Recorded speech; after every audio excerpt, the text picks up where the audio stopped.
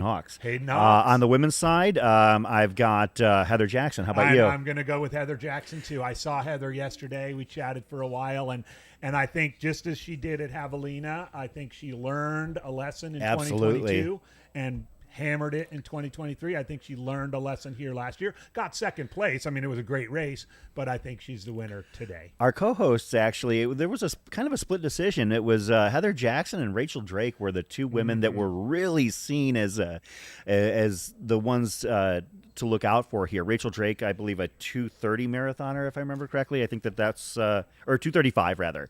But and still. what was the comment? She was qualified for the marathon. She was actually like in the Olympic trials, but dropped the Olympic trials to run Black Canyon. That I honestly moved her up simply on the basis of that alone. Yeah. If you are that talented, number one, and number two, that dedicated to run a trail race over the Olympic trials, that means you are in it to win it. So Rachel Drake, I didn't pick her, but there's Heather right it there wouldn't with surprise the yellow me. jacket. So for just behind that camera, but we're seeing the Elite Wave line up now. Looks like this is again the 9:30 wave. We're just going to run two waves today: one at 9:30, one at 10 o'clock.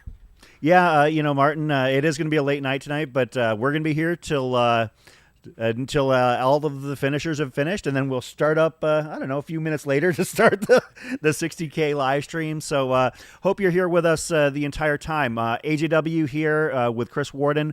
We're going to be on until we'll figure it out. I mean, we pushed everything back a couple hours, like maybe noon or 1. And then our second team, Corinne Malcolm and Skylar Hall, are going to come in. And then tonight we'll be back on, followed by Scott Trayer and Callie Vinson. Exactly.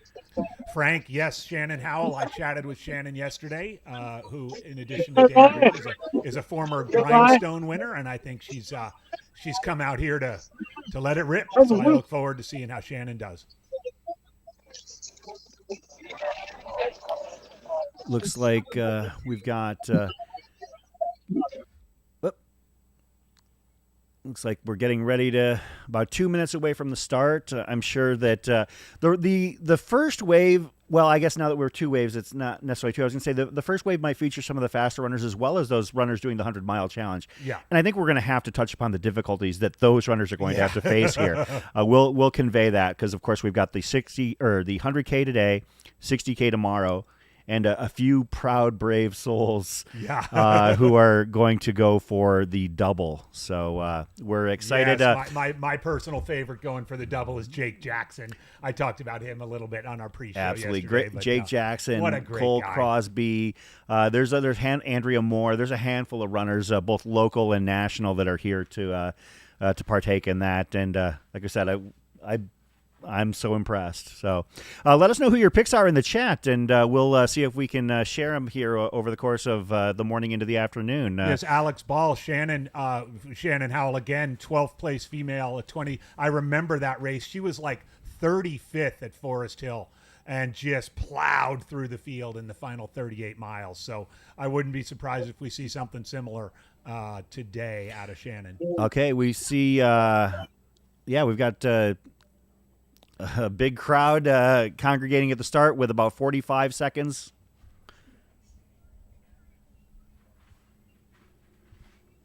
There is the start again, the first wave of the Black Canyon 100K. We have 30 seconds. We are 30 seconds out from the start. We've got a few women up there. Good. Yep, Heather Jackson in that yellow rain jacket or windbreaker. Good luck on your adventure. 20 seconds. Enjoy the desert. This is the Are we ready? unmistakable voice of Jubilee Page, It's our race 10, director. 9, 8, 7, 6, 5, 4, 3, 2, 1. And that, Chris, is the start of the 2024 Black Canyon 100K. 2.5 hours later than scheduled, but for good reason. We've gotten everybody up to the start safely, and they are off. There was a collective exhale from those in the studio. We are underway with the 2023 edition of Black Canyon 100K presented by Hoka, the first American World Trail Major, as it were, and we'll be talking about that aspect of it. Of course, it's always fun to see who goes out ahead on the track. As a back-of-the-pack plotter, I would, basically just bide my time and wait from the very end. But one of the cool things about this being on the track, you can see there are viewers and fans like following along for the first quarter mile. And then what will happen is these runners, the first part of the course, I guess I can go into that. Yeah, let's do that. So the first portion of the course, extremely runnable, extremely fast. So they're going to do this loop around the track. They're going to actually duck behind the high school, which is a change from when I ran it. But there's a little single track that leads to the streets of Mayer, Arizona. And Mayer is very small. So they're actually only in town for maybe a half to 3/4 of a mile. There's a steep climb when you're actually coming out of town. And then you cross a cattle guard, and then you head out onto dirt roads for about 2.5, 3 miles. At that point, you actually hit the start of the north end of the Black Canyon Trail, at least that section. It does extend further north now, but you actually hit the trail, and at that point, I think that's where, for the mid and back of the packers, the Mudfest is going to begin. So how far out? Just a mile? About 2.5 to 3 miles. 2.5 to 3 miles is where they actually hit the honest to goodness Black Canyon trail. Trail itself. And the trail is very runnable. It's not even really single track for the first portion. It's actually very wide, almost like Jeep Road. For that first 6-7 miles up to Antelope Mesa, the first aid station. Antelope Mesa, mile 6.5 or 7, give or take. Most people, even the back of the packers, very rarely spend much time there. Like, I usually grab something that's sealed and put it in my pocket, and I think I probably take more time there than most, because I always know the people that are staffing that aid station. They're always friends of mine. So they're just jumping in here, Chris. They're jumping onto single track. But this is not the hill you're talking about. No. Okay. This single track Just is like basically a town trail. It leads from the back of the high school down to the neighborhood. Okay. So So they'll pop back out onto some streets. Yes. Okay. Yeah, they'll be back on pavement for about half a mile, and then they'll hit the cattle guard, then off into the onto the dirt roads. So, yeah, look at that. The 2024 Black Canyon 100K has begun. Thank you, everybody, for bearing with us. The delay was 2.5 hours, but we are off and ready and running, literally. And we were biting our nails through it the same way that everybody else was, but we are glad to be underway. All right, let's touch in on we touched in on a couple of the women. Let's delve further into that. Heather Jackson and Rachel Drake, and that anecdote about Rachel and foregoing the Olympic marathon trials to run Black Canyon just says a lot about Black Canyon. And as I said in the pre-show, while we do highlight the fact that this is a golden ticket race, Black Canyon 100K has become an event in and of itself. Yeah. Where some people come here to run the race, and a notch on their belt of a win at Black Canyon 100K is worthy of Ultra Runner of the Year consideration in many cases. So who else you got in the women's field? On the women's field, Riley Brady, they have won a golden ticket in Arizona at Haviland 100, finished third at Haviland 100 this past October. Riley has had ample success in the desert, and I see no reason why they can't have more success here today. Tara Dower, I know that everybody is kind of cracked wise at my pick, simply because she's got such a daunting schedule already scheduled for Hard Rock, probably going to run Rabbit Run, probably going to go for like 3 different FKTs that'll add another 1,000 miles to her year. But I've also seen Tara win, runnable trail races such as Run Rabbit Run, and also finish, on the podium at JFK 50. And she's capable of any surface, any time, and it wouldn't even surprise me to see that she won this race. But then again, given her schedule and everything going on, maybe she wouldn't take the ticket. Yeah. Who knows? Yeah, you never know. So You never know. I'd say this year's Western States Hard Rock Doubles particularly tricky because they're 13 days apart. Yeah. It's one of those rare years where they're really close. I'm also really excited to see how Shea Aquilano does. Yeah. 22 years old, who is running this race for the fourth time. Yeah, Which is just grizzled incredible. veteran. if you're running this race for the fourth time, I think that qualifies you as a grizzled veteran. But how grizzled can you be at 22? That's right. I'd like to share a quick little story about Shea. Yesterday we had our women's veteran panel, and we had a last-minute situation where one of our women's elites, Nicole Hansen, on the Air Viper racing team, had to withdraw due to illness.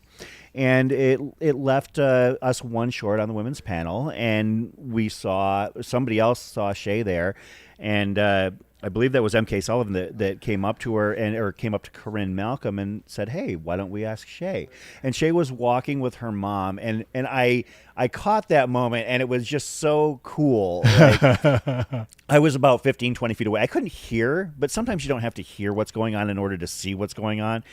And I saw Corinne Malcolm walk up to Shea Aquilano and ask her to be a part of the elites panel. And Shea has gone from like a 12-hour runner here to a contender. Mm-hmm. And you could see Shea's face kind of freeze and get like, oh my goodness, and then really excited. And then her mom was just kind of like melting at the prospect of her little girl getting asked, like, "You're big time now. Come join us at the big kids table." Yeah. And talk about your race experiences. So I think that was one of the more enjoyable moments of my time at the expo yesterday, and that's going to stick with me for some time, having seen how excited Shea was to be recognized for her efforts and her growth in this sport. Corinne Malcolm, talking about an expert in this field, knowing more about this sport than just about anybody, literally called her, the future of the sport. Yeah.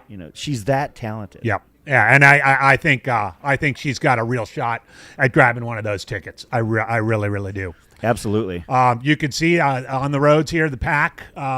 It's a good size pack, and it'll probably remain a good size pack for a while, as has become sort of customary here at Black Canyon, taking it out hard and fast. I want a crowd favorite for sure. Is Lucy Bartholomew. Oh, of course. I had a wonderful chat with Lucy at the expo yesterday.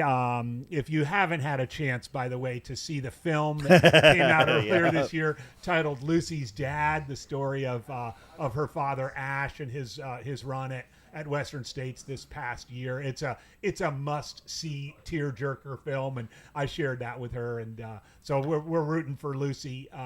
If not to get a golden ticket, just to have a great day out here. Another runner that you'll be more familiar with than I am, simply because I've been around for a few years, but this person's big star turn was a little bit before my time. Cat Bradley. Yes. You're talking about a former Western States winner in the field, and kind of a dark horse in terms of elite level positioning / golden ticket contention.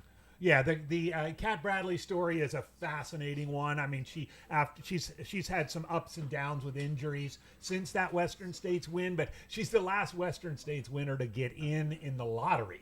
Okay. She was not a golden ticketer. She was not in on any sponsor spot that year. She got into the race as a lottery, won ticket, and just shocked the world and won the race. I remember seeing her come through Forest Hill just a minute or two behind Eo Yang and just busted out an incredible finish. So it'll be fun to see how she does, a good 7 years after her Western States win. We've got a couple of local, or I guess I call them local as long as they're on the Air Viper racing team, but a couple members, Corinne Chalvoy and Lauren Puritz are going to be out there. Some other strong women in the field. I know that Zach Marion, our producer, had mentioned Arden Young as one of his top flight contenders. Arden, no stranger to being near the top of the results of golden ticket races. So that's another name that we'll keep an eye on, doing Canada proud at these events. And we have not talked about Allison Baca yet. But, No. Allison Baca has had a really good 2023. And then pick a cat, any cat. That's of course, right. we talked about Cat Bradley, but Cat Drew and Cat Short, two more great runners that are part of this field. Another a bit of an unknown, Marcy Klimek, a 2:30 marathoner, and I got to be honest, and I might catch some flack for this, but I'm not saying that Marcy can't come out here and win this race. If you can run a 2:30 marathon, you can hang with anybody for any distance. But we've not seen people arrive at this race and hammer it from jump. Right. Like we've had Olympians show up for this race. Was it Alexi Pappas? Was that who was in the field last year? You're talking about someone who competed in, I want to say, was it Barcelona? Was it in the 10K? 10K. But I mean, I'm not saying that. I think that she finished like in the top 10 or top 15 for a highly competitive field. But it's really hard to make a transition to a race like this because the race itself has got a Jekyll and Hyde kind of personality. And we'll talk about that more. We talked about what this first section of run is for these competitors. This is the, quote, dirt road section, basically a bit of a no man's land between the town of Mayer and the entrance of the Black Canyon Trail. And unfortunately, at some point, you're going to have a situation where there's going to be a lot of runners doing that mud splash or like waiting for that single file. Now with these runners, I assume they're basically just going to keep going at whatever pace they can in order to, do that mud splash. But I know that there's going to be a bit of a conga line forming at some point in late wave 1, maybe early wave 2. That is still a big pack and will probably stay that way for a while. So Chris, how far now would you reckon they are from that single track? Given a 12:02, they're probably about 1.75 miles in, if I had to guess, maybe close to 2 miles. I mean, these people are dropping down, 6:30, 7-minute mile pace, if not faster. So they're probably about a mile and change out from the actual trail entrance, I think. Now, don't hold me to it exactly. My time to get there takes a little bit longer than them, but it's not too far out. It's about a 5K from Mayer High School to the Black Canyon Trail entry area. So, yeah, that front pack really is tight. Super tight. It's going to be interesting to follow. And we talked about on our preview show yesterday that we expect the men's pack to be very large for a significant period of time. It could be 10, 15 deep for the first half of the race before things start to separate out. We mentioned on the women's side, there might be a few leaders that go out a little bit hotter. Heather Jackson is no stranger to basically going out and dictating the pace of a race.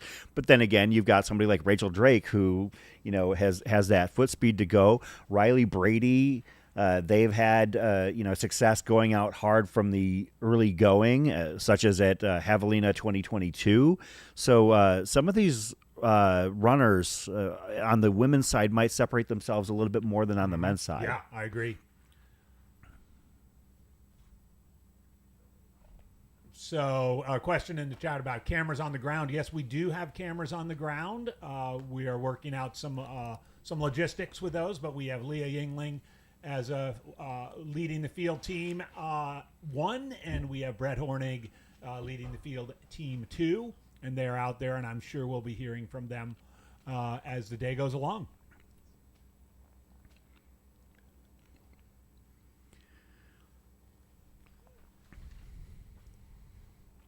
Of course, these runners, once they hit the Black Canyon Trail, they're probably about 3.5 miles, 4 miles, just under halfway to Antelope Mesa. Now, we'll talking about Antelope Mesa. After that, the course gets fun. Fun or fun? Fun. So after they hit Antelope Mesa, the first aid station, mile 6.5. Okay. The next stretch of trail is one of the most wonderful places on earth. It's this slot canyon area. You're heading, you basically drop about 1,500 feet, and it's a steady drop the entire way. I'll put it this way, as a guy who is a back of the packer and no illusions, there have been times during this race where I've looked down at my watch and seen that I'm dropping an 8:30 and 8:15. If I'm going that fast, then it is fast. So and it's just a gradual downhill. yeah, it's a very gradual downhill. And smooth. It's smooth. It's almost like baseball base paths. Like it's great. And also one of the cool features of it, we touched upon it on our preview show, the fact that you can see runners that maybe if you could throw a baseball and hit them, but they're a quarter mile ahead of you or behind you because of the in and out winding nature of the canyon. It's a really cool area. The views are great. You can see, off in the distance, it's kind of funny. You can see I-17, which you're basically paralleling for the entirety of your race. Yeah. And what it does is it kind of bottoms out about maybe a half mile before you hit Hidden Treasure Aid, which is very that's taken care of by the local group, the Arizona Trail Laggers. Shout out to them for volunteering out there. But those runners there, when they hit that point, they have gotten through the absolute fastest, most fun part of the course. From there to Bumblebee is still flat, still very runnable, but not quite as downhill. It's fairly flat. And then after that, things start to pick up a little bit. I've seen so many runners come into Bumblebee looking like $1 million, and then by the time they got to the next big aid station at Black Canyon City, looking like pocket change. Really? Oh yeah, like that second section of the course. So Bumblebee to Black Canyon. Yeah, and it might be Deep Canyon at this point this year because of the changes in the course, but the next 15 miles are really the first portion of the race where there is some technicality and some difficulty. The first 20 miles is extremely fast for these runners, and they're going to be showing how fast they are. Like your early splits, those first timing mats, if we're going to be able to pull those up, are going to be, I don't want maybe the word comical, like how fast they're going. You're going to be like, okay, if they keep this pace up, they're going to finish in under 6.5 hours. Is there any chance that Slot Canyon area though might be affected by the snow at all, or do you think? Most likely no, because the weird thing about it is that most of those sections of trails actually sit up a little bit elevated. Like they might have a little bit of light dusting on the top, but the footing there is so sure that I don't think it would affect these runners. I'd be very surprised. Like the areas that I would worry about runners starting to worry about their footing a little bit would be after Hidden Treasure. It gets a little bit rocky between Hidden Treasure and Bumblebee. And then Bumblebee to Gloriana is fairly smooth, but then after Gloriana maybe as well, I could see some issues with footing there. And then after, I would say it's fairly good until after Black Canyon City. So they're looking like on a dirt road here, right? A one-laner. Yeah, so they actually transitioning to a trail. There they are. That's actually, that left turn is onto the Black Canyon Trail. So we've got the first runners hitting that. As you can see, we call it single track, but like I said, it looks kind of like a double track. Now in 2017 when we ran it, those two dirt channels were water channels. Were they? And that little snow crown in the middle was a mud crown. So these runners early on are probably just fine. Like obviously with the resolution that we're getting, I mean, keep in mind they're 15 miles from a cell tower. I think that we've got Starlink, and that's even with Starlink, where for those that aren't familiar, it is a great tool, but is not the the end all be all. We're able to present these images simply because of that technology. But yes, these runners have just hit the actual first real trail section, and they'll be on trail now for. Well, actually, I think that all of the dirt road areas have pretty much been removed. I think there might be a slight portion before they get to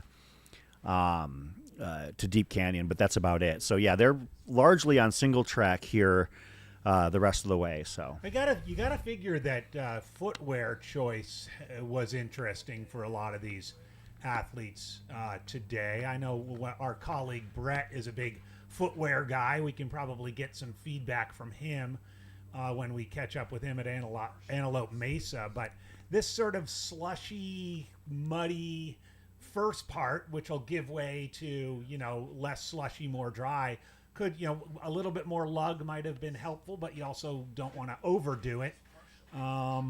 This looks like a great little section they've come on to right now. Yeah, this is so if you've seen the pictures and the illustrations for Black Canyon, I believe they're coming up to the iconic windmill that is that's part of the logo. But I believe that the actual fan on the windmill was down last I heard, and there was kind of I believe somebody who was training on the course brought that up, and we were kind of joking that maybe we need to replace that and talk with the owner of it simply to keep it up there. That's because right. People every year, as somebody who takes longer to run this race, I watch people every year stop and take pictures of that windmill, Really? stop and have other people take pictures of them in front of that windmill. So that's one of the iconic visuals of this race is the windmill. I mean, it's literally on the page when you look at when you're looking at registering. So They're moving. Yep, yeah, 20 minutes in. they're somewhere between mile 3 and mile 4 at this point, at the very front of the lead pack, because they've just hit the Black Canyon Trail at this point. So,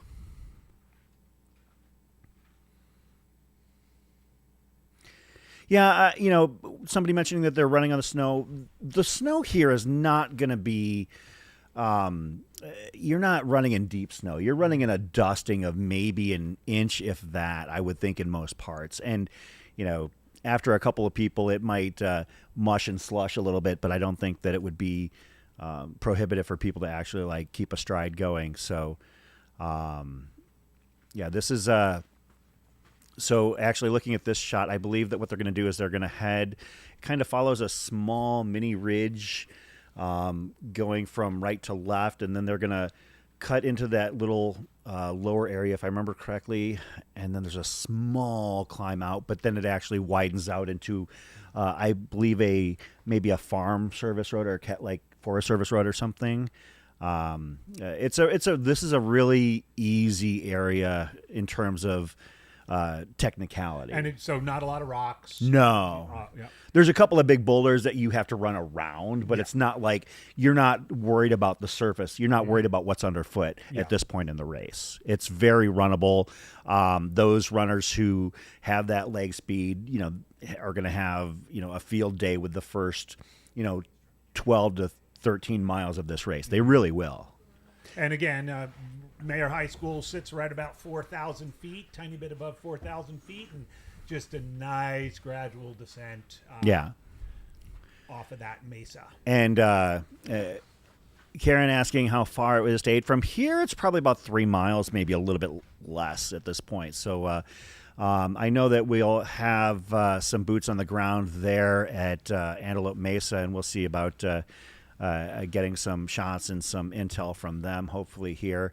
It shows 46 degrees, but I'm going to take the under given the snow that I see on the ground. Maybe that's a reading here, but it's a bit brisk out here. So, we're trying to keep warm here. I mean, you still got your puffy on. Indeed, yeah. I'm probably going to put mine back on here in a little bit, but it is definitely it's pretty brisk here in North Phoenix. So, you don't normally get this cold here for this race, but then again, anything can happen at Black Canyon. I've seen, mid 90s, maybe upper 80s, at Black Canyon City, and people just absolutely just weathering the most awful heat wave possible. I've seen people hypothermic on the course because it's been, upper 30s, low 40s, and sideways rain. I've seen beautiful conditions that have caused people to just absolutely fly down this course.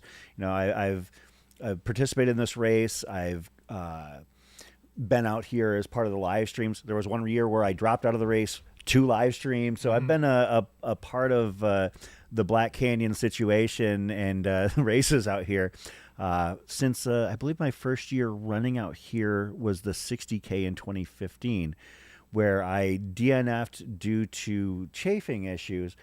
Ironically, at the Bumblebee aid station, which is staffed by none other than Chris Thornley of Squirrel's Nut Butter.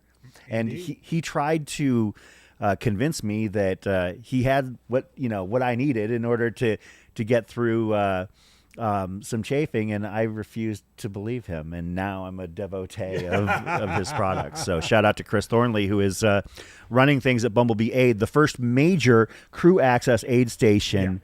The iconic Bumblebee sign as you enter town. Population, I think it's like 19 people, 300 cattle, and that's Bumblebee. When you're going north from Phoenix to Flagstaff, you'll see a sign for Bumblebee and Crown King in no town for miles. Well, and one more little note on the weather. We've had a series of unsettled weather patterns here in the Phoenix area for the last couple of weeks, and you can tell it's been flushed through. We've got the rest of today and certainly tomorrow will be wonderful, typical February weather, dry, crisp. But yeah, we've had this unsettled pattern. It's normal for February. Yeah. Having lived through over 160 days without a measurable rain at Sky Harbor Airport, I can tell you we need this rain and we need this snow. So we're glad to have it. Another thing we need is a heads up from our from our producer here, Zach Marion. Zach, what do you got for us? I just want to come chat with you guys. Yeah. I want to be involved in the fun. This is a great place. If y'all can see it. I've got my puffy on. I got my City on a Hill beanie. If anyone knows that where that's from, you get extra kudos from me. So we're getting the second wave started here in just a couple minutes. We're getting the second wave to start here in just a few minutes. First wave obviously already sent out. I know there was a big kerfuffle about what's going on today. We appreciate everybody being super patient with us as we try to navigate that the best we can. We know when you're stuck between canceling a race and trying to do everything we can to keep it going, we're going to do everything we can to keep it going. So on behalf of Jamil and the team here, thank you guys for that, and thank you to all the athletes in advance. We'll tell them all thank you when they get here to the finish line. Okay, so I was actually at the bus pickup at Anthem, hanging out there with a runner that I was shuttling there, and people were cool. Like, people were really cool about what was going on. They understood it. At first, there might have been a couple of people that were like, well, why were we doing, because they see that it's kind of clear, maybe a little bit drizzling and 45 degrees. And we explained to them the reason why we were not able to release the shuttles, as it were. Right. But now that we've got everything okay, we've got the backside of a downhill course is you have an uphill to get to, and that few thousand feet of climbing is going to be, the weather's going to be a little bit different up there. So and we can readily see the snow off in the distance, which is not something you normally see here. This isn't Salt Lake City, as the picture that you sent me. Right. We have a little bit of a banter going regarding pictures of our alma maters. So. Oh, nice. But there is snow in the quote high country, but for us the high country is like 3,500 feet. It's not Flagstaff. It's not Denver. And having spent I've been camping here at the finish line for the last couple of days, making sure all this is set up, looking off into the distance and seeing kind of snow on the mountains this morning has been something entirely new and pretty rad. But for our views, it's going to look beautiful. It's going to be awesome. But for the runners, it's going to be a little different. Yeah. So, and to your point, now they're running in some different conditions than maybe anticipated. Shoe choices are going to be affected by that. I'm curious to see the runners who went off and the breakaway onto the single track. I want to know if anyone went out in the front to slow everyone down. Burn a little bit of extra fuel in the very beginning to get out front so that you can keep control of the pace and see what happens. Kind of drive from the back, so to speak, almost like kind of get out front, but then kind of hold them back, make sure that, because if you're on a single track, they've got to work extra hard to pass you. Yeah. Right. So, and no one really wants to go in those trail conditions and try to move around in on a trail that they can't quite see underneath the snow. Is it going to be slippery? Is it going to be mucky? Yeah. Am I going to fall and lose 5-10 seconds and have to catch up to everyone? So you have a little bit of an advantage if you get out there first. Almost cycling tactics to send someone up the road and drag the field back. We're about 15 seconds from the start of the second wave of the Black Canyon 100K presented by Hoka, the first American race in the World Trail Major Series. And we are going to See, they are ready. A little bit less And there they are. antsy of a vibe than in wave one. Let's say everybody is underway now for I feel wave like they're two. just excited to get going at this point. Oh, Yeah, I'm sure, yeah. Warm up a and little we bit. we are grateful for their patience, totally at this point. And for those just catching up with us, originally the race was intended to be divided into 3 waves, and it has been consolidated into 2. So there is no third wave. These runners have until 6 a.m. to finish their race tomorrow, and given the experience. Some runners might take that entire time. Last year's final absolutely. finisher was a gentleman. Actually, you know what? I feel ashamed that we haven't brought him up yet. A gentleman by the name of Mike Melchiors. Mike Melchiors is running this race today for the 11th time.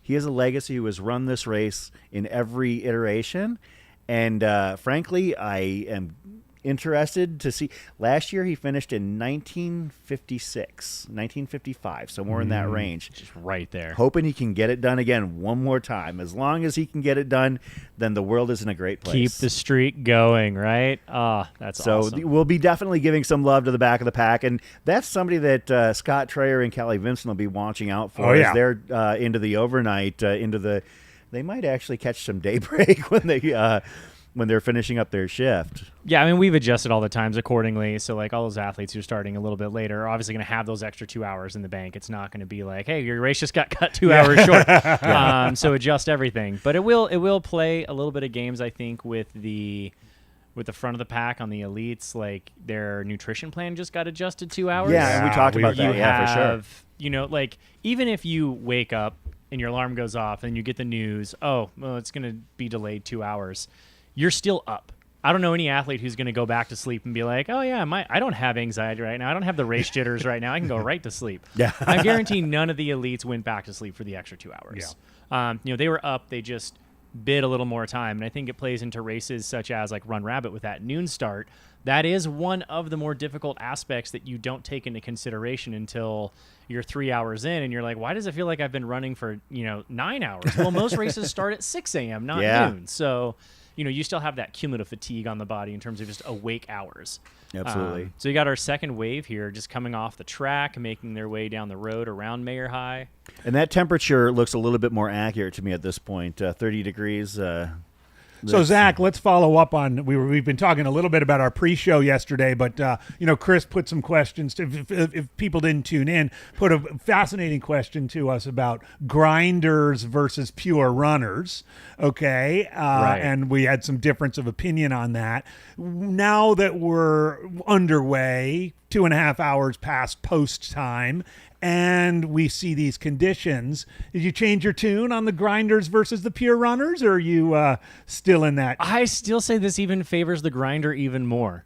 Again, Right on. because you are starting a couple hours later, a grinder to me is someone who can deal with adversity really well, not just. I'm not talking like just elevation gain and descent, and they have like the strong, because a strong runner is different than a grindy runner. A grindy runner to me is someone who like can handle adversity, can handle the heat, can handle the cool temperatures, can just push through regardless of what's ever in front of them. So this to me is just a few more layers of stress and adjustments that a more grind focused runner can adjust to. So I'm gonna double down, and I'm gonna say that a more of a grinder is gonna be I'm favored here. I'm totally on team grinder. Yeah, I'm thinking. But then again, we also talked about what constitutes a grinder, because we definitely had some differences in that. Like, for instance, other people, I believe you said, referred to Cole Watson as a grinder. I considered him a fast runner. I guess it's just a different interpretation. He's the perfect blend of both. So I think That's fair. And I would say, like, if I had a third option that I could go with, I would say the hybrid runner is Yeah, going let's to be call the him the best. hybrid. Yeah. Someone who like is strong, who's done the strength training, their ancillary muscles are nice and built up. They know how to handle this like grindy technical terrain, but also can turn it on when they need to. Sure. That to me is going to be the athlete at the end of the day and we've seen this through all different iterations of Black Canyon 100K. There have been athletes who have been grinders who have been super successful on muddy, rainy years. Yeah. You have had athletes who speedsters, a la last year, who will just throw down because conditions allow. that speedy athlete to just shoot through with not only their leg turnover, but it was cooler temperatures last year by a little bit. You had a nice cold breeze in the air that allowed you to actually use all your speed without burning up. I think we've got a shot here of the Antelope Mesa That aid is station. correct. Yep. That is the Antelope Mesa. The runners are going to be There's coming Brett from Hornig. the left-hand side, heading into our viewpoint. They'll basically be coming around that bend and then right through it, and you can see the timing mat in the lower left. Brett is on sacred, hallowed ground. This is the aid station I have been at the last couple of years, so he's got big feet to feel.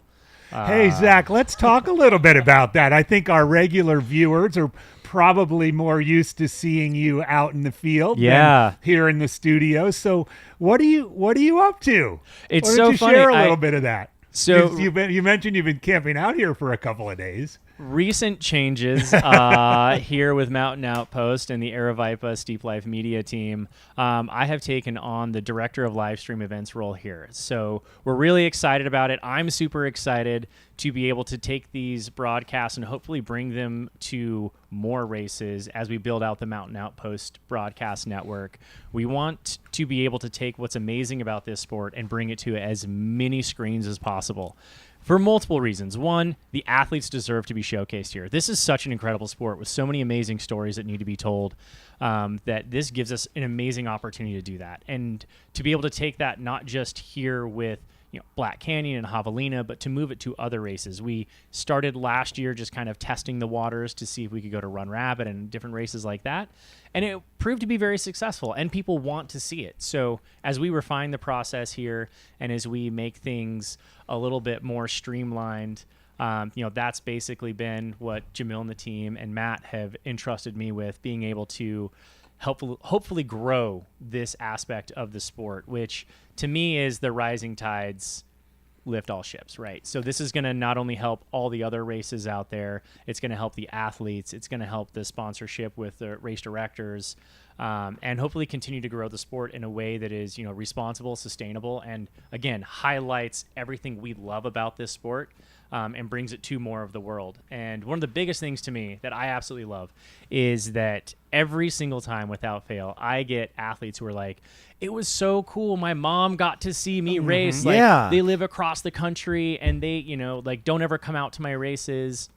And so they got to see like what I do. And I think it puts what we do into perspective. I mean, especially for those casual viewers or friends and family of athletes who don't know what really this is all about. Yeah. I remember I told my parents my very first race time I did a 100-miler, and they were like, "That you're crazy. Like, this is ridiculous." Whatever. The standard questions of like, "Oh, how many days does it take? Do you sleep? Like, how many meals do you have?" Like, all that stuff. And then, but to be able to take what they do that is often goes unseen and unappreciated to the grandeur that it is, but to bring that to a screen to let people see that. Yeah. And the middle and the back of the pack, we really want to involve them and not just make this an elitist type thing, but we want to kind of harness the whole community.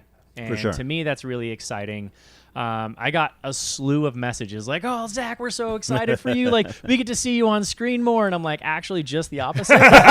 I will be behind the screen, hopefully learning how to do things and, bringing this to life, which to me is absolutely an honor and a pleasure. And to be able to see a finished product, put out there and to tell the stories of all these runners, race after race after race. And all of you at home, I promise there's going to be some great races that we are trying to line up. We can't give away any secrets yet. Nope. But we definitely are trying to make this as exciting and bring this to as much of the world as we But can. if you look at last year, last year I remember sitting in a restaurant nearby the Aravaipa Studios when the coverage of Bandera idea was hatched. A real inroad into a non-Aravaipa race, and within a couple of months we were broadcasting at Hard Rock.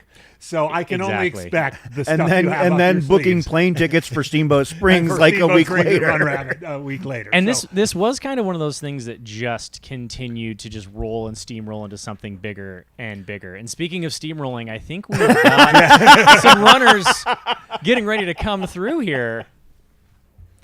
So it looks like Leah has joined Brett. Oh, we got the An dirty all-star duo team, out there. yeah. we'll see if we can get their My audio. goodness. Peach, here, thank you but, for the update on my audio. I know I've been coming in and out on this mic, but it's good to know I'm in right now. See, yeah, it looks Almost heard Brett there for a second, so we're getting better there. of course, Brett. I mean, this is part of it, right? We're trying to dial this in. We're trying to take something that is incredibly difficult to nail down the logistics of this just from a race standpoint, but then to be able to broadcast this across the world live. We're working out the kinks. We're making this happen. And it's because of the support of all of our sponsors. It's the support of, the runners who are encouraging us to continue doing this that allows us to do this. And as you guys said, it started off with like, hey, this is kind of cool. We can do this. And then it steamrolls into other races reaching out and saying, hey, we want you to do this here. Yeah. Zach, when I was actually part of the first Aravaipa live stream at Desert Solstice 2018, and we were aiming cameras at computer screens in order to get like a dynamic runner tracking available. I mean, now we've got these, gorgeous shots, layovers, drone usage, studios fully set up. I mean, we've come a long way from the high school press box. So oh, absolutely. I mean, and shout out to Jamil and Matt and the team behind Steep Life Media, because they're investing in the infrastructure. And I think that's one thing that a lot of the viewers and the athletes and race directors and across the world don't understand, that this takes a lot of overhead, and it takes a lot of preparation, and it takes a lot of investment into the tools to make this happen. This isn't just something that your buddy flies a drone and cool, you get him out there and you get this amazing live screen shot. It takes a lot of work and a lot of system specific tools and equipment for us to do this. So huge shout out to the Steep Life Media crew for having invested a ton of time, effort, and financials into it to make this happen. Mm-hmm. Looks like we've got these are runners that are on that final turn leading into the aid station. Yeah. So this is the last stretch before they hit Antelope Mesa here. Looks like I had seen a couple of eyes on the course, Andy Klink, mentioning that they had an expectation of when runners were going to hit that first aid, but this is aggressive. This is an aggressive we're at run 42 here. minutes. I'll be interested to see what the comparison to last year was. Mm-hmm. Yeah. Once Liam wakes up, we'll be able to get that. I did message him and wake him up earlier to let him know that things were going to start a little bit later, and I wonder if he took advantage of that. And you can kind of see, like, the trail conditions aren't terrible. No one's sliding around. It's not, high knees going on out there. No, it's wet, but it's not sloppy, at least from what we can tell. Yeah, and we'll have Brett confirm that. The good things of the desert is when it, especially the high desert, when it gets wet, it drains pretty quickly. Mm-hmm. And, you're not sitting in puddles of water like you would in other northern areas. Yeah. I think the conditions are going to be perfect for the 60K, if you ask me. The 60K is the race to be Going to at. have that nice little putty feeling. And that race is so fast to begin Yeah. with. That course, it takes a lot of the nastiness out of the 100K, and I'm be that's a beautiful excited shot. to see who's coming through here. Yeah. I do know, having talked to a couple different athletes, I know, Hayden Hawks mentioned he wants to go out in the front with the leaders and just kind of. I think Hayden Hawks just is one of kinda those two sit. runners that are side by side. I saw that Hoka kit, that very familiar. That would be Anthony Costellas John Ray. And I was having flashbacks to that. We had a breaking story. Like, there. wait, Anthony snuck into the field. He's in the chat too. So Yeah, that's going to be John Ray and Hayden Hawks both kind of taking that gentleman's agreement to go out there together. And Hayden just said he did want to sit with whoever was in the lead. He's confident. He knows what his time can be. Yeah. he's no stranger to this course. He told me in confidence, so I'm not allowed to share what he believes he can run. But he's very confident that he can run a very stout time here, even given the conditions. So it seems like his game plan is going to be, I'm just going to sit and hang with the lead group until I want to break off and run what I want to run, which is a smart move to make at this point. Is somebody had mentioned that's Hans Troyer and the white kid out front? That'd be amazing, but not surprising. Well, he's he showed last month. It's just that turnaround is so quick to Yeah. to And race. that's not going to show up until 50K, Well, 60K. That's when last you're going year, to start you to know realize what? it was too much. You know who one of the first people was to hit Antelope Mesa last year was JP Giblin, who had won a golden ticket at Bandera, and things kind of went sideways after that. But we've seen people turn around. Chris Mako a few years ago came to Black Canyon after winning a ticket at Bandera and then forcing the ticket down. He had a bit of a redemption race, is what that was. Justin Grunewald in the chat asking about Hans' background. This is his first year out of college. He graduated from a small liberal arts college in Augusta, Georgia. I learned yesterday where he ran cross country and track. And Brett Hornig did a little research on him. Was just a little bit sub 15 minute 5K-er. So That's not a Hayden blazer. Hawks right Okay, behind so him. that's Hayden. That's on Hayden the- right behind. I so- know that gate. Yeah, that's definitely Hayden. And hey, Justin, we wish you were here. You have to come back and join us again next year. We'd love to. But have good you luck back at here on the Tarawera. course. Yeah, Yeah. yeah. Have a great run there too, for sure. Yeah, they all look like they're just running kind of smooth, controlled, almost in sync there. Yep, they're approaching the aid station. You can see the first couple of photographers, I believe, or that could be. That's actually a. That's Howie out there taking Yeah, I was gonna say that photos. might be a half mile out. But yeah, this is a beautiful shot. You can see the Bradshaw Mountains in the background. Man, that's gorgeous. Yeah, it's a great area to run. It really is. Like the trail itself in this section is fast. It's not like super exciting, but the views that you get, you're about 15, 20 feet in some cases off from the drop off on the side. Another great angle here of these runners as the Bradshaw Mountains are off to the west here at the Black Canyon 100K. Your favorite little town of Crown King is buried up in there. Yeah, one of my favorite places in the world is buried back in those mountains somewhere. Crown King, nothing like it. That is 20 runners right there in about a 5-second gap. Yeah.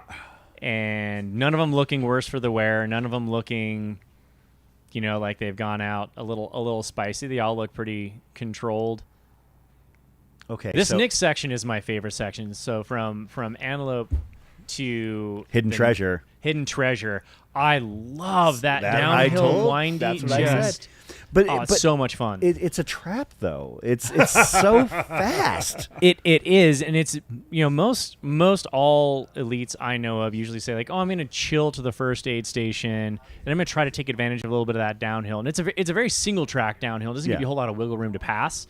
So I think a But it's- lot of runners have that idea of like, I'm going to get through that aid station as fast as possible Oh, and yeah. try to bump out front so that I don't have to work to pass everyone. And because of these conditions, a lot of times people aren't going through maybe their nutrition or their water or anything like that. So the number of people who stop at Antelope Mesa are very few and far between, especially at the front of the pack. Even the Yeah. mid-packers don't. I mean, stop you're an there. hour in. You're just barely starting to take Yeah. nutrition in. You should have been drinking, sipping a little bit at this point, but you haven't needed to really get into your hydration. And the next aid station is still so close that you're not having like a 20-mile gap where you're like, oh, I need to stop and refuel.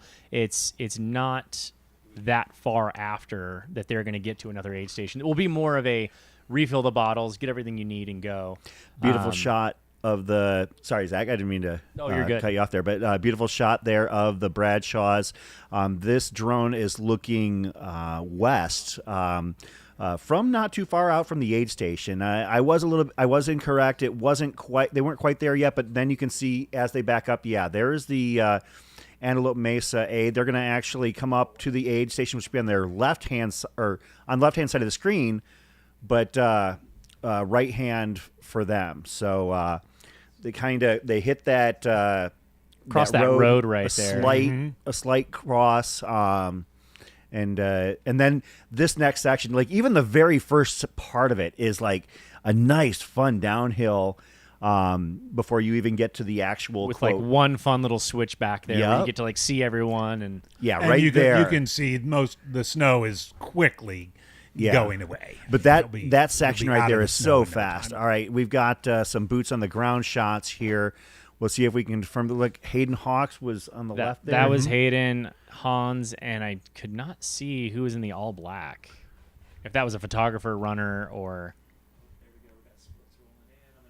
All right. Looks like We're going to gonna get some have. splits on the get screen some as soon as we splits can. here.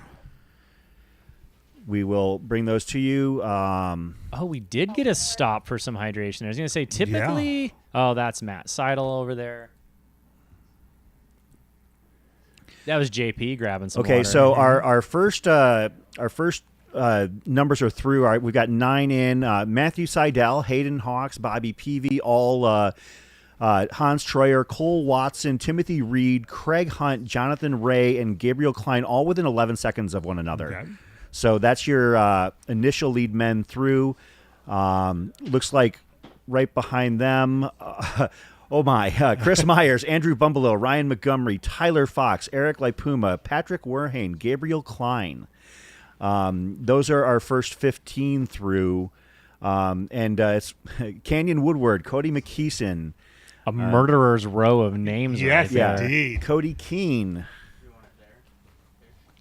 And honestly, historically, Black Canyon, definitely there's been a lot of historic names who have come out here, and we always see the big hitters come and take a swing out here.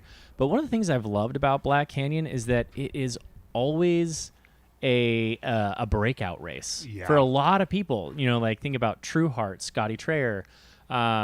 So many athletes have come through, and I would even say like Anthony Costales last year. As a breakthrough. He's Absolutely. had so many good results, but this was the one that really put him to the next level. That I think more exposure-wise, than it's not like he did anything he doesn't normally already do. Right. He just did it on a stage that was a little bit more visible and that really kind of stuck to that competition. Absolutely. It looks like Kyle Peterson and Jared Hazen may have hit Antelope Mesa as well.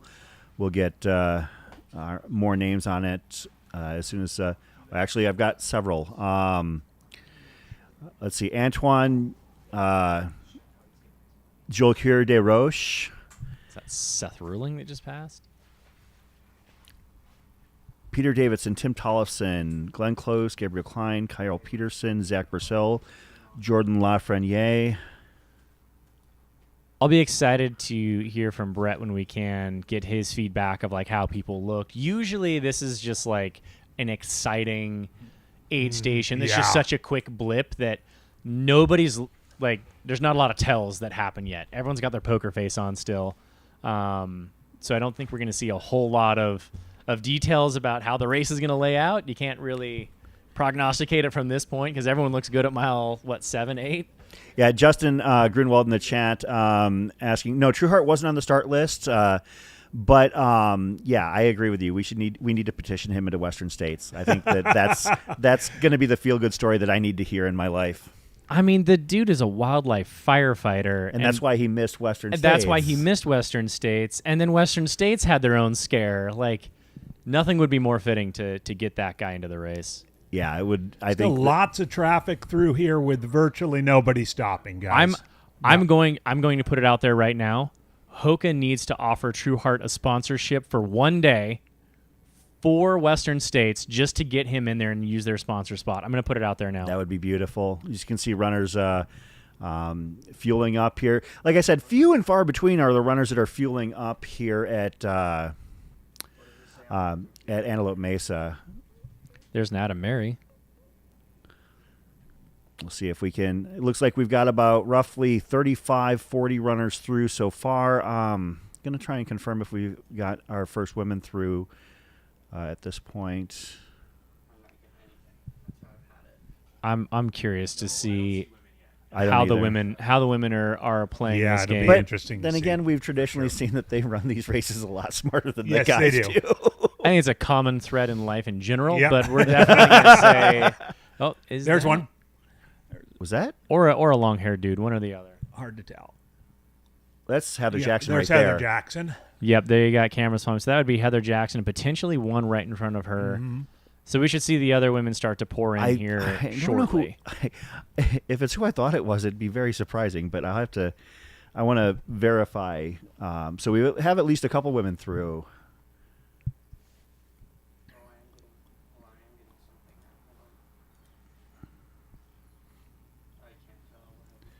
Brett just doing his job, looking good out there. Just Anthony keeping the- Costalis asking about Tim Tollefson. He was within a minute of the lead. Yeah, he was part of that just behind the lead pack, maybe about a minute. I wouldn't minute even and a call half. that a chase back. I would just call that an extended front It was just pack. an That's true. extended front back. Yeah.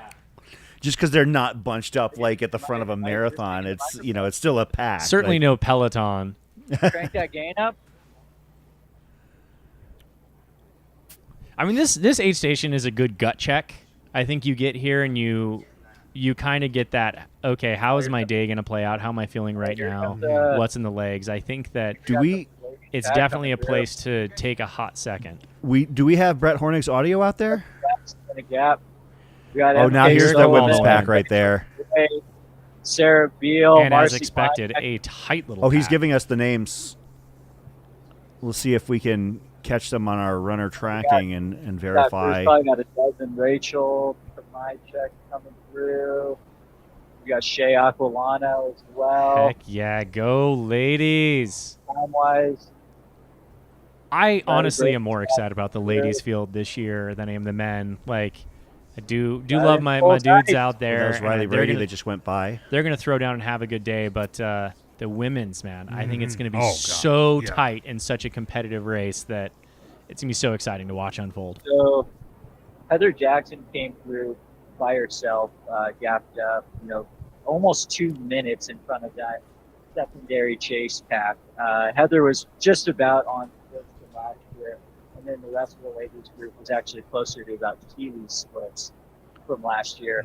Yeah. On the men's side, they came through just ever so slightly slower than the main pack from last year. But the biggest difference I saw was there was a lot of mud and a lot of blood on a lot of legs out there. So people have already taken some spills, and some people had some pretty deep grimaces already. You said a lot of mud. It's real. Oh, so Mud? it's worse than it looks. Yeah, people were absolutely caked in mud. Oh, boy. Out there. And I saw a lot of bloody knees. Scraped Bloody up knees thighs. already? Oh wow. Yeah. Because that's Definitely. not the most technical stretch of the course by any metrics. I think it's slippery. It's definitely just slippery out there on the mud, and as you said too, with all the twisty, winding turns, I think people's legs just flying out from under them. So there were some people who looked, as you should, 7.7 miles to do a 62-mile race. They were super calm, collected. Some people also had that slight look of panic of like, oh wow, this is very fast. Tara Dower just went by. Every single person who's come by right now is very much still in competitive things. What they've run prior to the aid station has been a little climb on a slight uphill gradient and then flat, and then after this they're starting pretty long descent as they make their way to the next aid station. Yeah, the next section of this is really fast. Brett, were you able to identify anybody who might have taken a spill already at this point? Can't see.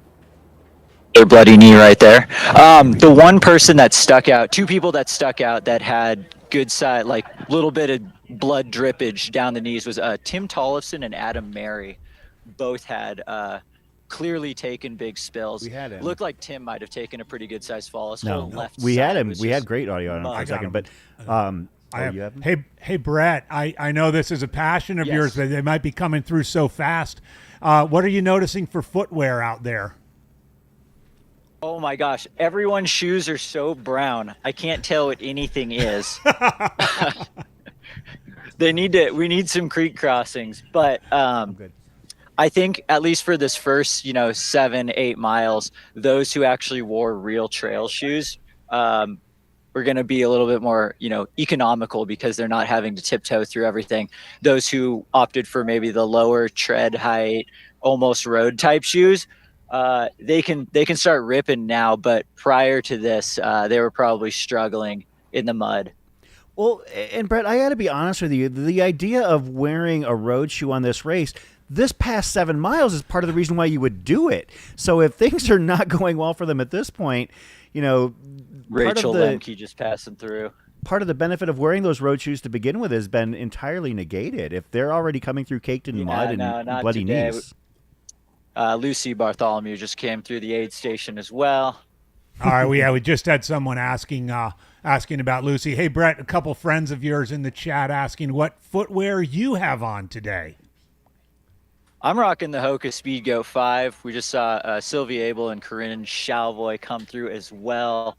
I've got the Speedgoat 5 on. I think that would actually be a fantastic shoe for today. I know some might offer something with a little bit more pop, but this, Vibram Mega Grip outsole, as well as a good amount of cushioning.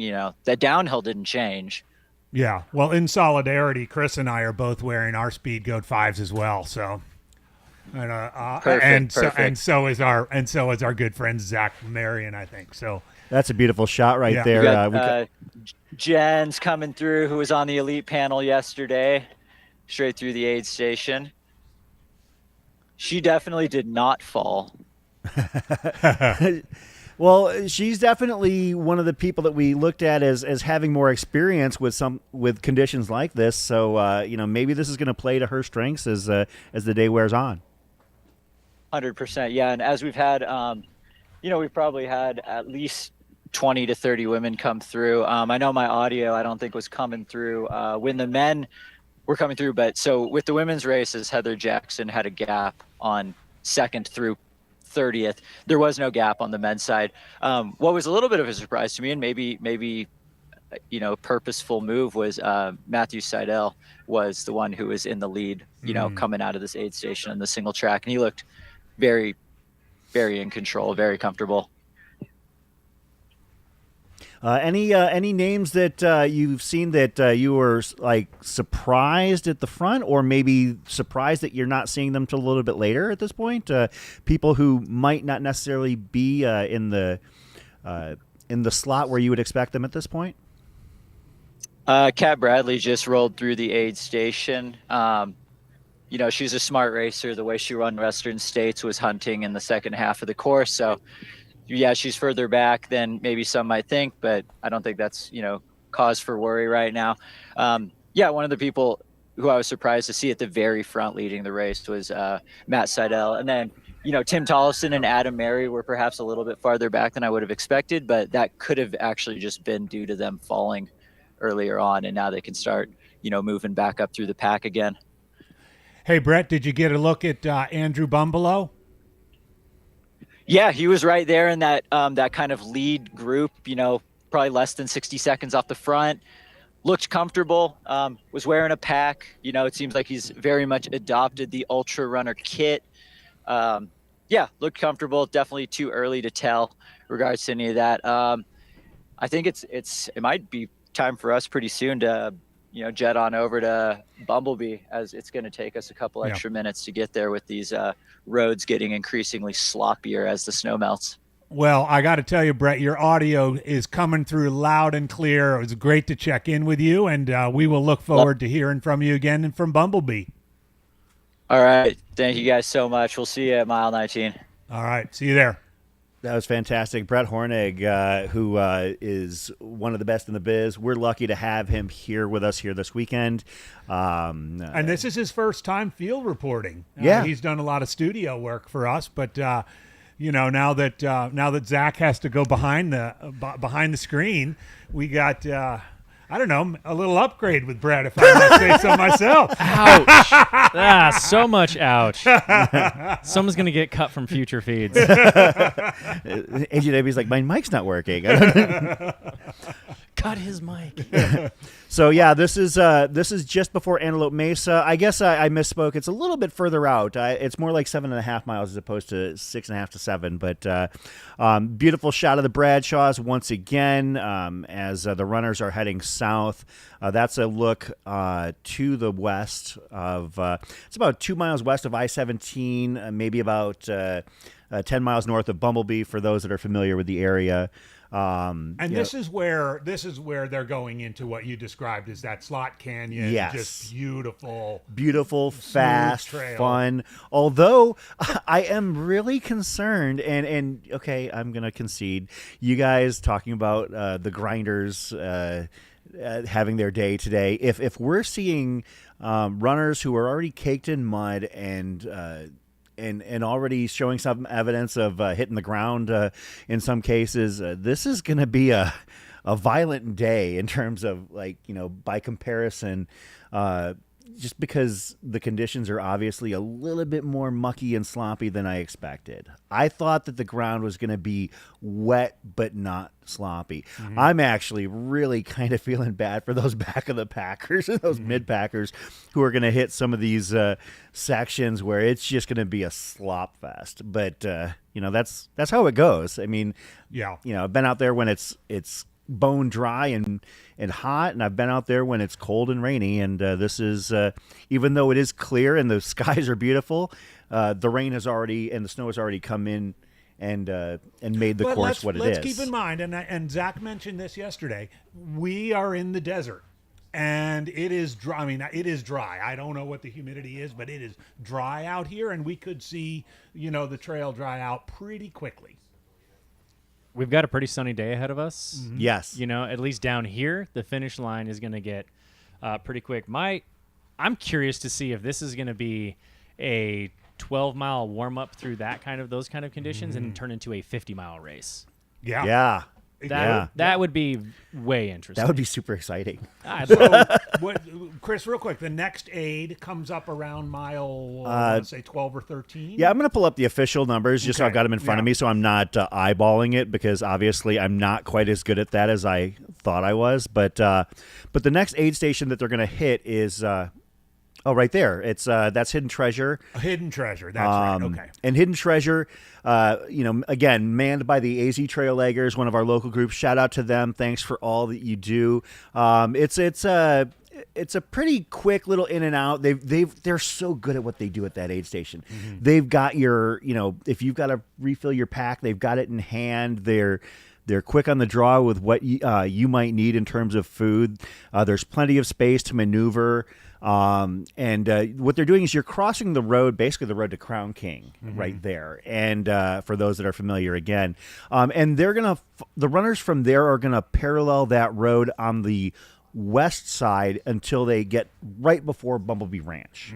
So the area that they're running on now, this stretch that these lead packers are on, this is the part that, like, Zach and I were talking about, that we just almost romanticize about how fast this trail is. Best sections of all the entire race. And as you can see now on the screen, it's absolutely beautiful. Yeah, I mean, snow's completely gone. Amazing. Yep. It's hard to imagine that those shots in these courses are just a dozen miles away from each other. Yeah. I mean, that's, and I think, they drop down from about, 4,500 feet to maybe about, I would assume Bumblebee's probably about like 3,000, maybe 2,800 feet. I'll confirm it. But yeah, like the elevation drop, means all the world in that section. But yeah, this is the Antelope Mesa area that we've got on here. I think actually this is Hidden Treasure, right? Yep. Drone from Hidden Treasure. Okay, cool. Yeah, no, it's and this is Antelope Mesa. This is the lead up. This is about maybe quarter mile out from Antelope Mesa. The runners are going to cross a road, and then they're going to hit the aid station that'll be on their right-hand side. They kind of like do a little bit of a jagged turn as they hit Antelope Mesa, but yeah, if you've got a glimpse of Bumblebee, we'd love to see it. Thanks, Jamel. Yeah, you're still seeing a lot of shorts out there. You're still seeing T-shirts. Like, it's not, even though we just had some snow, it is still the desert, and it's going to warm up fast. As soon as the sun comes out, it's going to warm up quick. Well, I know that the runners had like the ability to like basically throw everything that they had on in terms of warming gear into a bag to have it at the finish. So, like, those people were obviously shedding lots of layers. But right here, this is the mile 19 aid station, Bumblebee Ranch, sponsored by Satisfy and Squirrel's Nut Butter. I'm actually looking at that ground and cringing, because that means that, like, that's normally like fine and dry. Like, that's not the way it normally looks. This is going to be a slop fest for far longer. The gritty runner. The gritty, grindy runner. Love that. The gritty Team grinders. grinder. Yeah. Let's see if we can avoid certain hashtags there. But yeah, this is definitely much more mud and water than I expected. Another weird thing, we haven't talked about this at all. It came up on some of our back channel communications, but and I've had it happen to me personally out on this trail, not during the race, but during training runs. There's cattle out there.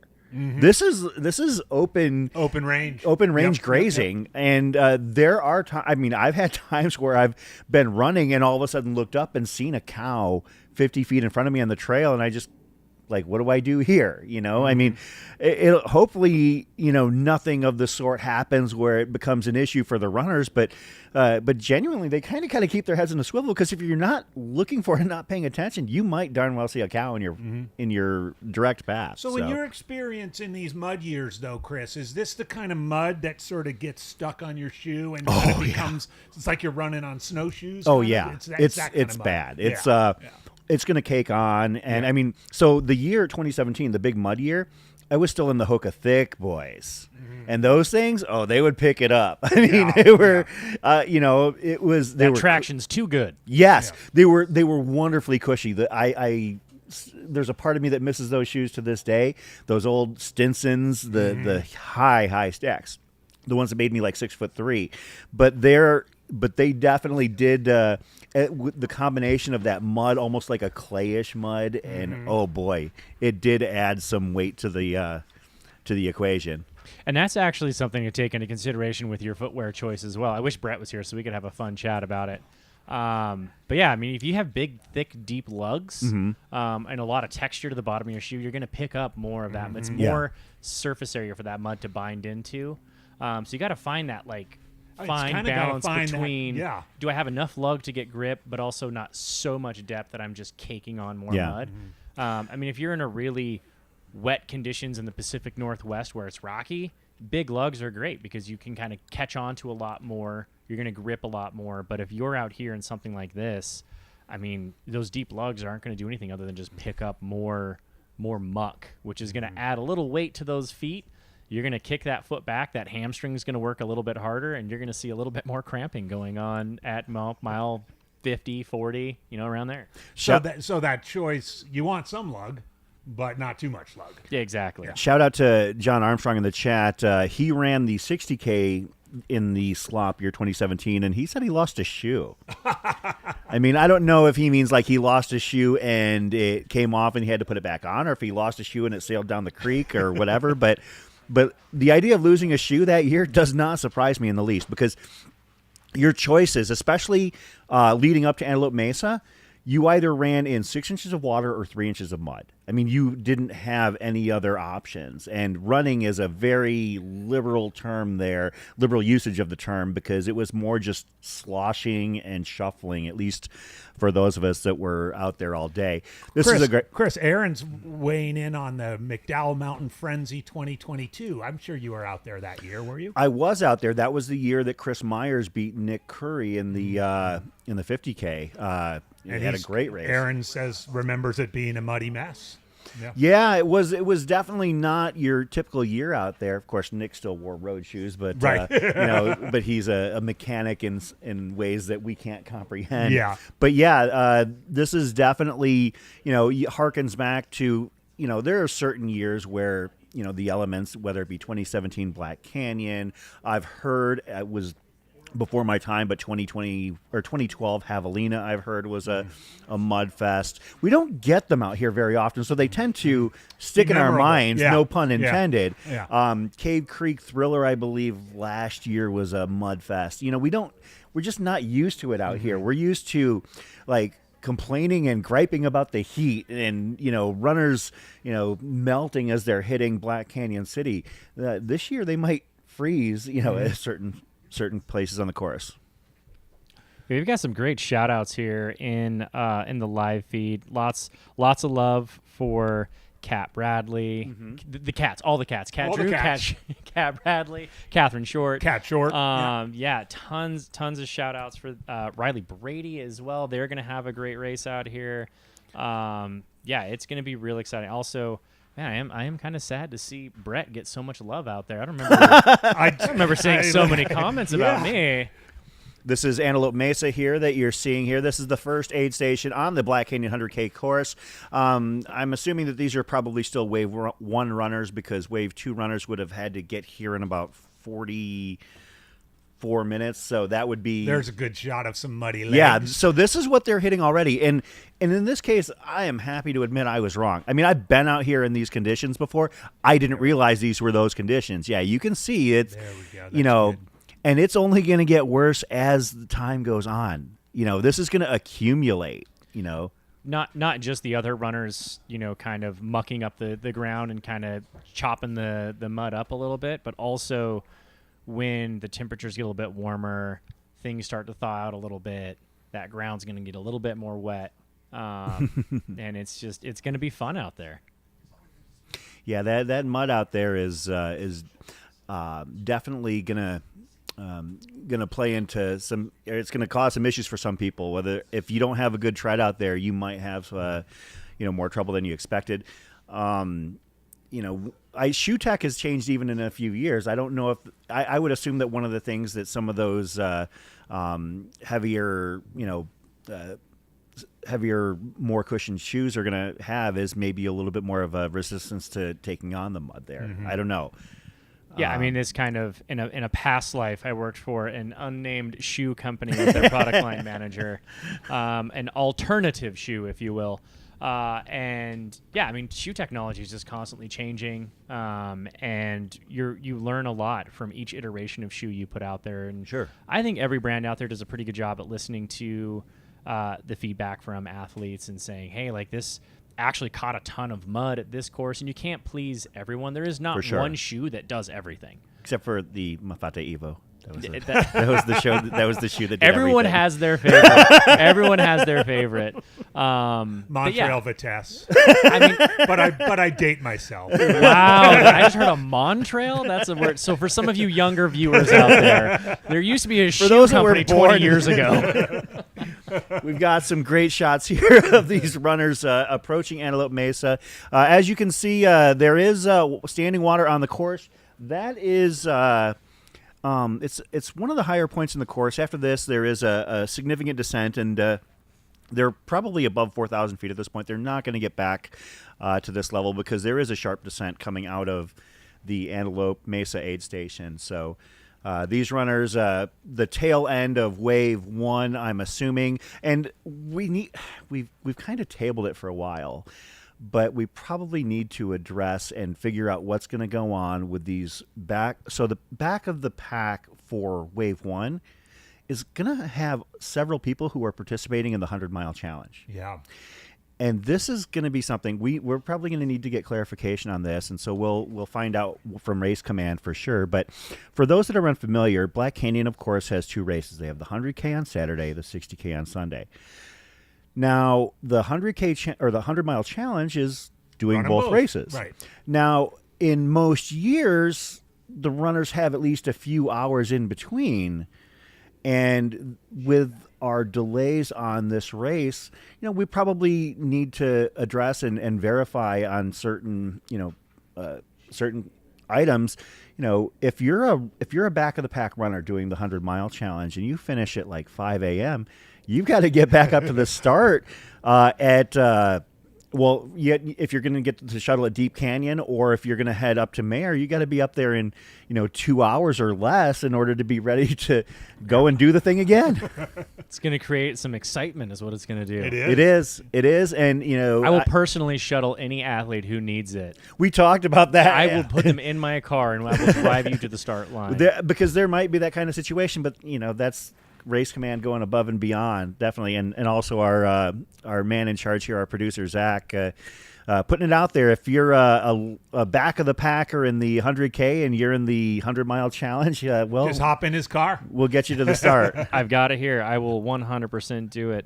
I just want to show, before I take off, I want to share a huge amount of gratitude to everyone in the chats today who are supporting us and making this work. All of the sponsors who have put into this so far, the races that believe in us and that want to see more of this going on with Mountain Outpost.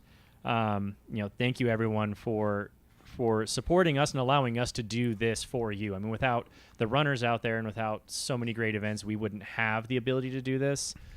Your support means everything to us. And one of the best ways that you can support us is by just subscribing to the channel here on Mountain Outpost. It's free, it's easy, it costs you nothing. It's going to allow us to continue doing this.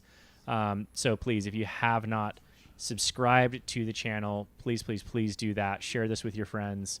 And like, let's hear, what do you guys want to see? What races do you guys want to see us go to? Who should we be contacting? That's all part of this. We want to base every product that we put out there, every race that we put out there, we want it to be about the runners, about what you guys want to see. We do. So please let us know in the comments where you want us to go, and keep supporting us so we can keep supporting you. Awesome. Thank you very much, Zach. We're going to spin it off to Leah Yingling on course and get some intel from her. Leah was at the start, and now she's moved down the I-17 corridor. Right? Yep. Leah, what do you got for us?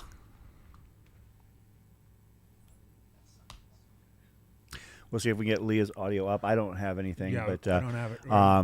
But what you're seeing right there is runners approaching Antelope Mesa, the first aid station. That is the Bradshaw Mountain Range in the background. For those not familiar with this area, this is basically between Flagstaff and Phoenix at this point, maybe about halfway between.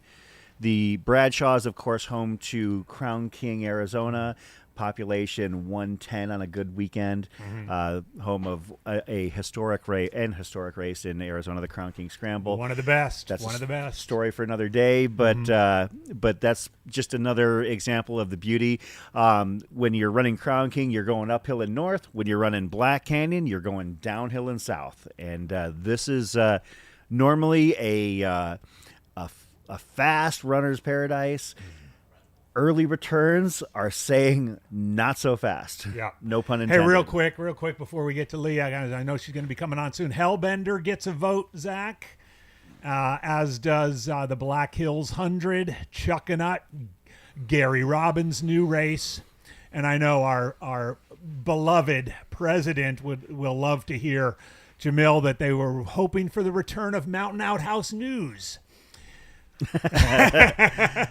Age is a Whizzle from the Beast Coast would like that as well. Is that your burner? Is that your burner account, AJW? Or several votes for Chuckanut, Bandera. So good stuff. More beer mile coverage. Oh no! Nobody needs the beer mile coverage. Oh, great stuff. The beer mile thing is kind of in a lull right now, at least in the trail scene. Like, you don't see it in Silverton anymore, or it's under wraps. The ATY beer mile is no longer a thing. But is that hidden that's treasure? Hidden Treasure right Hidden there. Treasure. Here we are. Who we got? We got Leah on the call at Hidden Treasure. Looks like our first runners have come through that section.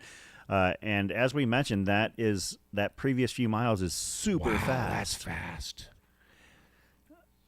An hour and 20 minutes ish. Still waiting on timing points there. Okay. So we're gonna keep an eye, but yeah, we're gonna verify our timing numbers there at Hidden Treasure. A vote for Drop Bag Challenge. We'll have Skylar Hall on the call in I'm a few fairly hours. confident we'll never see a drop bag challenge ever again. So Hidden Treasure is about mile 13. And if these runners started at 9 a.m., they're at about a 123, 124 half marathon. Wow. On trail. Yeah. So that tells you how fast they're going if they've already hit Hidden Treasure. Just a handful of runners have gotten here, but this previous few miles is so fast. They're dropping sub 6 minute miles, guaranteed. There's that Hoka kid. Is that John Ray that they said that was running alongside? Yeah, okay. I think so. Hidden Treasure to Bumblebee is 114.4 football fields. Good to know.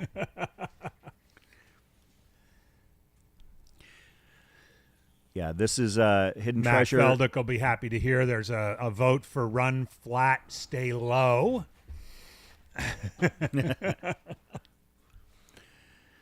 We've got Nezcac track. Yeah, like I said, Skylar Hall said hard pass and another drop bag challenge. Yeah. You can't even, if you even mention it to Skylar in person, he recoils physically. Like he doesn't even like.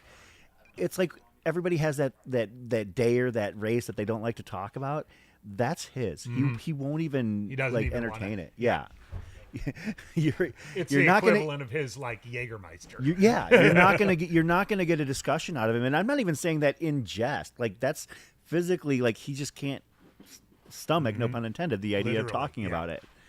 So Hidden Treasure, basically these runners are just under the half marathon mark, and these runners that are coming through again, sub 90-minute basically half marathons, through the fastest part of the course. Make no mistake, this is the fastest part of the course by a significant margin.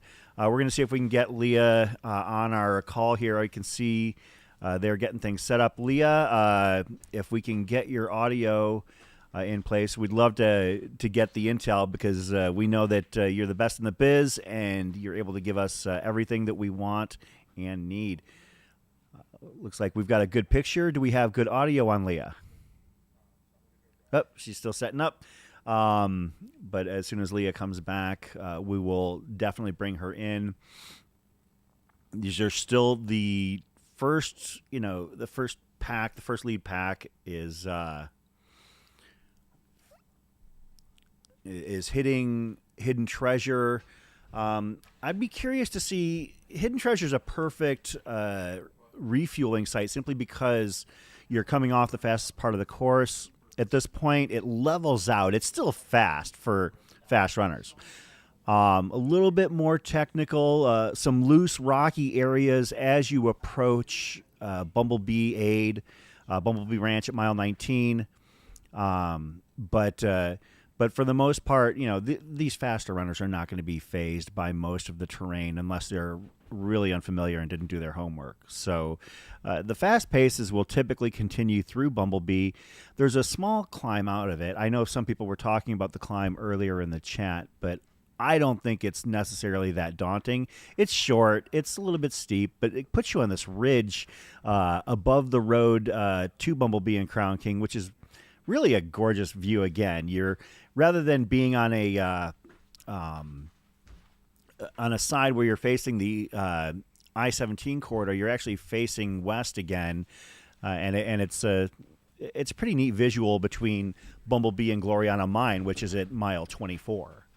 I see Leah on the camera. We'll see if she's popping a headset on, and we'll see if we can get her back on, because I really want to find out. It sounds like she's going to have the heads up on who is where on the course. We'll see if we can get her audio.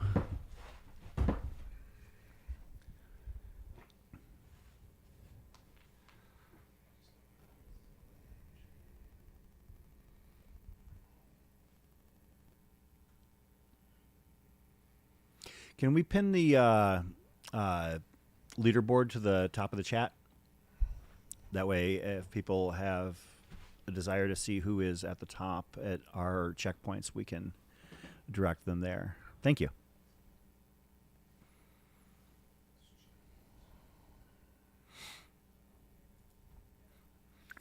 There's another shot of Antelope Mesa Aid. This is, I guess, this could be the very front of Wave 2 or, again, the back of Wave 1. Looks like, some of these runners are taking their time. Again, I have to admit, I am a little bit surprised at how much mud these runners have taken on already, because, I didn't realize the conditions were quite so sloppy at this point. But, if it's like this now, it's probably not going to get much better for a while. Yeah, you can see the mud all over the place. Shout out to our volunteers that are taking care of all those runners. I see another. Okay, so it looks like we've got Leah back visually. We'll see if we can catch her audio, as she is standing just outside of aid station number 2, Hidden Treasure, aid at just short of the 13-mile mark. We are 90 minutes into wave 1. We are 60 minutes into wave 2 of the Black Canyon Ultras. Looks like we'll see if we can get her on and with audio. A shout out to Leah Sally. just told that guy where to go. He was going to keep going straight. Yeah, you don't want to go keep going west on the trail there. You're going to end up in some really gnarly, rugged area because that if they were to go straight, it would plow them right into the Bradshaws, which are pretty harsh.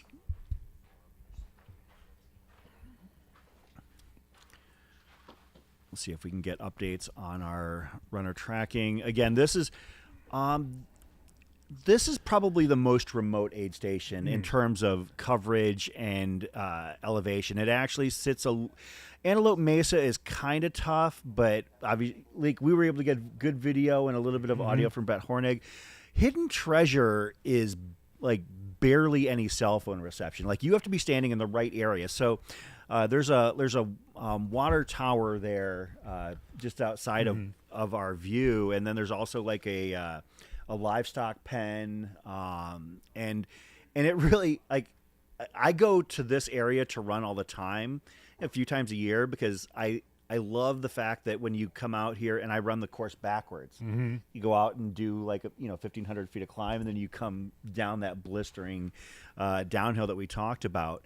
But yeah, you're not getting a whole lot of cell reception between here and Antelope Mesa. Going backwards on the course. Now, Bumblebee... But once you get down to Bumblebee, it's pretty good, Bumblebee right? should be fine. Gloriana would be fine. And after that, you're actually in... I use the term cities quite loosely there, but Black Canyon City, small town. Table Mesa is a little bit remote, but it's close to the highway, so it has fairly good reception. Doe Spring... Are we even going to have somebody at Doe Spring? Okay. Doe Spring, we should be able to get some vision. I mean, you can almost see Doe Spring from here in terms of like the lights, really. But yeah, it's this area early on in the race is a little bit tough in terms of reception and coverage. Can you just make sure that the audio on the camera is working through the camera? Courtney, the reason why we didn't say is because we're not quite sure. We don't have confirmation on who is leading the race. The last numbers that we had were 6.5, 7 miles ago. Yeah. So our prognostication would be honestly a little bit obsolete. That's why we didn't say anything. So. Yeah, we do know at that aid station there was a drawn-out lead men's pack of about 30 runners with Matt Seidel in the lead, and we also know that on the women's race, Heather Jackson was through 1 minute and 20 seconds before what was a drawn-out women's field. And the second aid station, Hidden Treasure, is coming off of a fairly narrow single-track area through a bit of Slot Canyon, so it's not like that large pack that like we saw with almost like a road that they were coming into Antelope Mesa on. So and we are kind of obviously your visuals are our visuals. We've got some sight, but it's not the best. I see Leah back on screen. Are we going to be able to? Okay. All right. Oh, they're working on it. Okay. So just have her, like, once we can hear the audio, we'll pivot immediately.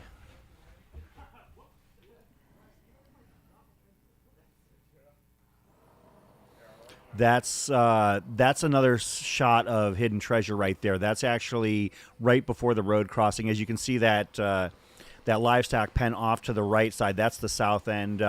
Off to the left, which you can't see, is where the water tower is out there. To the left. Yeah. Yeah. There's an access road that leads to I-17 that's fairly close by. If you were to go just slightly north of there, otherwise, the road that the camera is actually positioned on or right next to, right behind them, in fact, is the road between, it goes from Antelope Mesa all the way down to Bumblebee. So this is a crossing from the east side back to the west side of Bumblebee Road, basically, which is also, as we mentioned, the road to Crown King. So. And what's that other cool town with the yacht club bar? Cleater. Yes. Cleater, we're giving you a Arizona. tour of Arizona. Maybe if we're lucky, we can get a drone shot of Cleater. It's not Yes. that far out. It would actually be really cool. It's a cool little spot. The Cleater Yacht Club, basically the way station between Bumblebee and Crown King. The runners actually missed Cleater by a couple of miles, but that's why I was like, maybe the drones can make it there. So the Cleater Yacht Club is basically a... well, for lack of a better term, it's a general store / dive bar. Yeah. On a dirt road, halfway to Crown King, which talks about. And by the way, it's a yacht club about 400 miles from the nearest ocean. Yes, from the nearest navigable waters. But they've got some sailboats out front. And yeah, you it's can pretty cool. sit on a jet ski or on a pontoon while you're out in their back patio having a beverage. Awesome. Looks like we might have Leah. We'll pivot. We'll talk about our favorite beverage places later, but we're Leah, gonna can you hear us? jump back on the. I can hear you. Can you hear me? Yes, Can you we hear me? can. You're coming through loud and clear. Awesome. How are you doing? Yay. Good. I don't know if you're getting me through my AirPods or the microphone, but I'll take whatever I can get at this point. We're getting you through your AirPods. Yay. Okay, good. Well, that makes this microphone useless, but that's okay. So yeah, I'm out here at Hidden Treasure. We're a little bit around, about an hour and a half, hour 36 into the race so far. I saw the full lead men's pack come through here, and I've seen a few women come through so far. Heather Jackson with a couple-minute lead. Then I saw, might have missed somebody during our troubleshooting, but there's Rachel Drake, Rachel Tomachak, Shea Aquilano. Oh, there's Tara Dower. Way to go, Tara. Natalie Sandoval's rolling through right now, too. The lead pack, we had Matt Seidel, followed about a minute behind by Bobby Peavy. And then we had a group of Hayden Hawks, Hans Troyer, and a few others right behind him. We saw some people like Tim Tollefson, Rod Favard, Eric LaPuma, and Craig Hunt really chilling in the back. I would say, so far, I think Eric and Craig were looking most relaxed and the best. And they're probably back there in the 10th to 15th place range. What did you get a sense of the conditions? When we talked to Brett up at Antelope, he said there was a lot of brown shoes and mud and a few bloody knees. Are you seeing something similar? Yeah, it's finally drying out by the point that we're on. We kind of turned around the mountainside over there, and it went from snow and mud and slush to a lot of dry trail. So I do think that some of this will be a little nicer to run on. I saw that Heather Jackson was about 2 minutes off of her splits from last year into the last aid station. I think that speaks a little bit to the sloppier conditions they have this year versus last year. But interestingly, the men were spot on where they were last year, and that's being led by Matt Seidel's kind of hot pace, which I'm really excited to see him shooting a shot out there today. He looked really comfortable and really happy when he came through the aid station here. I did hear word from Tyler Green, Rachel Drake's partner, who ran I think about 23 miles of the course yesterday. He said after doing 23 miles, he felt like he had 5 pounds of mud on his shoes. So I think these conditions are going to wear on the runners today. Well, I can believe it. It's definitely. I have to admit, I was taken by surprise. I was not expecting things to be this caked and this muddy here, but these runners are just going to have to roll with the punches and adapt and overcome or don't.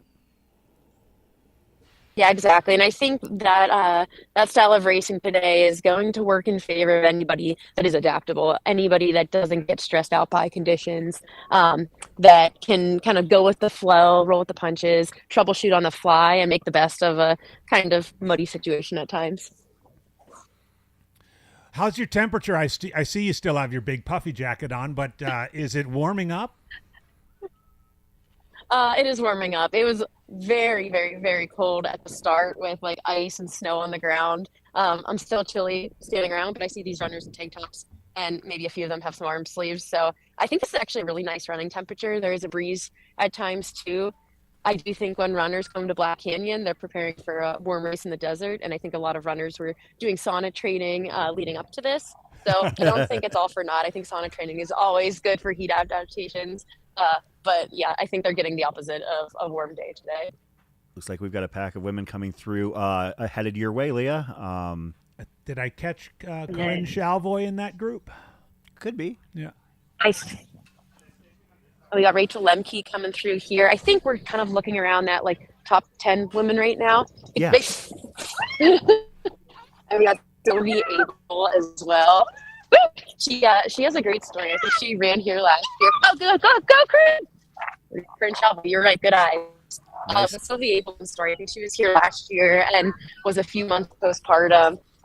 Ended up dropping out a portion of the race because her baby really needed her and she was breastfeeding her baby. And she's back this year with that new mom energy and really hoping to cover the distance today. So Sylvie Abel, she's out of the Bay Area. And I think she was kind of in that 10th to 15th place range just now. Leah, what would you be wearing in these kind of conditions? You personally, like, what would be your ideal kit in a race like this? Yeah, I think I'd be sporting like shirt sleeves and some arm warmers today, maybe a headband. I have love the skia, like fleece lined headbands. Those are always great for these kind of like real weather. So I think short sleeves, arm sleeves, something that you can kind of shed if needed. So Tim Tollefson had his like rain jacket and light layer tacked to the back of his pack. So I think we're seeing a lot of people shed their outer layers by this point and kind of either in a tank top or short sleeves. Got it. A recap from our top few men through here. So we had Matt Side here, Murphy, TV, Troyer, Kate Hawkson, Ford, Cole Watson, Trace Lott, Timothy Gray, Stephen Kirsch, and Alex Miner. That comprises our top 10. I will say, guys, I don't know much about Timothy Reed. I don't know if you guys do back in the studio, but everybody in the top 10, I recognize most of those names and have covered them in various races. But Timothy Reed, perhaps a dark horse that nobody was really talking about before the race that I'd love to get some insight on. Timothy Reed? Yeah, Tim Reed. Chris is going to go into his magic spreadsheet. So here. Tim Reed is out of Irvine, California, bib 405, finished first in the Leona Divide 50K in 2022. 2019 Formidable 50K 6th place, and 2017 North Face 50 15th place. So no stranger to these Southwest races, but this is definitely this is leveling up in terms of where he's at right now in this event. Yeah, and I think we saw Alex Miner at the 9th spot. He's an East Coaster, perhaps Virginia. Maybe people in the live chat can correct me on this. I know he did there last year with Caleb Bowen and his West Virginia friends. You said Alex Miner? Yeah, West Virginia boy. Yeah. Okay, yeah, Alex Miner, yeah. Nice. No, it's fantastic. Yeah, he was definitely there last year, and I think has been put in the more competitive races last year. So exciting to see him up there in the. Yeah, to recap, Alex Miner, as Leo was talking, it looks like we just need to have her audio kind of clarify a little bit. But Alex was 15th at JFK 50 last year, 5th at Gorge Waterfalls 100K, and 9th at another race that we covered, 2023 Bandera. Yep. So Alex, again, Beast Coaster, no stranger to the high-level racing. And runs with Dan Green and Caleb Bowen. And that's it kind of testifies again to the depth of this field, is that we're going 50 deep with these people that are not far off the lead pack. Yeah. It's pretty amazing. Are there any names that you haven't seen? Oh, go ahead. Are there any names that you haven't seen yet, Leah, that perhaps you expected to see by now hitting Hidden Treasure? It looks like Leah's audio is cut. Okay. All right. We'll check back in with Leah. Yeah, we'll circle back around with her. But we've got a couple of interesting names that we will need to keep up. Timothy Reed and it sounds Alex like Miner. One of Tim Reed's high school classmates has weighed in. Albert.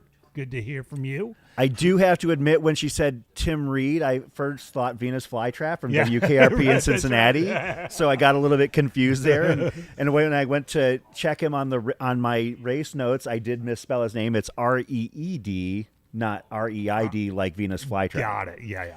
So, we're gonna keep an eye on these runners as the day goes on. Looks like, Nicholas, we're gonna. That's a name. Bringing it up in the chat that Noah I'm Dussault? legit. Yeah. Noah Dussault, Pacific Northwest runner who finished 5th here last year. Basically, not far off of the pace for a golden ticket. But do we have Leah back there? Sounds like. Hey, can you guys hear me? Yeah, we got you we loud got and you clear. Woo! I think something we didn't get to chat about was the women's race going Yeah. on. I know there's a couple women who are doing their first 100Ks out here today. Some of those including MK Sullivan, Rachel Tomachak, both women who have a lot of short distance experience and both have represented Team USA at different events. MK most recently at the World Mountain and Trail Running Championships, getting a top 10 finish in Innsbruck this year. Rachel's been on so many USA teams, I can't even keep track at this point. Rachel's definitely more of a stranger to the ultra marathon distance, only doing, I think, 1 or 2 in the past. Woo! Rachel Drake is another one as well. This will be her second 100K. Last time she completed 100K was back in 2019 when she placed in the top 10 at CCC. So really exciting to see these women who don't have a ton of experience in the distance stepping up and actually doing so really competitively. I think all 3 of those women are in the top 10 right now. I think MK is in 2nd place, Rachel Drake's around 6th place, and Rachel Tomachak's right behind Rachel Drake in 7th place. So gonna be a good race out there. Hey, Leah, I'd love to hear if you got eyes on Shea Aquilano. She's not a rookie. She's been here 4 times, but she's only 22 years old. Did she look calm, cool, and collected coming through there? She did. She looked awesome. She is running back in 11th place, which I really like to see her there right now. I think she's somebody that knows exactly what she's doing here, knows what she needs to do to sweep up some carnage later. And I asked her what be going through my race, and she said she'll be really looking forward to the finish line, vegan pizza, and just hoping that she can dig really deep for a golden ticket late in the race. They positioned right now in 11th place and looked awesome and a big smile. That's great. That's great. How about Tara Dower?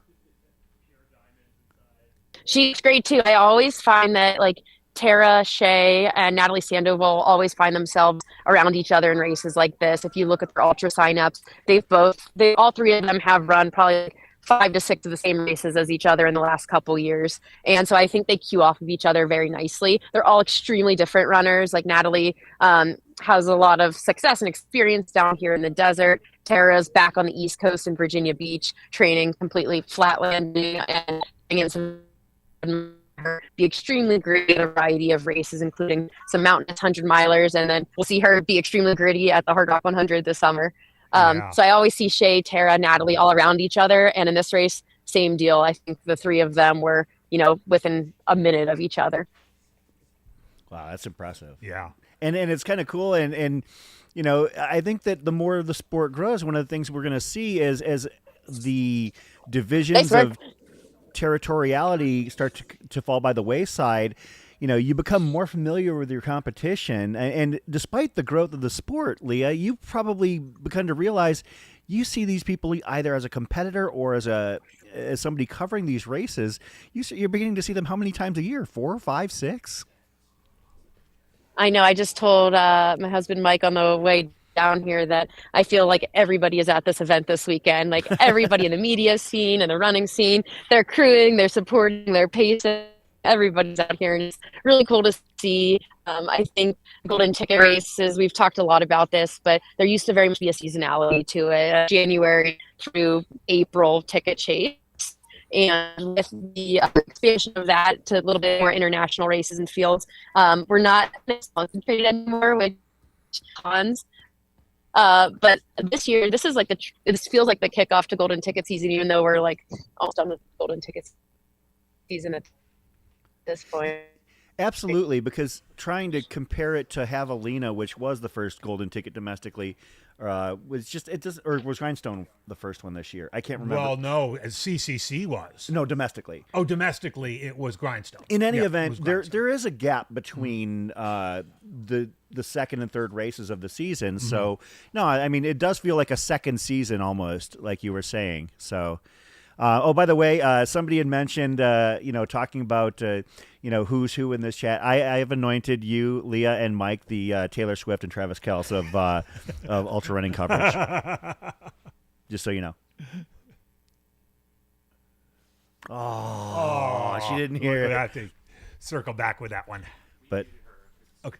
I Okay. promise, I'm promising you I'm not going to refer to Mike by his nickname. yeah, I'll just refer to him as Mike. Mike McGonigal, of course, Leah's wonderful partner and a great guy. Like the visual of a drone, him carrying a laptop. Oh, my as, gosh. As he and Leah were running alongside runners to do coverage, those two go above and beyond. I mean, we sit Absolutely. here and we Absolutely. bring our thoughts and convey what we see, but they're out there like living it as if Yeah. they were running the race. They put as much effort into their coverage as they do their racing, and they're both Yeah. damn talented racers. Yeah. Yeah. So. Well, just a quick little update. We're hearing from Leah at Hidden Treasure, which is just short of mile 13. Brett Hornig is on his way around to Bumblebee. I suspect he's either there or will be there very shortly, around mile 19 and change. As we're trying to do with our field reporters, they are basically leapfrogging one another. So Leah was at the start, Hidden Treasure. Brett was at Antelope Mesa, now moving on to Bumblebee. They'll continue to leapfrog as they go through the day. It's nice to hear from Yassine Daboon, if you don't mind, in the chat. Yeah. Yassine is the pride of Portland, Oregon, a longtime veteran of the sport. Great to hear from you, Yassine. And yes, I do remember when you came down to Hayward Field to watch Craig Thornley and I attempt to run a sub 5 minute mile. Did you do it? I did 2:30.800. But yeah, that was a fun day. And if I'm not mistaken, you actually even got video coverage of that. So great to hear from you. Another name in the chat that I'd like to shout out is somebody who I love seeing in the chat simply because I've watched this guy race when he was at his, like when he was just torching courses, and that's Chris Vargo. Chris You know, Vargo, good to hear from you. Former Crown King Scramble course record holder for several years. Came out here and just blasted that course. Chris is a great runner, and love seeing him in the chat, and love that he follows us. It's somebody who I've admired for several years. So that's one of the cool things about doing this coverage is that we're talking, firsthand with these people in our chat. Like, people pop in that you wouldn't believe. And also not only like people that are in, in the trail running scene, but like, from all walks of life who aren't necessarily runners have started to tune in and kind of get the bug in terms of seeing what's going on in the ultra running community. Yeah, I remember seeing Vargo along with Alex Varner when they were first starting out. They got all sponsored by Nike and showed up at Way Too Cool and just torched it. Absolutely torched it. So fun to see you guys. These runners are approaching Hidden Treasure Mine, just short of mile 13. Still moving really fast, as we mentioned. If they're wave one, which they would have to be wave one, they're still like pacing a sub 2 hour half marathon, on some really mucky, muddy conditions. So Hey, these Chris, runners are doing really well. John Armstrong, we'll have to get this on Zach's to-do list. John Armstrong has suggested that you do field reporting for a beer mile. I don't think that.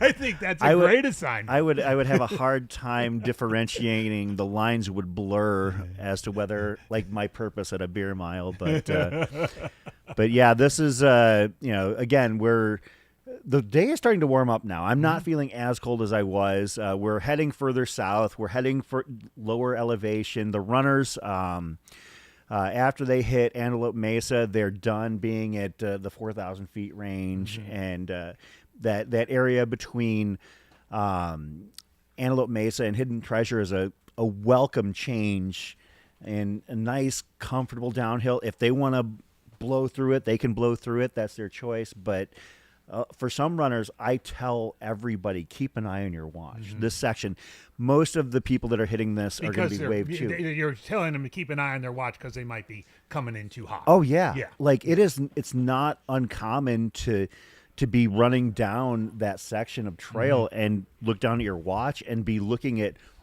like maybe like a 10K PR pace simply because it is that runnable. Like, you won't keep that for an extended period of time. But for instance, as again, I'm typically a guy when I'm quote running on this kind of terrain, I'm doing maybe 12s or 11s. And I look down at my watch in that stretch and I'm doing 835, 840. And it's like, okay, I need to downshift a little bit. That's not advice I could give the elites in the front of the pack, but for the mid and back of the packers who want to get that 17-hour finish or that 16-hour finish. Gotta be calm in this. Yeah, first you step.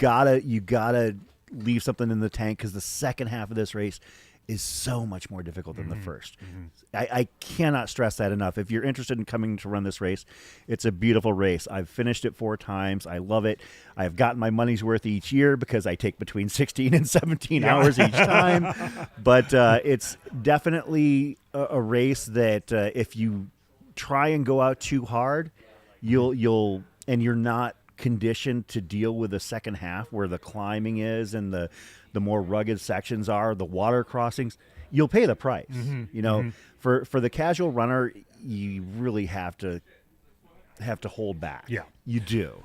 Question from Karen Jones. Let's take a couple from the chat. How far to the next aid? So from Hidden Treasure to Bumblebee is That's plus or minus 6 miles? It's Hidden Treasure's at mile 12.9, Bumblebee is 19.4, so about that's about 6.5 miles. From and that's aid to aid. Pretty again. It's not as much downhill. It's as, fairly flat. It's yeah. not a lot of downhill. Maybe a slight downhill. It doesn't feel like it when you're on that stretch. Yeah, right. I've had one year when I didn't finish this race. That's where things fell apart for me. Was between Hidden Treasure and Bumblebee. Wasn't feeling very great. It's a section. It's weird. It's fairly flat. I mean, flat and smooth. Like just like a small bit of technicality to it where you're running on smaller rocks as opposed to like sandy dirt trail. It's not anything that a talented conscientious runner has to worry about, but it definitely it changes your gait and changes your approach. It's almost not that they can see it here, but it's almost similar to the way that this area finishes up here, where you went out for a morning run and you saw how it's a little bit clunky here towards the finish. Yeah, it's a little puddly, and I mean, it's not terrible, but it's a little bit more clunky than just super smooth. A question from the chat too about with the Black Canyon now being a World Trail Major, are we seeing a bit more international representation in the field? I don't know hard data on that, but I could say anecdotally, hanging around the expo yesterday, there were quite a few international runners. I saw a couple from Bulgaria, several from Germany, Italy, Spain. So I don't know. I think the announcement was a little bit later than perhaps registration. The announcement of World Trail Majors was a little bit later than registration had already been taken place, but I certainly think we'll see a trend towards the internationalization of Black Canyon for sure. Yeah, I mean, I know that, for instance, we have Arden Young, who's from Canada, is running the 100K. For a Badwater course record holder, Yoshihiko Ishikawa, is here from Japan. We have a Japanese simulcast going on as part of World Trail Majors. We do have some runners I know from Nicaragua I've seen mentioned in the chat. I know that we have a couple of runners from Mexico as well.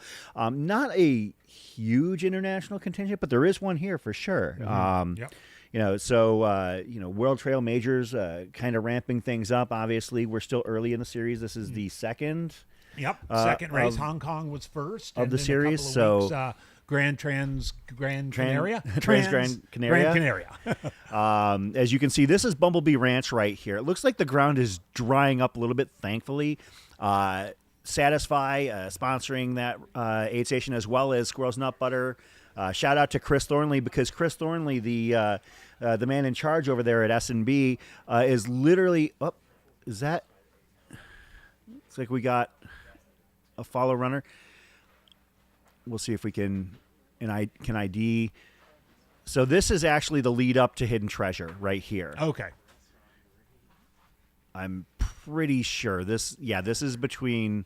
Okay, so this is somebody who is maybe a quarter to a half mile outside of Hidden Treasure Mine. So this is not a front of the packer, but as they're passing the cattle pen, so what's going to happen is they're going to come out into this little parking lot. You'll see a water tower on the right-hand side, and then she's going to take a kind of a veer left a little bit into the 8. So you can see the water tower there on the right-hand side.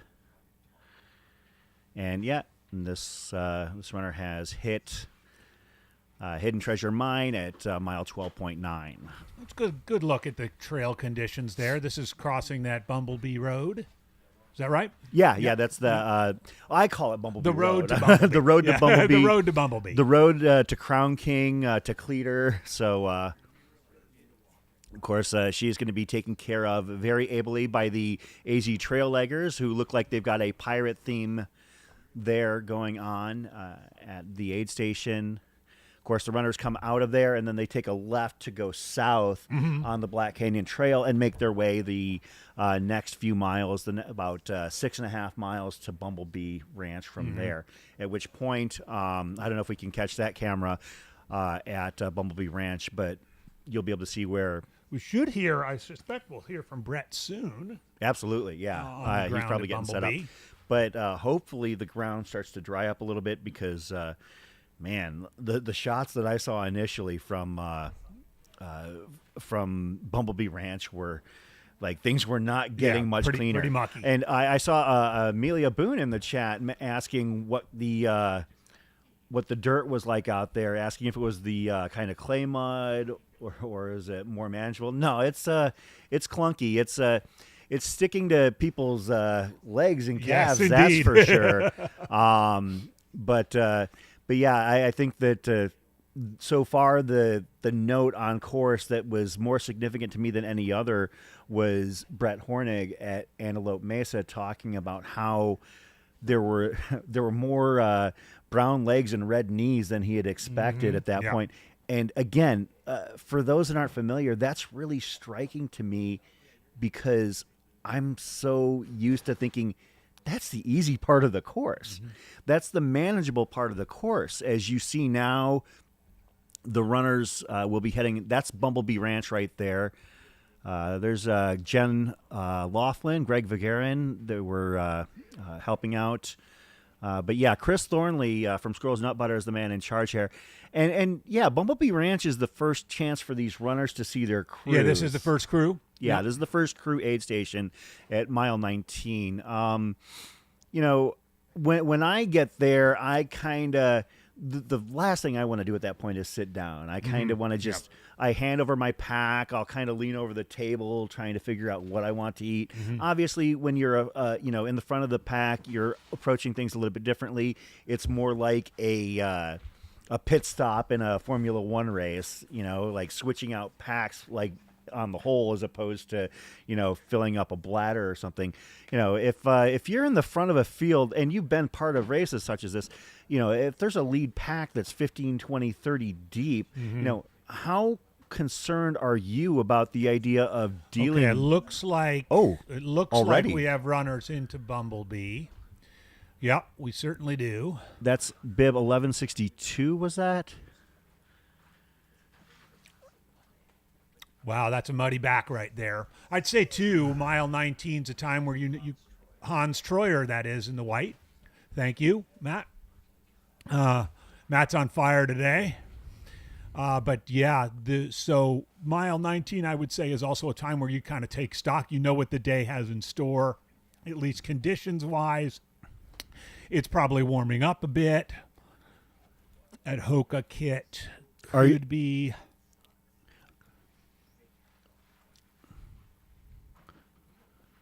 So yeah, that bib. So okay, Matt Seidel and Hans Troyer. Hans basically picking up where he left off last month. With his win at Bandera, he's coming out. That's salmon coming out colored. hot here. I don't recognize that kit right there.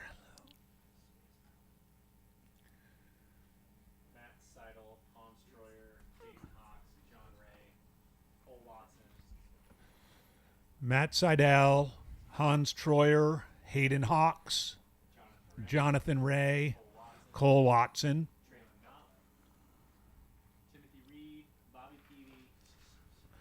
Timothy Reed, Bobby Peavy, sorry. Hector Rodriguez. You want to look him up? Hector Rodriguez Barragan. And I've got Hector and then Jupiter Carrera Casas. So their bibs are in the 1100s. What that tells me is that they registered fairly late because those numbers, and that's why I was actually kind of confused when Hans came through, because Hans had bib 1162, and I was like, wait a minute, that means that it was a late registrant. I didn't realize that Hans had registered late. So, but yeah, you can see these runners. These are their first interactions with crew at Bumblebee Ranch here. Mile 19 into the race, about a third of the way in terms of distance, but far from a third in terms of technicality and brutality. This is really where the race actually starts. I know that that's incredibly cliche, but so when the runners depart we just saw Matthew Seidel depart. When they depart Bumblebee, they're going to head up a short but stout hill. I know some people were talking about it as being, daunting, but I guess simply because I'm hiking it, I don't really notice it as much. Yeah. But we've got Brett Hornig on the scene, and we'll see if we can get a word from him if we've got some good audio. Anytime Brett is able to chat with us, just pipe him in, and we'll pick it up from there, guys. But Brett is definitely so we've got basically about looks like maybe a dozen guys into or through Black Canyon at this point. We'll keep actually closer to about 20 now. A lot of familiar names. And still a hot there. pace. Still a hot pace. Oh, Just yeah. a couple minutes I mean, slower than Anthony it's- Costala's time last You're year. talking 202 for 19 miles. Yeah. That's, you're talking sub 7 minute mile pace. I mean, it's, 6:15 pace maybe. That's hot. That's running hot. So as soon as we're able to get Brett's audio in, we'll definitely pull him on.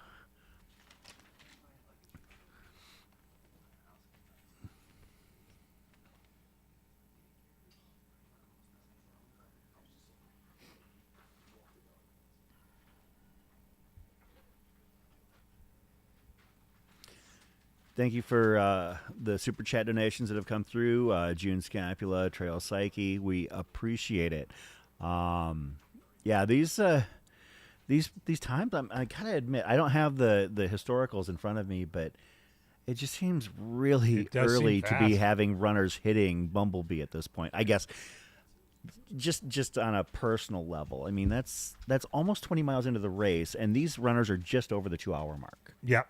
Yeah, we're at 2 hours and 7 minutes right now. Yeah, and they're looking at at hitting mile 20. Now, granted, from here it gets significantly more technical. You have that short climb out of Bumblebee, and you're on this ridgeline it's not too bad. It's fairly smooth. It's narrow, but you're going to be on a ridgeline for about and not at the top of it necessarily, but kind of near the top, and that's about 4 miles from there to Gloriana Mine, and then you're actually crossing a paved road, the paved portion of Bumblebee Road, to get to that aid station, and then from Gloriana, you go on to which will be Deep Canyon. Deep Canyon. So that's actually the old aid station. I can't remember the name of it. If you've run the race in the past and you're in the chat, remind me. The aid station that was exactly at the halfway point where you had that savage short uphill that you had to climb right before. That was before. It was before Black the Canyon Black City. Canyon City yeah. station. I can't remember the name of it, but it was awful. It was really bad.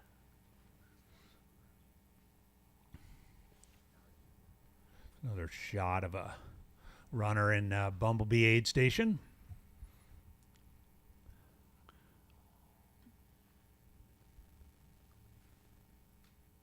Who we got? That's Again, these guys are seeing their crews for the first time. Mile 19. well, it's changing that- his shirt. Is that Hayden right there? I can't.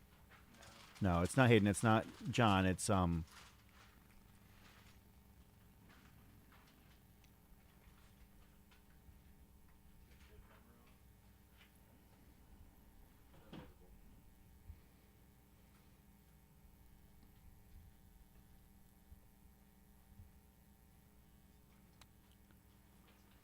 Is that Craig? Is that Craig Hunt? Okay, thought so. Craig Hunt, of course. I have him on my You do? podium. Yep. I believe that Craig, for those that haven't been paying attention to the live streams for a long time, Craig Hunt was leading this race in 2021 at the final major aid station at Table Mesa. I was standing there watching him come out ahead of Tyler Green, ahead of Eric Senseman, ahead of a fairly decent field. And he left, and a couple minutes later, he came back because he had either turned or sprained an ankle or something like that. It was not good. But he hasn't been seen on these, at least in this race, since. But seeing what he did out He's there, looking good right now. absolutely. Off to a good start.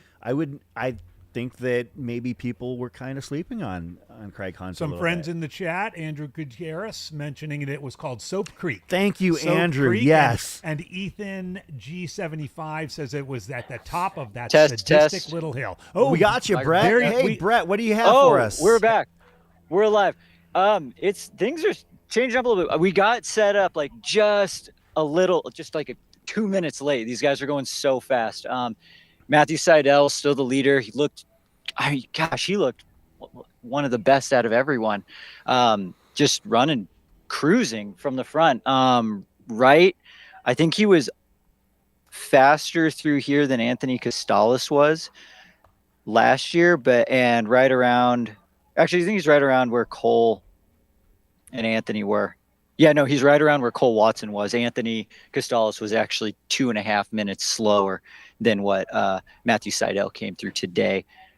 Things are definitely stringing out a little more. We don't have that giant pack that we had at mile 7. I guess you guys have seen them at least once since then. But yeah, the race is starting to take shape a little bit more. Yeah, that stretch from Antelope Mesa down to where you're at now, it's true single track. There's not a lot of fighting, width to maneuver with. There, you've got to pick and choose your spots very carefully if you're going for the pass there. Otherwise, you're just kind of forced into single file at that point. Yeah, 100%. And it's definitely the mud's starting to wear people down. Like, we're seeing some fatigue here. The form is getting a little sloppy. Like, you can tell people are annoyed that there's been mud on their shoes. So while it's, yeah, like you said, flowy, cruisy single track, I don't think the miles have come nearly as free today as they have been in previous years. Left. So That goes so to a Brett, bathroom. So Brett, would you say that it, at least in this early going, it's kind of favored the grinder over the pure runner? So, well, that's one thing that I'm still trying to figure out, because when I was running back to my car to grab headphones, I probably missed like 2 through 5. So I don't know if you guys have an update of who's came through in the lead pack left. So we've got. I am now a course official.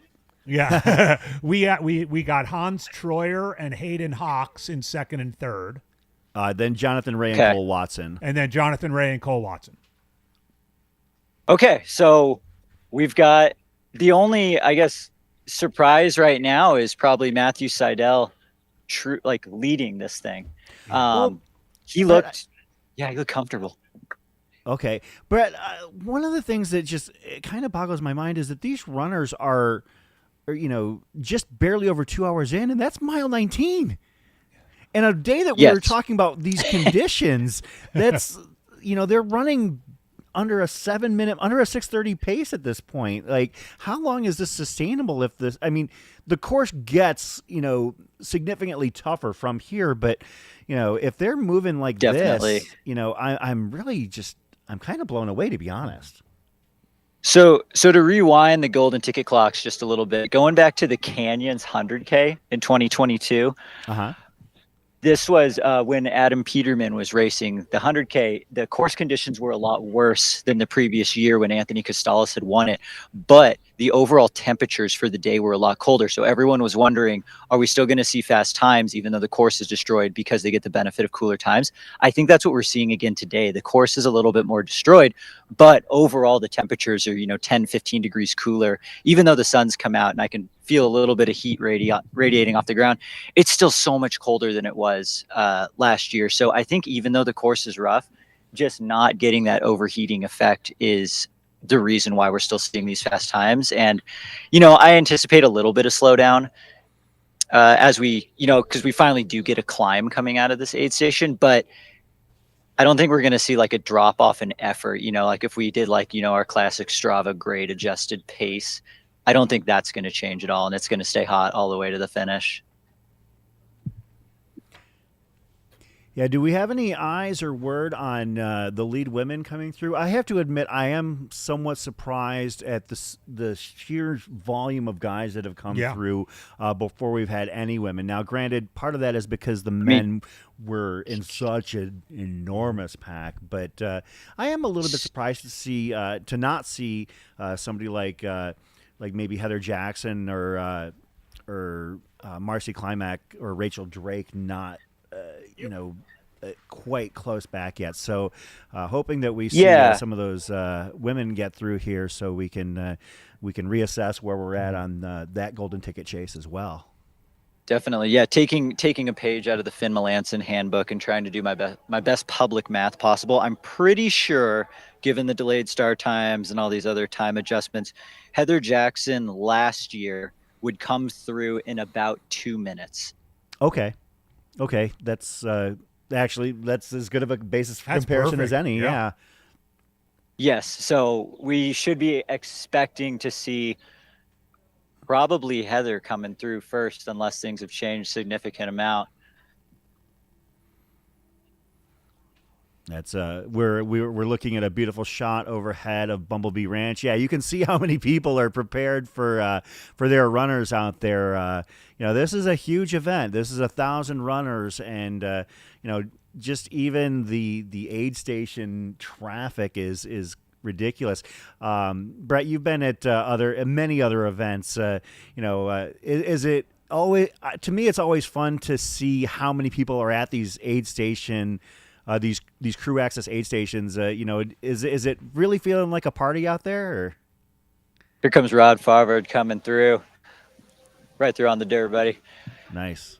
Oh, it's a party here. We've got a band. We have a live band in there under the barn. I love it. I love it.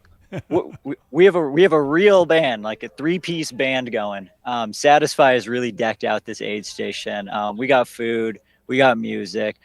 The crew access spot is extremely long, as I'm sure you guys have seen, coming in through the parking lot and all the way through. And then they have to kind of shimmy their way through the tables as we exit by where we are right now. We're on the exit side of the aid station. Oh, that guy, he almost took out Jeff Browning. Oh my gosh.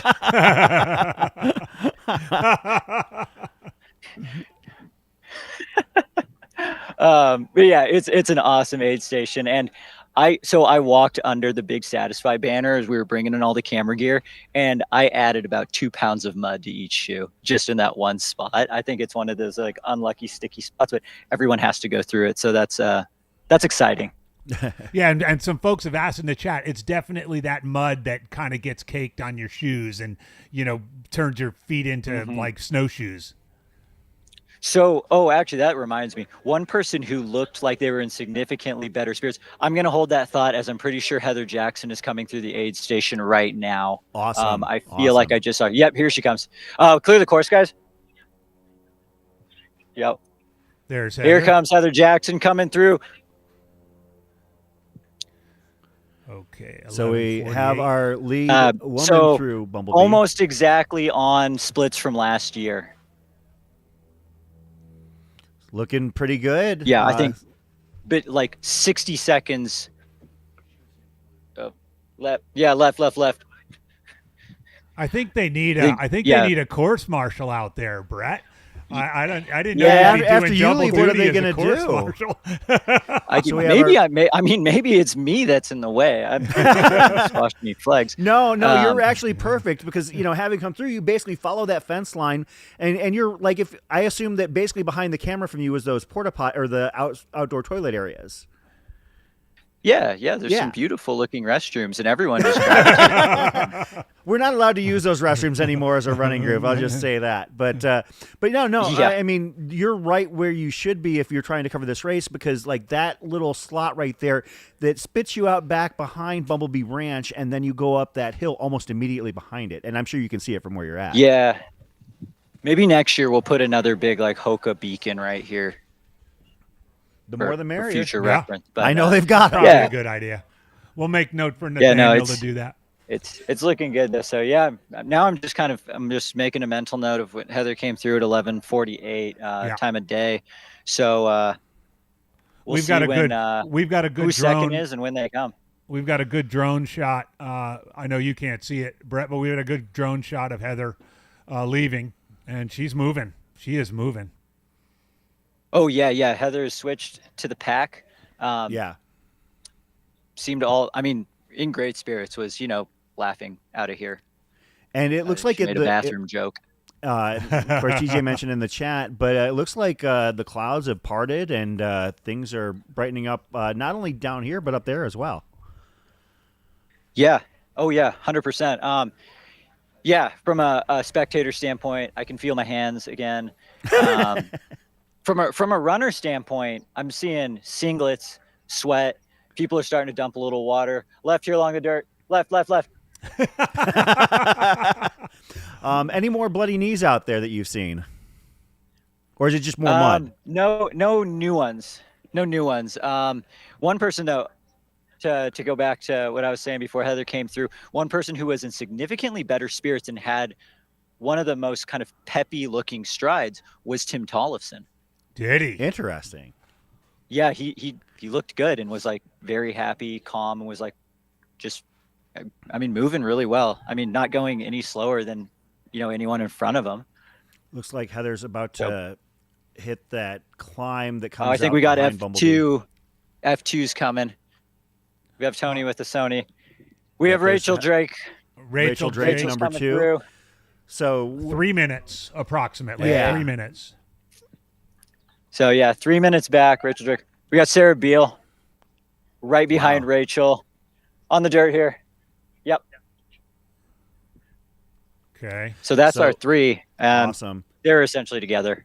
And Heather, as I mentioned, has made it to that short climb, heading up to the ridge that basically follows alongside Bumblebee Road between here and Gloriana Mine. So Heather, out to a little bit of a lead. I mean, we knew that she was either going to be. I don't think anybody thought she would be anything but F1 or F2 at this point. She likes to go out and establish her pace, and do what she knows how to do, and that's Right here. that's hit the ground running, no pun intended, really fast. I mean, she's very good at it, and she's, That's where Marcy. despite her limited career, is very experienced at it. Was that Marcy fourth place? Klimek just came through. Yeah, Klimek F4 came just through, came okay. through. That was Marcy. The road experience was, showing a little bit coming out of the aid station. She stopped and was like, "Where do I go?" And it was like, "Just keep following the flags." All right, Brett. This is Yeah. this is kind of the scenario that you speculated on in our show yesterday. Heather with a 3-minute lead is in Western States already. If you're Rachel and Sarah and Marcy, do you just let her go?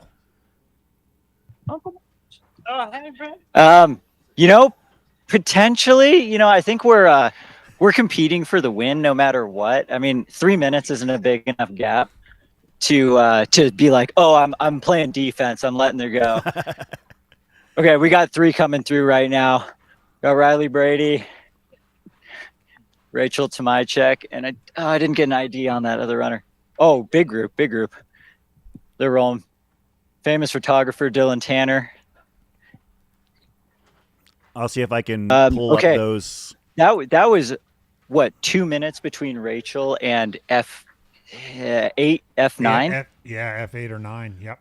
I'll see if I So can it's ID as those of for current, it's kind of Heather and then Chase Pack. you. Okay, here I got you here.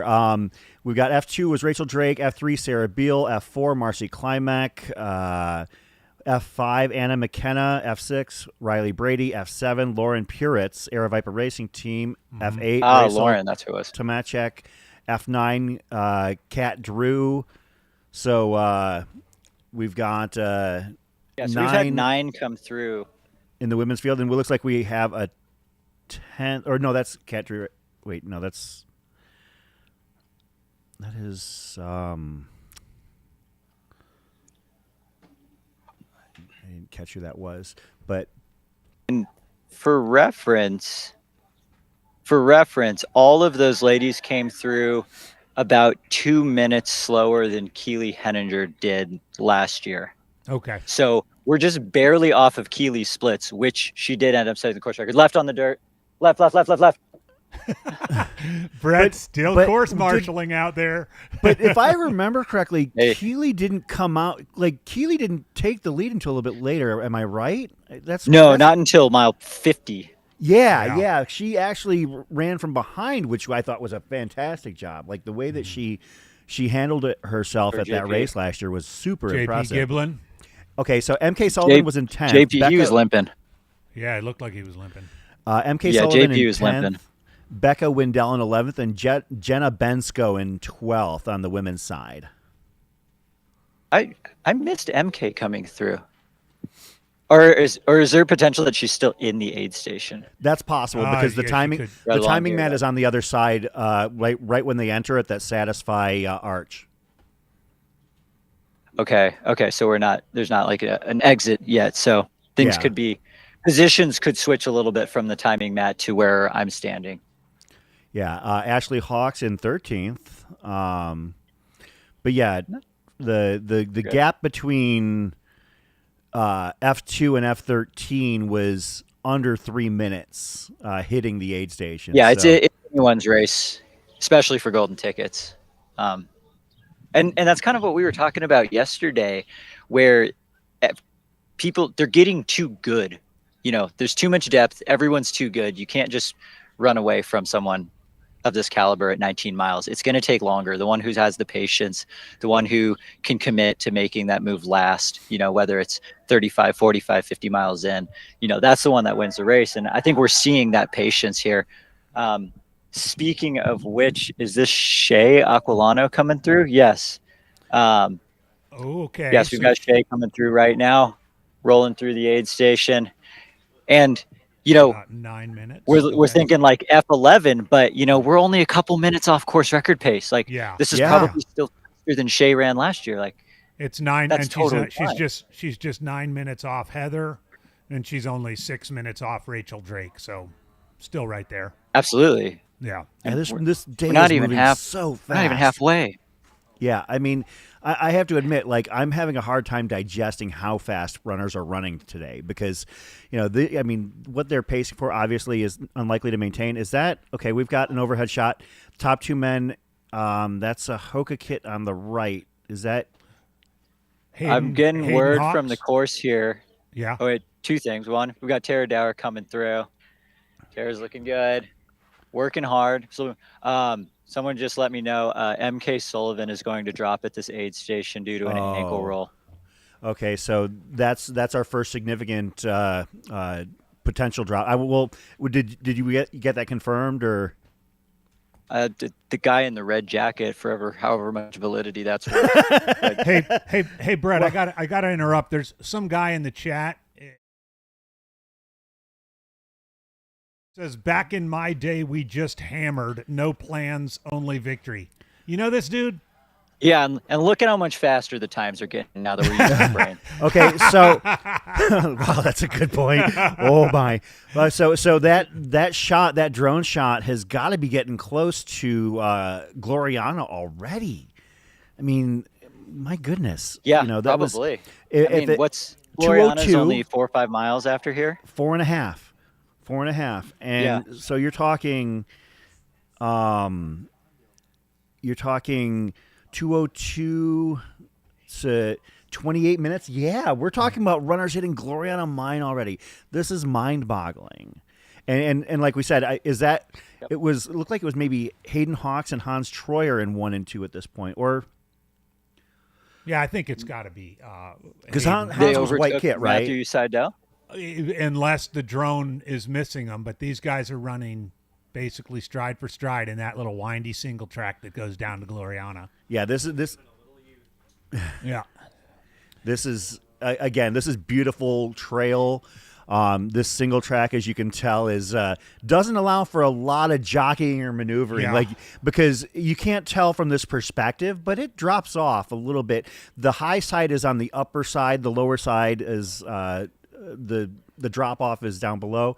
Okay, so where? Okay, they're not.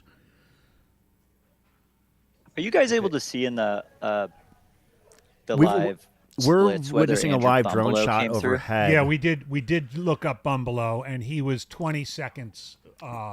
He was 22nd place at 2:05:57, so basically only 3 minutes off the lead because 3 minutes off the lead. that That's- men's pack was Those are knit so Costales tightly. splits.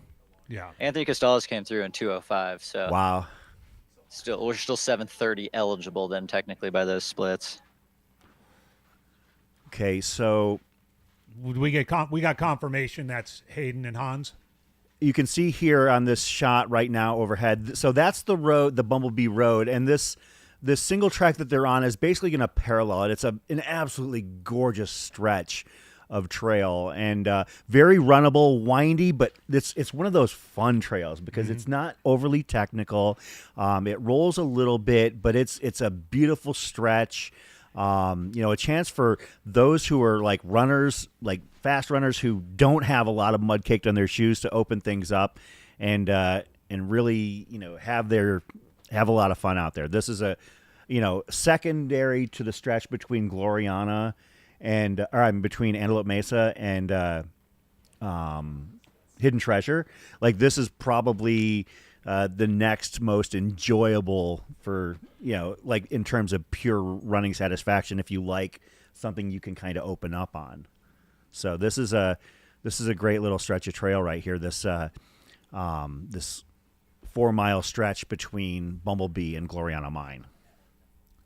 Those guys are moving.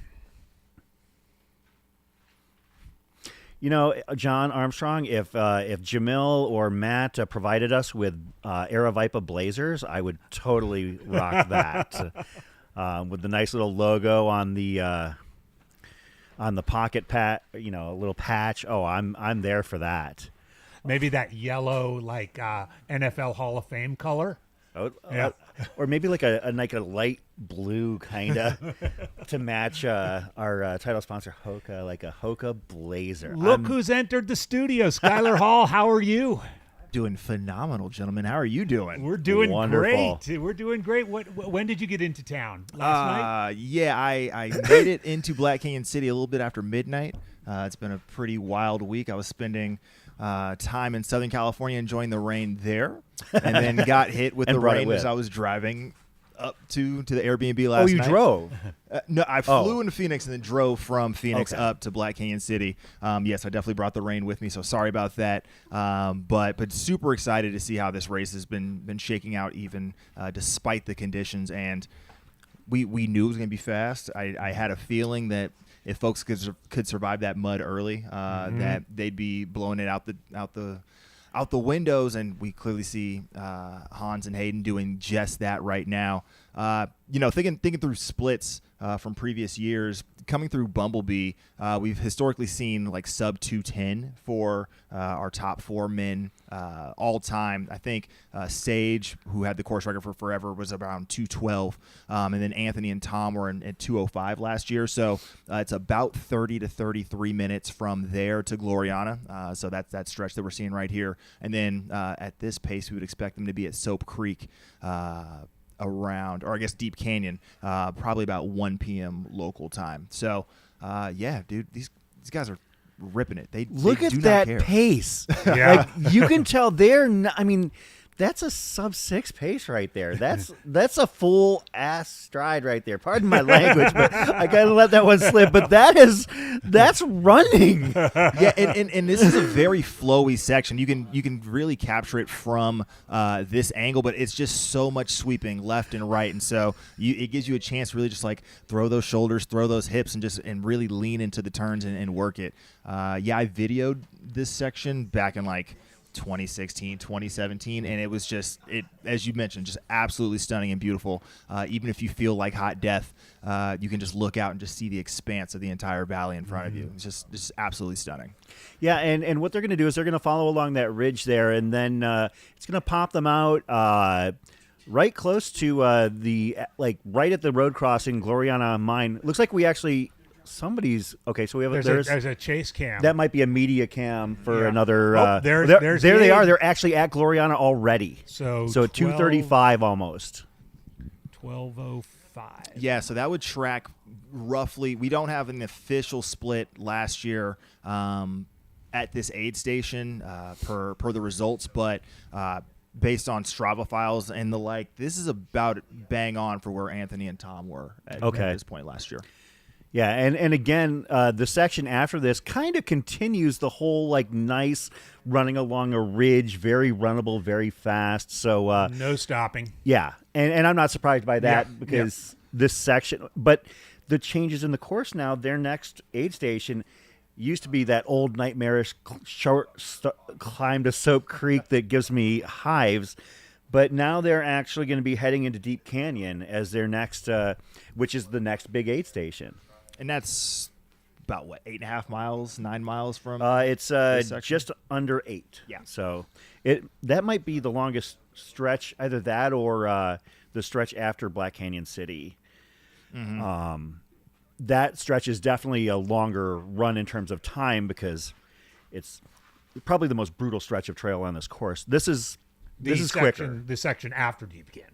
The section after Black Canyon City. Oh, after yeah. To Cottonwood down course, to the river. But yeah, this is very runnable section here. There are a couple of, sizable boulders along the way that you might have to dodge, but it's not loose ground that you can't, let it fly on. But yeah, this is a beautiful shot. Following our lead men at this point. And the beauty of it is, Hayden gets to just look out over a trail that he's run numerous times. Yeah. Home field advantage. He's won here before. He knows what's up. Hans gets to just turn his brain off and just focus on Hayden's pack, his shoulders, and just let him do the work. Which, for someone who hasn't been in a hyper competitive race, to have somebody who knows the ropes just basically towing you along is mentally got to be a phenomenal situation that Hans is appreciating right now.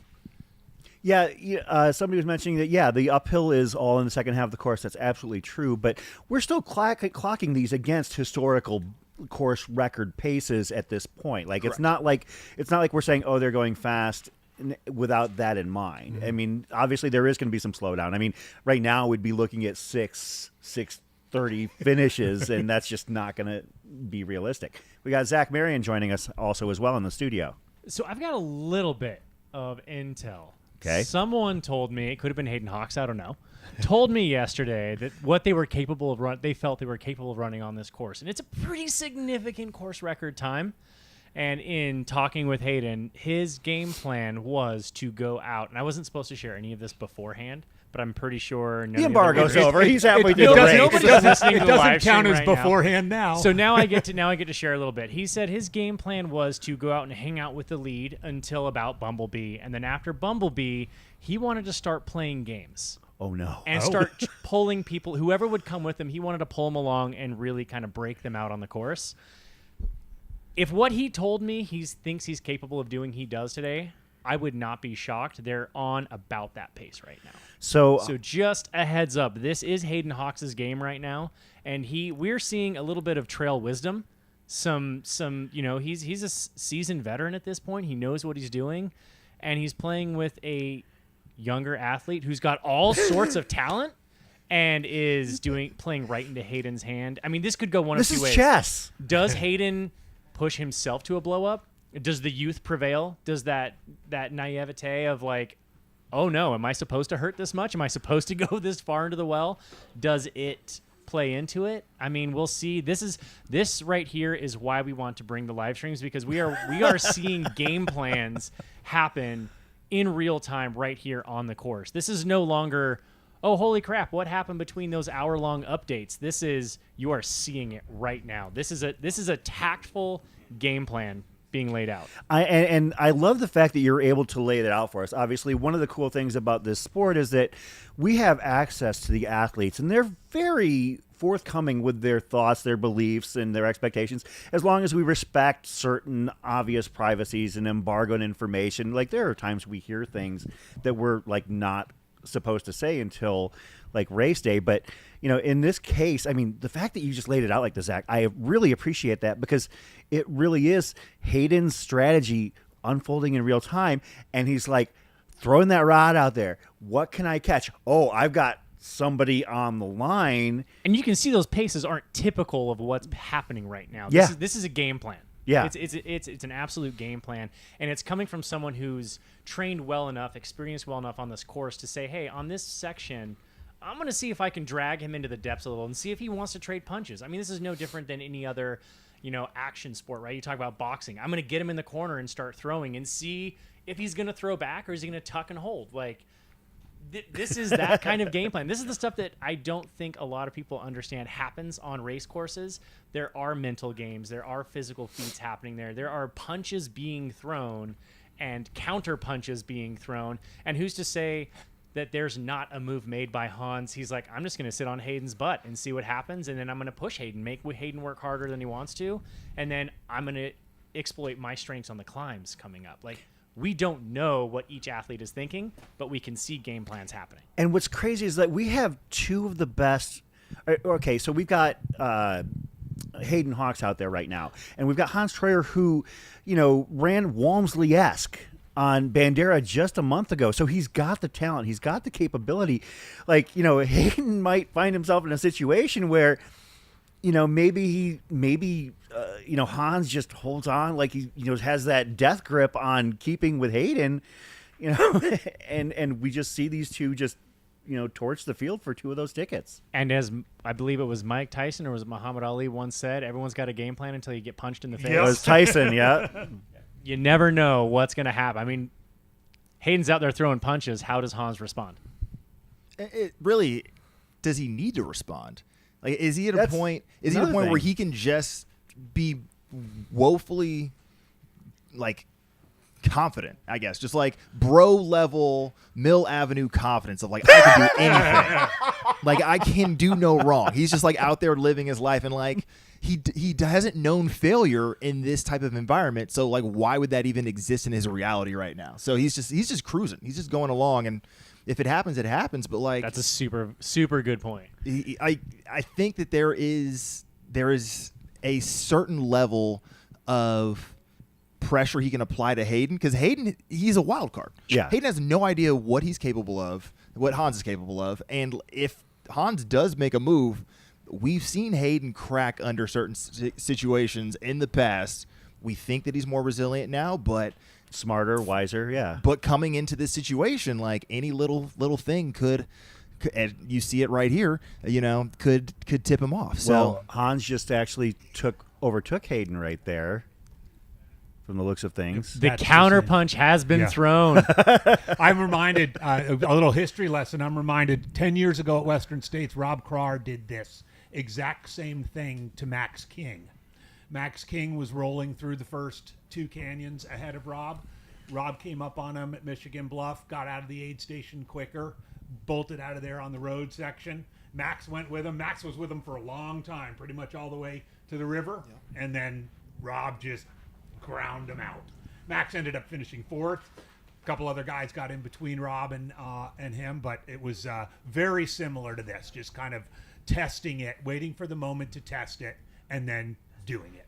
Does every single road go back to Western States for UAJW? I was just curious.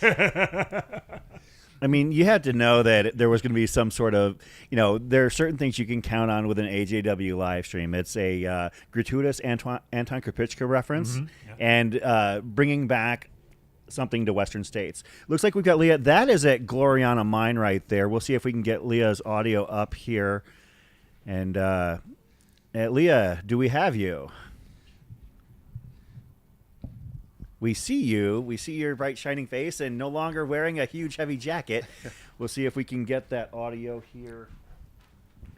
I will say, just so you know, Zach, like my headphones are a little bit touchy. So just like, I don't know, like there have been times where AGW's been able to hear somebody, but I haven't. But we'll see if we can get some information. It looks like we have somebody else that just hit. Was that? Yeah. Do we have a third through? Let me check. We got more than 3. I think Oh, we we have, do? Yeah. I think we have 6 or 7 at this point. Leah May We'll check on be our able to back give us channels that.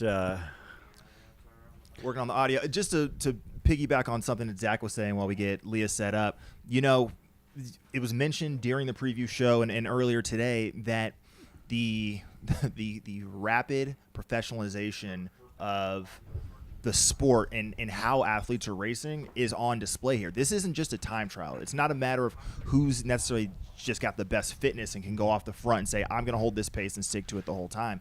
We are seeing actual tactics come into play. We're seeing decisions playing out in real time where some athletes have to respond, some athletes have to counter, and you have to troubleshoot.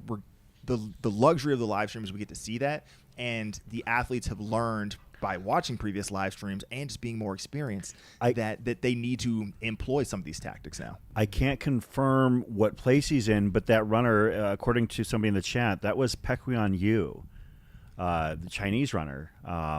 It got to be in the top 6 or 7 if that was indeed him at Gloriana. Looks like if that was the case, he's been making some moves because he hit Bumblebee in 32nd. Now, granted, that's only 7 minutes off the lead, but that's not a long stretch and a fairly runnable stretch for somebody to make that significant of a move at this point. We might just be a little bit behind, but I think we've got audio on Leah there. Good day, Leah. Hey guys, can you hear me?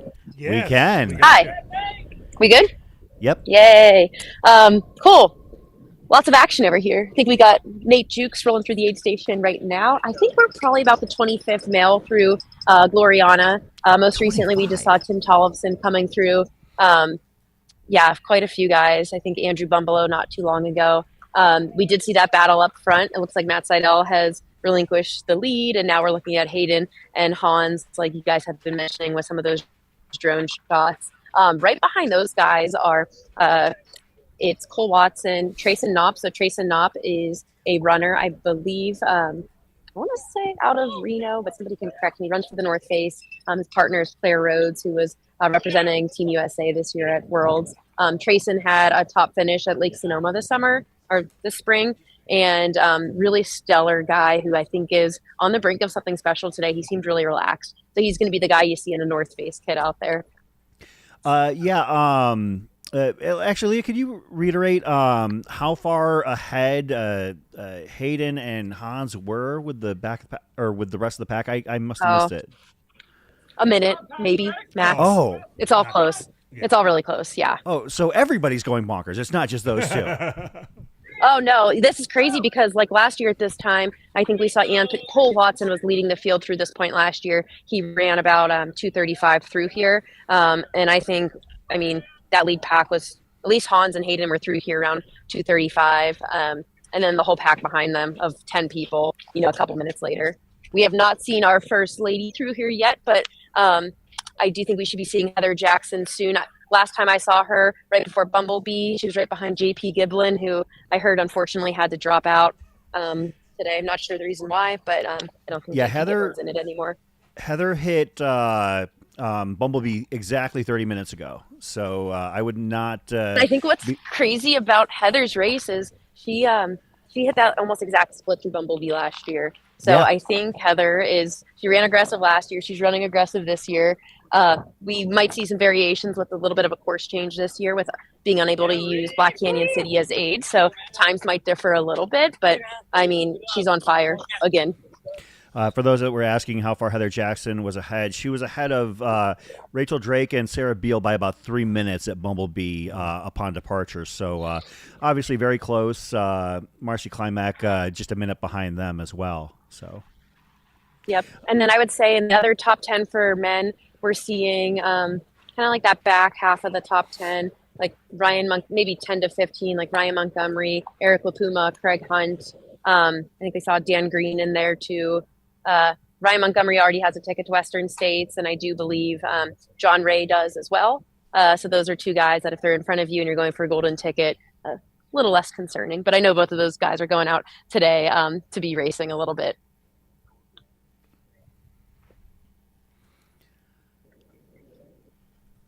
All right, so I'm keeping an eye out. I almost expect to see Heather in the next 90 seconds, to be honest. Like based on because I was it about 32 minutes, Skylar, between the. On the women's side, it tends to be closer to 36 to 40 minutes. Okay. Yeah. So Heather came through here at 3:01 last year, which would be in about 12 minutes, I think. That's Craig right? Hunt right there, right? Was that Craig Hunt? No, that's not Craig Hunt. No. Craig Hunt is actually no longer sponsored by Hoka, so he's out there wearing, I think he's taken a page out of the Anthony Costalis book and is wearing, I think, one of his college team shirt today. So he's wearing a blue shirt, kind of like tealish, and him and Eric LaPuma have been right around each other. Okay. So if you see Eric, I think Craig's been right there. They're about, I'd say, top 15.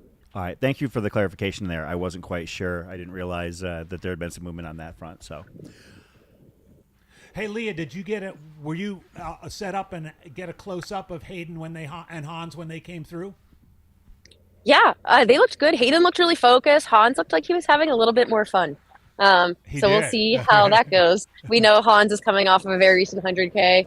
Hayden just has the years and years of experience. I think a bunch of us have been talking coming into this race that Hayden's confidence level was, at the top coming into this race, and it's hard to bet against him. I feel like when Hayden's on, he's on. When he's having a bad day, he's having a really bad day. So I really hope that Hayden can have a great day today. I think he's put in a ton of work. We saw like 20-hour training weeks out of him, tons of running, tons of biking, just controlling all the little controllables, which I think makes him a true professional. It looks like the ground has dried out significantly since since Bumblebee Ranch. Is that just a good angle, or is it really kind of become more runnable as far as what the runners are picking up? It's drying out. I didn't get to see a couple of those early miles, but the runners are so sloppy right now. They're like just caked and covered. They're wearing that dry mud. But this does look quite dry, and this next section is pretty nice too. We just saw Rod Farvard come through. He's wearing a yellow shirt, if we get any cameras on him today. Runner for the North Face as well. And I think had an 11th place finish at Western States last year, so I know he's fighting for another spot back in there. He seems a ways back in the field right now to really be in touch with that lead pack. We saw him go really aggressive at UTMB this summer, and I was kind of curious if he would do something similar today. His training's been pretty wild, really bulky, 20 hours a week, skiing, biking, running. So perhaps he's a little fatigued. Perhaps he's just biding his time. But yeah, I think Rod's probably around top 30 right now. Yeah, well, I saw some questions in the chat about potential DNFs. We're going to clarify on those. It sounds like we've got a couple of names that we're getting word that have dropped. We're going to confirm on those. The only one that we've gotten confirmed from somebody that was part of our coverage team is MK Sullivan. No! But we will talk and try and get confirmation on others as well. Oh, JP I heard Giblin. Cat Short as well. Who, Cat Short? Yeah, I believe ankle Cat Short, JP Giblin, and MK Sullivan. It sounds like those are our current DNFs at this point. At this point, hitting Bumblebee that's where the carnage typically starts to begin for those who are not too hot. But the thing is that all of these elite runners came out of there quickly too. So, with a couple of exceptions, I'm really kind of excited to see where things go from here, because this has surpassed my wildest expectations. Maybe they're not like throwing down massive course records, but Skylar, like to your point a couple moments ago, these are like, it's not just one or two guys or girls. It's like 30. There's a beauty of both live streams and social media and Strava that you know what other people are doing, and it makes you think that you're capable of more. Maybe there's some training methodology. Maybe it's just seeing somebody break through the wall for the first time. You're like, oh, there's no reason that I can't do that as well. I think that's what we're seeing. We're seeing a lot of folks who have committed. They've had, from October to now, for many of them, just like going through their Stravas of just like banging out 80, 90, 100-mile weeks, getting significant vert, and just staying healthy. And staying healthy is the key. Staying fueled, staying healthy, being able to recover and turn that around. And as that continues, we're going to see more and more people who can hold on to these paces.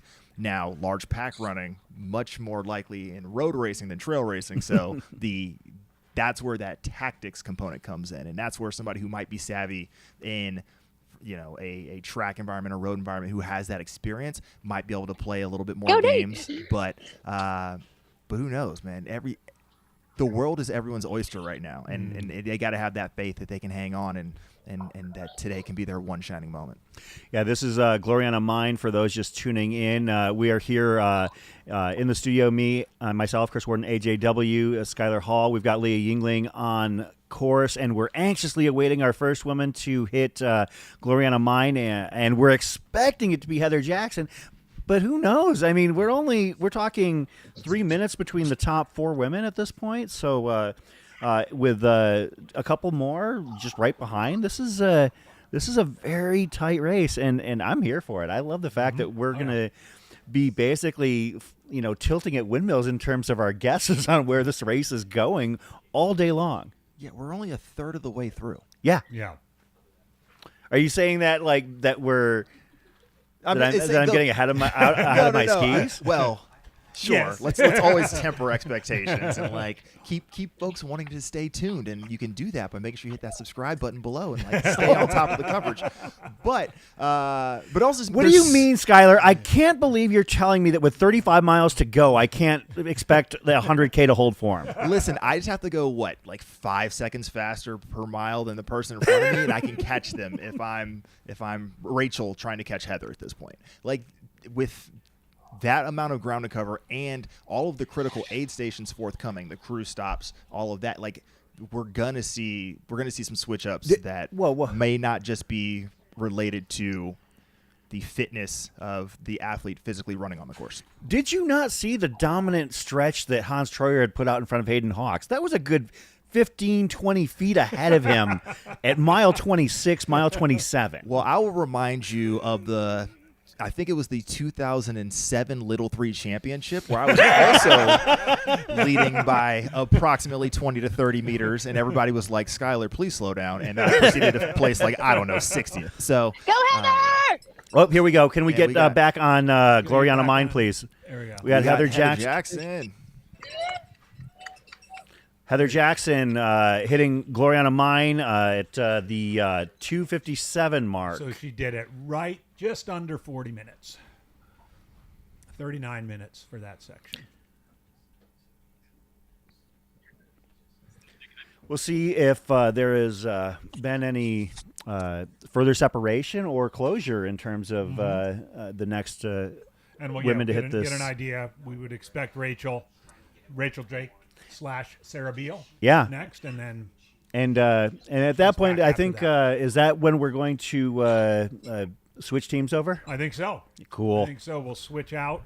Corinne Malcolm is here, who's going to jump in with Skylar for the next few hours. Chris and I are going to go out and watch the race in real life. Well, I don't know. I was going to take a nap, but now I say this every time. I'm actually really excited to potentially. I know how to get to Gloriana from here. I know where to. I can stay out of the way safely and just kind of observe. It's hard not to. How did Leah? How did Heather look when she came through on just a few moments ago? She looked flawless. She always looks flawless, like Yeah. focused, energized, smiling. She looked amazing. Yeah, I think I can just see her across the way right now too, and she's flying. It's a slight downhill grade, but she's moving extremely well. And I think the splits I pulled from her Strava from last year were like kind of rough estimates, but we had her through here in 3 hours, 1 minute last year, and she was just about 2:57. That is So our- running a little bit faster than she was last year. And then these are much sloppier conditions, at least early on for what she's encountered so far. Yeah, I would concur. That's about the same splits I had pulled for her at this point last year.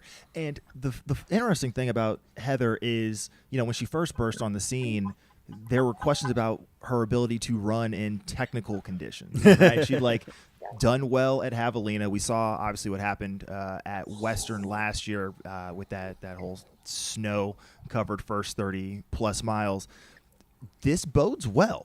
This shows that there is a skill set that is developed here over time, that she's been able to survive that early section. Now we need to watch and make sure that she can maintain that, and she didn't do too much too early in that technical terrain. But this could be a good sign of growth from just from an overall skill set standpoint that she's bringing to the table now. And it's a rapid growth because you're talking 14 months since that Javelina. We've got Heather on the screen right now, looking really good. She looks I'm just great. amazed at how fast she looks Guys, like we she's have rolling. Rachel. Guys, Rachel. Can we get Rachel back Drake to is through? Gloriana? Awesome. We got Rachel Drake, you said? hi guys. We've got Rachel Drake is coming through any minute, and I saw Sarah Beal right behind her. This gap, it's for 3 minutes right now since Heather left the aid station. Looks like Rachel should be here in the next 20 seconds, so that's who we'll be seeing on the camera next. Rachel's second 100K. Last one was a top 10 finish at CCC in 2019. She's coming off a 6th place finish at OCC this past summer, and about to be an anesthesiologist resident, maybe in Salt Lake City. So it looks like just under Great. 3 minutes Keeping it back. chill. Did she Yep, stop? that's about 3.5 minutes. She just took a little stop in the bathroom, and then we've got, I believe, Sarah Beal coming here. I'll get an ID here in a second. Leah, Oh. we're just real quick. We're getting word that No. Allison Baca is a DNF. We just heard that. No. Yeah. Nice work. So we just had Marcy Klimek roll through the aid station. She just passed through into second while Rachel's in the bathroom. And so Marcy is that you haven't seen Sarah Beal yet? No. Go, Rach. So Marcy has slid into second, and Rachel Rachel third, just but, left behind her, too. But So but they're negligible. Okay. right there. Negligible. Yep. Of course, Heather Jackson. Yeah, I'm really is- excited to see how Marcy does out here today. Really fast road marathoner, 2:30, maybe 2:31. Yeah. This is one of her, she did Waldo 100K in a course record, like 22, 23-year-old race. It's always the who's who of the 2010s when you look at that entrance list and that leaderboard of times, and she broke the course record in her first 100K doing that. So this is her first 100K where she's really seeing a higher level of competition, and she's sticking her nose right in it, and looks like Rachel's kind of feeding off that energy as well. All right, gang, we are going to do a commentator switch, take a short break for an ad read, and then Skylar and Corinne are going to take you through the conclusion of the elite race. And Chris and I will be back to bring you into the night in several hours. So thanks a lot for tuning in, everybody, and enjoy.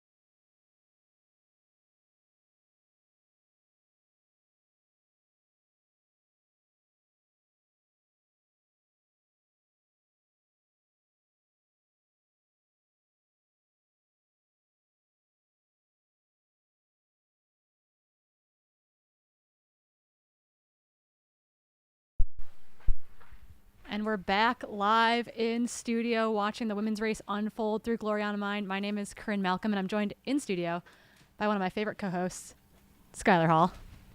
It's been too long. How have you been?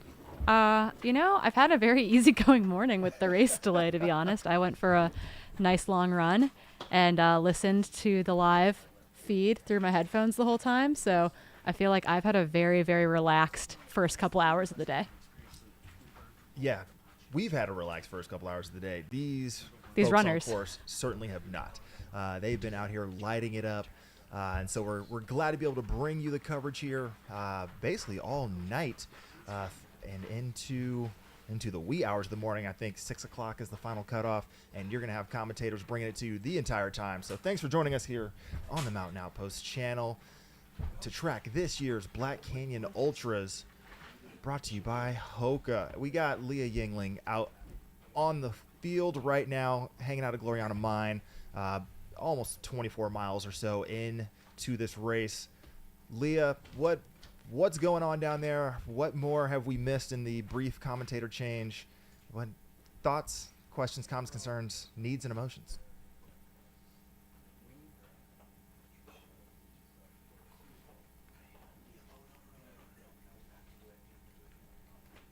In that little brief exchange. So, can you guys hear me okay?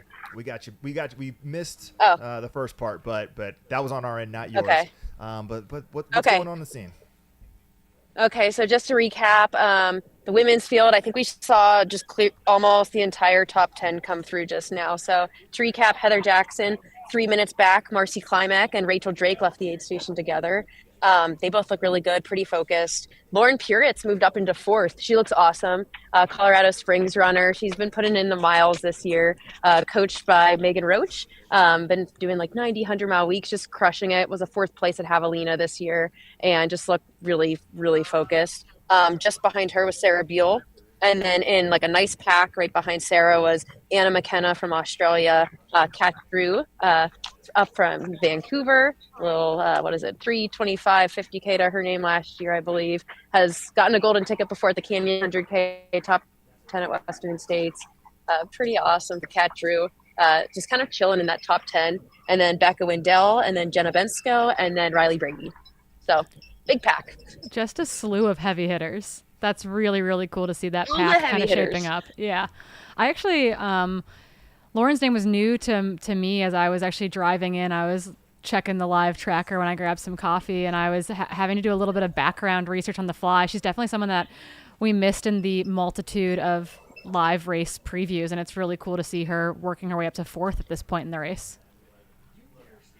Yeah, something I love about Lauren is if you look back at her ultra sign up, she's just putting herself in the mix for years. She's been signed up for golden ticket races probably for like the last 5 years. Bandera, Black Canyon, go Tara. Javelina, I think Javelina was probably one of her best races to date, really being in that mix. We just saw Tara Dower come through the aid station here and Rachel Tomachak as well. So I think that probably, and then there's one more runner that just bopped through too. So that's probably about the top 12 women we're looking at right now. Really anybody's game at this point. They're all very close. Yeah, Anna McKinney is that other woman that I brought up, I think, at the very end of our live preview show yesterday, having come up just shy in 2 golden ticket races, kind of back to back last year. So excited to see her making the jump over to the States to throw her name in the ring once again. Yeah, and she was sneaky too because she wasn't showing up on the top people in ultra sign up. You had to scroll all the way down to the bottom to find her name because she's international. So I feel like she's flying under the radar for this race. Looking really solid. She was really in the mix of canyons this year, and it was cool to see her and Aroa battle it out towards the end of that, where they both kind of fell a little short of golden tickets. Yeah, and they did the exact same thing at Tarawera last year too. So it was just like kind of a string of almost getting that golden ticket clinched last year, and it just not quite happening. But I'm really excited to see what happens with Marcy in the back half of this race, being her second 100K, really kind of her first year of trail and ultra running. But, we know that she's got the fastest marathon time in the women's field, which is impressive. So impressive. Yeah, it's cool to see her and Rachel, who we both know have just like extremely fast road legs. Rachel's definitely has that trail experience, and at least more years of like trail running and trail racing experience. But I'm excited to see what they can push each other to do today, and see if if Heather pulls away, could they close that gap later on? I bet they can. Yeah, I mean, I think at this point it's safe to say this since the race is well underway, but I had heard from relatively reliable sources that Heather Jackson's plan was to time trial the first 50K and then try to hold on. So I think we are seeing that play out right now as we watch. And I guess to recap, notable DNFs so far, at least the women's field that I'm aware of, Kat Short, I believe, with an ankle issue. Sounds like MK Sullivan and Allison Baca as well. 3 really strong women that we were, I think many of us had them picked in our top 10s as people to keep eyes on today. So disappointing to hear that, but maybe that means they will be getting everything back together to put one more show together at Canyons, hopefully in April. Yep. And we just saw Arden Young roll through here, another Canadian. Something I was touting coming into this race on a preview episode was just like our Canadian contingent, and that included the likes of Kat Drew, Kat Short, Arden Young, Anne-Marie Madden before she had to be a DNS with a little Achilles injury. And then I believe Genevieve, who you guys were able to interview for the pre-race show. So tons of really strong Canadians. I think they must want to escape the brutal winters that they've been training in up north. Yeah, we're starting to call them the young snowbirds, the ultra running snowbirds who all flock to the Arizona desert this time of year, which is a little bit different than I think the average population that calls, the Tucson, Phoenix, et cetera area home over the winter months. Mm-hmm. Yeah, another runner I want to highlight that we saw roll through here, and she's just like a personal favorite of mine from competing against her over the years, is Becca Wendell. So Becca is awesome. She crushed my soul at the Bear 100 back in 2021, I think, and then she and I finished 10 seconds apart at the Canyons 100K in 2021 as well, and she's such a strong runner. Unfortunately, after her first 100 at the Bear, she was out with a femur or a hip injury, I believe, for like well over a year. Every time she'd get back to fitness, her bone injury would kind of set her back a little bit. She returned to Grindstone 100K this fall, put herself in the mix, was leading that race for at least like the first 50K or 40 miles before having to pull out with her injury flaring up a little bit. I chatted with her before the race, and she said she's just feeling amazing and feeling healthy. I love the style of racing that she does. She just stays chill, stays happy, and enjoys every step. So really excited to see what a healthy Becca Wendell can do out there today. I know she's working on her PhD right now in Colorado. I think working on like deer diseases or something. She's into the wildlife research. She's a biology person. She Winthrop, Mazama, Washington area has been home for her for a really long time. So I know her from hanging out in the woods over in that neck of the North Cascades. But yeah, we've lost her temporarily to a PhD program in, I think, Fort Collins, Colorado. But yeah, she was leading the Wolverine studies in the North Cascades for the last like 5 years, I believe. And so she's one of those very brilliantly smart individuals that also runs pretty darn fast. I love that. I was looking through the women's field, especially. Oh, the men are fine, but the women especially. Like, I was just looking through like what all these women do outside of running. And I was looking at Lauren Puritz. She's a gynecologist. She's, in clinic and like in surgeries weekly, super busy.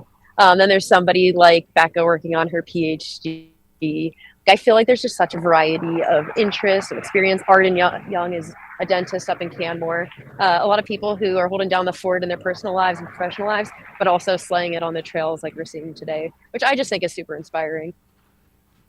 Yeah, no, I think it's that balancing act that we've been talking about, and there's been a lot of chatter about how the pros are going more and more all in and having to, sacrifice maybe other things to make it happen, to be truly professional. And I think you look at the top end of the women's field and a lot of the top end of the men's field too, and they really are living very kind of balanced lives, like taking on and holding down a lot in their personal lives and professional lives as well.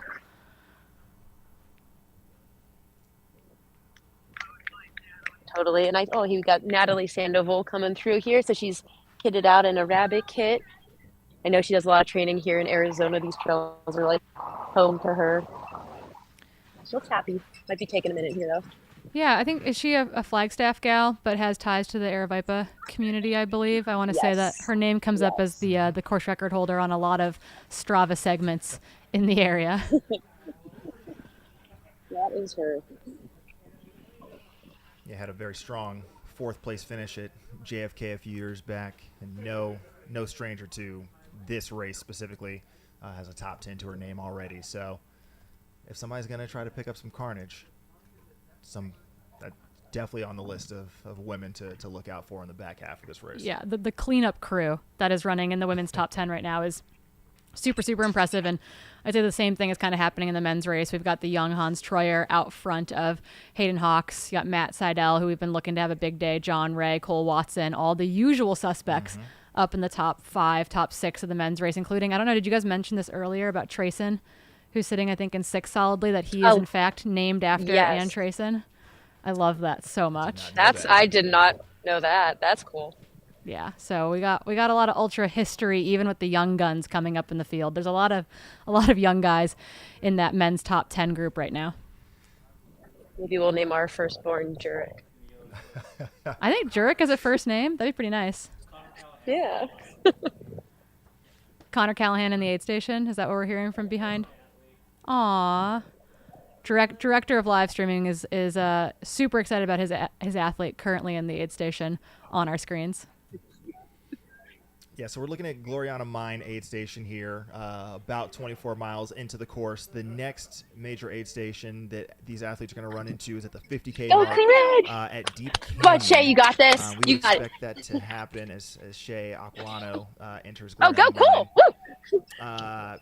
We would expect them at Deep Canyon, the men, the lead men, Hans and Hayden Hawks, presumably, there in approximately the next 15 to 20 minutes. And Heather Jackson, we would expect to be there in about another, let's say, 40 minutes or so, just to lay the landscape of those watching at home. We would expect to see the front runners again coming into an aid station. Yeah, maybe for those of you who are just joining the live broadcast, like I feel like I am right now. Leah, can you recap how those top men looked like coming through Gloriana Mine as we wait for them to make it to the next aid station? Yeah, so we saw the lead men. It was Hans Troyer and Hayden Hawks neck and neck. They had kind of scooped past Matt Seidel, who had an early lead in the race, doing his thing, running his own race, he said.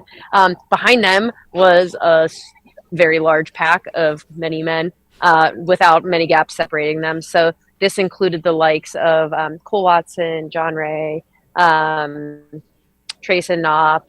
I think Dan Green was in there.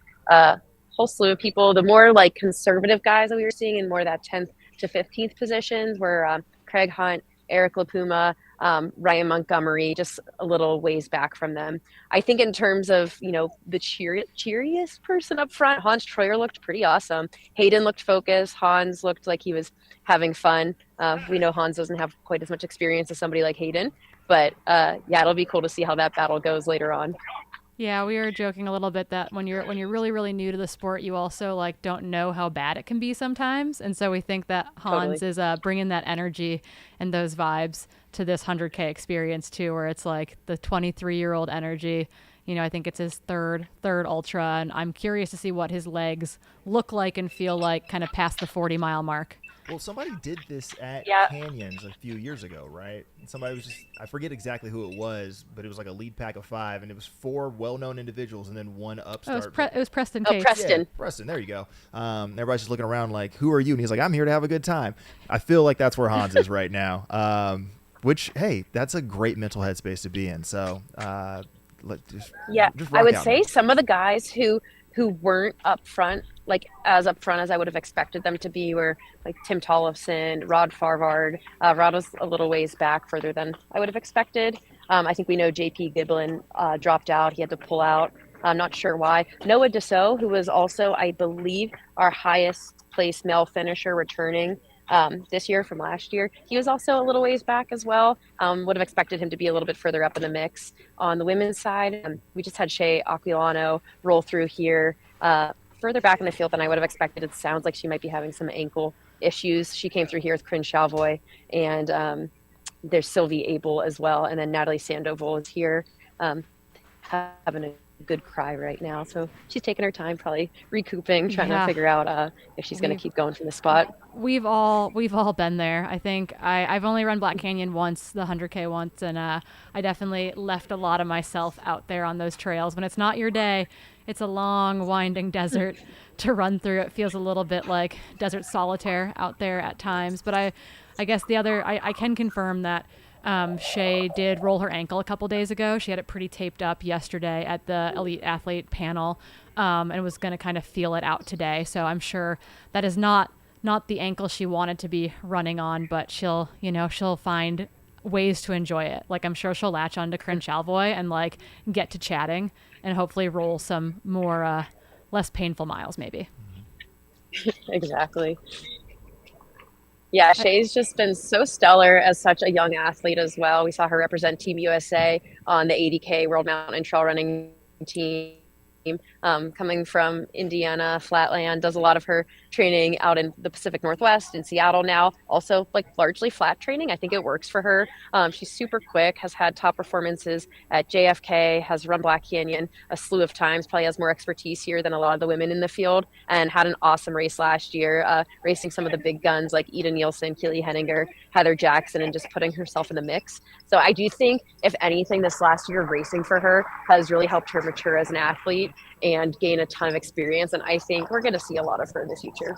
Yeah, I called her the future of ultra running yesterday, and I stand by that. I don't know if she'll have the day that she wants here today, but she's really fast. She's run some like really crazy fast flat 100-mile times, etc. One of the names, I'm just kind of looking through the live tracking, that stood out to me in the men's maybe top 10 group that's unfamiliar was Timothy Reed. Kind of rolling through a good first half of this race. 30 years old, looks like most of his racing's been around the PNW, predominantly in the Bay Area, but hasn't had a lot of race history in recent years. So really kind of curious to see how that shapes up for him, and kind of keep my eye on some newer names. Like, while there's a bunch of heavy hitters here and a bunch of very established characters, I think Black Canyon is one of those races that every year we get to learn about these like brand new to us feeling faces. Yeah, it's weird because you spoke of Tim. I mean, North Face 50 back in 2017. Like, Let's go, Rage. You got this. He's been doing stuff, but just when you're not always racing, as it feels like a lot of the pros are these days, or a lot of the folks that we've come to know and love in these live streams, you kind of get forgotten about. But he's been putting up some stellar times, and his training has been nuts. We've got short-term memories in this sport for sure. We have to. You dive into a lot of spreadsheets and podcasts, and then you have to forget almost everything and prepare for the next race. I know. I need to start keeping a log of all the notes I do for these races each year from scratch every time, and I'm like, I need to work smarter, not harder. Yeah, and I just kind of, all the cleanup crews in both these races look really good right now in the top 10. If anyone starts to have a bobble in the past the halfway mark of this race, we're gonna see it come out of people like Noah Dussault, like Dan Green, like Stephen Kirsch, these guys, Eric LaPuma, that are kind of hanging out together, Ryan Montgomery, Craig Hunt, kind of like at that back part of the men's top 10 into that top 15 group. Same thing on the women's side. Like, I don't think you want that cleanup crew chasing you in the back half of this race. Yeah, once we get to Black Canyon City. No way. I do like the East Coast representation we're seeing on the men's field. I think we're seeing a couple guys come over from there. Eric LaPuma, Alex Miner. Alex Miner, I think, is sitting right around top 10. So is Dan Green. Dan Green really put on a show at Javelina this year, putting himself in the mix, running top 4, I think, for a lot of the race, and as getting as far up, I think, as 3rd at one point, and just missed out on a golden ticket opportunity in the last 10 miles there, 10 or 20 miles there. So these West Virginia guys they seem like they have a good training contingent. And I do think the early conditions probably favored some of those guys from the East Coast that train in West Virginia, and like Eric does in Vermont, and some sloppy winter conditions. Yeah, it's. I feel like we've got a growing contingent of East Coast runners and a growing contingent of PNW runners that are showing up to these races, looking to put the Colorado kids at bay. And we also, Leah, we can't forget that the Utah. Well, I feel like you guys don't have like the biggest Utah crew here. Usually, you guys roll pretty darn deep at these races. I know there's like no one there. I saw Nate Hayward. He's a guy that is a physician. He's a pediatrician. pediatrician in Salt Lake City, I think an ER pediatrician, and he's out there sitting around like 50th place today. People like that who are working these like 80, 90-hour resident weeks. I don't know how they do it and are able to train for 100Ks like that. But shout out Nate, and yeah, not a ton of other Salt Lake City folks out there today. I will say, guys, it's looking kind of hot. Like, I'm wearing a sweatshirt and a beanie because I'm stationary, and I'm always cold. But people are really dousing themselves down at this aid station with water, taking their ice bandanas and stuff like that. So I feel like this is the first time I've seen runners start to look pretty hot today. I'm at Gloriana Mine Aid Station, which is around 23 or 24, I think. So still early in the day. I mean, it's 1 p.m. I don't know. We got a 2.5-hour late start today. So runners are probably going to be exposed to weather for a long time today, maybe more so than they would have otherwise with this race. Yeah, I think that while the ambient air temperature is not that warm, as my former roommate Olivia Amber would say, the sun is warm. And we have some cloud cover, but we're definitely getting a lot of direct sun, it looks like, where you are right now, Leah, as well. And that will definitely, again, ambient air, not that warm, but that solar radiation that you get in the desert is just unlike anything else. Definitely. Speaking of our last topic, which is Salt Lake City, I saw Mark Hammond roll through here just a second ago. So Mark Hammond, multiple top 10 finisher at Western States. He's our neighbor, I think, in Salt Lake. He lives somewhere in our neighborhood. But yeah, it looks like he's kind of chugging along today. I don't know if he had many expectations for today, but probably not quite up in the mix like he's probably used to. I would be remiss to not point out, Leah, that the other Leah Ling, not to be confused with who lives in Salt Leah Lake Yingling, City, is from Salt Lake City. She's out there on course as well. So even if you're not racing today, somebody who confuses a lot of people when they look at the results, she is. So don't worry, they're both. She and racing. I have been meeting to get together for a run. Yeah, they're both racing Run Rabbit. So we'll have the Leah duo, not trifecta. We could find a third, I bet, for Run Rabbit. Yeah, I but think so. Just to kind of recap for folks that are just joining again, at the front of the men's race, Hans Troyer and Hayden Hawks are, I think, kind of just duking it out together. They've just gone by Matt Seidel and John Ray, but that men's group was still very, very tight, it sounded like. On the women's side, Heather Jackson is off the front, time trialing at about the exact same pace, I believe, as last year, it sounds like, and she's being kind of mirrored about 3 minutes back by Rachel Jerick and Marcy Klimek, who are running. They are the two fastest marathoners in the field, conveniently. Different levels of experience on the trail side, but two women that are going to be able to roll really smoothly together as they maybe bridge that gap in the back half of the race to a hard charging Heather Jackson. Absolutely. And we would expect the men to hit this Deep Canyon aid station here in the next 10 or so minutes. So we'll be keeping tabs on that aid station. And as we get either a drone pickup or some static cam, we'll be throwing it out that way. But Leah, you were about to say something. Oh, we just had Lucy Bartholomew roll through the aid station. So I'm assuming this is not quite the day that she wants to be having. I think this is probably around 20 to 25th female right now racing. Looks like she's taking her time through the aid station too. I know Lucy wants to definitely race her way back to Western States, one of the most inspiring women in this field. And this summer we saw her go top 10 at UTMB and follow that up with going to Kona. And she just recently started being coached by Jason Koop before UTMB. So I was curious to see, having a full training block with him, how it'd play out here. It's always hard to come over from abroad to a race like this in the desert too. So I hope Lucy's having some smiles out there today and enjoying it, because I'm sure she wants to be up a little higher in the field.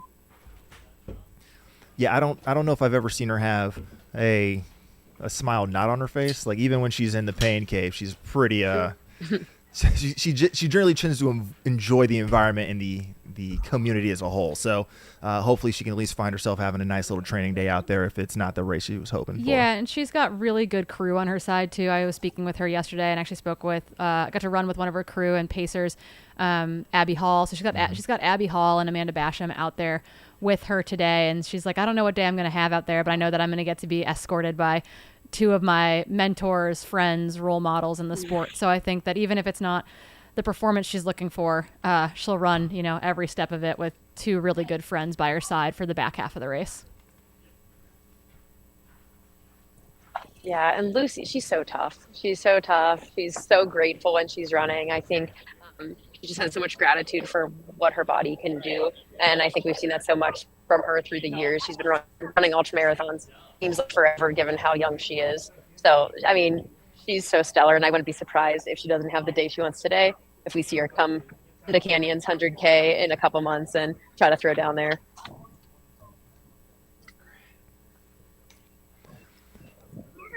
Team, I'm probably going to hop off from here so I can get out to my next station and you guys can hop on with the next crew, but it's been a pleasure. Absolutely. Thank you so much, Leah Yingling in the field, checking out from Gloriana Mine. We will see her down the road. She gets an extended break now because we've got some pretty large gaps that come for each of these aid stations henceforth. So as we've mentioned, Deep Canyon Aid Station is next up at about the 50K mark here on the course. We should have the first men coming in really any minute, and then the first women rolling in here in about a little under half an hour. From there, you've got about a 5-mile stretch over to Black Canyon City, and then that's where the magic happens. We've got about a 2-hour break between major crewable aid stations for Black Canyon City to Table Mesa, and then that's where all the fun climbing and just general jaggedness happens to the finish. So a lot of racing still to happen. If you're like, oh, this race is shaping up exactly how I thought it would, 1, you're a liar. 2, there's a lot more to happen, and so we hope you tune in and join us for the next 4 to 14 to I don't even know. I can't do. We've got you covered. We got you until 6 a.m. Yeah, we got you covered until 6 a.m. and then we go live again at 6:30 for the 60K. So you can literally just spend all weekend with us. So if you have bad weather conditions, just move the laptop or the TV or the Fire Stick in front of the treadmill and just bang out a very long run because we've got you going the entire way. Yeah, we're going to make sure that you have a good time, just like these runners are having a good time at the Black Canyon Ultras. Presented to you by Hoka. Leah, thank you. Enjoy the drive. Get some snacks. Take care of yourself. We'll see you soon. We will see you soon. And See you guys soon. And speaking of folks we should see soon, we should be seeing Hans Troyer and Hayden Hawks rolling in to this Deep Canyon aid station relatively soon. It's a new aid station this year. Historically, we'd had runners running through the Soap Creek aid station after that little, I don't even know what you want to call that, just like a little grinder of a hill. But Deep Canyon, new, fun, apparently very wet. And apparently hard to get into, pending what kind of vehicle you have, since there's a bit of a water crossing, it sounds like. But I heard Subarus were getting across okay, so I have faith in people making their way across. But yeah, just a reminder, someone asked in the chat, kind of remind us who does not need tickets. So again, Heather Jackson leading the women's race. She is already in Western States. So the 3 women behind her, if they finish 2nd, 3rd, and 4th, those will be the 3 golden tickets. On the men's side, Cole Watson, Ryan Montgomery, and oh my goodness, my brain's not working, John Ray, have the 3 tickets already secured from previous races or top 10s at Western States last year. So again, Hayden and Hans who are leading the men's race right now, Matt Seidel, who's been up in that mix, all 3 of those guys are looking for golden tickets. So, and they can roll down through 6th position if someone was to turn down a ticket. I think everyone who is sitting in golden ticket position right now would be wanting to take that ticket. So that is what we are keeping our eyes on. The other piece of kind of interesting intel for folks watching is that Deep Canyon Ranch aid station we keep talking about is different than the normal big crewable aid station at Black Canyon City. That being, it's around the 50K mark, about 31 miles into the race versus about 36 miles into the race. What that does for these athletes, though, while they're seeing their crews earlier on the front side, they then have a 20-mile gap between crewable aid stations, as opposed to, you know, the 16 or so, the 15 or so they were experiencing in previous editions of this race. And that definitely can change things for people if they are getting warm on those climbs that come in the back half of the course. yeah, I mean, we're talking in real time a difference of 35 to 55 minutes extra between seeing your crew. So making sure you have all the utensils you need, the nutrition you need, and being able to game out that whole situation is going to be critical. And we've seen all the athletes flying through these aid stations with pretty much no stop time whatsoever. This is going to be the instance where we really got to keep tabs on it. Yeah, so dancing on your screen right now in orange, trying to stay warm, I believe, is Miss Katie Asmuth. Reporting from Deep Canyon Ranch. We don't have her mic hot yet. I think she can hear us, though. So as soon as we get As soon as we get her mic up, we'll let her. You'll know when her mic is Okay. hot because she is hard to miss. I also point out that she's dancing in a That was boot right mean. now on a soft surface. So like extra athletic points to Katie out there, bringing the heat to her body and to the dance floor as we await the first men coming to this aid station here momentarily. But as we mentioned, you can see just how many crew and spectators are here. This is a massive stop. And the vibe is high. I think they also have Jumbotron with the live stream there at this aid station. So Yeah, if it's you a see thing. yourself, wave, I guess. Do we have audio But here or also, no? if you hear us, Audio, thanks for audio. watching. And hopefully your runner comes in soon so that you Can can we get some audio? get back to watching us. Yeah, we're still working on Katie's audio. Unfortunately, I thought we had it for a second, but we do not. But as soon as we do, we'll be turning it over to get the Hello, check on the hello. vibes out there, the check on the temperatures out there. I think I mean I want to say that she's dancing to stay warm, but it's Katie Asmuth. She's probably just dancing. She was dancing at the Airbnb earlier. We were having a little study session, getting ready, and she was vibing in her chair and like knocking me out the way so she could see the live stream. So I know that her stoke is very high right now. Well, it turns out you learn better moving, so it's like the information you take in running, for example, you'll retain a lot more than when you take in that information stationary. This is So, you guys studying on the move. Katie studies and dances at the same time. Hello. So if you want to be a live stream volunteer Hello. next year at a future race, you can learn all of our tips and tricks on the run. Just put us in your ear and go out for your run now, come back, and then you can take our jobs and help us out to make this live stream even better. So interesting. It sounds like the live stream can hear Katie, but we can't hear Katie in our ears. We're trying to mess with some audio stuff. Okay.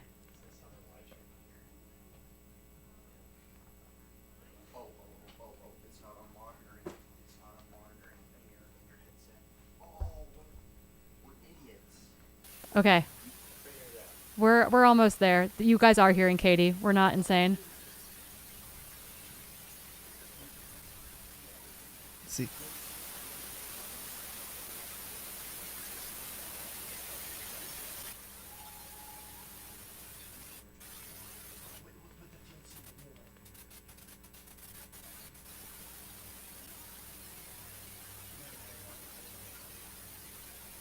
all right, so it looks like we have our first men coming in here. There Yep. we go. We've got audio piped in from Katie, I believe. Katie, walk us through what's happening with those men coming in.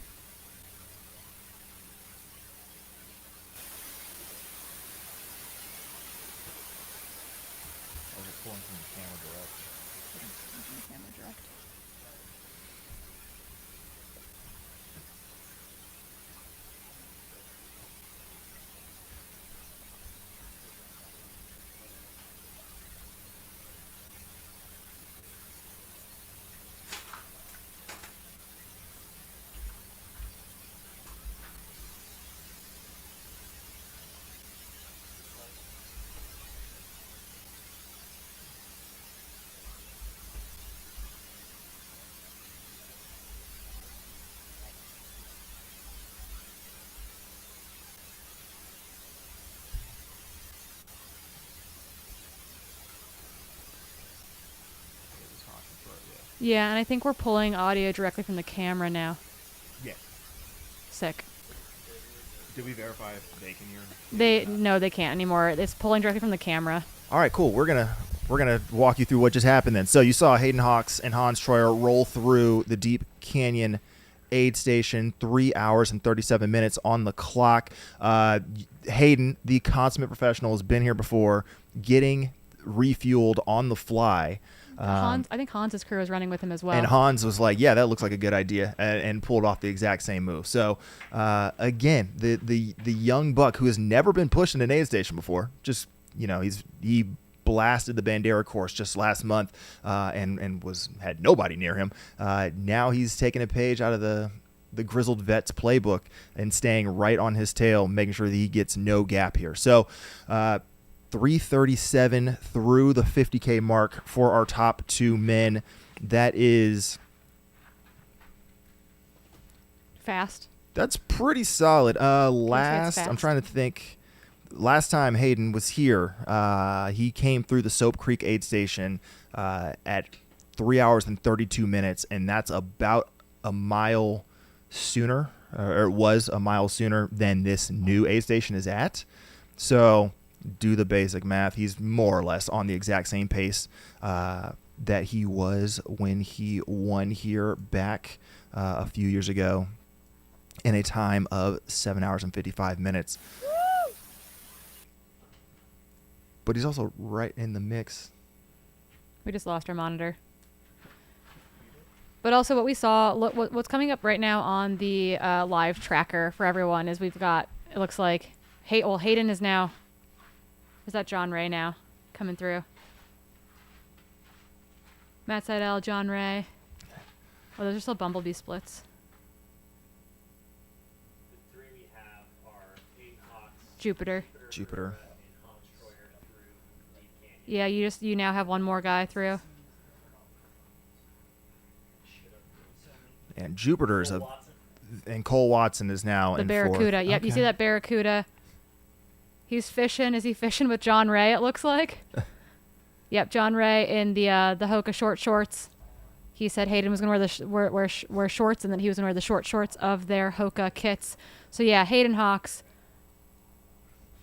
Jupiter Carrera, Hans Troyer, Cole Watson, John Ray, all coming through, taking a moment to dunk his hat there before he makes a aid station exit. Smart. Knows the move.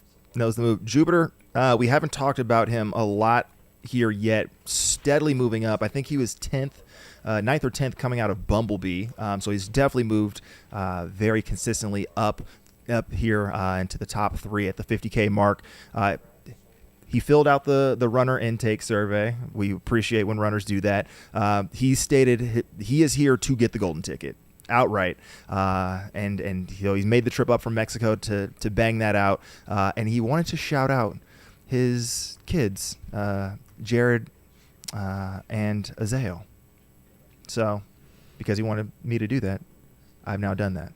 Shout out to Azael and Jared, Jupiter's kids, who I presume are out there showing some love on the course, as his father is now, or their father is now in second place with Hayden Hawks out front. Pack Hans of guys Troyer. coming in now, though, to this aid station. That is such a gang of dudes. Oh, man, you do not want to be hunted by the likes of Tim Reed and a Matt Seidel. Oh, man. Yeah, this is going to be mayhem for the next 20 miles. Yeah, truly absolute mayhem.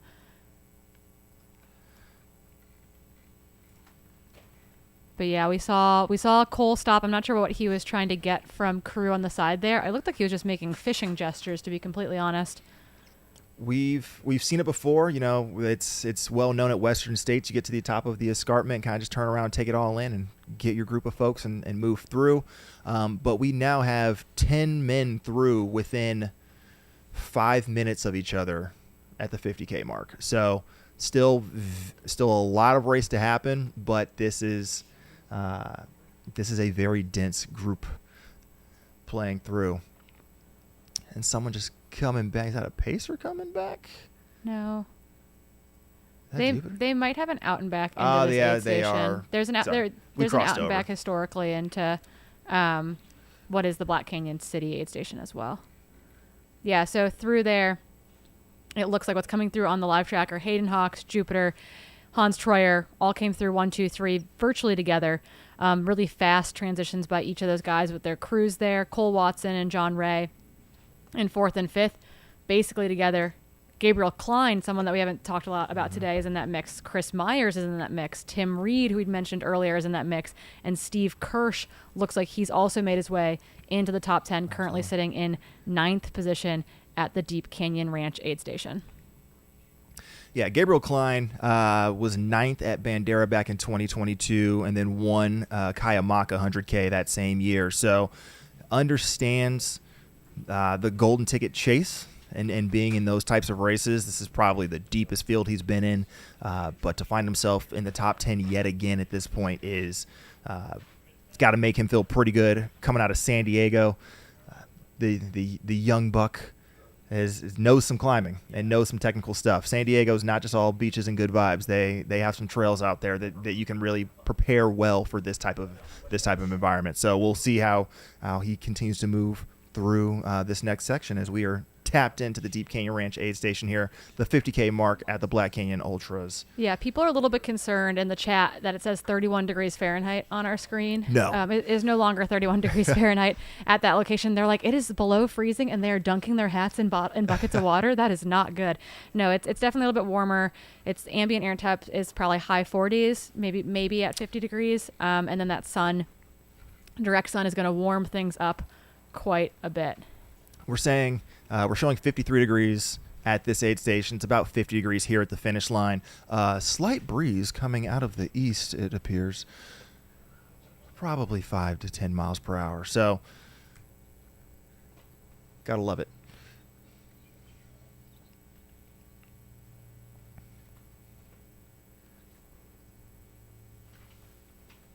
Yeah, so there's a lot of cross action into this aid station because you've got guys coming in and coming out of this aid station.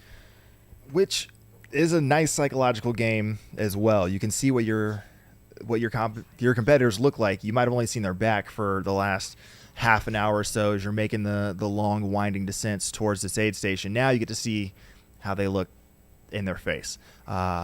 Yeah, the other guys in that mix that we've been having on our screen, Craig Hunt was one of those guys that we just had on our screen, actually, I believe a moment ago. But behind Stephen Kirsch, coming into that Deep Canyon aid station, was Bobby Peavy and Craig Hunt. Craig Hunt, Steve Kirsch, those guys have been moving up steadily, along with like Chris Myers, who's now up into 7th place. So again, kind of recapping our top 10, 12 men. There's Eric LaPuma on your screen right now, so he's sitting just outside the top 10 as well. So again, recapping, Hayden, Jupiter, Hans, 1, 2, 3, all together through this aid station. About 2 minutes back from them, Cole Watson and John Ray came in there together. Behind them, only about 45 seconds behind them, Gabriel Klein and Chris Myers. About a minute behind them, Tim Reed. 30 seconds back from them, Stephen Kirsch, Bobby Peavy, and Craig Hunt. And that scream you just heard was Katie Asmuth in our ears. So I think you guys are hearing her, and we are hearing her now, which is exciting. Hi, Katie.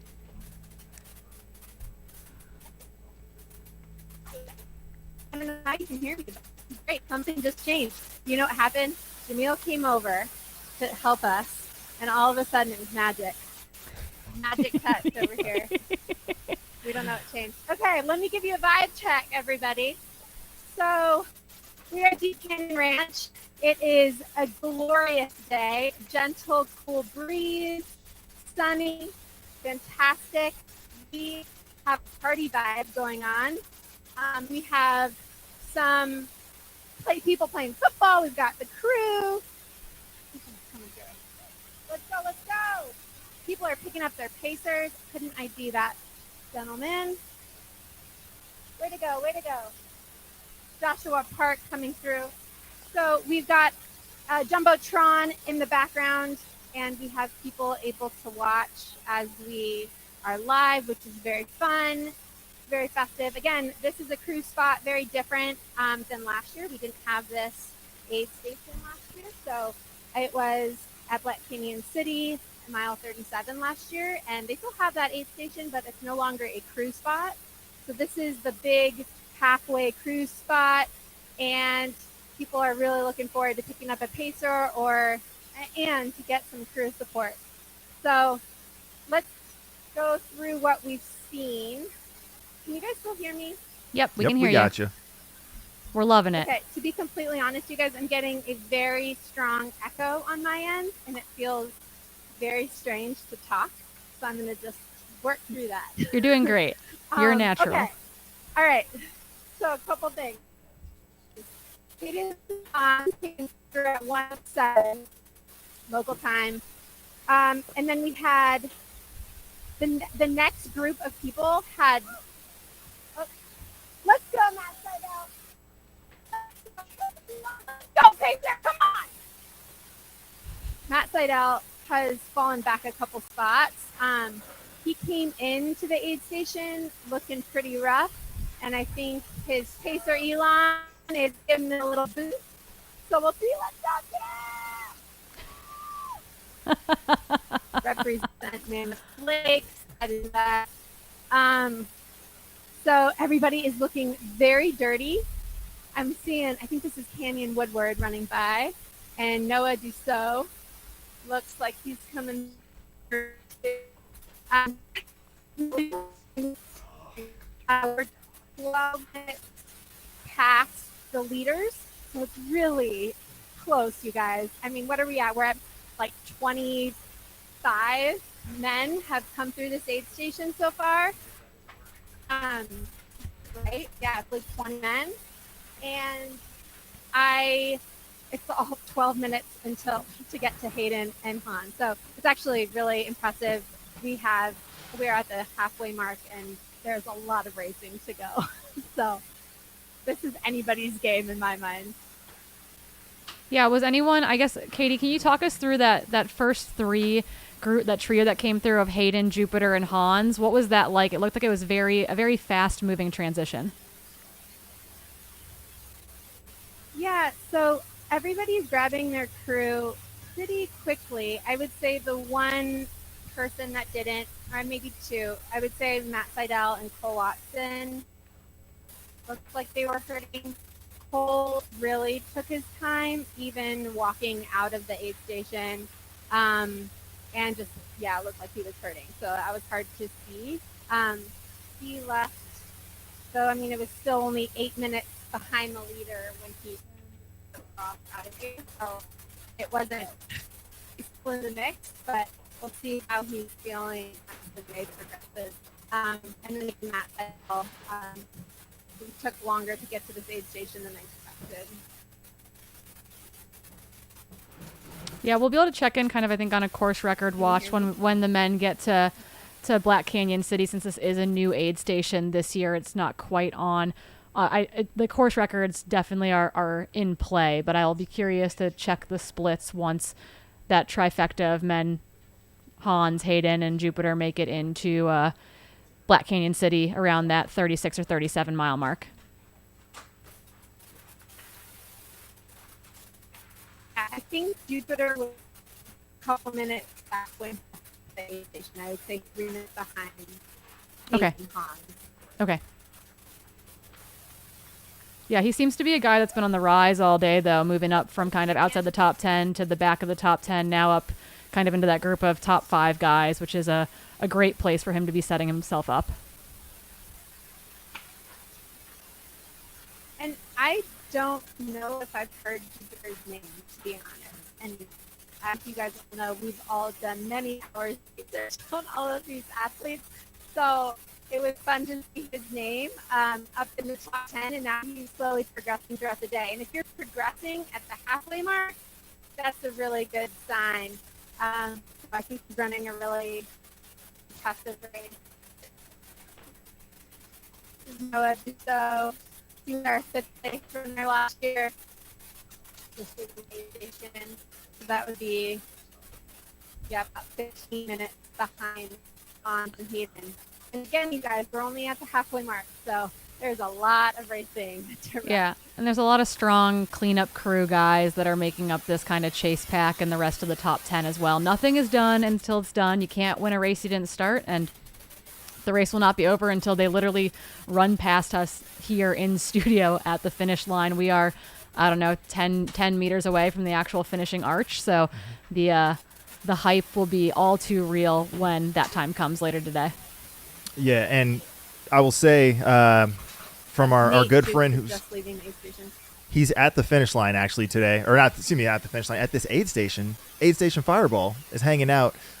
He was commenting earlier that the 1 through 10 split on both the men's and the women's side were the tightest they've ever been through Bumblebee, and it appears that they're going to still be on a record density for this aid station, or at this point of the race as well. So it's not just a figment of our imagination. This is indeed the most competitive spread that we've had at least on the men's side thus far. We'll see if the women's side continues to hold, given that Heather Jackson has been out front time trialing essentially and should be at the Deep Canyon Ranch aid station here sometime in the next 10 minutes or so. Yeah, running very, very fast. I guess a question I have for probably Liam would be the best person to answer this. If Jupiter finds his way into a golden ticket position today, would he be the first Mexican athlete to get a golden ticket into Western States? That definitely is a Liam question, but off the top of my head, that sounds correct. Actually, I can't think of anyone from when it was the January to April block. Nobody's coming to mind. That's they would have been representing Mexico at the time, but. Yeah, that would be we'll do some official incredibly digging. exciting. Yeah, Anna McKenney representing Australia also in that golden ticket hunt right now on the women's side too. So we're keeping all of our eyes peeled to watch how this race unfolds. I also just want to point out real quick, Katie had mentioned that Josh Park had run through the aid station while she was talking there, representing Amherst, Ohio. So gotta give the Flatlanders some love. He actually won the 60K here last year. So he knows this section of the course that he's been running on pretty well, and finds himself in a competitive, I believe, top 12, top 13 position. So he's also one of these folks who might not be a big name or highly recognizable, but could be on this sweep crew. We just Zamboniing some folks over the back half of this race. So I love Zamboniing. We're here. Cleaning it up. Yeah. Sounds more exciting than the garbage truck analogy that we could definitely put out there as well. Yeah, but the sounds of a garbage truck are a lot better. That beep, beep, better than a Zamboni was just a nice, subtle hum, and we don't want folks falling asleep. Although, if you want to stay with us through the night, we will be providing coverage until 6 a.m., so you could fall asleep listening to the dulcet sounds of the commentating crew. Who do we have coming in tonight? We got Callie and Treyer coming in overnight. On the overnight, yeah. So you have us probably until the sun sets and the top men and top women come through. Katie Asmuth will join us in studio at some point for that as well, which will be super, super fun. And then we'll hand back over to AJW and Chris before eventually, Callie Vincent and Scott Treyer taking that overnight swing into the early morning hours. So TLDR, whether you're... This is Steon. Yeah. Somerseth coming into the aid station right now. Yeah, whether you're tracking the elites up front or you're looking for your loved ones or just random friends and folks that you like to follow, we're tracking them all the way through the 20-hour cutoff. So stay tuned. Make sure you hit that subscribe button below, and you'll get notifications when we switch feeds because we're going to be bringing it to you all day, all night, and then again tomorrow for the 60K. Yeah, we one of the storylines we've been following too is that we do have people doing the 100-mile challenge who will be running the 100K today and the 60K tomorrow.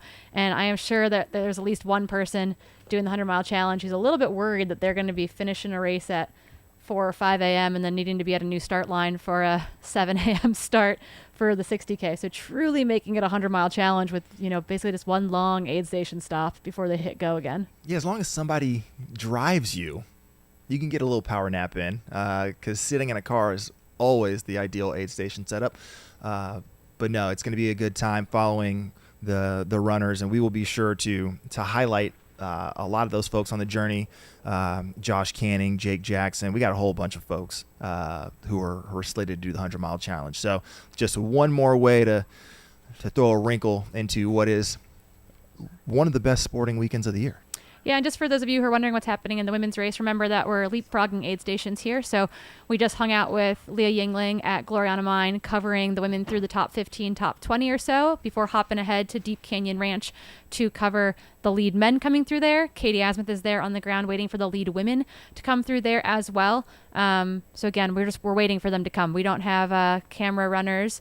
We got some drones out there, but we are predominantly relying on those drone shots and those in aid station cameras for our coverage as we rely on a Starlink network to make this whole shebang happen out in the desert. So bear with us as we wait for the women to make their way to this 50K mark. And the first woman that we expect to see coming in there is going to be the time trialing Heather Jackson, currently on the same splits that her and Keely Henninger, the reigning champ, ran at the 2023 edition of this race. So a barn burner out front. She is pursued by Rachel Drake and Marcy Klimek, who are running together Sarah Beal, Anna McKinney kind of just behind them, Riley Brady in that mix. I do actually think that Lauren Peretz has moved up because those are the Bumblebee aid station splits on your screen. And we do know that Lauren had moved up to 4th position coming through Gloriana Mine. So that's not a completely up-to-date tracking information on your screen right now. Same thing is going on the live tracker website as well. There's some kind of odd splits, like we saw Eric LaPuma come through.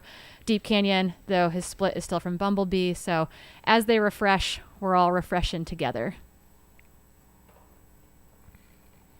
But yeah, right now, waiting for Heather Jackson, who honestly should probably be to Deep Canyon aid station. My guess is like in the next couple of minutes, maybe 5 minutes or so. That sounds about right. Yeah, assuming all things are still going well for her out there, and no reason to believe that they aren't. And this is, as we've mentioned, the easier, I guess, section of the course. We've gone through the hard downhills, now sort of the flowing component down towards Black Canyon City, and then that more rugged, technical, rooted out rocky section is going to be those last 15 or so miles of the course. So if you're going to move fast, now's the time to do it, because historically the first half of the race is a fair amount faster for runners than the second half, and that's not just a function of attrition. Yeah, so and we were wondering a little bit, with the rain that we've had this week, how fast or slow the early miles would be. We definitely had some snow on the front half of the course. Seeing the men come through Deep Canyon Ranch, they are covered in mud. We saw some guys absolutely covered in head-to-toe mud. I believe the orange shorts on our screen makes me believe that we've got drone over one of our Hoka athletes. Mm-hmm. Right now on screen. Blue top, orange kit.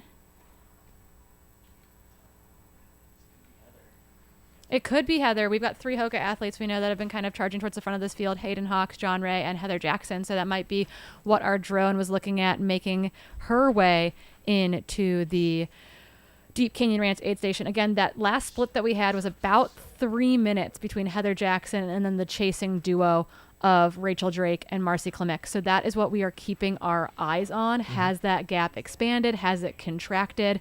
So that is what we've got to be. Katie will be like having her stopwatch going, I believe, at this aid station, and I'm really curious to see what that timing split actually looks like.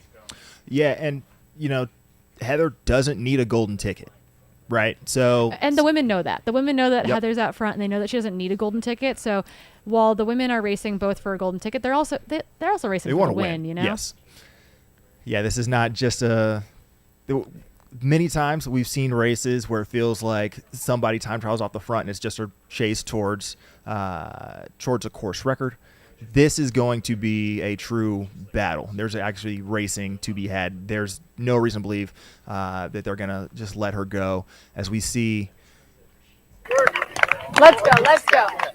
As you see, we're back here at the Deep Canyon Ranch aid station at the 50K mark, just over 4 hours into the Black Canyon Ultras. Yeah, Katie, we can hear you. Can you guys hear me? Yeah, I'm wondering if Okay, great. How are the vibes as we wait for Heather Jackson to make her way into this aid station? Okay, so let me give you a little rundown. My audio guy is really stoked right now. Okay, so generally, everybody's in really good spirits. I will say, I saw Rod Favard, who is from Mammoth Lakes, a friend of mine, works his tail off, went to San Francisco just to train, to get out of the snow for this race, did a massive training block there, put in 100-mile weeks repetitively. And I'm watching him run by, and, he's like 25 minutes or so off the lead.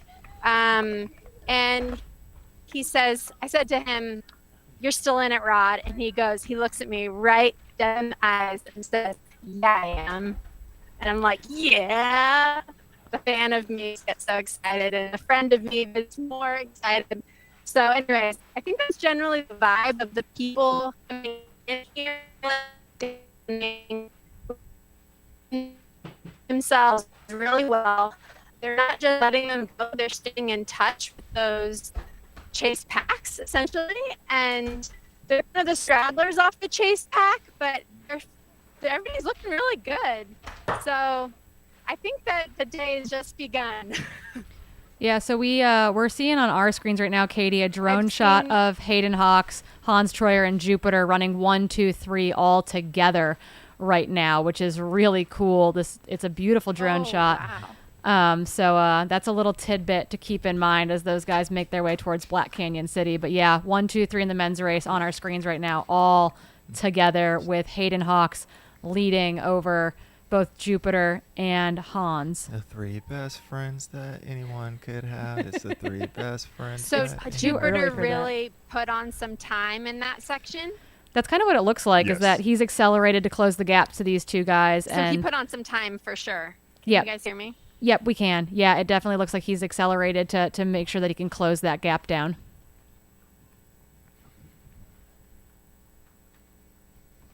Yeah, I think that's a move.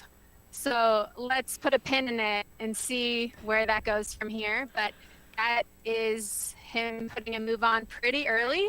We still are only halfway through the race. So to put And on a move with Hayden's is pretty darn gutsy, and that's awesome. I'd love to see it. And we'll see if he can hold on for that. I will say, you guys, it's really cool. Behind me is the Japanese live stream happening. So shout out to all those watching from the mountain stream happening over there. Very cool. This is Yeah. the first time I think Oh, we're okay, so ever that's doing something unique like that, which is very cool. Yep. So we just saw the top 3 men ford the river, Oregon Trail style, heading towards Black Canyon City. And good job wayfinding. It seemed like there was a moment there where either they got trapped in the mud or they were trying to figure out exactly where the trail continued. It is a confusing section, and the water being high through there this week would not have helped that out at all. I definitely got lost on a training run out there this time last year. So we also now know why the guys are coated in mud. Yeah. Yeah, we got a little Peloton switch up here. Yeah. As the top 3 men continue to move towards Black Canyon City. It's about 5 miles from where Katie is at Deep Canyon Ranch over to Black Canyon City. And from Black Canyon City, it's going to be a fairly sizable gap to the next aid station. So really making sure that they enjoy their time together because if there's going to be a tactical error that occurs, it's likely to happen somewhere in the next 8 to 10 miles or so. Meanwhile, Katie is at Deep Canyon Ranch waiting for Heather Jackson, who should be here literally any minute. So, Katie, if you have eyes or you see her coming in for the lollipop, definitely we're make not sure that sure. we know. And just like, I think people in the chat are right. I do believe that John Ray was in orange shorts and Hayden Hawks was in black shorts. This is how complicated this is. So I'm actually not sure who's on our screen right now, but That's there are right. 2 men absolutely duking it out. Yeah, that was a Jupiter and Hans. That's Blast the off, thing is that I maybe? don't know if it is because I don't think those orange shorts were Hayden.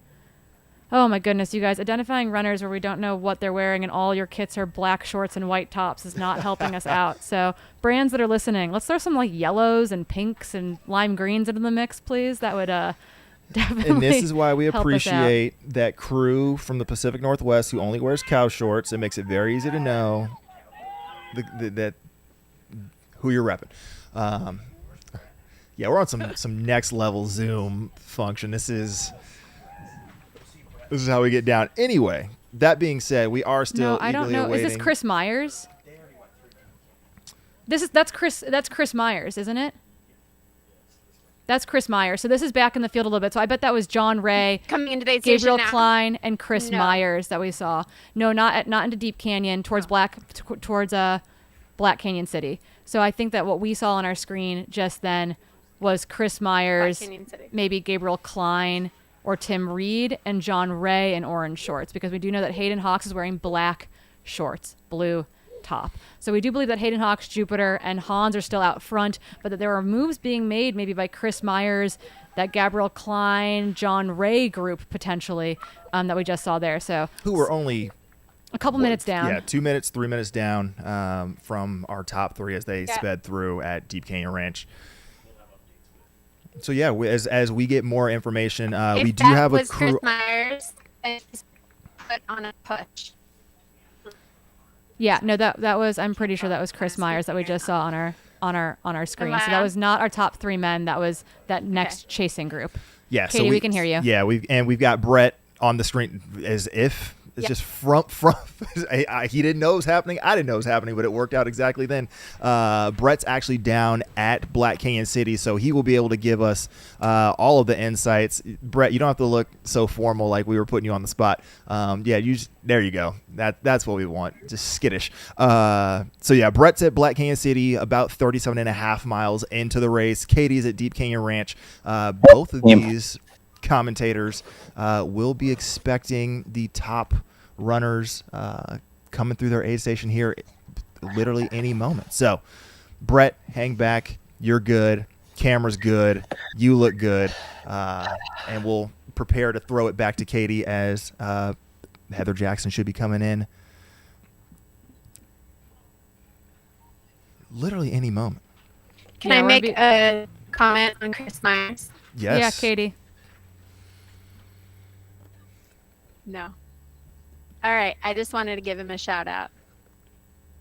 That's because it? That's all you got? He just recently moved from LA to Boulder.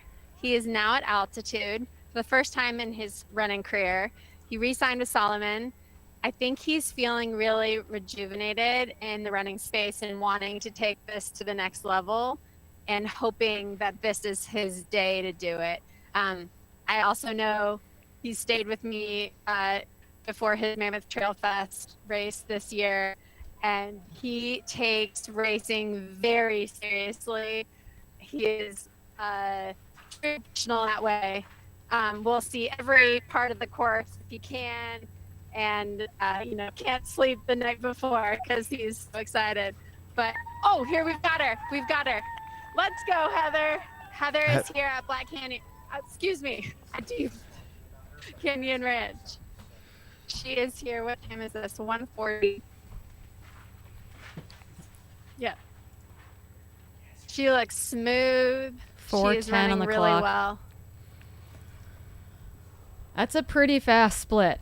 4:10 coming through the 50K mark. It's going to be hard to do exact splits because we don't.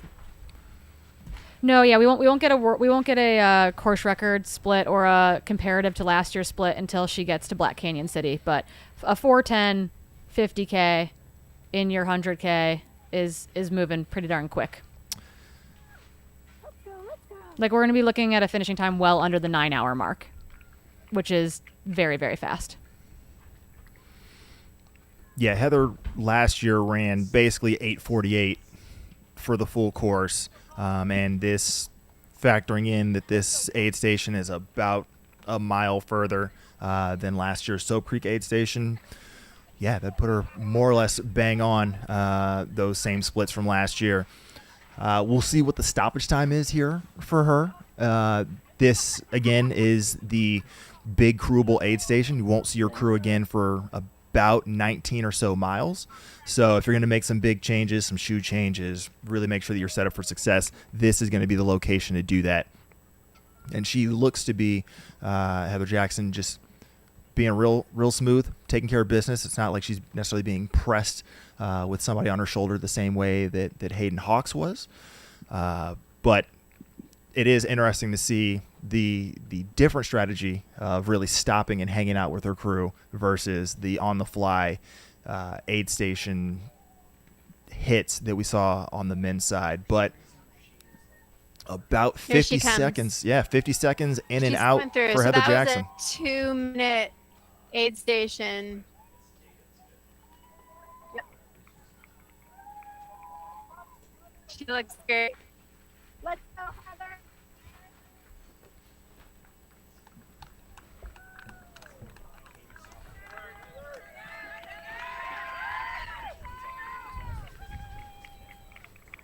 I will say, I've watched her in and out of aid stations now many times, and that was probably one of her longer stops.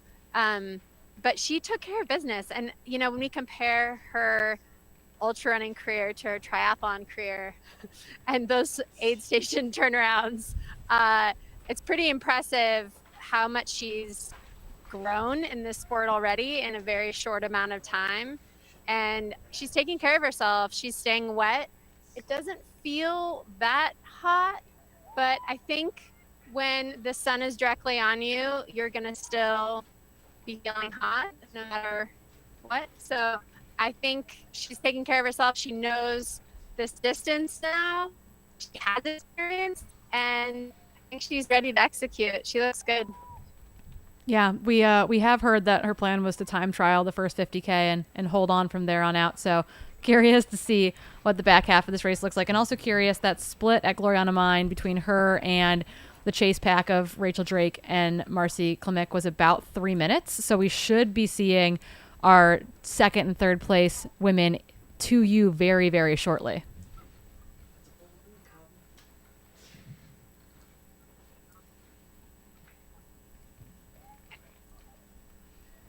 Sarah was pretty quick after Rachel, right? She was pretty close to Rachel. There's Rachel. Rachel's coming in right now.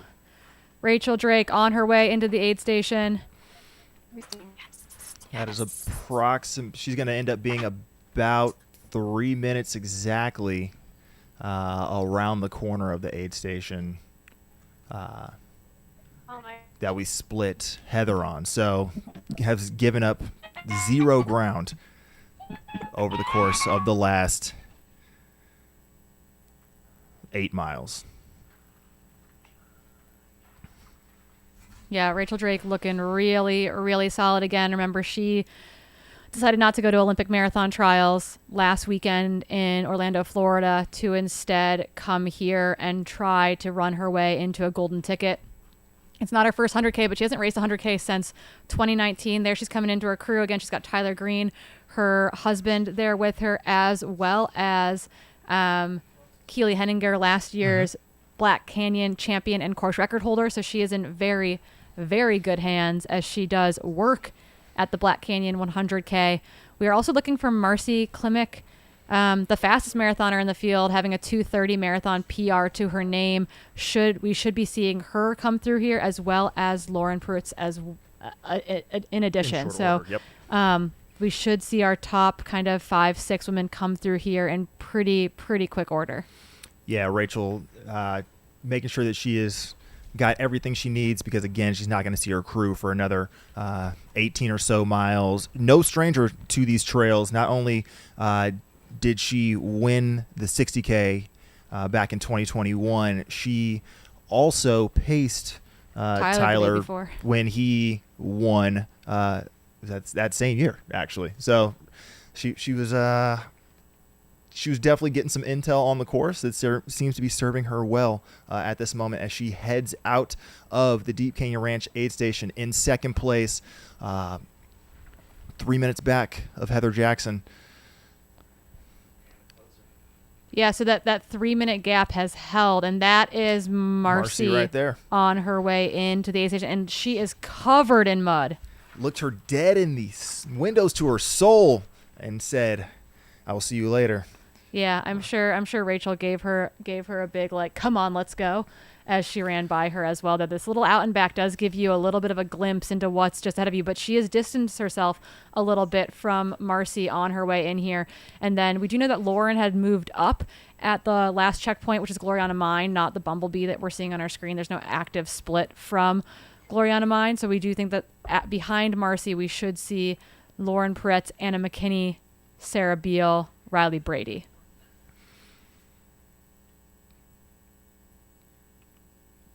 Yeah, so Marcy's going to come through here about 6 minutes back of Heather Jackson, 6.5 minutes back of Heather Jackson, 3 minutes back officially Rachel Drake through that part of the aid station. So we'll see how long that her pit stop here takes as she refuels.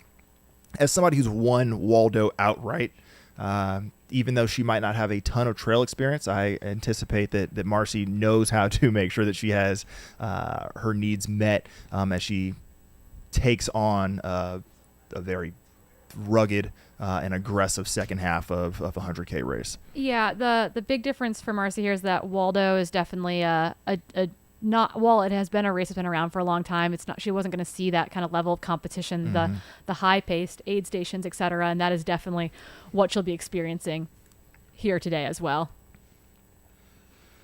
But Marcy, I mean, has been fast for a long time. Like, she ran a 2:35 marathon in Chicago 6 years ago and has run under 2:40 a number of other times since then. So no reason to think that she's just a flash in the pan.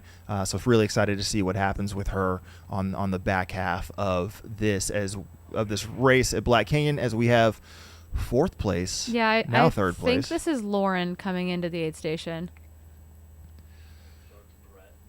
Man, you guys alive? We Yeah, got you, Brett, at Black Canyon Okay. City. Give it Hey, to us. all right.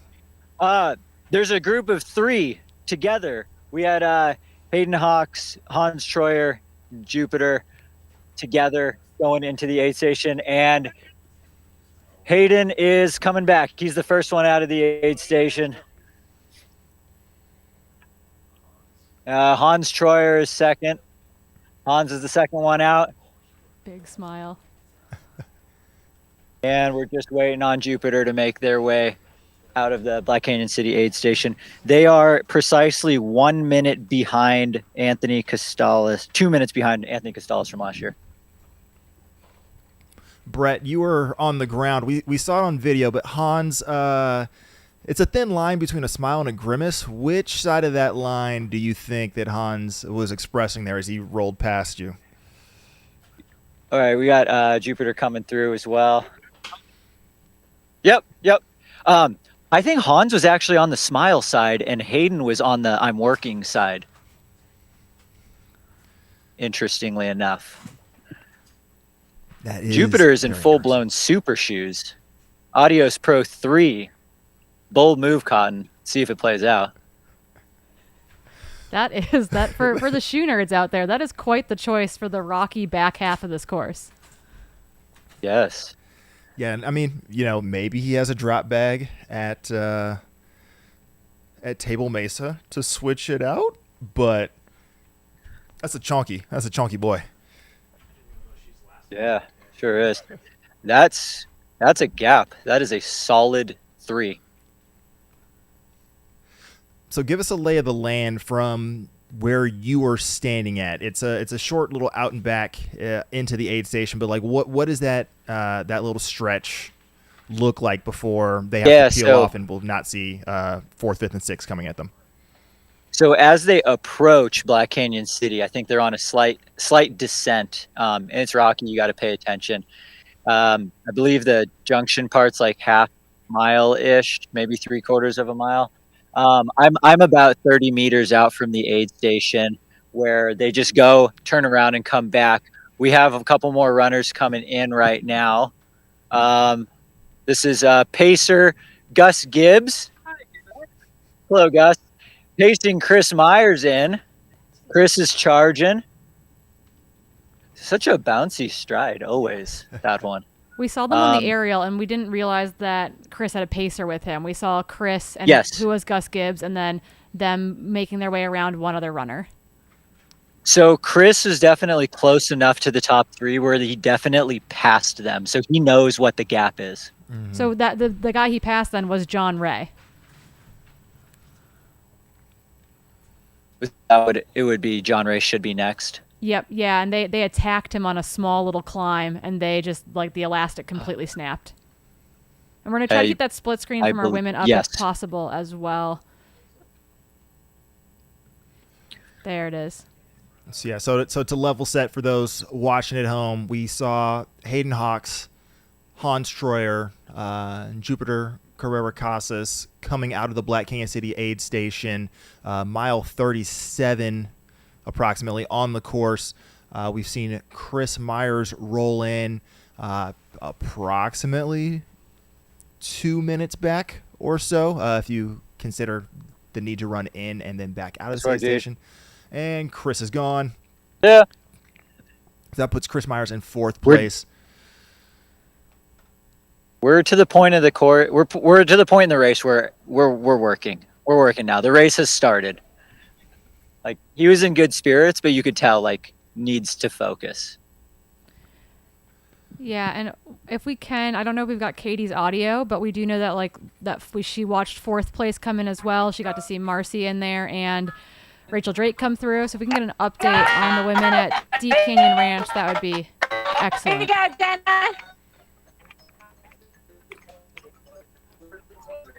I don't think we have clear audio though from Deep Canyon while we wait for John Ray as well to come into Black Canyon City. We're chasing two really fast fields out there. There is John Ray as we talk about him. He gave me a very thanks sort of to my good job. So it was very breathy. Yes, good word. I will say of all the men that have come by, he had the most, I guess, lateral sway. Looked like for cyclists that that they're tired when you see their shoulders start rocking. He had the most rock coming in thus far. Yeah. So we'll try to get another glimpse of him coming out of this aid station. And this is a pretty critical aid station at Black Canyon City as Brett stands outside of it, because from here you have about 8 miles until your next point of aid at Cottonwood Gulch. And it's still, again, another 13 miles until you see your crew. Yep. So, okay, we got John Ray's back on the way out, and we have a runner coming in. We're rocking a Colby singlet. I'm not good at reading. Stephen Kirsch making his way in. Kirsch I know is moving up. Terex Speed Ultra when I see one. Yeah, Kirsch is moving up. So most likely candidate to be in a Colby singlet is probably Gabriel Klein. Gabriel Klein. Okay, thank you. Yeah, we're looking for Gabriel Klein and Tim Reed out there. Bibs 405 for Tim Reed. Yeah, that was Gabriel Klein. He just updated. Was it 993? Gabriel Klein. Okay, we've got a group coming. Everybody needs a good NESCAC reference, so shout out Colby. A few more. Right here, Trayson Knopp and Pacer. We can hear you. Yeah, Nice work, Kirsch Steve. is on his way out. Gabriel and Timothy Reed's on his way in. Nice. Our men's top 10 making quick work of this Black Canyon City aid station. See, this is between. Yeah, not having crew here is. I was saying, not having crew here is making these aid station stops actually a lot shorter. And I was going to say, it's interesting between both Deep Canyon and Black Canyon City. You look your competitors in the face because it's an out and back or there's some sort of loop. So this could also force the issue. Yeah, this could force the issue where you may want to take a little bit more time, but you just saw all your competitors running past you. So it forces the issue, maybe gets you moving a little faster. Yeah, I can feel the sense of urgency in everyone leaving this aid station. Like, oh no, I got to get out of here. And maybe that's good, maybe that's bad. Depends on who checks all the boxes. Let's see who we have. Neon Kit, Bib 1167's coming in. 1167.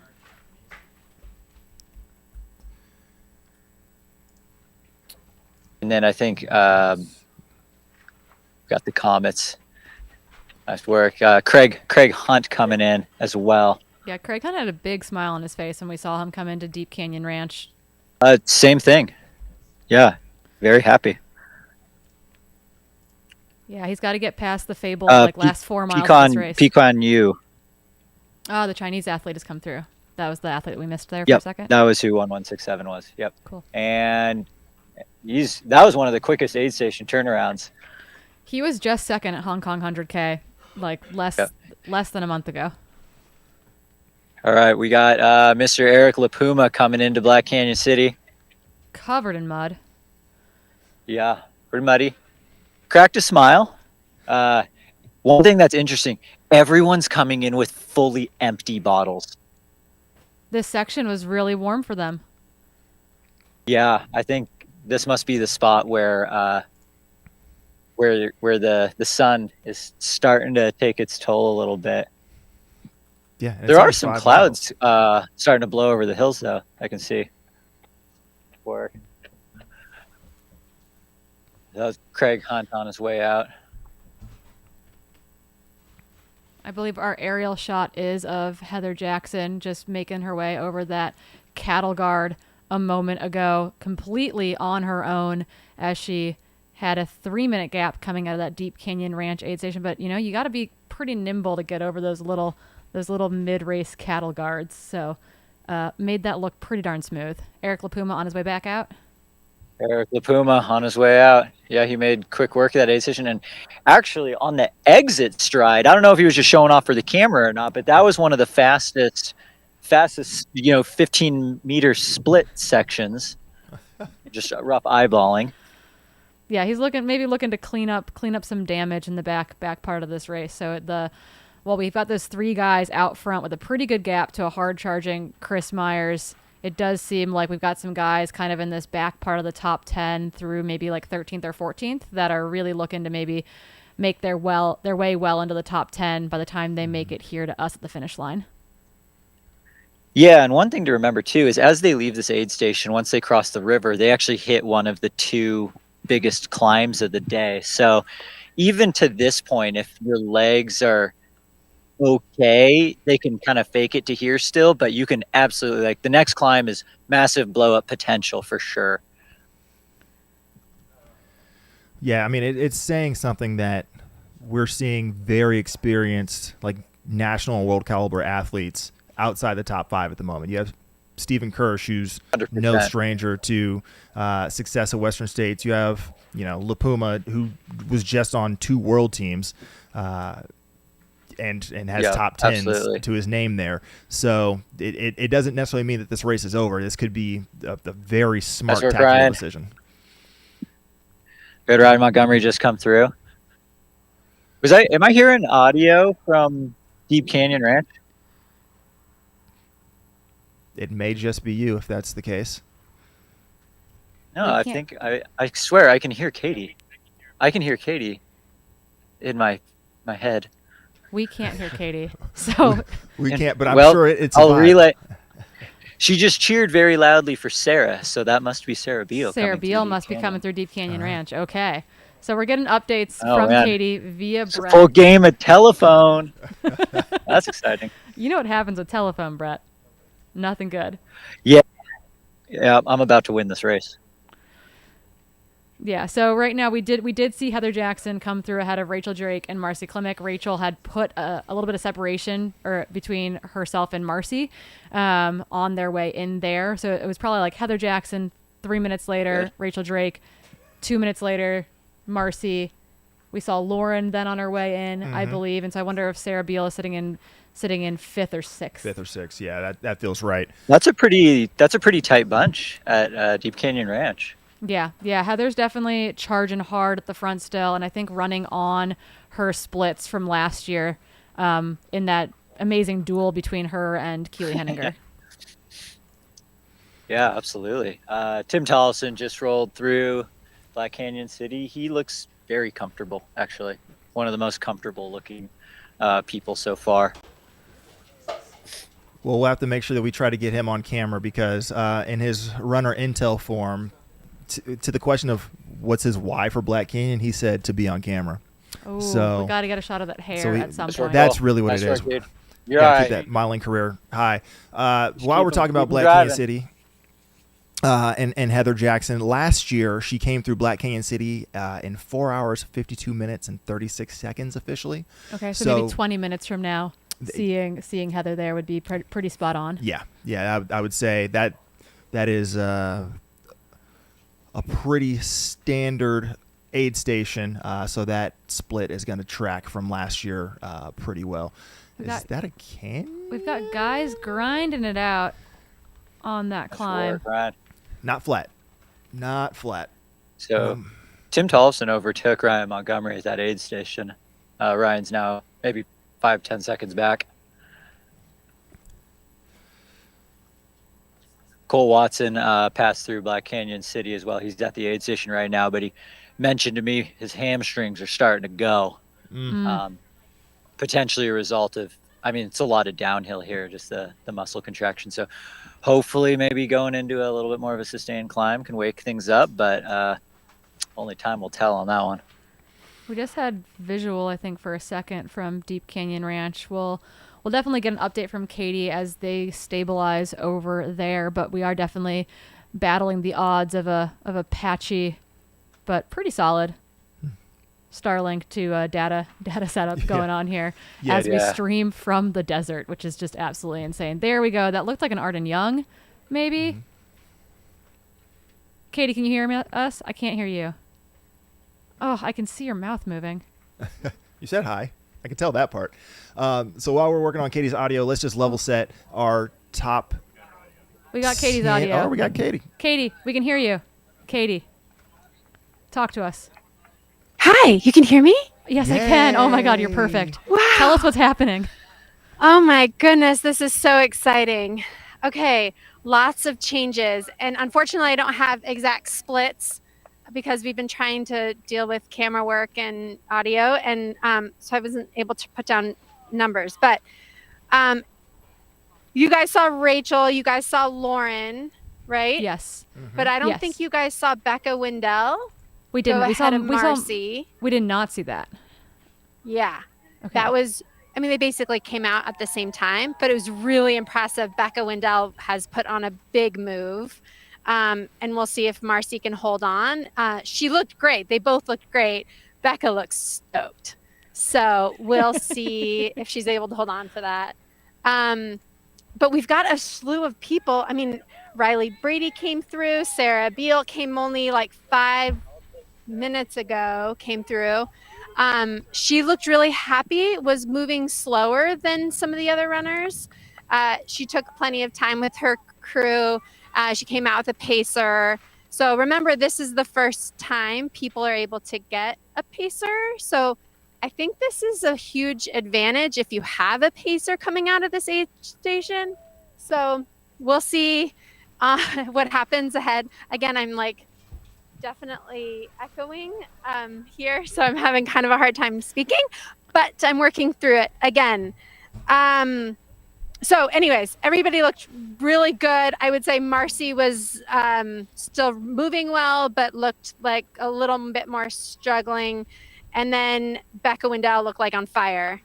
Lauren also looked really good. So we'll see. So Katie, this next 5 miles, I think there's gonna be a lot of shuffling. Can we, I just want to count correctly. So we've got Heather Jackson in 1, Rachel Drake in 2. Does that mean we have Becca Wendell up into 3? I think it's Lauren. Lauren in 3. After Rachel. So Lauren in 3, Becca in 4, Marcy in 5, Riley Brady in 6. And Jenna, I think was ahead of Riley. Yeah, Jenna B was ahead of Riley. And then Sarah also after Riley. Okay, so we've got that's what I've got. Probably our top 8 or so. Yeah.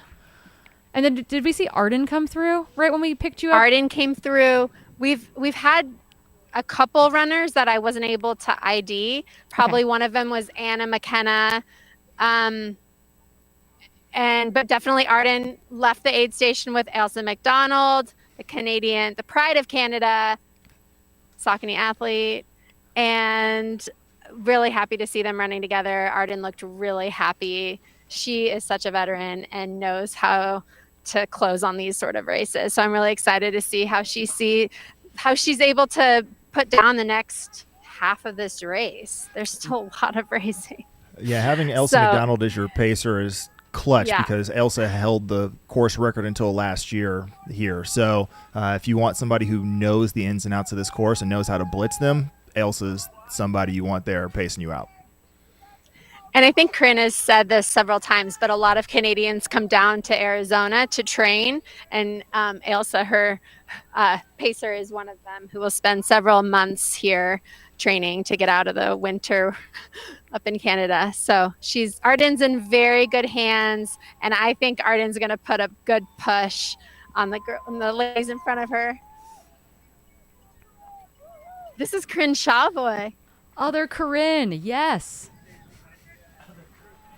I don't know if I'm other Corinne technically in the Air Viper world. It's It's probably Corinne Chalvoy is Corinne and I'm other Corinne, if we're being honest. Twinsies. So Corinne Chalvoy is going to be on the live stream with me tomorrow in the studio with the 60K. So it'll be really fun to get her recap live. So just a little plug to give some 60K love tomorrow to the runners. Corinne is cooling off. She is dousing herself in water, and off she goes without a pacer. Surprising. I bet her husband, Graham, is crewing her. She's a mom. She is a co-host of Rest Day Pod on Free Trail with myself and Ellie Pell.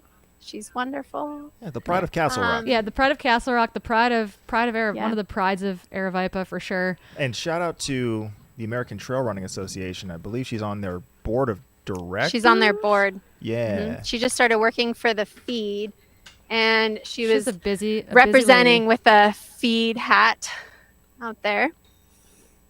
But she looked great. She was really happy. I think she's really proud of the support. I guess, Katie, because we got to see a little bit of it, and Rachel looked really darn good, and she left with pacer Liam Miro.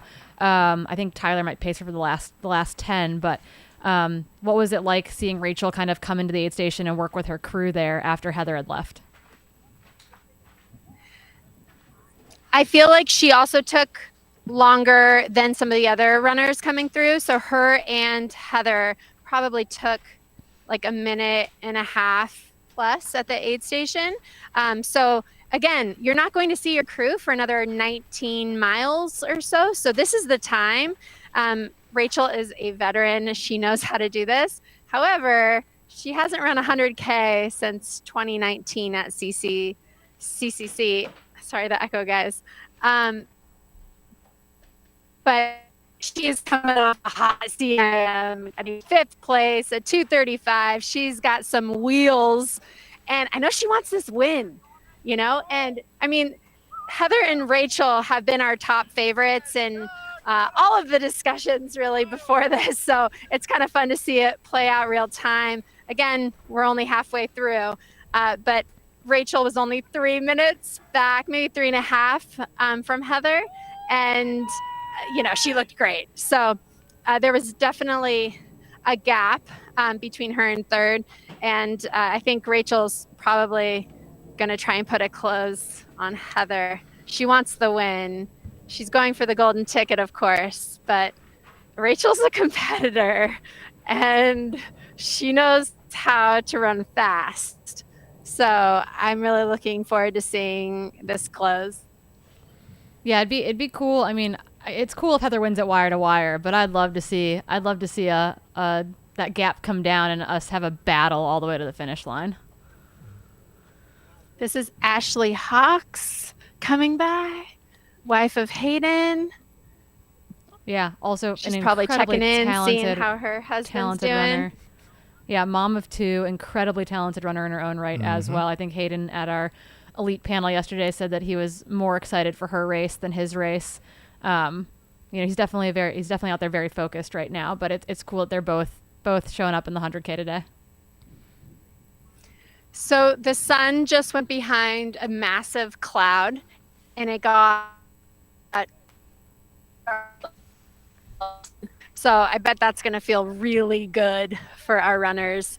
I think this is the time they need a little bit of a reprieve after racing so hard. So maybe a little bit of a like flip the switch moment, because it definitely changed out here.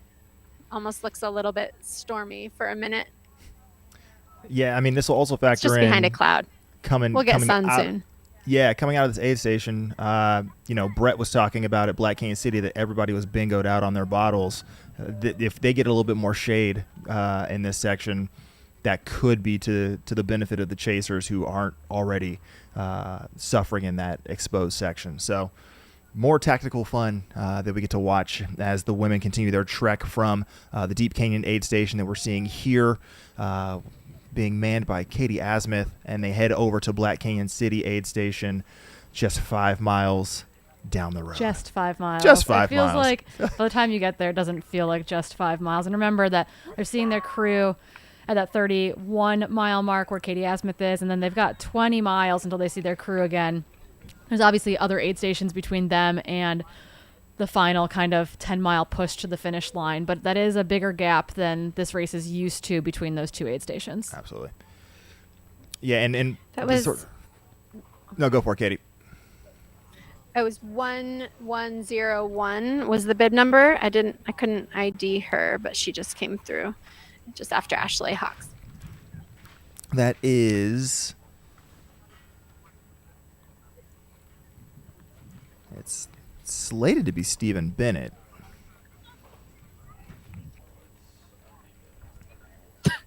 That didn't look like a Stephen Bennett.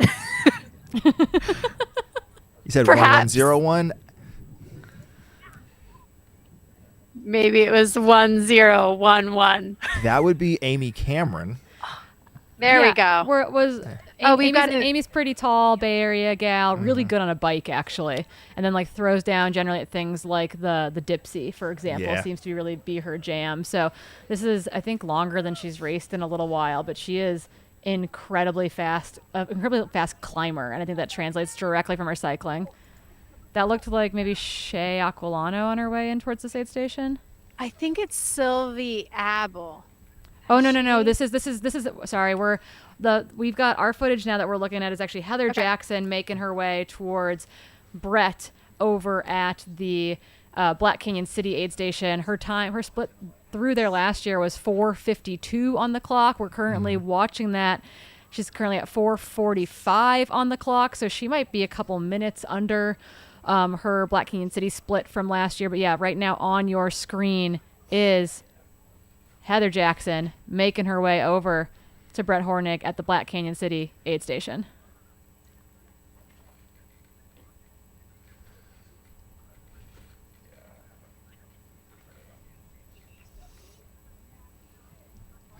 It's interesting. We had a runner in gloves. Okay. It just Still, got They're downright getting cold. ready to. Oh, dude. I gotta Brett. put my hood up. Brett, you're hot. Your mic's Yes. hot. Oh, good. It's cold. It's cold. That cloud is thick. It is. I don't need sunglasses anymore. Well, there is a runner coming towards you in gloves, so we believe you with it being cold. Well, I don't know about that, but no, you're right there. There's I don't know if it's that cold. it's chilly, but Rod's looking hot. Oh, Rod's having a good sorry time. for all the AirPod people right there. He just champagned me with Coca-Cola. Nice. Nice. Those are Shook the bottle and sprayed. Here for a good, not a long Got time. Love it. Dan Green coming in. Dan Green. So we're awaiting Heather Jackson momentarily. Yeah, she's on her way to you. She's on that kind of like she's on the little climb before she descends to you, if you know what I'm talking about. It's that kind of like weird where am I in the world Yes. climb, and then she's gonna descend Yep. to you. She's got this short, And- fast stride going on right now. She's a very quick cadence, and we're 6 minutes ahead of 2023 Heather Jackson, I believe. Yes, we are. We saw her At the come current through moment. Black Canyon City at around 4:52 on the clock last year. So coming in fast and hot. Potentially, I mean, based on Wow. where she is from where you are, my guess is that we're going to be very, very close to the split that she came through at last year. And remember, her and Keely then Keely bridged back to her in the kind of the remaining 20 miles of the race, and they battled it out to have Keely ultimately come out on top and nab that course record. But Heather's currently just did I time trialing at see- the front. No, different blue shirt. Heather Jackson has an incredible YouTube channel, and she posted a video before the race just kind of talking about the final preparations. And one thing that she did that was a little different was she actually did some like true long runs this time, which was like one of the first times she's done that in a training block, figuring out how to manage the descending. And she's doing that via more running. And we might be seeing that work paying off right now. I mean, Heather Jackson pre-training long runs is already pretty good, and being able to add like what some would say like somewhat low-hanging fruit to the training, to seek Yeah. massive improvements. That's pretty Yeah, cool. she's pared back her bike racing, her gravel racing schedule a little bit this year. She's not doing the full Lifetime Grand Prix series this year. She'll still do a number of gravel races because that gal can't stay off the gravel bike either. But you're right. Last year she was doing kind of some non-traditional training where she was still utilizing Ironman kind of previous workouts of running off the bike more for some of those long efforts. And it does really feel like she's actually putting in some of those longer miles in prep for this and ultimately Western States in June. Yep, absolutely. And you know, logging some more serious vert on foot as well. Like definitely still incorporating a lot of cycling into her training. And then was able to split, you know, her training time between Bend, Oregon and Tucson over here, and able to get a decent amount of time, you know, on these trails. One of your coach here is just about fell into that cactus over there, Brett. Tell him to be careful. Yeah, it's dangerous off the trail out here. I'm standing in like some like weird like duty grave over here, so I'm not moving at all. Yeah, you don't move anywhere, Brett. You keep those toes and ankles safe. Preston Cates just fist bumped me. That was Preston and Jeff Stern. It looked like he went to go poke your belly, is what it looked like from this angle. No, his knuckles touched my knuckles. Okay. Yeah, Heather's kind of, she's working her way up that winding climb before she descends to you. So I think we're going to be basically right on those splits. She's still got a little ways to go before she actually hits that little descent into the aid station. But she's, that short, fast cadence and is just cruising up this kind of, long douche grade style climb right now. You think there's a scenario where prior to this cloud covering the sun, like if you had just totally doused yourself in water, could you get to the point where you actually start getting cold to the point where it's detriment to your performance right now? Because it's like cold and windy now. We were told on the women's elite panel yesterday that if you're cold, you should just run faster. Mm-hmm. So I think that's your only option, Brett. Fair advice.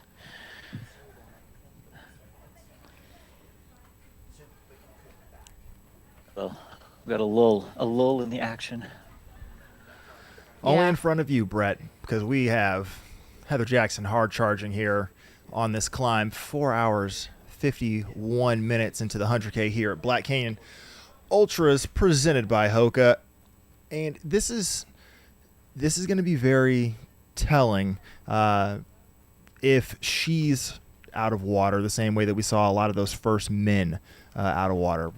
It'll yes sort of like inform us whether or not the cloud cover is a benefit here. But again, from here you still have another 8 miles till the next aid station, so don't want to take the current shade for granted, then all of a sudden have that cloud move and it's blazing hot again. Yeah, I'm just thinking about some of the guys that are on one of the big climbs right now. Getting the shade is probably feeling very pleasant. Yeah, meanwhile here on the screen we've got Deep Canyon Ranch, where we should have probably about our 12th to 13th place women coming through, as well as some of our mid-pack men.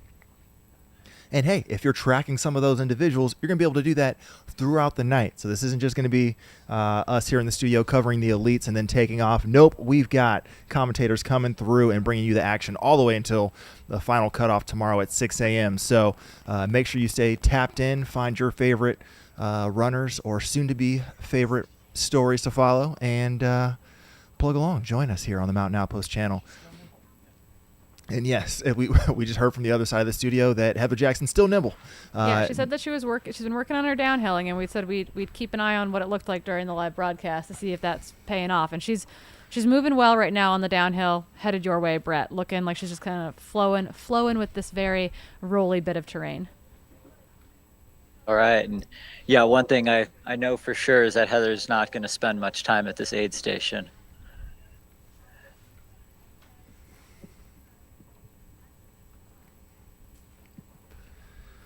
Yeah, no, she'll turn and burn in there for sure, get what she needs. And get right back out. I think we timed her, I would say, rather, at Deep Canyon Ranch. It's probably about a little bit of a longer aid station stop to really get what she needed from her crew, maybe about 90 seconds or so in there, but then got right back out and charged out of that field. So I do think that she's trying to create a little bit of distance between her and the chasing Rachel Drake.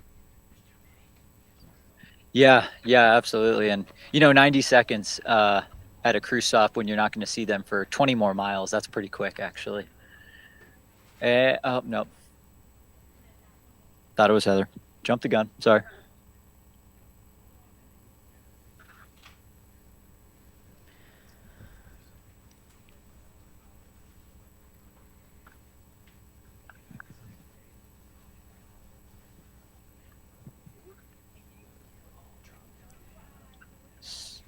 So we're right on Heather Jackson's split from last year right now. We're over it, actually, so she's going to be a little bit Over slower it, into yeah. this aid station. Yeah, she's We're at Achilles. Achilles split. Okay. Yeah, so Keely was behind her at this point. We had actually, I think Eden Nilsson was up there with Heather Jackson pushing the pace at this point last year before Keely started working her way back up to the lead position. So Okay. we're still kind of on that, like, if no one bridges to her and we don't get a two women race to the finish line, my guess is that we're going to be probably just shy of the time that Heather and Keely ran here last year, because the two of them pushing and Ida pushing early on too definitely helped increase the overall race pace last year. Yeah, we've only ever had 7 women absolutely. sub 5 at this aid station. So she's she's tracking normally. We're not. This isn't. No. She's just bad not. by any She's not stretch. slowing down by any means. It's just we're looking at what we can compare it to from last year, and just a little bit slower than the splits through here last year.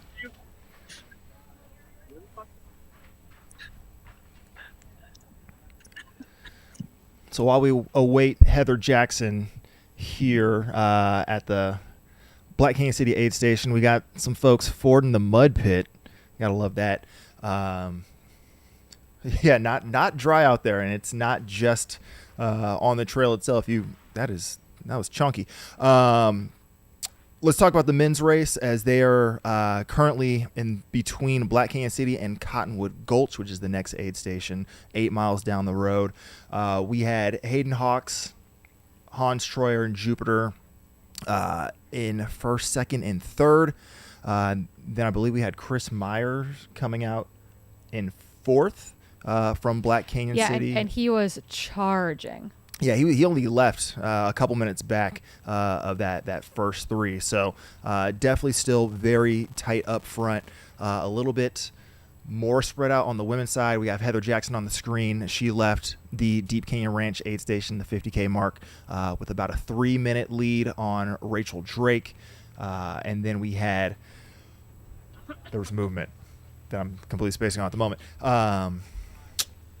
Marcy had come in third place. She ended up leaving in 6th. We had...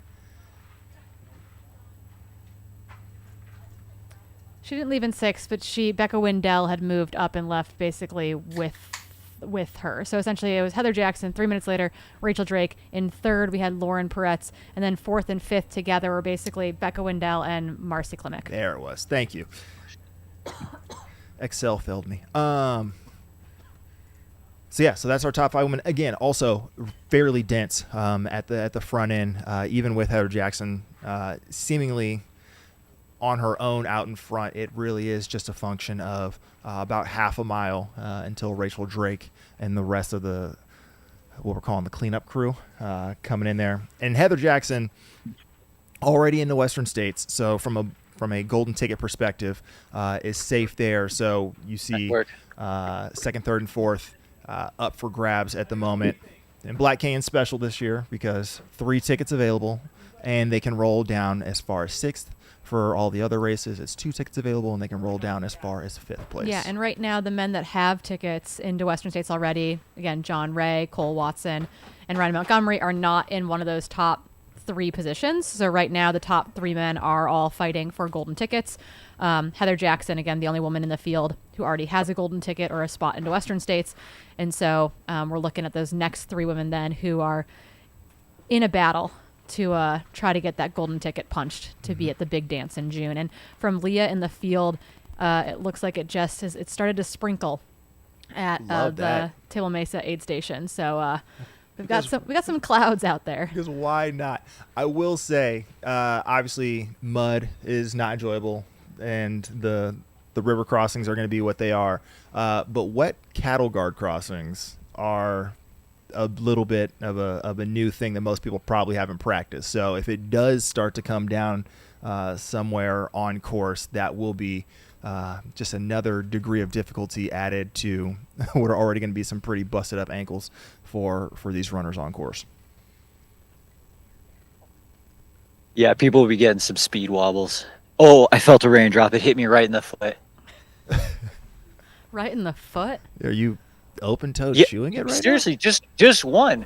No, I felt it. It was so big. It like vibrated the top of my speed goat. It was just one though. I mean, I'd take one big raindrop over a million little ones. now? Are you?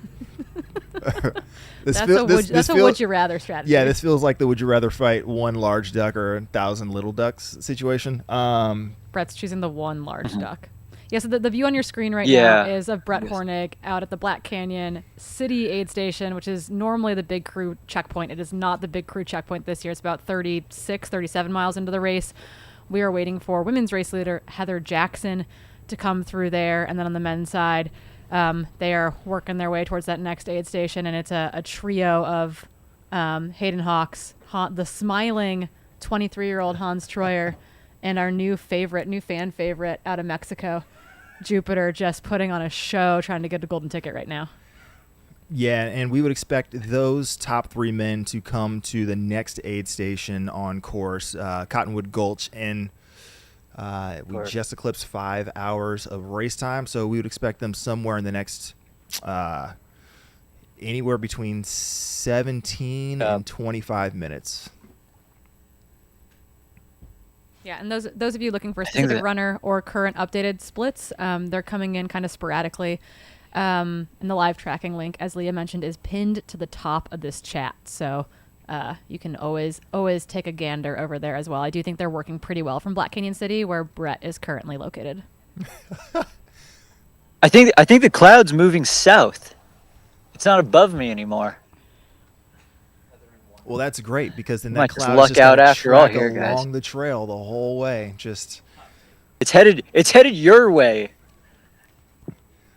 yes, because we're along the trail. I stand by what I said. Yeah, Yeah, south along and 17. you're south. Yeah, that's basically what I said. Yeah, we've done public math. We've failed at public reading today, but public directions, Brett, I think you're got pretty geography. spot on.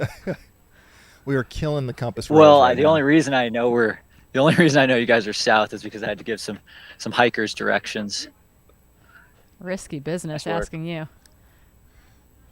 I know. I don't know what they were thinking. You've got press credentials. You look very official. Yeah, I guess you're right. Except no one knows I'm not actually from here. Yes, my camera crew member is busting out an extra umbrella just in case of emergency. The one saguaro next to us is not providing much coverage. But so far, we're lucking out. Yeah, And no shade and no rain protection in the desert, it turns out. Correct. Yeah, please. Here comes Heather Yeah, Jackson. I was gonna say, Heather should be right Don't behind down that a guy. camera. Yeah, from personal experience. Yeah. Okay, 5:02 on the clock right now. That's what, Okay, 10 minutes so- though, we think, off from last year's 10 minutes split off through from here. last year. All right. I'm just gonna take a good look to read the vibes. Nice work, Heather. That was like the She's most working hard. low-key nice work Brett ever. That was basically Yeah, a golf I don't know clap. why. She knows like I'm not the one. I'm not running. I don't need a good job. Save your energy.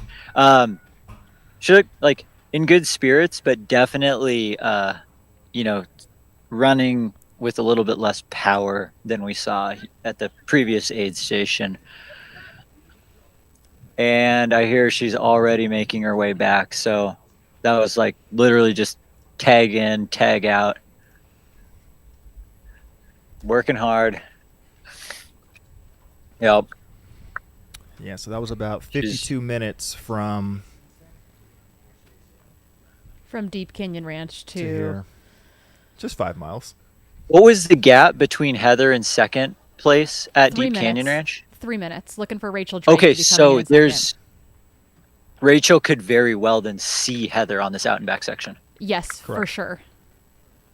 And then actually Okay. we've had kind of Lauren Peretz is moving up into third, and then Marcy's looking good, but her and Becca Wendell basically left the last aid station together. And we do, I think, have visual of Rachel maybe headed towards the aid station there for a second. Yeah, we just saw Rachel's butt run out of screen there. She is headed towards you with a very tall, lanky Liam, her Nike teammate. So she should be to you in just a minute or two.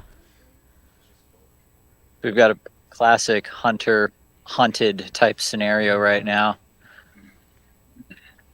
Oh, That's a strong limp right there. I hope he's all right. yeah, I believe that's Dion Somerseth with a strong limp past Brett there. Someone in the live chat did say that they puked right in that location you're standing in 2020 before they dropped out. A lot of stuff might have happened in this location I'm standing in. And then I touch that accidentally Okay. was like, I was like, I bet Tyler Green's jumping with Rachel for the final 10. No, Keely Henninger will be jumping in with Rachel Drake for the final 10 miles. So last year's champ will be pacing Rachel Drake towards the finish line. MBD. That's pretty cool. I think I just heard AJW yell just out on the trail. I can't see him, but I could hear him. You can always hear AJW. So he will probably cross this camera feed in a couple minutes. We'll handcuff the mic to your wrist so he doesn't take it from you. As we're 5 hours, 5 minutes into the Black Canyon Ultras, presented by Hoka. This hand is frozen to the mic now, so it's not going anywhere. I feel that. Yeah, it is currently 52 degrees at the finish line. So probably a little bit, just a tad bit cooler where you are, plus in the shade, and your one big raindrop on your shoe. There could he have is. been bird poop, but hey. It's fun. AJW. Did he just say it's snowing? No, he said this is fun, not this is snowing. Okay. I was like, it's not snowing. Yeah, I'm chilly. I see Rachel. Okay, sweet. So we're probably Rachel's coming looking in. at 3 minutes even between the two of 3 them. minutes. So doing their best. Yeah, probably similar between gap. two Saguaro Does Rachel have a impressions. pacer? Yep, Liam. Tall, lanky man. Liam should be Oh, pacing Liam her. Myro. Yep. Yep. All right, here's Rachel Drake coming into the Black Canyon City aid station. Did she give you a smile? Rachel kind of, smiled. I couldn't hear her breathing. I was able to hear Heather when Heather went by. But, people breathe differently. Oh, we have another lady coming in. Who did you say was in third? Lauren Peretz. Peretz. Yep. This is Becca Wendell. Oh, Becca is charging. Holy cow. So Becca left Becca is last aid right station in behind fourth, Rachel. and she is absolutely flying. Becca Wendell, The Liam, gap's probably 10 seconds. Rachel's on her way out. and Becca Wendell is absolutely charging. Leah Yingling is going to crazy. lose her mind in the live chat here in just a second over that move by Becca Wendell. So I think Rachel is definitely, aiming for the lead, hunting, because she just sent her pacer to the front. Like, you're setting this tempo, and I will try and chase you. I mean, you got somebody tall like that, make them break the wind. That's just physics. Yeah. Yep, you're absolutely right. Woo! Yeah, Becca Wendell. Becca was flying. going faster on the way out. Oh, this is going to be cool. This is going to be like last year. We're going It's to gonna have be these just like late last year. battles into the 50s. So our Yeah, top, everyone is so excited in the chat for the Yeah. current women's battle that's about. This to is so ensue. cool. our top 3 women separated Yeah, by that was 5 just minutes awesome. total at the Black Canyon City aid station, 37.5 miles in. Heather Jackson in first, Rachel Drake in second. And just out of nowhere, Becca they're Wendell in both third. like solidly in golden ticket position, because remember, Heather Jackson does not need a ticket. Correct. So Rachel Drake and Becca Wendell, yeah, they're going to battle for that win, but they are also solidly in golden ticket position. And remember, there are 3 tickets going to the men and 3 tickets going to the women's field. So we've got a number of golden tickets to hand out, and we actually just saw Craig Thornley himself walk by here not that long ago. He gave us a smile and a wave as he disappeared. We got Probably into another some lady sunshine. coming in. This might be Lauren or Marcy. Those are your 2 options. Yeah, I'm seeing if it was 2 runners or 1 and a pacer.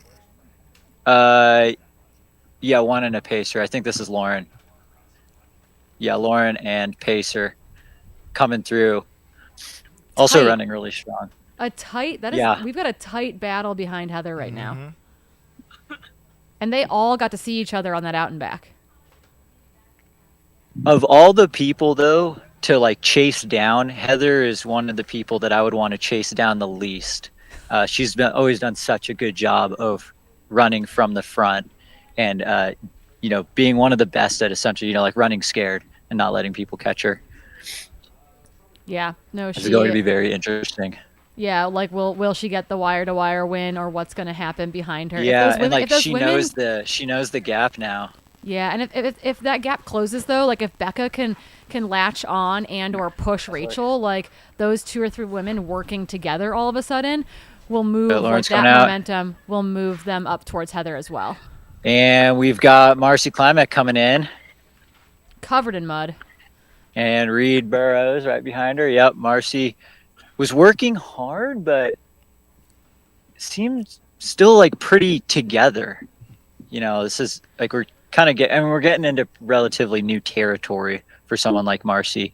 I think she also charged kind of hard early. Well, not hard for All right, her keep going. early, Brett, because she's a 2:30 marathoner. So those paces, I'm sure, felt pretty pedestrian early on. But you're right. She's run 100K. It's so hard to learn. It's Yeah. a really, I mean, we've watched Heather have to learn it kind of a couple times in a row at the 3 ultras she has to her name as well. And so it takes a little bit of, someone asked actually at the women's panel, when do you know like how much to push versus how much you have in the tank? And all the women said, at the finish line.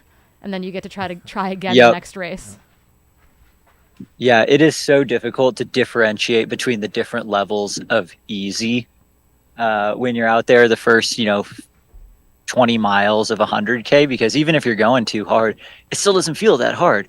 You just figure that out a little bit further on down the trail. And those are the things that, I think every great runner in this field, you kind of have to experience that. You have to that's the only way to figure that out.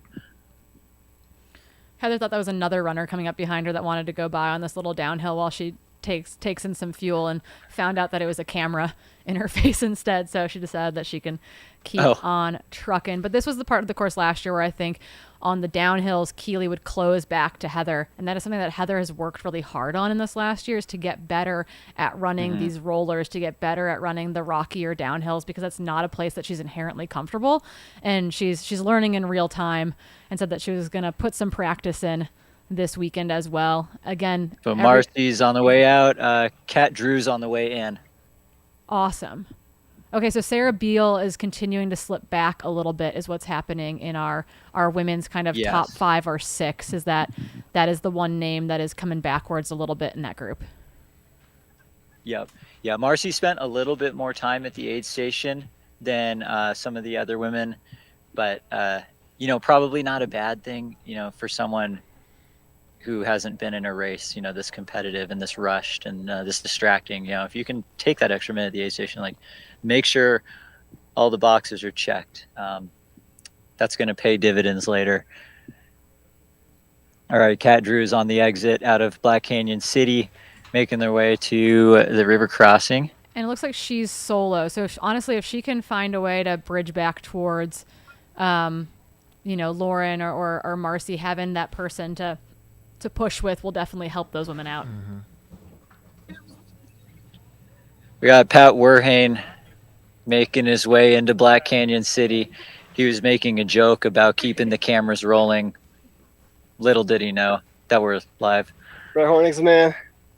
Got to say hi to my wife, Jess, my kids, Bodie, Ella and Jack, love ya. That's Pat Werhane, everyone. Does Pat know The he's going to ghost. see you in like 90 seconds? Does he know it's an out and back? Yeah, this is gonna be awkward. This is gonna be awkward. Unless that was that an? I hope that wasn't an exit speech. Yeah, was that a dropout moment? I don't think so. I think you're going to see him in 2 jog minutes. into the aid station. Yeah. You can't jog in and then drop. Yeah, you're right. He was like just walking up and then jogged it in. Yeah. No, he's definitely gonna keep going. Well, like Harvey Birdman, you are his son, and your handshake gave him the energy he needed to return to a trot. So thank you. And I just realized the sun came out and my hand thawed out enough to leave the mic for that handshake. We got another lady coming in. Lady that was like orange top. Jenna Bensko? Is that Jenna right? Bensko, yeah, Jenna B. Yeah.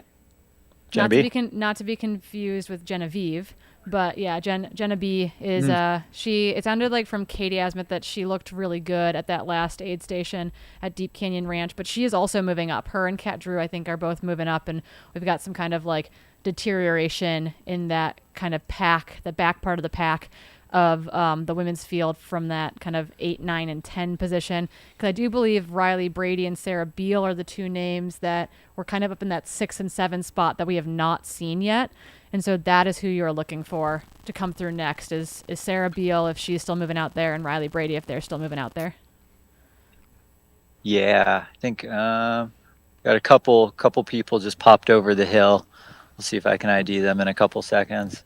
And we're still talking about 12 minutes since Heather Jackson left. So where are we at? 7, 8 It's deep still on the women's side? It's still a really tight race. Okay, we got another lady coming in. Anna McKenzie with pacer Mile Bachman. McKenna. McKenna. Miles McKenna. yelling at me, but I appreciate it. In an Australian accent. Yeah, Jenna B. Yes. Yeah, Anna McKenna, her and CEO came up just short on a couple golden tickets last year, and they just keep showing up looking to punch that ticket in. Okay. Jenna B looked very good coming out of this aid station. They just took off. Yeah, up floating, this you know. hill. Didn't look like the quads were hurting, as we've seen, I think, with some of the athletes coming in and out of that aid station. She looked like she's moving really well. And again, this is where some of those moves have been made. I suffered mightily in 2020 in this next section of trail, was not having a great day. And I remember leaving just ahead of this one gal, and the spread someone between just the two of us at the biffed finish it. was insane. Someone just biffed it on the way into Black Canyon City. I will let you know who that was. You want to make sure they're okay when they get to you? Yeah, somebody who's following these Arizona trails. They're running usually- hard. Okay. I believe that's Tara Dower. Oh, Shocker. Tara doesn't want to be known for Yeah. being the cactus girl anymore, and this is not helping. Hey, Tara. Yeah, she got fresh elbow blood. Anna McKinney. Yeah, there's Miles like McKenna. McKenna. I don't even remember what I said anymore at this point. That's okay. Mackenzie, but we'll go with Oh, McKenna. I said McKenzie. Okay. So while we're talking about We'll go with McKenna. Thank you, Chris. while we're talking about how tight both of these races are on the men's and women's side, aid station fireball stat incoming. Love it. Apparently, according to Liam, 24 minutes is the furthest a runner has been back through Black Canyon City and still finished on the podium. Okay. That was Nick Curry, and back in 2021, Chris Mako was 25 minutes back on the rerouted year in 2019 and still finished on the podium. Yeah, we have about a 14-minute spread right now between Heather Jackson and the women coming through the aid station presently. Brett Hordick. Yep, it's awkward. He didn't realize he was going to pass me again. Tara Dower back out. Track. See, Thank you. These two guys, track runners, because I yelled track and they jumped to both sides of the trail. I love that. And Tara got to split straight through. Tara's working one. hard.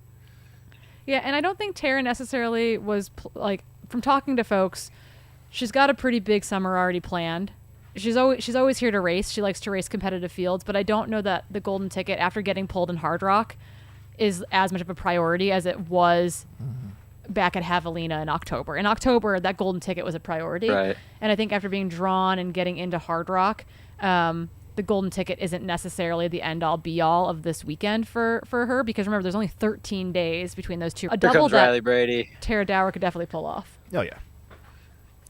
Riley Brady just came through. on their way into the aid station. Actually, running really well. In full tights.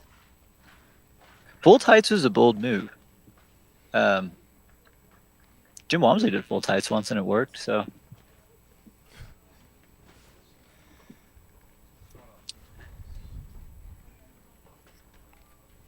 Yeah, going back to Tara Dower, while she did fall over there and appeared to be working really hard, she was actually still running really well, like in terms of just the pace on this section of trail. So, I mean, I'm definitely not counting her out yet, because, you know, there's nothing wrong with working hard at this point. Like, some people are able to, like, floor it from here to the finish. Yeah, absolutely. I mean, we're still talking about, so for Tara splits coming through would put her at about 9:25 to 9:27 total time on this course, which is very respectable. I mean, that's going to be what? That would be one of the top 20 times all time, and she's currently sitting outside the top 10 today. So we're seeing a complete reshuffling, potential complete reshuffling of the all-time lists for the Black Canyon Ultras here on the women. For the Black Canyon Ultras here on the women's side. How many minutes back is like Riley Brady from Heather Jackson at Black Canyon City? This would be approximately 18 minutes.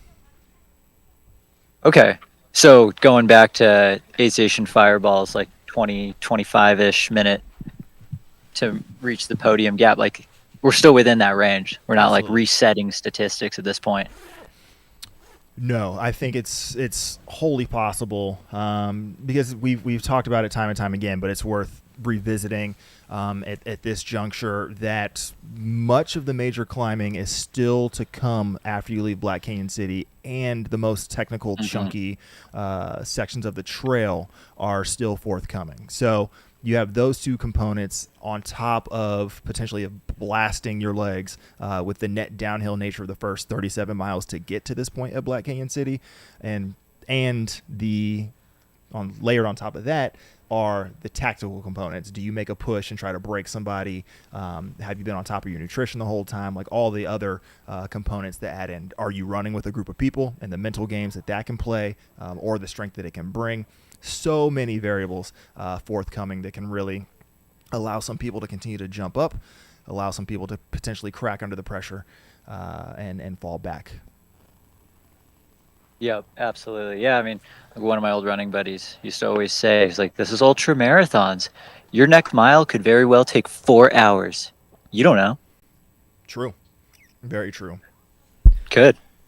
Doing that math while you're out there in real time is always really depressing, where you're like, okay, I only have to go 8 miles. Oh, Is that 70 minutes? Is that 2 hours? Is that 4 hours? It really depends on the race. Hopefully, most of these athletes are Should I have picked up my headlamp?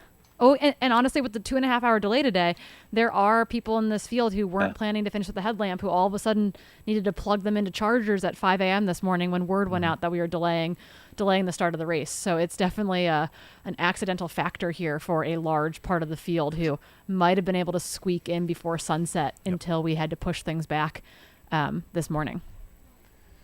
Yeah, that's a very good point. On the screen, we have Heather Jackson making her way between Black Canyon City and Cottonwood Gulch. That's about 8 miles down the road from Black Canyon City. As she's traversing that, currently sitting in first place for the women, we should be expecting... Genevieve just came through. Shocker. Genevieve. Also moving up pretty well. Yeah, Genevieve is moving up, I guess. So Sarah Beal and Arden Young are two athletes that we haven't seen yet come through Black Canyon City. And they were athletes that were looking good kind of in that back part of the top 10, as well at Deep Canyon Ranch. So I believe they will be the next 2 women that we hopefully see there. I know Arden looked happy and left with the pacer, Ellison McDonald, actually, from Deep Canyon Ranch. So I imagine that will be one of the next people that you see, Brett, on the women's side of things. And then actually Corinne Shalvoy will be making her way to you as well. Jen is fresh, guys.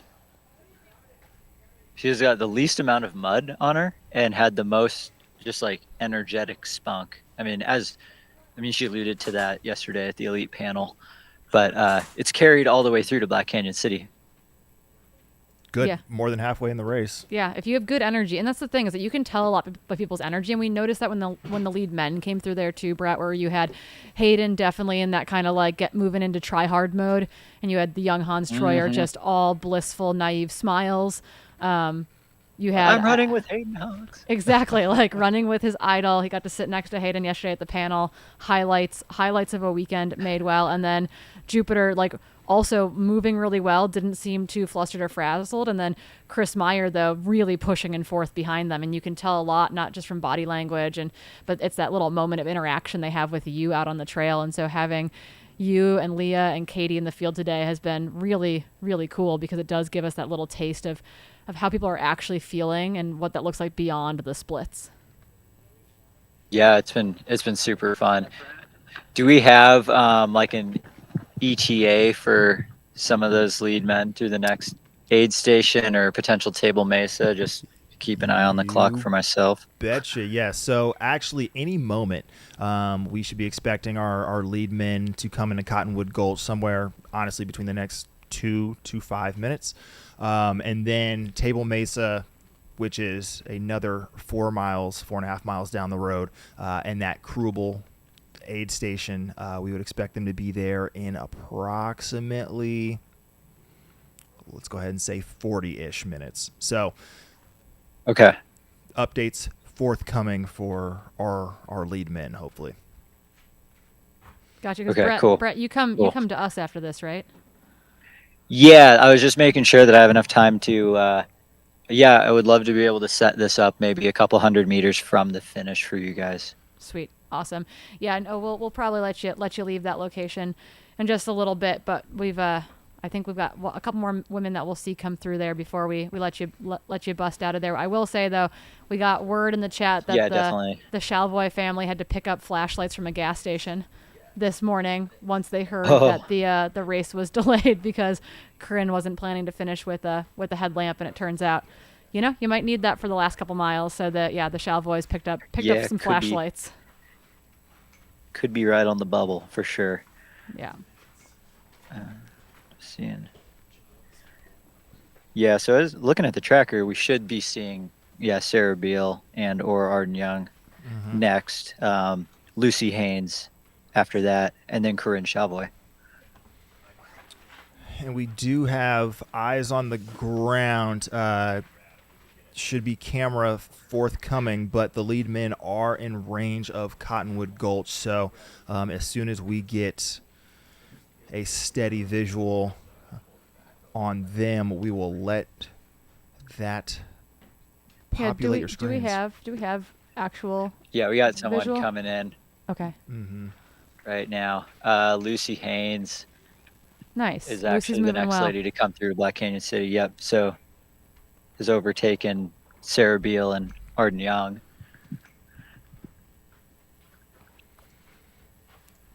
Hailing from one of the coolest cities, Eagle, Colorado. Eagle! I was going to say I'm not familiar, but now I feel familiarized. Thank you, Skylar. That's what I'm here for. Keeping us on our toes. Yeah, so, and the men that we expect to come through there again is that we have this dynamic trio again, Hayden Hawks, who I think everyone is kind of expecting to be at the very front of this race, followed by young upstart Hans Troyer, who just won and ran the fastest time ever at the Bandera 100K just about a month ago, followed by a name that is new to many of us stateside, so to speak, though he was, I think, 40th at World Mountain Running Trail Champs in the 80K this year. Jupiter Carrera Casas in third position, but then Chris Meyer, we saw him with his pacer Gus Gibbs, and the two of them were charging. So I feel like Chris is definitely on the hunt. John Ray looked like he was working through some stuff with a fast Gabriel Klein and Stephen Kirsch looking to make moves up the food chain a bit higher. You've got a cameraman. We've got a lot of camera gear here. Drones. This is one of our drone pilots. Giving you those beautiful shots. Indeed. And if you've been enjoying those Coach shots, Jason Coop. all of these shots at home, make sure you hit that subscribe button below so you can keep up to date on any of the live stream feeds that will be flipping throughout the day and throughout the night and tomorrow as well. Yeah, and we'll see what we can do to This is an action-packed weekend.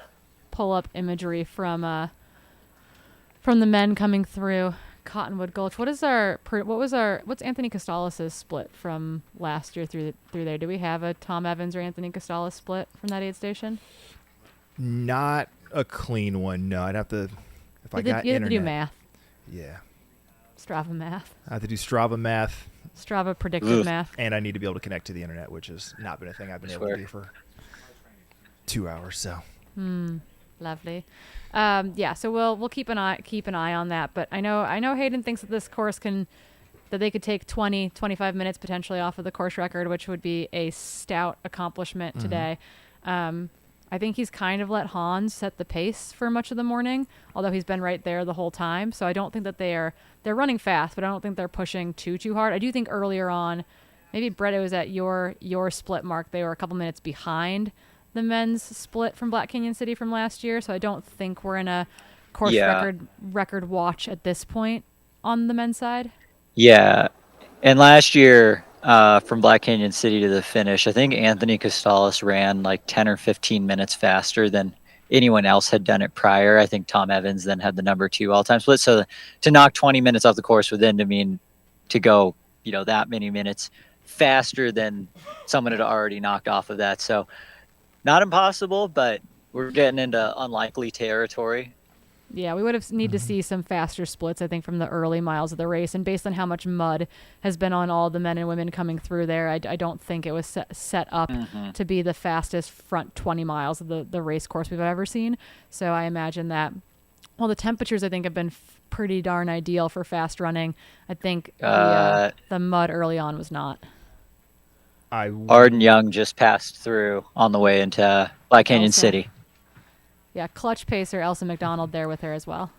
I will say, he's a champion of this race, right? Sure Correct. is. Course record holder until last year. Yes. But for the gap between Table Mesa and Doe Spring, so 51 miles and 58 and a half, we'll say, only one person on the men's side has run under an hour, and that was Sage Canaday. He ran 48 minutes, 48 and a half minutes between those two aid stations when he set the original course record back in 2016. Every other male who's basically placed in the top 20 over the past couple of years has been over an hour. So if somebody's going to make up time, say Hayden or Hans or anybody who wants to try to actually blitz that course record, they could theoretically move between Table Mesa and Doe Spring. Rachel, we're on screen. Hi, I'm wearing several jackets. So in the chat, Rachel Ray said that from John's splits, and again, that's not Rachel Ray, the chef. That's John Ray's Rachel Ray. That Anthony and Tom splits from Cottonwood Gulch from last year. John has them written down as 5:24 and 5:28. That would have been my approximate guess. It's usually about 50 minutes from Cottonwood Gulch to 5 or 6 minutes behind that right now. So that's what we're waiting. That's what we're waiting on right now while you're treated to us in studio, staying warm-ish in our shady, windy Not even. setup. It is windy. You see this tree over here next to me? That thing fell. We had to put no less than a dozen rocks in it to keep it there. So the wind is affecting us here in the studio, and it is affecting the folks on course. It is not 32 degrees, as it currently says on the screen. At the finish line, it's 52 degrees with a slight breeze, 5 to 10 miles per hour, and a little bit cooler than that over where Brett is at Black Canyon City. You wouldn't know that by the Expedition parka that I'm wearing in the booth, but we're in the shade. I wish I had an Expedition parka. Brett, we could have collaborated. I'm so sorry. I have several down jackets Next with time. me. I come prepared. There's 3 kids in a coat. Several down jackets. But I heard it might snow here. Last year I came here with like a pair of tights and it was a horrible idea. But yeah, so we're on a Cottonwood Gulch watch right now for the lead men. And again, we're about 6 or 7 minutes back from Anthony Costales and Tom Evans splits through that aid station last year. Again, that's where Anthony made that big surge and ultimately kept away from Tom Evans and Janusz Kowalczyk and Cole Watson at the end of last year's event. So we're watching for the men to come through there. Do not have splits from them yet, but again, it's going to be that trio of Hayden Hawks, Hans Troyer, and Jupiter Carrera. Unless So we someone just had shook Corinne something up. Chavoy leave the aid station. Still no sight of Sarah Beal. That's kind of the last one we're looking for. Yeah, Sarah Beal I think is the last one that we had kind of on our list, and I'm hoping Sarah's still moving on course and hasn't had to exit the race somewhere. She's not been someone that we've been notified as of dropping. It does sound that Rachel Tomazik has now been listed as a drop, which is a bummer because I was really looking forward to seeing Rachel kind of step up to this distance because I do think that she's incredibly talented. I do think she's got a token into Leadville this year though, so I don't know.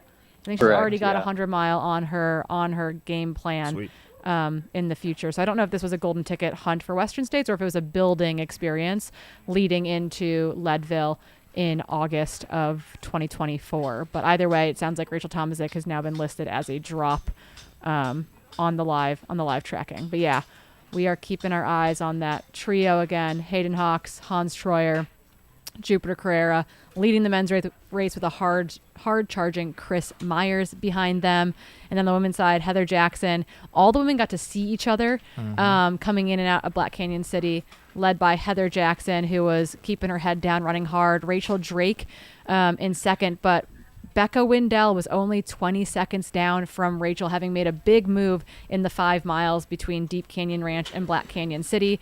They are followed pretty closely by Lauren Peretz and Marcy Klimick. So really, really tight racing in the quartet behind the hard-charging Heather Jackson at the front of the women's race. So things are heating up, so to speak. So dense. While cooling down. It's while cooling down. so Not dense. cooling down. Oh, man. I need more coffee. Can't feel my feet. Down over here in Black Canyon City. We're cooling down. Have there been what other notable drops from our elite field has there been today? Oh, JP Giblin and Adam Mary on the men's side. Rachel Tomazik, MK Sullivan, Cat Short, Allison Baca, and Baca. Natalie. Blanking on her last name at the moment. Does it start with an S? Sandoval? Did she drop? That's word on the street. Okay. That I believe Leah had sent in. I trust Leah. So in Leah we trust. Sarah's coming in right now. We got eyes on Sarah. Yeah, MK with an ankle roll. On the way to Black Canyon City right now. Nothing has happened to Hayden. Hayden is still in the race. I don't know. Don't spread gossip in the chat, team. Yeah, Hayden, Hans, and Jupiter at the front of the men's race. And we did get to see Genevieve recently. Genevieve was probably, Brett, would you agree, the spunkiest, happiest looking woman in the top 10, 15 group? Like, almost guaranteed is going to move up places between now and the finish. Yeah. We've got banners being hammered in all around us out here. I don't know if you guys can hear that on the live stream. It's like a little... I thought that was an aggressive cowbell. It is a very aggressive cowbell for this early, quote unquote, in the race. But no, it's just we're hammering in banners. Things are looking good around here. We're going to keep it going for the next 2 hours until the first men get here. I will say I am super excited for the cattle guard to come into play again. I want to have the very first edition we did of this back in 2021. It is hilariously close to the finish line. We did have a kick down situation where it was first through the guard, first across the line. I think it was for 6th and 7th place on the men's side. So, given how tight this race currently is, it could come into play again. I don't know. I think if you can steeple it at mile 60, 1.9. You're a sick, twisted individual. I was hoping Rachel could That's do it. She's fair, like a former. yeah. She was like 3rd at NCAAs and like 5th at USA's in the steeplechase in 2014, 2015, something like that. So steeplers typically do well at trails. It looks like we've got Hayden, a hit split from Hayden through Cottonwood Gulch coming in from folks on the ground. Let's see if he's been able to open up a gap over Hans Troyer and Jupiter Carrera on their way in. Again, in the men's race right now, 1, 2, 3, 4, none of them have golden tickets. We are in a mad race for the golden tickets on the men's side. John Ray was the only guy in that mix who was potentially looking for it. I know there's a glitch in the system right now. We've just missed 10 men because right now we've got a split from Hayden Hawks coming through at 5:28 elapsed, which was 10 minutes ago, and then Yupe Quinn coming through in 5:37 elapsed, which could be our spread between a number of men, right? Because Yupe Quinn at Black Canyon City was probably in 9th or 10th, Brett? Yep. Sorry, I was watching Sarah Beal come by. Right as soon as she passed the camera, she stopped to puke. Oh. So I think we're battling a few stomach issues. 10-minute gap does sound about right, though, but there's definitely should be a handful of other people in between should be that. Several people in between there. So we'll live tracking right from all these locations. It is based on the service that we have out in those locations as well. And so I'm assuming we are missing several men in between Hayden Hawk's split of 5:28 and Yupe Quinn split of 5:37.06. Yeah, because we have a volunteer on the ground who about 13 minutes ago said the lead men were into Cottonwood and use men plural. So okay, so we've got an issue with the live tracking from Cottonwood Gulch. So bear with us as we get that sorted out for us in studio and you all watching from everywhere else, because we are definitely missing the splits from probably Hans Troyer, Jupiter Carrera, Chris Myers, Gabriel Klein, Stephen Kirsch, etc., John Ray in that group as well. So what was Hayden's split, though, through Cottonwood Gulch? 5:28.23. Okay, so that would be... I think I'm going to go meet you guys at the finish now. And we'll pack up shop and set back up. I'll see you all in a few. Yeah. This is Brett Hornig from Black Canyon City signing off. Yeah, so last year's split. So Thanks, Brett. if Hayden is on Tom Evans splits, if those splits are accurate. So wow, words. Cottonwood Gulch, Tom Evans last year 5:28.47 is the split that John wrote down. Anthony Costalis through there last year in 5:24.42, and it looks like we do have some updates coming in from the 100K men through Cottonwood Gulch. Yeah, as you've seen from the drone shots, not a lot of houses and buildings or built up infrastructure out there. So there's a freeway that you also lose reception on. So super excited that even delayed, we are getting these updates. We would expect then for Hayden to be at Table Mesa aid station, mile, let's just say 51 of the course, in approximately 26 minutes, if he's going to stay on Tom's splits through this section of the course. Yeah, so what we will note is that we're going to give you the updates as we have them, but we will not be certain on them, as it seems like we're having some delayed updates a little bit. So right now, what we do have coming in from Cottonwood Gulch is Hayden Hawks 5:28.23, Hans Troyer 5:33.46, so a 5-minute gap there. No split from Jupiter currently. That does not mean that he hasn't gone through there, though. It could just be an issue from the timing mat. So the Jupiter fans in the chat, don't count your boy out yet. Yupe Quinn currently with a 5:37 split there, so 4 minutes back, 3.5 minutes back from Hans Troyer. Stephen Kirsch about a minute behind Yupe Quinn, and Trayson Knopp there about 30 seconds behind Stephen Kirsch.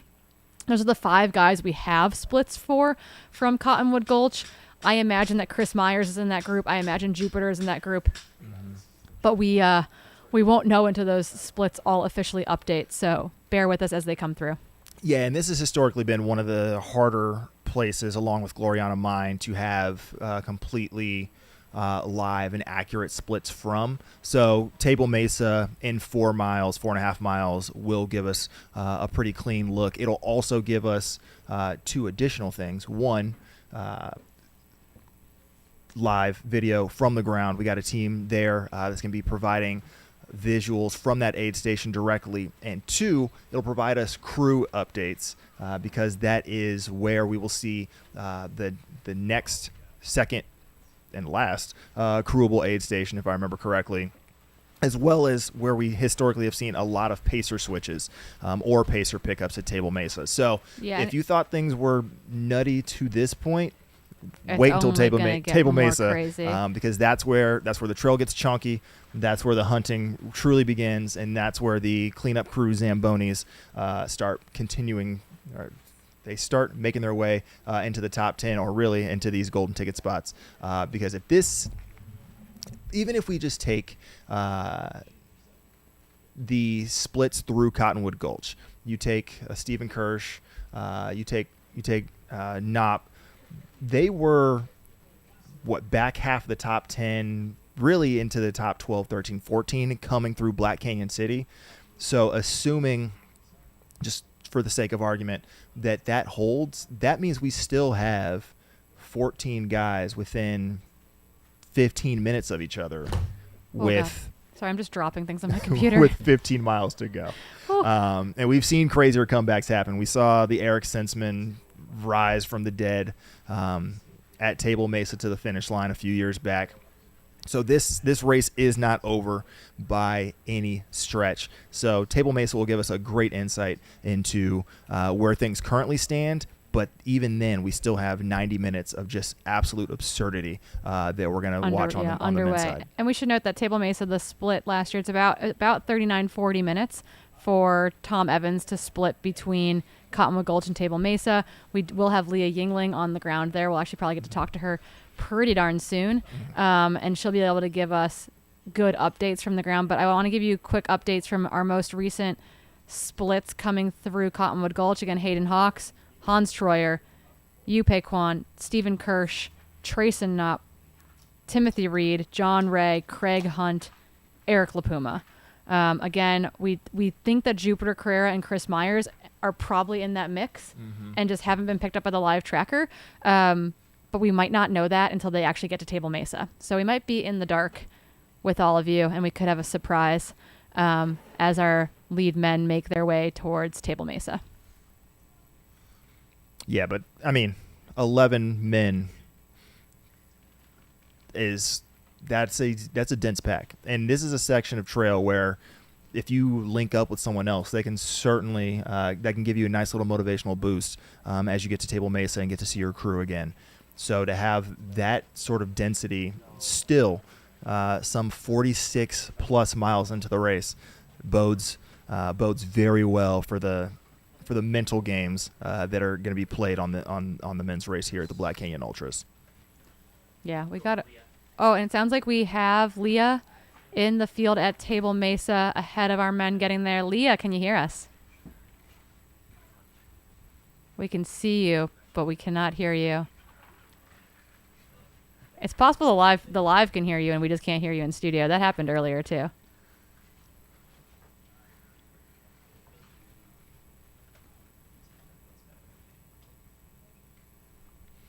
I will say while we wait for Leah's sound, you see the wind. We talked about it. You may have heard it in the background, but that wind is going. It is. Yeah, it sounds like we can hear you, Leah. We're getting audio from at least the camera over there. It was down.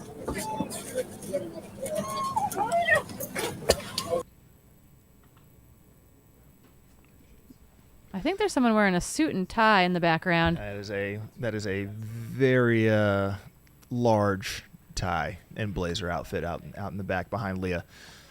Leah keeps changing her outfits on us too. Full range, full Lululemon range from Leah Yingling.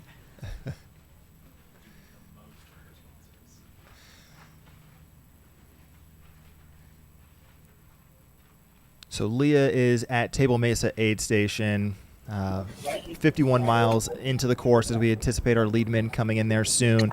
We will also anticipate an update from Heather Jackson rolling into Cottonwood Gulch. I have to imagine that aerial on our screen is Hayden Hawks absolutely charging in that blue Hoka top, the black shorts, all alone. So Jupiter is not with him, so we got to ask ourselves, where is Jupiter? Does Hayden Hawks indeed have a 5-minute gap over Hans Troyer as they make their way towards Table Mesa? Leah, we have your sound if you want to give us a test there.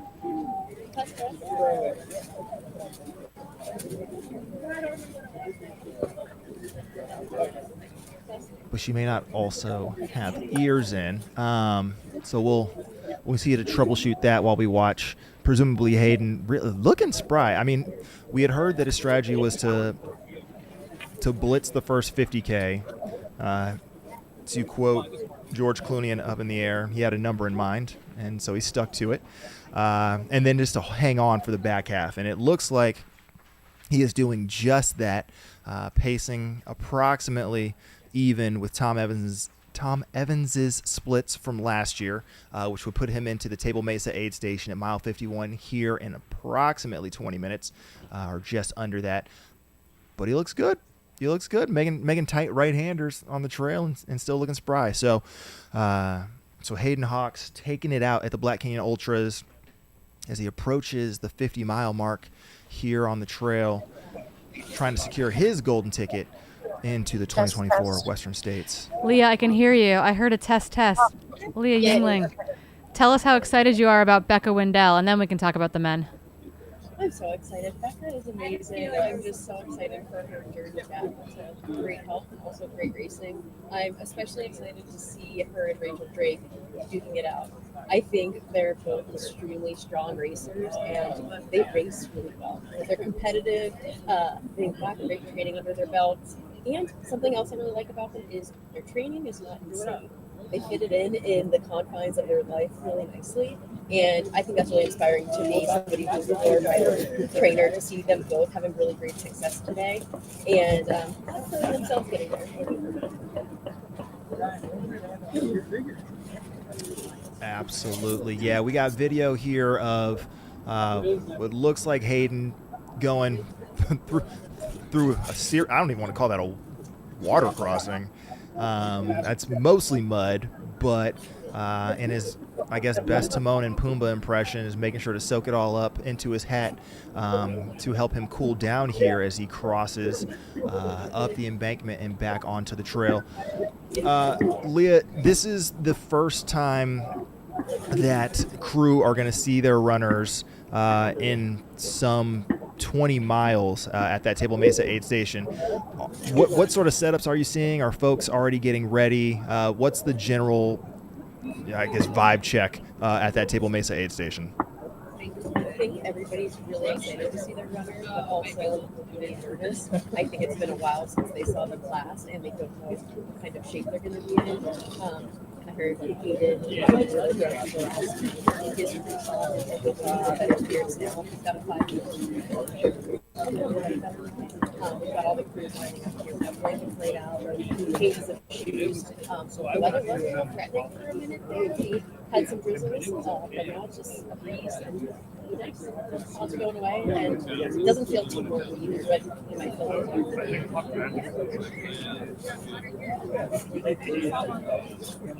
The shoe change is an interesting factor here at Table Mesa because we are getting to the more technical component. You might have carried some mud from the early sections. We've definitely seen people carrying mud on the clothing front.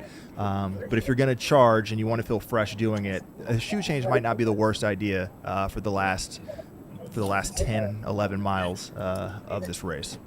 I think so too, and in past years, we've seen a lot happen at this aid station. I think this one is critical. It's not over yet. We've got about 2 miles to finish here, and we've seen a lot of movement, especially in the field too.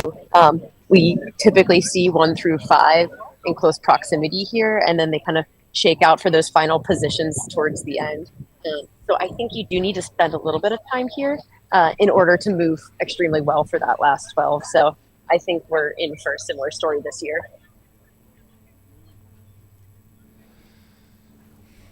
Yeah, I think that makes a lot of sense. And we've talked about the mental side of the game. We were talking early about how Hans Troyer basically got to turn his mind off and just follow in the slipstream of Hayden Hawks.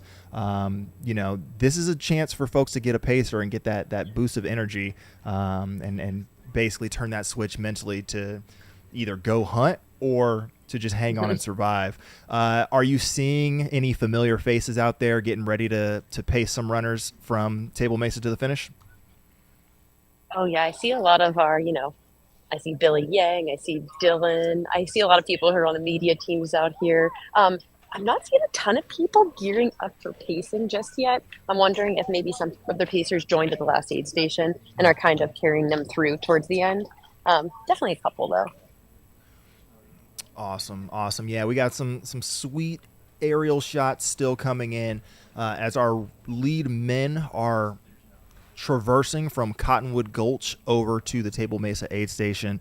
We would expect them to be at our lead male to be at Table Mesa aid station in about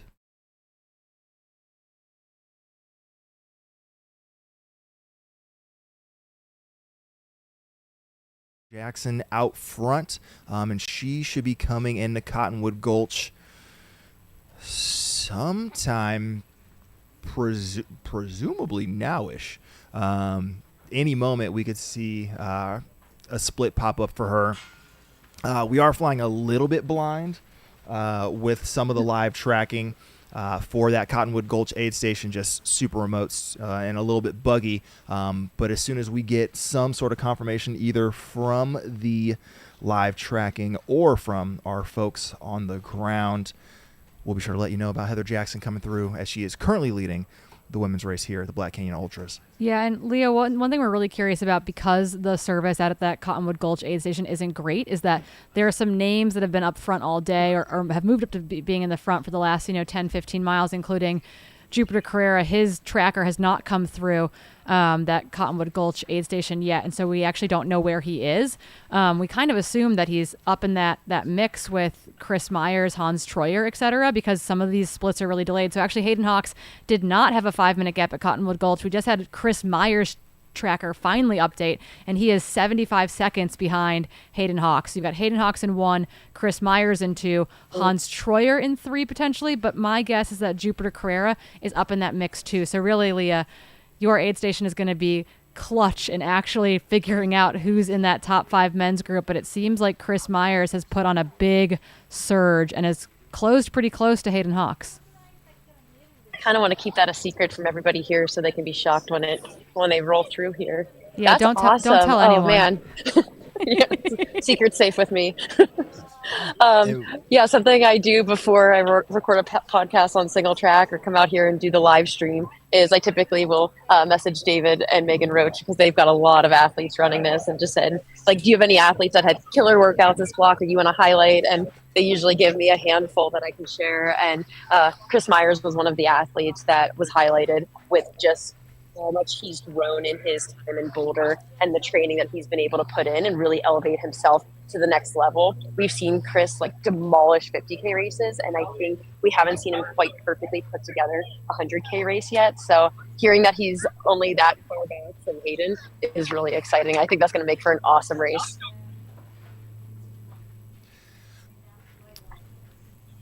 So just to back up, Corinne, what was the gap between Chris Myers and Hans Troyer at Cottonwood Gulch? The current update that we have is that there's about 4 minutes between those two guys at Cottonwood Gulch. So we'll take those as reliable because they've both pinged.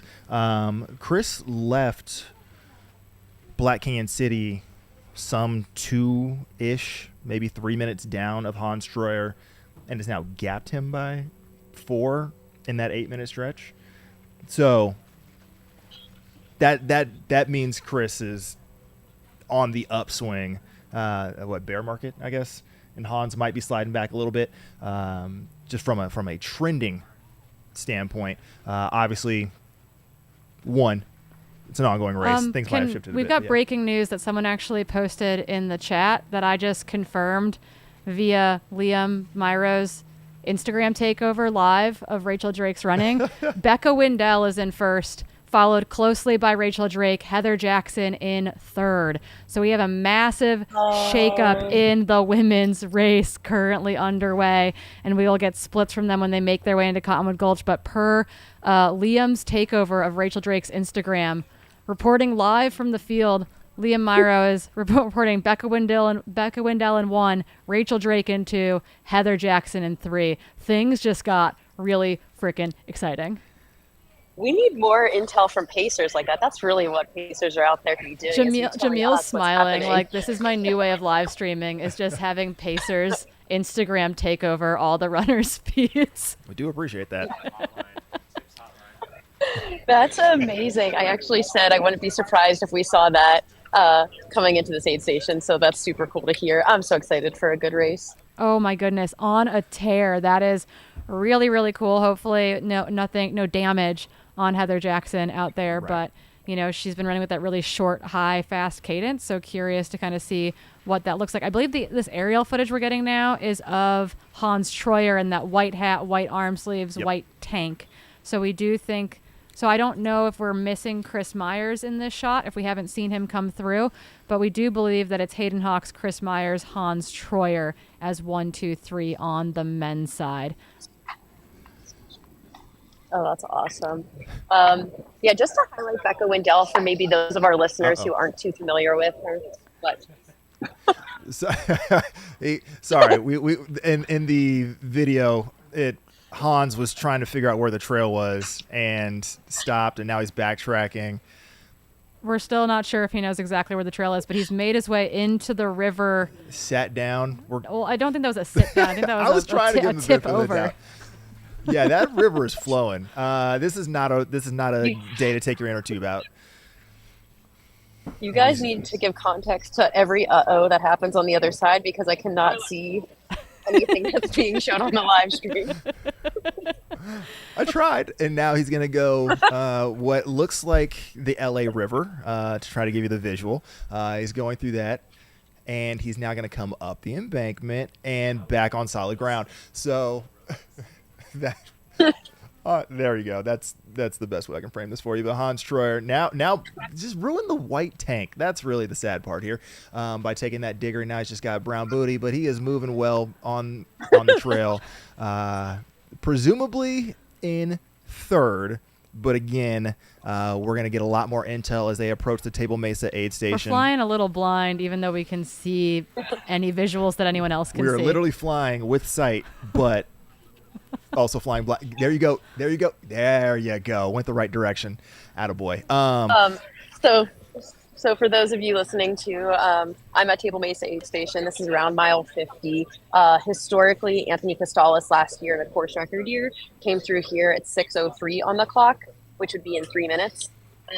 Course is slightly different this year, not by much. I'm thinking a plus or minus 3 minutes type difference. So we should be expecting them here at Table Mesa, I'd say sometime in the next 5 to 7 minutes. Yeah, that would track.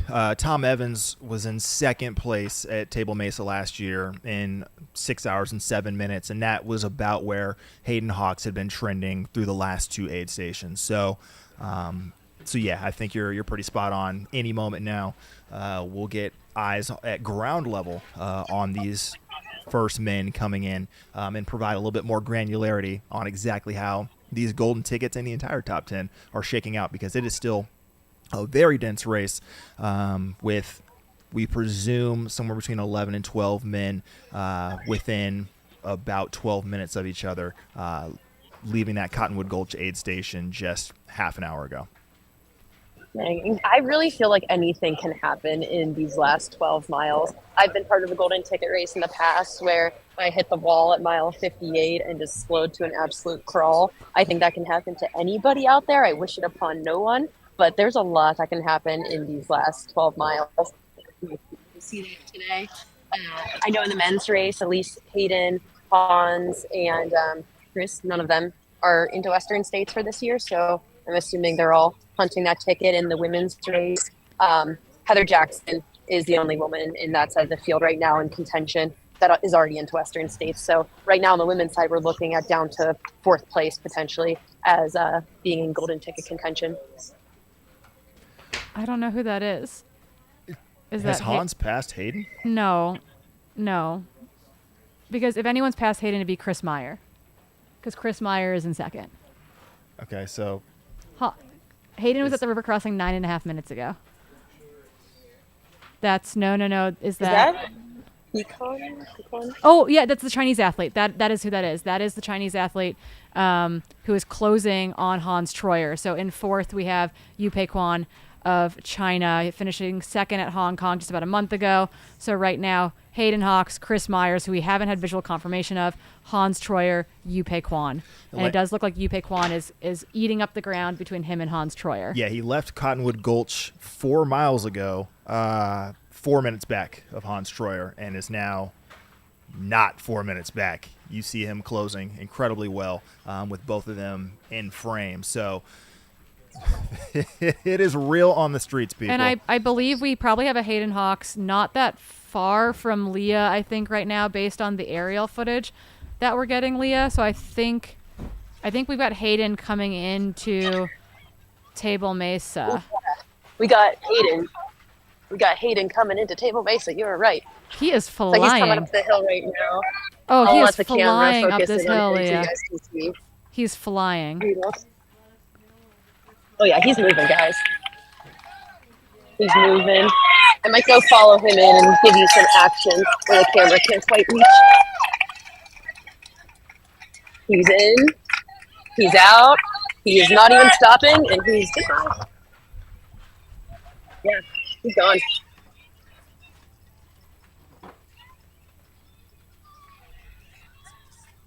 Wow, no stop.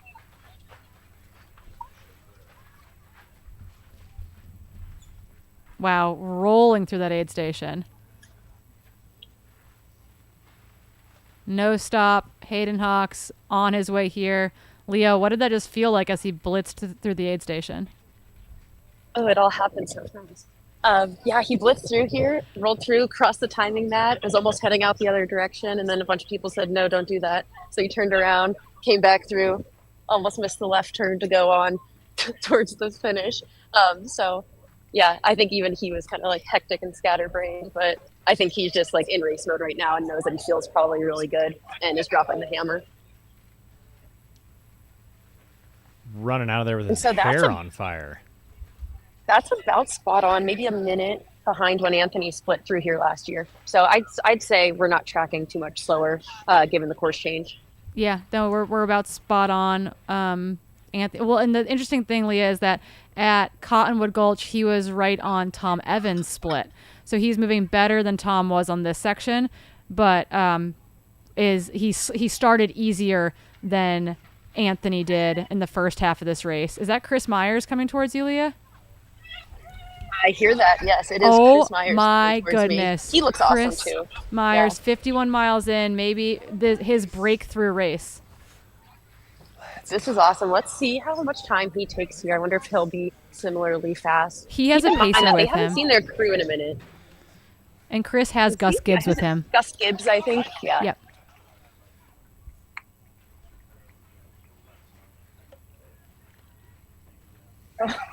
Oh my God. We got Gus Gibbs coming in first.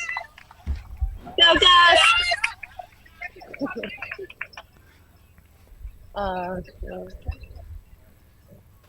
So this will probably be about 2 minutes behind Hayden, I'd say. I think we do have timing mats here, so you guys might be able to fact check me on that once Chris passes it here. Oh, and Jupiter's right behind him. Oh, so Jupiter is right behind him because we haven't had a split from Jupiter in basically 20 miles. So Jupiter, they are together. You guys, so those of you in the chat who have been worried about Jupiter for the last, I don't know, hour, like we have been or so, Jupiter is in fact with Chris Myers in second, tied for second place essentially. So we've got Hayden Hawks, Chris Myers, Jupiter Serrera looking so freaking strong. Okay. Then behind them, Jupiter just I was going to say behind them we've got leading. Hans Troyer being taken over by Yu Pei Kwan. Okay, so we got Jupiter in here, he's kind of dousing himself with water, eating some snacks from the aid station, and getting directed out of the aid station, and he's gone. So he's just leaving right ahead of Chris Myers here. And then Chris is filling up 2 bottles here, taking a little bit of time, which I honestly don't think is a bad thing right now. Not at all. Yeah, from here to the next aid station is about 7.5 miles. So you're going to be out there for We've got the approximately camera an here hour. on Chris, dousing off heat. They must be feeling warm. I need to start running, I guess. I'm freezing. We all are, Leah. I'm wearing an Expedition park at the finish line right now. All right, so Chris is out. And I'd say, yeah, that's about 6:08 on the clock, 6:07, 6:08. And Hayden was here, left about 6:04. But yeah, they should have hit those timing mats. But this is a good race. I think we've Hayden got looked ourselves a little race. bit more focused racing. Leah, what was that about Hayden looking focused? He looked focused. He looked a little bit more serious. And I would have a hard time believing he will be caught unless something crazy happens. He looked like race mode. These guys seemed like taking care of themselves mode and being a little bit smart about the next 12 just to make sure I think that they can hold on to that second and third spot. I'm almost wondering if they're more concerned about preserving that than chasing after Hayden and risking blowing up.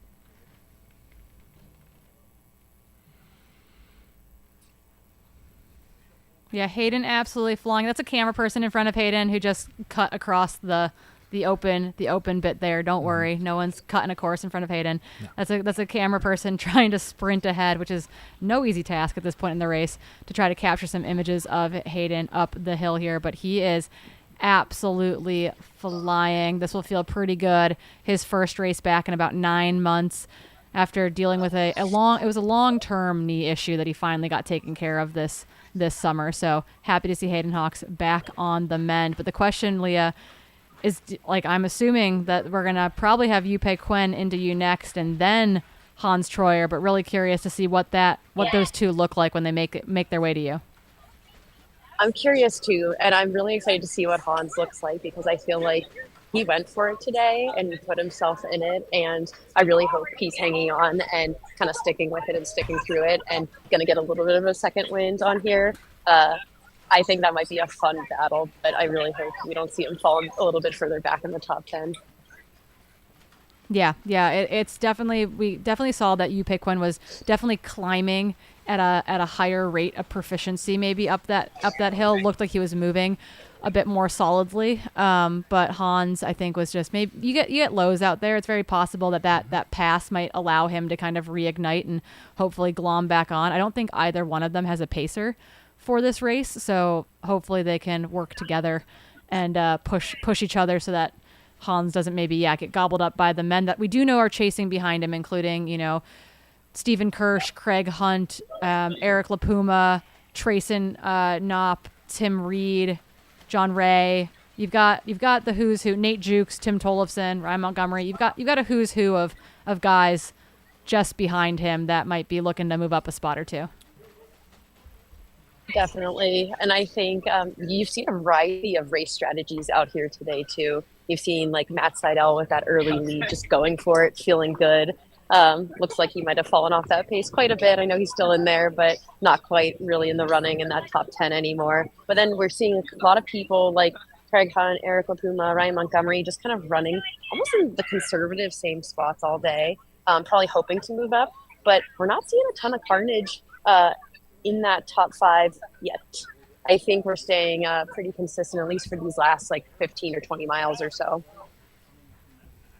Yeah, on the men's side, I would say Hans is probably the biggest mover downwards in terms of carnage thus far. Obviously, we'll get a little bit more specificity as the rest of them come through Table Mesa with our first 3 men already through. But listen, if somebody's going to pull the CJ Albertson from the trials and move up from 10th to 5th in the closing miles, you named a good number of dudes who are ready to make that move. Kirsch and LaPuma especially are no strangers to a late hunt. So this is by no stretch over. There's, historically speaking, there might only be 11 miles left in the race once they leave Table Mesa, but it's about 19 to 20% of the total race time that's still left. It's a a chunk, and it is rockier than you think it's going to be. I think I got to the very last aid station, and they told me it was flat all the way to the finish, and it was decidedly not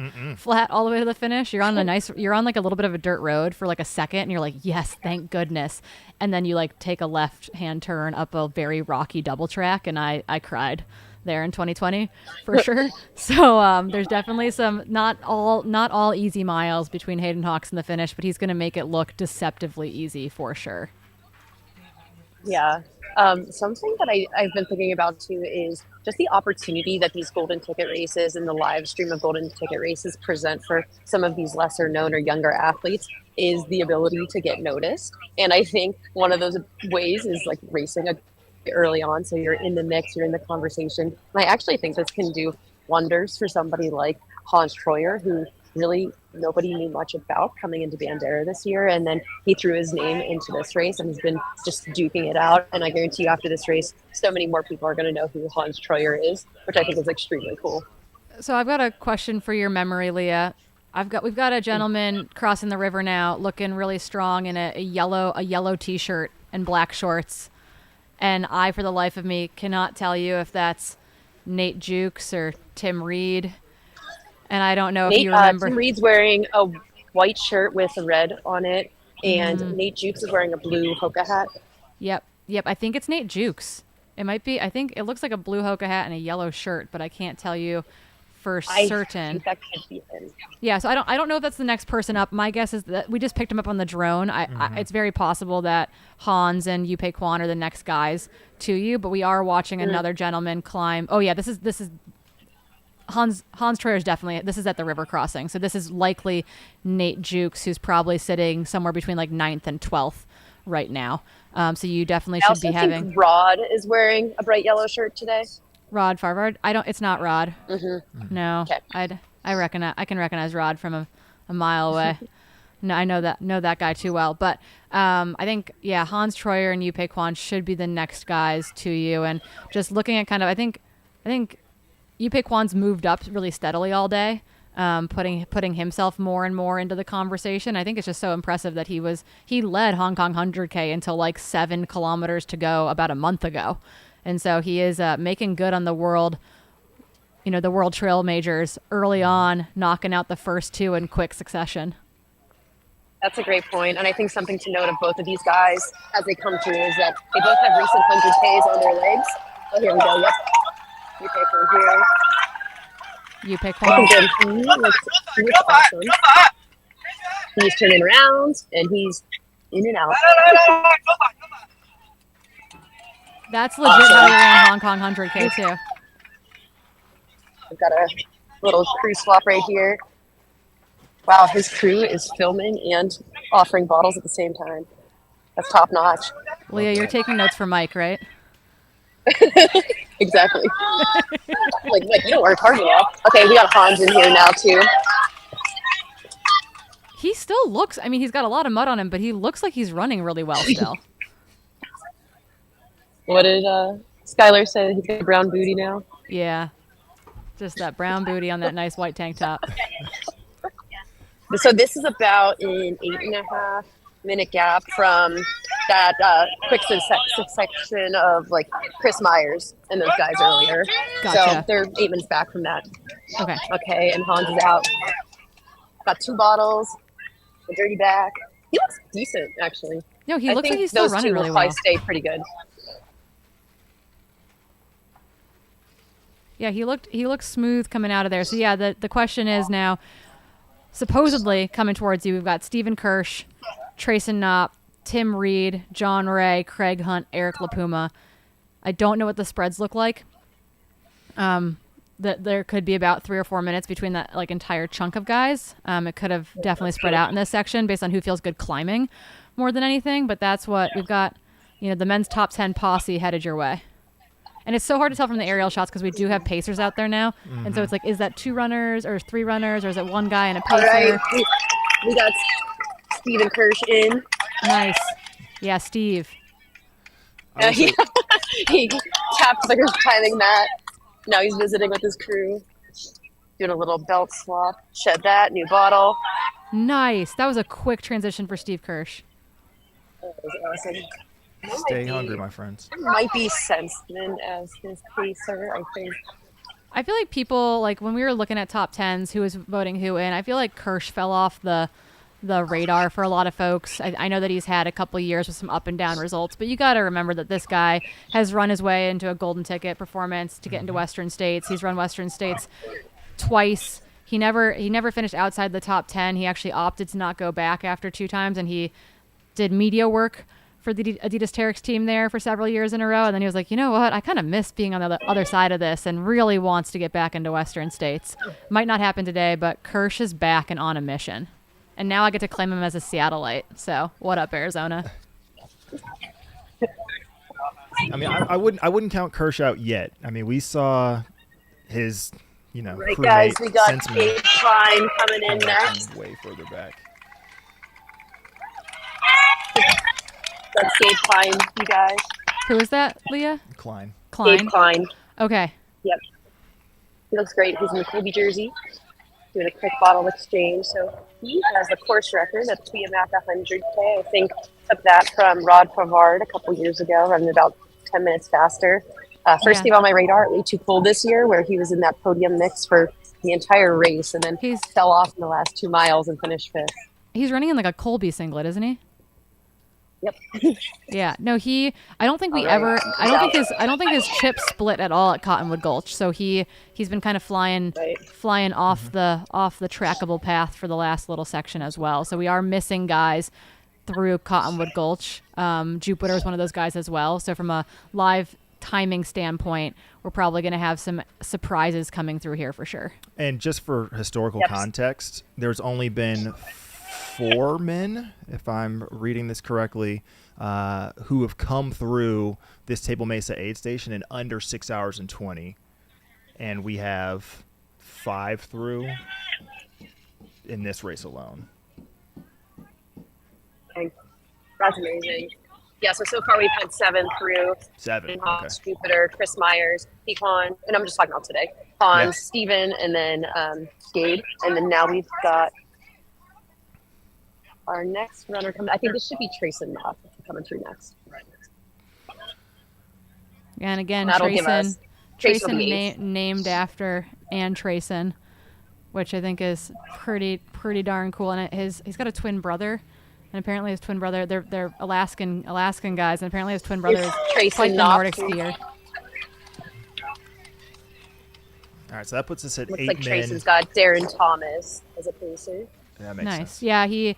I know his girlfriend Claire Rhodes is a grad student, I believe, at UNR. So they live in Reno right now, or in that zone. So they're probably good friends with the Sullivans and Darren and that whole Nevada side of the Tahoe area crew.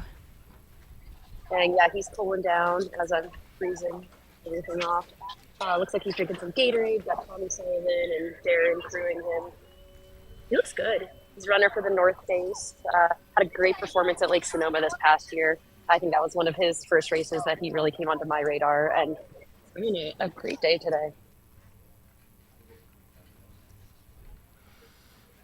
So looking through the historical splits, that puts us at 8 men, roughly about 6 hours and 20 minutes, 6 hours, 21 minutes through Table Mesa. And that's been where the men have needed to be to go sub 8 on this course. We have had 7 men ever do it. And we have 8 that are currently on the pace in this race alone to go under 8 hours. All right, that's Tim Reed into the aid station here. He crossed the map, back out. He looks great. That's 9th place.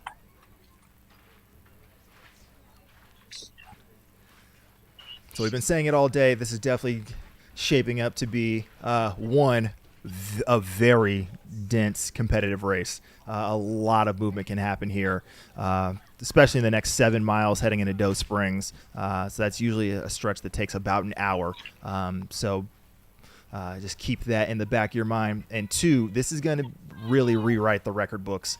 Maybe not at the top mark on the men's side, but the top 10 times are just going to be blown out. this edition. You got 8 guys that are on pace to go sub 8 hours. Oh, we and got only 7 Eric have ever LaPuma done it. coming So, in here, Eric rounding out the top 10. LaPuma. He's got Jess chasing him. So Eric, Nice work. he looks just steady. He's crossing the mat, back out. Let's go, Yeah, Eric. he's been moving up steadily all day long. Yeah, we're going to make Brett put an earwig in so that he can hear Leah in the field as well. We got Brett Hornig. We had people you were getting trolled in the chat. It was great. Guys, you should see. Look at the shoe. We got a shoe change going on for the shoe LaPuma? behind right now. This is shoe tie. Did Jess just He's do a out. reach around to retie Eric's shoe? He did a reach around shoe tie. That was a beautiful thing. That was pro guys, level we got crewing. Craig Hunt. Got Craig nice. Hunt. guys, it's It- raining at the finish line. But it's sunshine too. So yeah, Eric and Craig have been running together like almost all day.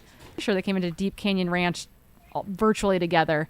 So they seem to be in a good spot. Remember, Craig has had a nearly perfect day here before dropping out at the last aid station, I think. So At this aid station, wasn't it? Table Mesa? Yeah, I think it he was even later. left this aid station and then came back a mile later. And I think he was leading at that time too, which was really Correct. heartbreaking. So I'm really excited for him to see sticking it today. Meanwhile, we are still keeping eyes on Cottonwood Gulch for the women's race that's shaking out. We did have some live from Instagram reports about the shakeups that had occurred after Black Canyon City. yeah, Liam doing the Lord's work out in the field, taking over Rachel Drake's Instagram account to break the news that Becca Wendell is in first. Brett doesn't know any of this, so we're shocking him in studio. Becca Wendell is in first, followed closely by Rachel Drake, and then Heather Jackson in third position. So yeah, Becca Wendell pulling Rachel Drake all the way into the 1-2 spots. I was only driving for like 15 minutes. And you missed it, Brett. You missed it. That's racing, buddy. Commentating sucks. So we'll keep an eyes on Cottonwood Gulch to confirm those facts and hopefully get some more up-to-date gaps. But we would also expect those women to be coming into this Table Mesa aid station that Leah is hanging out at in approximately 40 minutes. So just fire all around. We're losing our minds in the studio, folks. I think Leah's also losing her mind out in the field. But, Leah, I guess all the aid station turnovers have looked really, really quick there. Has anyone spent a little bit more time, or have they all just been blasting right through? No, honestly, like Chris Myers and Jupiter spent the most time, and they spent maybe like 35 seconds. These are really quick. This is way quicker than last year when I was here. I think last year was quite a bit hotter, though, obviously. So I do think that is the reason we're seeing these be quicker. And the race is on. People are getting out of here. So I hope everybody got what they needed out of here. Because, yeah, maybe maximum like 30 seconds so far, except for that reach around shoe tie. That might have taken a minute. Yeah, the team shoe tie is pretty next level. We're going to have to practice that one. What's a historical split? Oh, I see MK Sullivan here with a ankle wrapped. So Table Mesa to the finish, per Brett's question. On the men's side, total tends to be about 90 minutes. An hour 30 to an hour 40. Anthony last year was finished in 7:32.50. He split 6:01.45 at Table Mesa. Okay. And I want to say Hayden's about a minute off of Anthony's split at Table Mesa. Yeah. So he's running the back half stronger than Tom, but started a little bit slower than Anthony. Okay. Yeah, that was selfishly just me wondering how many minutes I have to sit on this couch before I have to go walk out on the course and set up a camera for you guys. Just making got us like do an your hour. labor for you. You're fine. Cool, perfect. Hang out Ray, there. we got John Ray coming into the aid station, guys. He's, I think, 12th place for the men so far is where we're Okay. at. So this is John Ray. There's been a lot of movement on the men's side since we last spoke as well. Yeah, and what's really cool, though, is that while it's not necessarily all updating perfectly, we did get to see Jupiter and Chris come into Table Mesa together and basically leave together. So we've got a really cool race between those two. We also have Yupe Kwan and Hans Troyer together at that aid station as well, and leaving virtually together. So 2, 3, and 4 and 5 separated by actually probably like 8 minutes between those two groups of two, but they've got some one-on-one duking going on. So UK Climb moved up quite a bit because we figured 5 there spots. was be a bunch of people in that 10-minute gap, but there really was not. There was not. Yeah, there was one guy, 2 guys. John still looks like he's moving pretty well. Yeah. You know, he came in. Yeah, he does. I was going to say Not as good as others. He mentioned that this race is what the future of ultra running looks like, and so he's stuck himself in it wholeheartedly, and is experiencing it firsthand. So super stoked for him to be out there having a day. I also want to make sure we get this on record. He said Rachel is the best partner. She's here for him no matter what, and he wanted to wish her a happy upcoming Valentine's Day. Aw, that's what those elite questionnaires filling them out is for. For the people. We're all such horrible significant others. Come on, step it up, team. I know we've been talking a lot about the men's race. I feel like we should chat a little bit more about what's happening in the women's, like 4 through 10. It's been a minute since we've been able to see them over there, and we should keep in mind that a lot has maybe changed. Place is in a golden ticket position. Yeah. So at the last update, we had, well, that's changed. I'll talk about our 4th place because I think there has been some shifting for the top 3 that you can talk about, Corinne. We had Lauren Puritz in 4th, Marcy in 5th, Kat Drew in 6th, Jenna Bensko 7, Anna McKenna 8, Tara Dower 9, and Riley Brady in 10. And that was at Black Canyon City, so it's been a while. Yeah, and just kind of pointing out from Black Canyon City, Brett was on the ground there, and people like Jenna Bensko and Anna McKinney looked really, really good. We watched Tara Dower. We didn't actually get to see it. Brett saw it. Tara Dower ate it pretty hard before she got to Brett, and then bounced back up with a bloody elbow and ran in and out of that aid station. But we actually were really, really impressed with how good Jenna Bensko and Anna McKinney looked coming through Black Canyon City. Like, they looked like they were going to be moving up in the field. Actually, Genevieve as well, our gal from Quebec, also kind of outside of that group, but looked ready to move up several positions leaving there. You know, and Jenna Bensko is one of my favorite stories that I think should get highlighted. She had a breakout performance at Grindstone this year that unfortunately ended up with a DNF because she suffered some symptoms of hypothermia, but she put herself in it extremely well. It was her and Becca Wendell leading much of that race through about 50K to 50 miles. She really shot her shot there, went for it, and unfortunately had a hard time and didn't quite nail it. But I'm excited to see her put herself in it again this year, and I'm curious to see what she has later on in the race. And it looks like we do have updates from Cottonwood Gulch coming in that Becca Wendell and Rachel Drake are officially the 1-2 there. I'll see if I can get a timing split pulled up on my screen.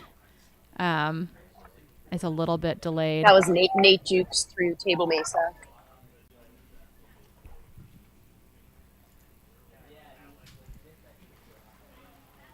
I didn't expect that gap to be bridged quite as fast as it did. I mean, between Heather and Rachel and Becca. Yeah. Yeah, that was insane. Well, Becca bridging from Deep Canyon to Rachel by Black Canyon City was also insane. Becca's moving the best out of that entire group. Oh yeah, yeah, and it looked that way, going in and out of Black Canyon City as well. Yeah, so Cottonwood Gulch, we've got a 10 seconds. Well, when we could see them via the Instagram Rachel Drake breaking news story. So Becca Wendell, Rachel Drake, 10 seconds apart at Cottonwood Gulch. I don't think we have a split from Heather Jackson yet, though, so we'll be waiting to see how much time they've put on her at that point. We've got Tim Tollefson in the aid station here at Table Mesa, and we just had Nate Jukes in and out as well. So this is probably looking around 15th place male at this point. I mean, this is a good showing from Nate. He's coached by and trains with Hayden. So I'm sure that he got some pretty good intel on what to expect at this course and for the day. And his crew chief, Mike Greer, he wanted to make sure that Mike got a shout out as well as his wife Danielle and their 5 kids. So, if you're going to step up to the big times, this is still a pretty boss way to show up. If you're Nate Jukes, you can't be upset with being in 15th with 11 miles to go and charging well. I think Strava actually said 5.5 kids. True. So. We haven't. Has anyone asked them what that means? No, still haven't found out an exact answer. If there's a on 6th one on the way, or if one's an infant. Yeah, that's what I couldn't figure out if that was like. We one can't on do the math way on that one. Or like, so at what point does it become the whole number? Yeah, I don't know. I don't either. No one knows. But yeah, there's I I think that. I just heard they are pregnant. So They are that's pregnant. the- Okay. That's That's the 0.5. 0.5. Yeah. Thank you, Leah. Leah coming through with the clutch detail information from the field. 0.5? I can't have Brett speculate any longer.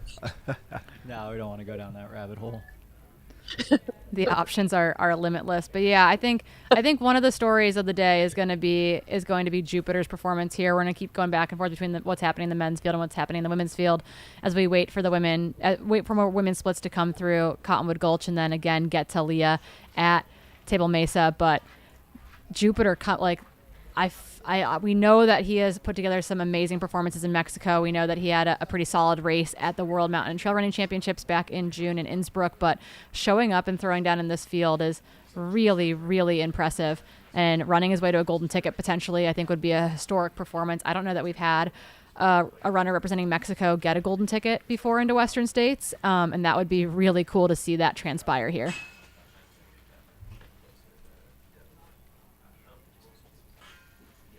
I would love to see that. I was just going to ask you guys if you have that knowledge about if anyone from Mexico ever has. I think that'd be amazing. And I love seeing somebody that nobody really has much info about. They haven't raced against before. He hasn't really raced in the States too much before either.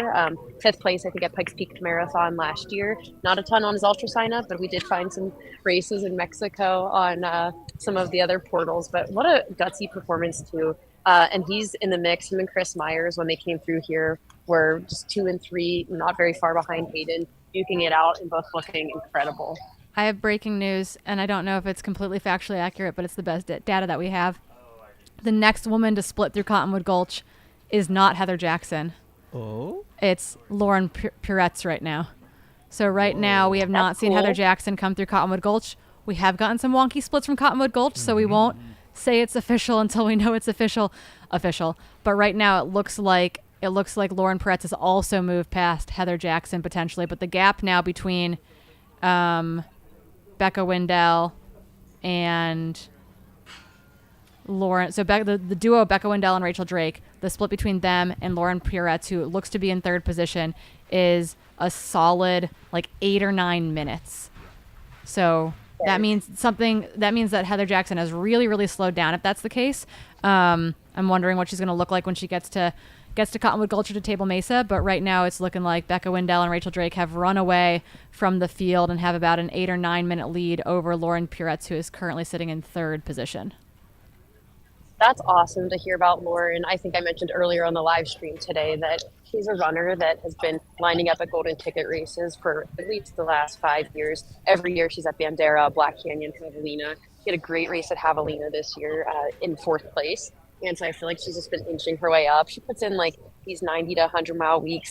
She's a full-time physician as a gynecologist in Colorado Springs. She's a mom. She seems like she's just an absolutely amazing human that somehow balances it all and is having a great day today. And she looks happy every time you see her. So shout out to Lauren Puretz. I really, really hope she can stick it out today. Right now sitting in golden ticket position, which is just absolutely amazing. Yeah, I mean, right now, Heather Jackson is the only one who's got a spot into Western States right now, and it's looking like Becca Wendell, Rachel Drake, and Lauren Puretz are putting themselves in those golden ticket positions again. A rarity. We've got 3 tickets for the women, 3 tickets for the men today, making it a super golden ticket race, which drove a lot of really great competition here as well. So it's super exciting to watch it get to play out. But we're going to keep updating to see what we can get Heather Jackson split through Cottonwood Gulch. But right now, yeah, Lauren Puretz has moved her way up into 3rd and just seems to be like a complete life baller as well. I mean, at worst, we have 3 women that are 8 minutes apart at the front of this race. Even if you assume Heather just didn't ping, 4 women within 8 minutes is ridiculous. I'm really interested to see who the next woman is that pings, because if we know that the 3 that you mentioned need golden tickets. If the 4th woman who pings is relatively close to is that 4th Lauren, woman Marcy all of a sudden? like that, I think it'll be Kat Drew.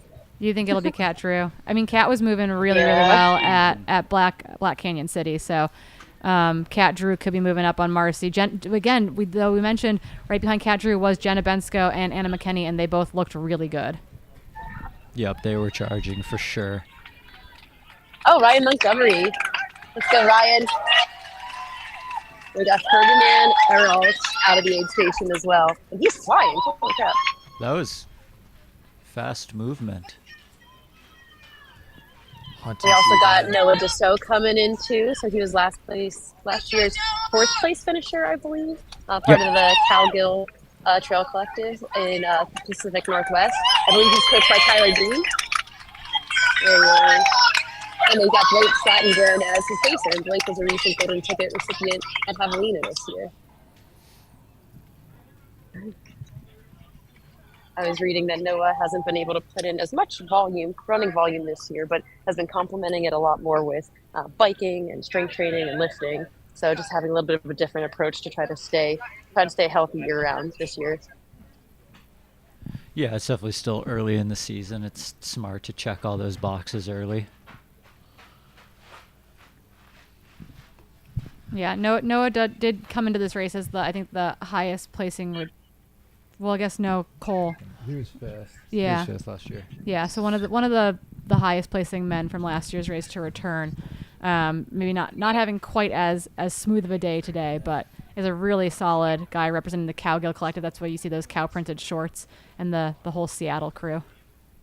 Yeah, both him and Cole don't seem to be quite having the days they wanted. I mean, Cole said at Black Canyon City his hamstrings were starting to go. Yeah, it's kind of it looked like we saw something to that effect at Deep Canyon Ranch as well. He seemed to take his time there and talk to some folks, and just wasn't quite moving as well as we expected him to be.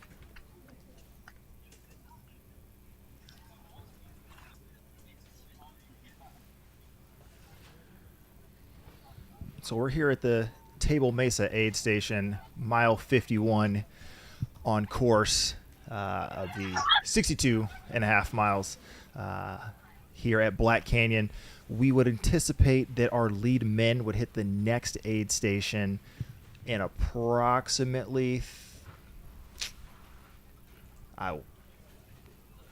about 35 minutes. Skylar, can I interrupt you? Yes, We've got some please do. Cottonwood Gulch women updates. We've Yeah. got Kat a bunch. Drew in. Yeah, she's 5 minutes behind Lauren. Kat Drew, Jenna Bensko 1 minute behind her, and Marcy 1 minute behind her. Yep. Yeah, they all It's just honest. updated. 4, 5, and 6 are within about 90 seconds of each other through Cottonwood Gulch. So yeah, Kat Drew moving up, Jenna Bensko moving up. Anna McKinney's got to be right on their heels as well. And as of right now, the top 3 spots are 3 golden tickets. Our 3 golden tickets. Okay. Yep. Yeah. And I there's been think no Heather Jackson update. no Heather through- Jackson update into Cottonwood Gulch Oh. yet. Hmm. I mean, to be fair, It could be missed. Like it could that's be happened. missed. She was slowing down in comparison to those 2 women. True. Obviously, we had a 3.5 minute gap closed down to them passing her. So we do know that she was going to go out really hard in the first 50K and try to hold on. I'm hoping that it's just that and not the hamstrings getting niggly or something. Yeah, but or I like an do ankle or something. an ankle. She's definitely had ankle injuries in the past. Lots of rocks out there to do something to your ankle with. We've had actually a number of drops today have been due to ankle injury, ankle rolls in the early miles of the race. But we will see if we get an update from Heather Jackson's location on course. But yeah, we do. That Kat Drew, Jenna Bensko, Marcy Klimek trio is going to continue to move up. But it looks like we've got Lauren Pirette's kind of running by herself in between those 2 big groups at this point. Yes, she's approximately the gap from 3rd to 6th of known pings is 7 minutes on the women's side. Okay. So that's dense. That there's definitely a chance for any of those 3 women that are chasing down Lauren to potentially move up. As we see rain coming in on the aerial shot that you guys are seeing on the live stream. Gotta love that. And then we have Lauren, who's also Gotta love still that. within 7 minutes of Rachel and Becca at the front end of the race. So in the next 11 miles, some of the chunkiest, most rugged sections of the trail, it's just going to be bananagrams. Yeah, we had a lot of people just eating it in the last section of the race too last year. I know that Keely Henninger's pacers, their job was basically just to tell her to keep her lifting her feet up over and over again. So it's definitely, you got to keep your wits about you to move fast and efficiently over the back, 10, 12 miles of this course. Looks like we've just had Rod Farvard come through, and I believe Hector Rodriguez as well. So that should round out our men's top 20, I think. It looks like in the timing, it doesn't track Eric LaPuma is coming through this aid station. He came through right around like 11th place or so. So this is about 20 men through Table Mesa. Yeah, Heather Jackson has now, her timer has read accurately about 3 minutes ago through Cottonwood Gulch. So she is sitting back in 7th position, came through 6:40.58 a lap, so about a minute behind Marcy Klimek. So she has moved backwards in that last 10-mile stretch. Would be curious if we know anyone on the ground in the Cottonwood Gulch area if she leaves that aid station. In theory, does she have to make it to Table Mesa if something's going wrong? I don't know the answer to that. But, yeah, Heather Jackson now back in 7th position in the women's race. Dang. Oh, this is such a dynamic women's race today. I feel like not many people would have called what's going on right now. It's really cool to see. I really wish I could be seeing Rachel and Becca racing and like being in those conversations right now, if they are conversations. Two of the most supportive women I know who just like thrive off of competition with other women around them. So I really do feel like they're probably working together, trying to get the best out of each other right now. And they're in a pretty comfortable position, but they probably don't know that it's that comfortable right now. So yeah, I think that would just be such an awesome experience to kind of be a fly on the wall for those conversations. Yeah.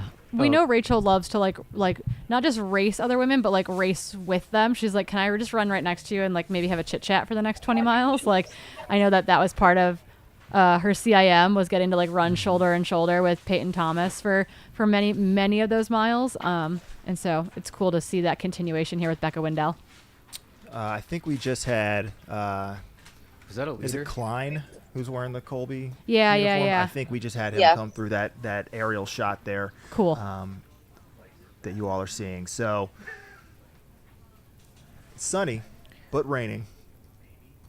So we were talking earlier about a lot of the similarities to last year's women's race. I feel like it's now starting to differ with how much, like last year we had a lead pack, like kind of like 3-4, and then a big chase pack. It looked like that was materializing, but then it turned into just this like pinball effect of people moving up way more than we thought, people moving back way more than we thought. Yeah, everyone's fantasy free trail picks are completely out of whack at this point. Like, it's a good race when there's people passing people who are actively passing other people. Yeah, totally. It's not. Like, there's like it was there, like a there are double groups. There are leapfrog. different groups that are all moving forward. Not everyone is. It's not one person moving forward and everyone moving backwards. There's like lots of like little forward movement in this field. Yeah, It's, graphing very out dynamic. the places of like the top 10 over the course of the race. That would be a fun one. That'd be a nice visual. I mean, there's been a lot of drops today too, you guys. Like, I think I saw a lot of vulnerable ankles out there. I mean, on the women's side alone, from the elite field that we had in contention for some of these top 10 spots, Rachel Tomachak, Allison Baca, Kat Short, MK Sullivan. I'm sure I'm missing a couple. We know that Shay came in with an ankle roll, and we think also rolled it again early today. So I don't know if she has dropped or not, but we do know that she was coming in on a compromised ankle and then proceeded to roll it again early in this race. So not a great day for ankles. The high stack bad day for shoes, ankles. high risk, high reward. Well, we know that Jupiter's running in a pair of like The Adios Pro 3, just full on super shoe. marathon super shoe. No traction, Built high different. stack, Yeah. built differently. Got that continental rubber. This is a pretty rocky section we're seeing. Where did you even go? Wayfinding is. It's like an ultra trail phenomenal Cape on this Town live kind of stream shot now. right here. He's thinking about. Oh, see? He's as confused as I am. We've got a lost runner out there. Well, trying to figure out where the trail goes and if you should We're go down. fording the river. Cross the river at this point. I've played my fair share of I Oregon think Trail. we've watched a number of guys come down to this being like, where do I fall into this appropriately? So we watched Hans Troyer have an issue navigating this little section of the race as well. Oh, you're right. I do remember this now. Yeah, so this aerial shot's from a little over a mile out, about a mile out from the Table Mesa aid station. Ostensibly the final river crossing on course. A few crop circles built. Looks in kind of mucky, and it looks like aliens might have been there. Anytime somebody's walking with their hands stretched out in front of them, it's probably a sign that footing is. What if he just disappears? Good, how are you? Good. All right. Made it across. So again, we are approximately 12 to 15 minutes out from our lead women, coming to the Table Mesa aid station, currently being staffed down there by Leah Yingling. We are also about that same time away from our lead men coming from Doe Spring, the 58 mile And station. we do have an update of our top 10 women now through Cottonwood Gulch. So just to refresh Is that what's Rachel? happening there, though, they just bumped Rachel's tracker. Oh, she's running through the river right now.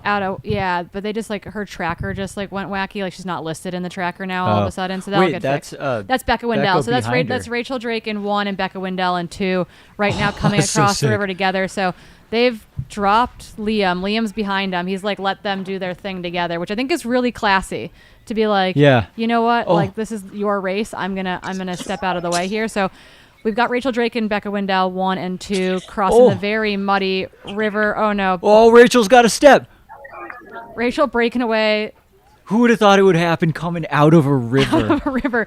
But then behind them, we've got Lauren Puretz in 3, Kat Drew in 4, Jenna Bensko in 5, Marcy Klimek in 6, Heather Jackson in 7th, Anna McKinney in 8th, Tara Dower in 9th, Genevieve Aslan Demers in 10th, and Riley Brady in 11th. A good pack. That Anna McKinney, Tara Dower, Genevieve, Riley quartet is all packed together within like 2 minutes. What does Liam do right now in this instance? Rachel has a little gap on Becca. I think Liam's he's gonna go ahead. Oh, Just in case Becca doesn't bridge it.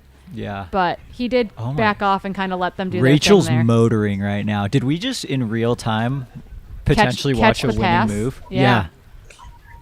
The pass back.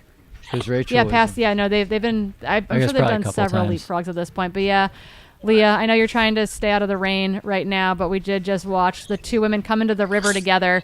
We watched Becca kind of slip getting out of the river and Rachel Drake get a little bit of a gap on her. But Liam had actually backed off to let the 2 gals run together. But since Rachel established a gap, he charged ahead and is now glommed back onto his pacey, so to speak. But both women are on their way up the hill towards you right now, and they are absolutely flying. They're going so fast. I'm so excited, you guys. So this is cool to see. So Rachel got to pace Tyler to his win here back in 2021. So she knows that energy that goes into these last 12 miles to win it, to want it. And I feel like she's going to be channeling that exact same energy today. She came in to win this race. Oddly, I was talking to David Roach this week, and he said Becca's goal was to put herself in it to win this race as well. So both these women came in with the intention of winning it. And I think we're seeing that play out in real time right now. And I'm so excited to see how they look when they come up the hill. I do think they're about like 5-ish minutes off of what like Keely and Heather were splitting here last year, 5-6 minutes. We'll see what it's like here because, I mean, yeah, you guys are right. They're hammering up from the river right now. Yeah, They're Alex, going just so fast. absolutely. She took that switchback so fast she almost flew off the side of it. Oh, I just can't believe the pass goodness. happened coming out of a river. Like I just watched 1883, so I'm like all about high risk, high reward river crossing right now, and like this was squarely in that realm of epic river Just crossing. lighting Brett's very specific fuse in real time. Dude, I watch all the right TV at all the right times. Yeah, it looked like Canyon Woodward maybe. Just came into Yes, the aid Canyon station. Woodward. Yeah, no, I love that both these women came in with the intent to win this thing. I feel like they're both kind of silent assassins. We obviously know a lot more about Rachel Drake as a whole community. She's someone that we've seen race the Golden Trail World Series. We've seen her absolutely excel through the entirety of this season. But now, like, Becca, a lot of us know who Becca is just from like the Pacific Northwest community in particular too, but getting to see both of them just absolutely throw down right now is everything I could have dreamed of. It's so cool, you guys. And I just want to pull something from Becca's little survey that we sent out to all the runners, which she works as a wildlife biologist and running coach. She's currently studying a deer zombie disease, chronic wasting disease, for her PhD. I mean, how cool is that? Yeah, chronic wasting disease is a disease that plagued the whitetail population in the little town I grew up in. So got a lot of buzz for Becca's PhD research.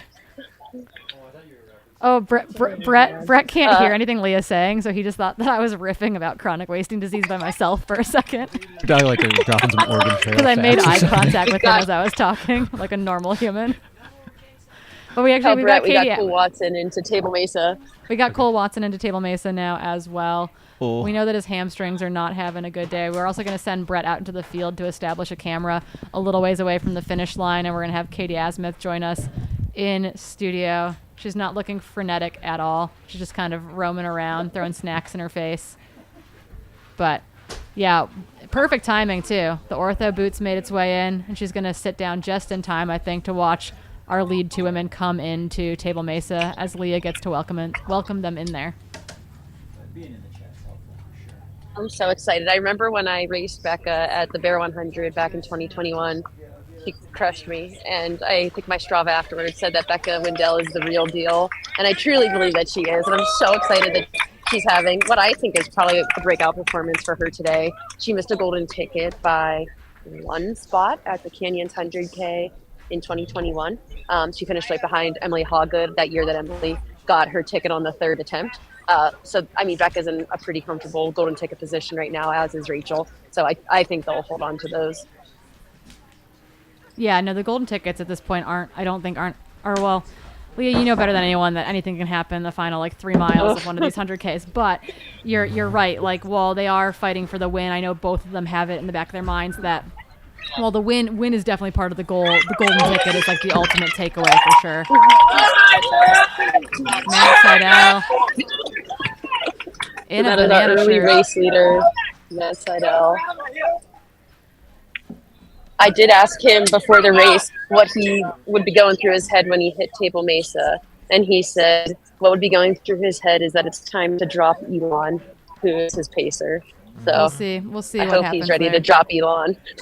Yeah, Matt helped pace Elon at the Cascade Crest 100 earlier this year, so repaying the favor there is what's going on a little bit, I believe. But he's in good hands. The East Bay Bandits showing up at Black Canyon, so cool to see the community support go both ways amongst those runners. But yeah, not far behind these guys are going to be Rachel Drake and Becca Wendell.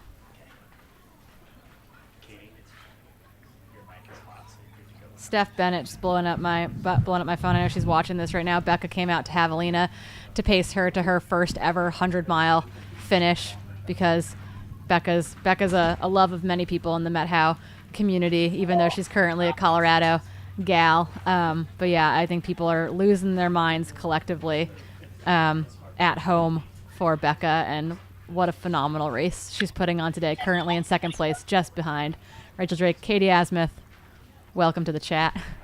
It is so much easier to be here than it is to be in the field. I have so much respect for Brett and Leah. Oh my goodness, this is so fun. Well, tomorrow you'll get to hang out here. Holy moly. 60K of just sitting in the studio.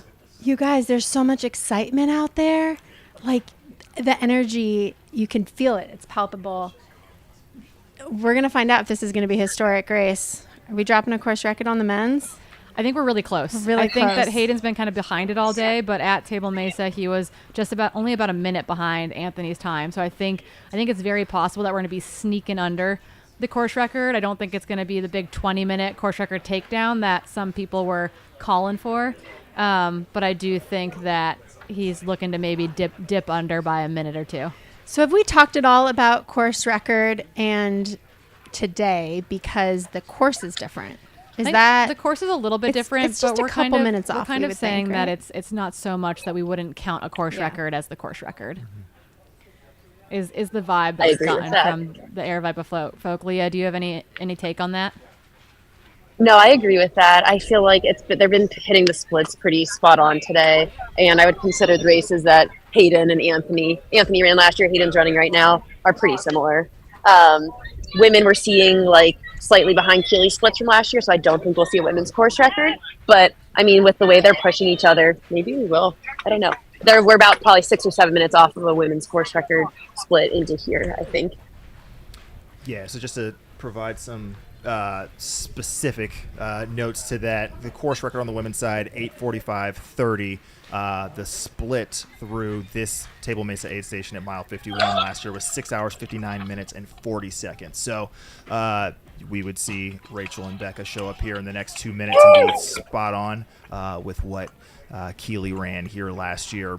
But again, last year, Keely and Heather were battling basically to the finish line. We see that exact same race dynamic playing out here between Rachel and Becca. So, pressure creates diamonds. We might see them pick it up here over the last 11 miles and take down the women's course record as well. Yeah, and just to update, all 3 women that are at the front of this race won a golden ticket. That's why Rachel's here. That's why Becca's here. That's why Lauren's here. They want golden tickets. And some people are checking in on the live tracker, being like, "What's happening? Wait, did they drop?" No, we're gonna see Rachel Drake and Becca Wendell up into the Table Mesa aid station where Leah is currently hanging out in just a couple minutes, I believe. So we'll hear the roar from the crowd there as they approach for sure.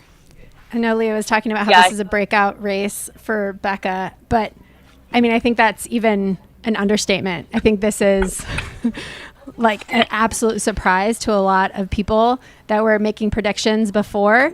But to people that know Becca, I don't think this is a surprise for them. Leah was talking about how she's been waiting for this moment, and she is putting on a show, and I'm so excited for her. I do want to say, I reached out to David Roach, her coach, before this and said, "Hey, give me some of your top picks. I want your dark horse, And he didn't call her a dark horse, but he said Becca Wendell is really ready. So I knew she was one to watch. And when your coach has full confidence in you, that's a really good sign. So wanted to give a shout out to her pacer and crew, Simon Wendell. She said her nutrition sponsor is Steve Bennett for the 10 pounds of gels that she gave me at Javelina that have sustained me. I think it must be Steph Bennett. Huh? I think it's a typo. It's definitely Steph Bennett. Steph Steph's Bennett. in my text. Oh, that's right funny. now. Oh, that's who's been texting you. Yeah. That sustained her during her last training block. I love it. But she's currently unsponsored. Besides Steph Bennett, her. The community takes care of its own. Which, if we've talked about this at all, I think that something like Black Canyon can put you in a good place for sponsorship. We're looking at potentially a new pro runner coming out of this race. Yeah, totally. I think that this race, while there's normally heavy hitters here, we also end up bringing in runners that make their names at this race as well. Hans Troyer is another great example of that, right? For sure. Yeah, guys, and something I loved that Becca said in the little questionnaire we sent out was like, what's your training been like? And I think Rachel could probably agree with her training too. Like, Becca wrote that it hasn't been anything sexy. It's just been running. And I kind of love that. Like, I think it shows just how much she's chipped away over the years and worked at getting to like a happy mileage for herself, happy training. And I think when you're at that place and at that balance, when you haven't pushed your body extremely far in training, you're able to have breakout races like this. I think Rachel and Becca both showed up extremely fresh today, ready to race. And like, I think had both that physical and mental piece that's really required to race all 62 miles of this. So, Leah, you won't be able to see this, but we've got a special guest in studio now. It's our Japanese field correspondent who's been in charge of the Japanese field reporting for the Japanese stream of the race. Mamiko-san, you're going to move that mic right in close so that you can join us. She's been out in the field, and we're curious to hear about how your experience was out there today as a field reporter. Yeah, konnichiwa, which is good afternoon. And it was super extremely fun. I don't know anything about who's the first runner and famous runner, honestly, but I really impressed how they organize the transition, and also I'm so happy to show those beautiful course to the Japanese people. They are very, very fascinated everything. Cactus, aid station, the people, how colorful hokas, like a, what do you call it, like a All of like the everything. signage, yeah. I love it. I think that many of us really want to get to come over to do the Mount Fuji 100 mile at some point. It's been on many of our bucket lists. I forever. think Yes. Leah in the field would agree that the Mount Fuji 100 mile is probably on her bucket list as well. So Leah's our field reporter there in the green, waiting for our lead women to come through Table Mesa. She's been out in the rain all day, the rain and the cold, making it happen. It's so pretty. I mean, Keely, are you pacing Rachel? it's really. We got Keely Henninger here who will be hopping in with Rachel Drake. What are you going to do to get her to the finish line in first place?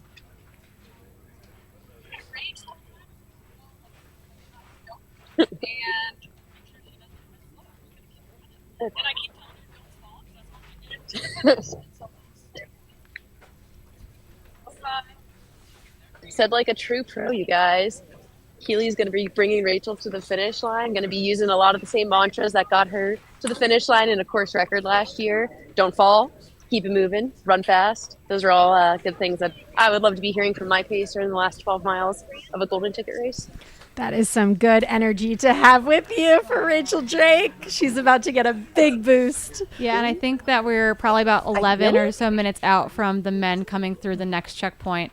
The men being Hayden Hawks, who we believe is going to be trying to sneak under course record pace. We're looking for Doe Spring splits, about 7:03 on the clock, which would be right now. So I don't think we've got a Hayden Hawks split through Doe Spring, but that is what we are looking for. At that point, he had a 10-minute gap over Tom Evans, so he's going to be right in the mix. We're hearing a lot of cheering. Oh, we got Rachel Drake. We got Rachel Drake into the aid station. She's down below the aid station here, so we'll probably have her. Probably have to come across the timing mat here. But yeah, she's in here first. She's got a crew of like 5 people around her right now. Tyler's got a big smile on his face. Keely's helping her a bunch. I'm gonna start a little stopwatch here so we can. Little Lou, he doesn't even know the kind of jeans he has yet. Yeah. So Rachel's got about a 1-year-old.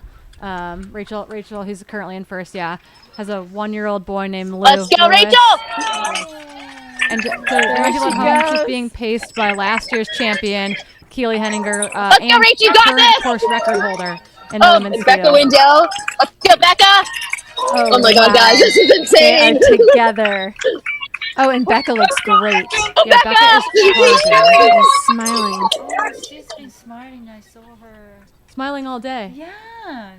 You know, when I saw her at Deep Oh, so Canyon what- Ranch, so that was at the halfway point. She was in fourth. You know, she was, I think maybe the 5th. Yeah, it was her and She was behind Marcy. Marcy, yeah. Were right together, and Lauren was right ahead of them. And you know, she just looked great and just kind of slid through that aid station. Didn't make a big fuss. Didn't really see much crew. It was very like And then just dropped the smiling big, hammer. and then So happy. just dominated that section. Yeah. Yeah, absolutely. Yeah, dropped and I the wonder if that was hammer. a part of her race plan because I was right We'll at the have to halfway ask the Roaches part. after this. Yeah. What was What the was race the plan race with plan? Becca? But you I know, asked different for some race strategies insight. out there, right? We knew that Heather was going to go time trial the first 50K. Yep. We know that Becca's a silent assassin and just has been like slowly moving up the field all day with a smile on her face, though, a smiling silent assassin. But yeah, Leah, what's Becca's the out of there, you split there? guys. That's probably about 45 seconds different there. Becca took a little bit more time. She cooled down. I saw her pour a bottle of water over her head. She was being crewed by David and Megan Roach and a few other of her friends, and I believe her partner Simon as well. She looked great. She looked really calm. I think probably like ready to get this done, but I still think this is a really good race between the two of them, Rachel and Becca. I think that shows some confidence, right? Because by the look of her, she still had a spring in her step. She was smiling big, and she took her time at the aid station. I think to me that means that she's not Patient. panicked. She is experienced. She's a veteran. She knows what she's doing, and she wants that ticket, you know? So I wonder if what's in her head right now, if she's going for the win or if she's like, let's just hold it If together. she's refreshed that. Yeah. And Yeah. so for those of you following along on the live tracking, Becca and Rachel are not showing up on that. They have not DNF'd. They are very much sitting 1 and 2 right now. But you're right. They both came in wanting the win, is what we've been told. But at the same time, like at a certain point, you might say, you know what? I just want to get that golden ticket home safely. And so right now we've got Rachel Drake, Becca Wendell, and then Lauren Puretz should be the next woman into this aid station, probably 7 or 8 minutes back. But all 3 of those women looking for golden tickets to Western States. Yeah. And Rachel split through here about 6 minutes off of Keeley, split through here last year. Okay. So I think the course record is probably safe, but honestly, they're hammering. And I think if they end up racing each other, anything can happen. Yeah, with you throw Keeley in that mix too, and she'll push both of them to the finish line, you know, so. Honestly, I think this speaks a lot to what Keeley threw down last year because it was hot last year. Yes. She's racing against, I mean, think about what Rachel has under her legs, and she is able to, was faster than Rachel splits this year. So, I mean, I think Keeley's race last year really may stand the test of time. We'll find out. Yeah, did you get to go to Deep Canyon Ranch earlier? How'd you both find the water crossing? Well, we should probably talk about some of the adversities we've had. It's like a water splash mountain. Yes. And there's a long line of people. Deeper and deeper. Yes. And then someone from the Viper is kind of guiding us where to go, so which is great. Otherwise, it's getting deeper and deeper. People are getting excited. Yes, here. we've We've got starting time. We've got time before we see Hayden come in here, but people are definitely. He's through Doe Springs. Do we know what his split was through Doe Springs? Anyone got a split for us? I'm not sure we have them. We have one camera there, and it's not good. And it's not good. Okay, we don't have a split, but we've been notified that Hayden is through Doe Springs, which means that he is well on his way here. But what Yamamoko and Katie were joking about was that on the way into the Deep Canyon aid station, there was quite a river crossing for the vehicles trying to make it into that aid station that I think threw everyone for a loop today. So I was there an hour and a half before the lead pack came in, and I got pretty worried because my little dinky rental car was not making it across that river. And thank goodness a big truck came through, and we said, can we please jump on in? And anyway, so I notified the team that I'm actually very concerned that how are we going to get all these crew to this aid station? And to be honest, crew figure it out. Yeah. So big props to all the crew out there. Have we given crew enough shout outs? Probably not. Of course, the Pacers, but the crew, the family, the friends that have shown up, that have flown from all over the world for their racer. There's a lot that goes into this race, and not just for the racers themselves, but, the family and crew that support them. And it's just, that river crossing was pretty, it was no joke. Yeah. Fun for me. It was very fun. And so I wanted to mention to you, I was talking to your camera person at the aid station, and he was saying that you were showing everybody on your feed what was in our aid stations, quesadillas and potatoes. And can you explain a little bit about that? Yeah, I know. Because first of all, in Japan, they don't have kind of solid food at all.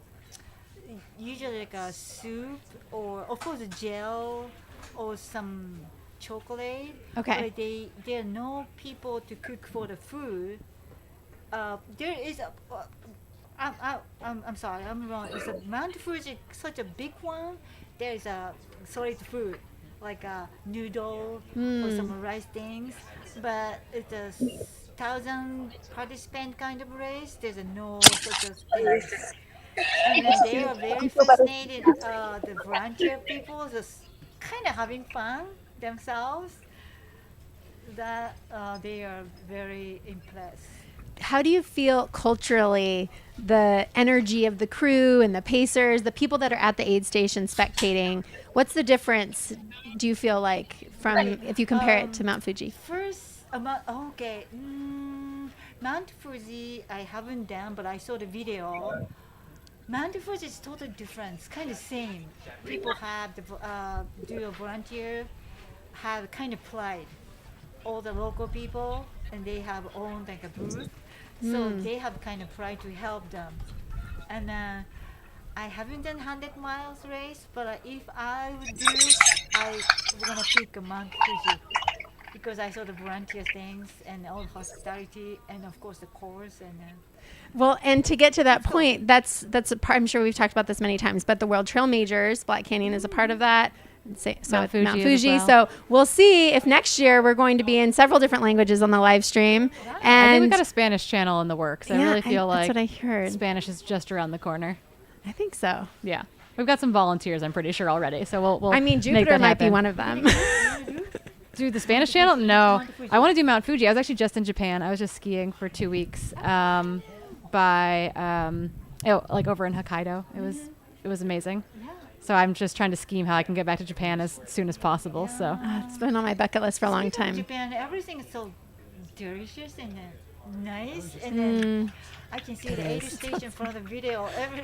I want to stay in every single aid station as long as possible if I do Mount Fuji. That's dangerous. Just eat and Yeah, that's dangerous for a 100-miler. It's almost better to keep the aid station simpler. Yeah, get you out of there fast. yeah, so we're waiting on two things. We're waiting on a split from Hayden if we can get one. I do think we have sent a team, probably a drone team out to try to bring Hayden Hawks in.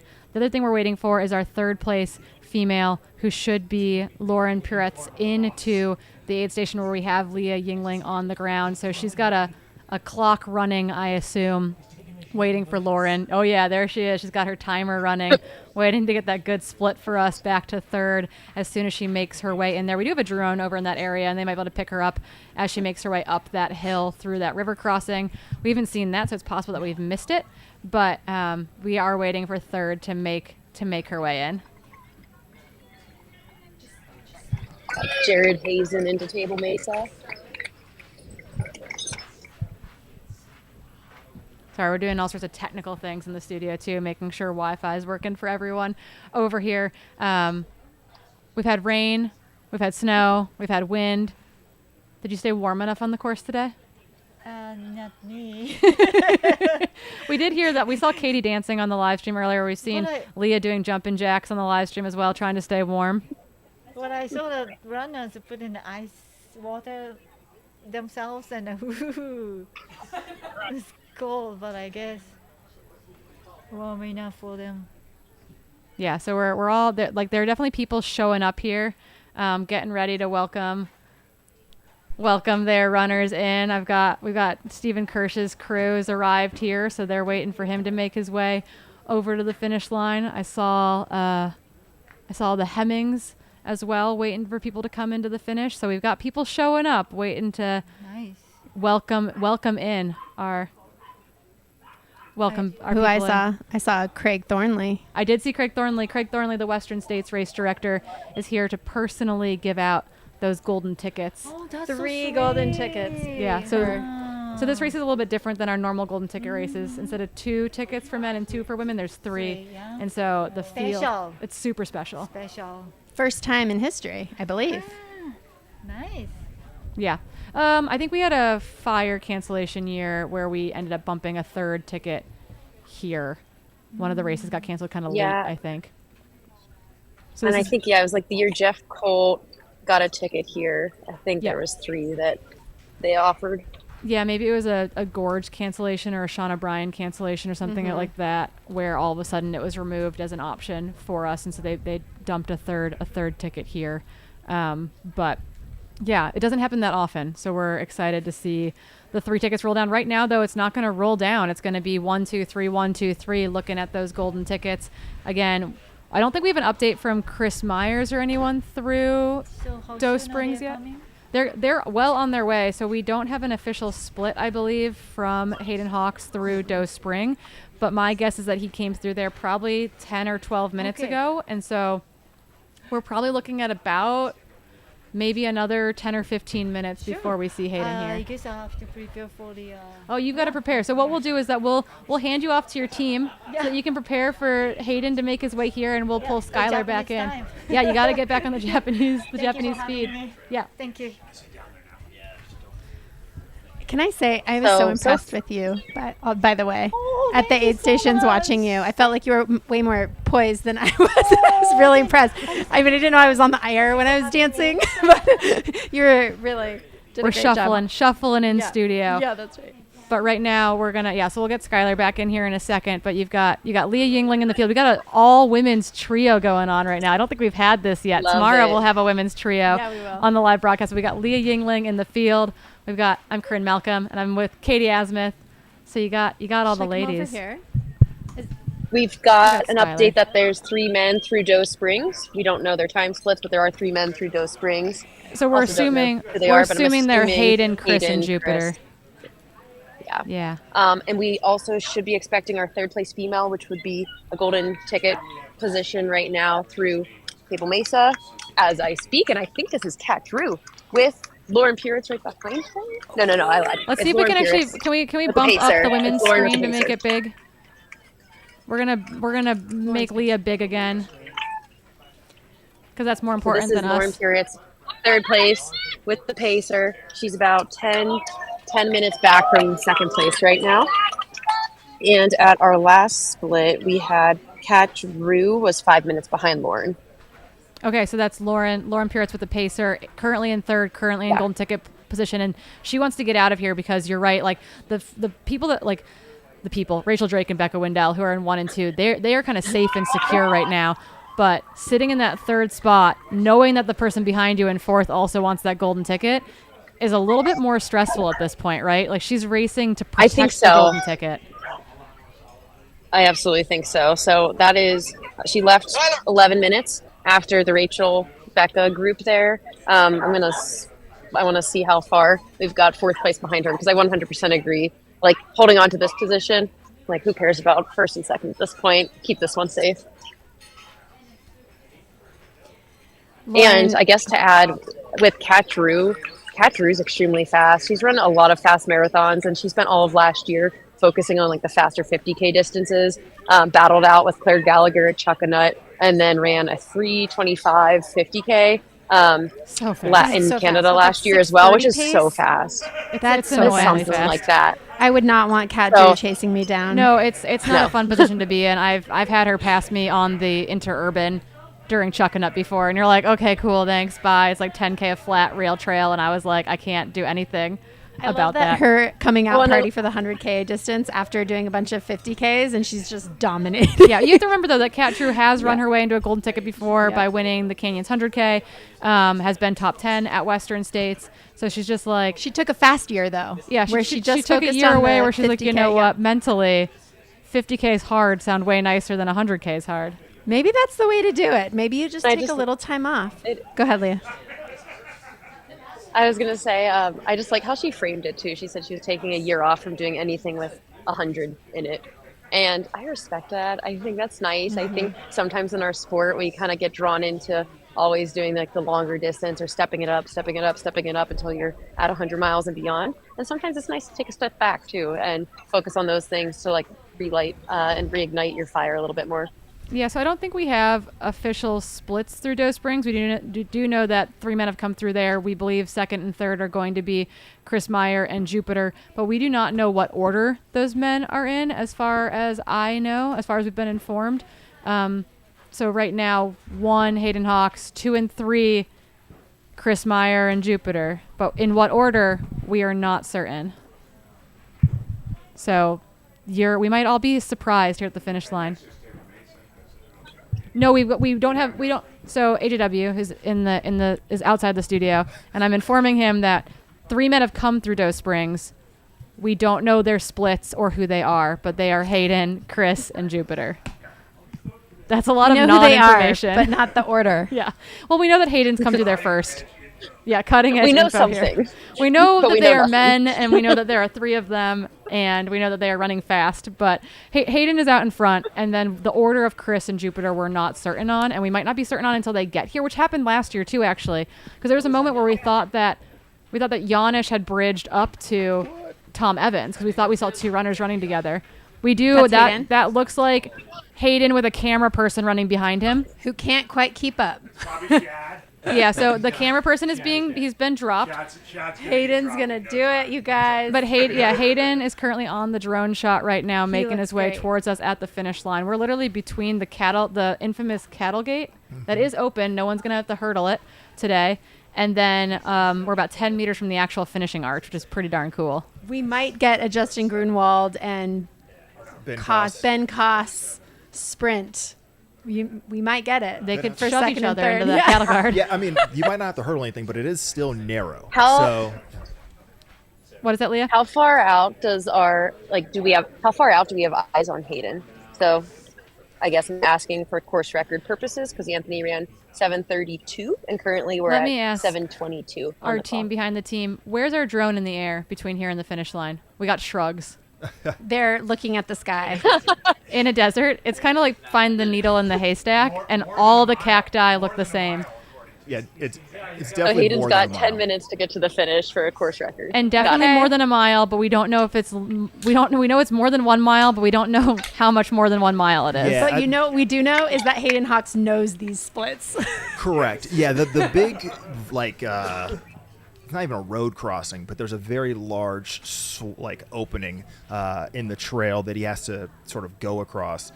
That's usually a big landmark that he's in range. I think that's it's about a K out from the finish. And then Guys, we got our 4th place woman, Jenna Bensko. Jenna moving up. Yes, and this is 4 minutes 38 seconds right now behind Lauren. Yeah, so it's gonna be so close. It's gonna be. We got reports from I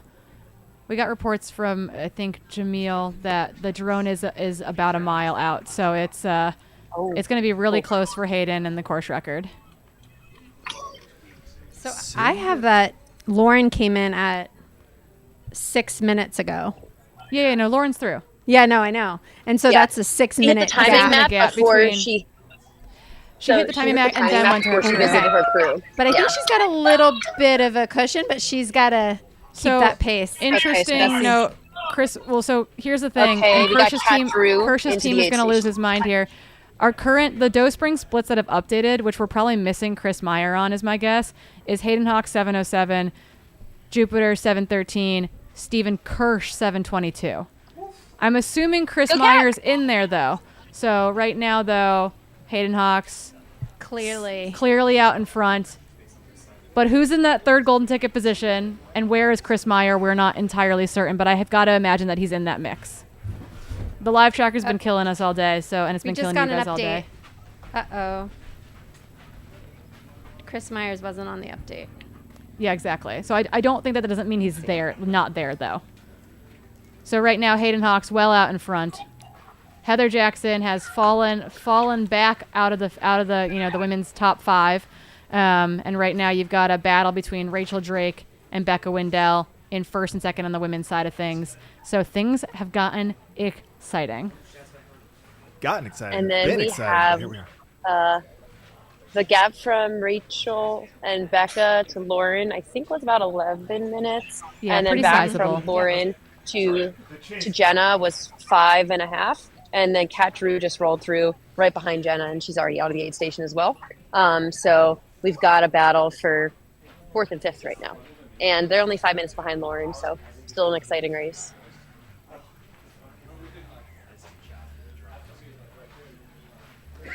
So just to report, this is Travis Longcar sending us this intel from the field.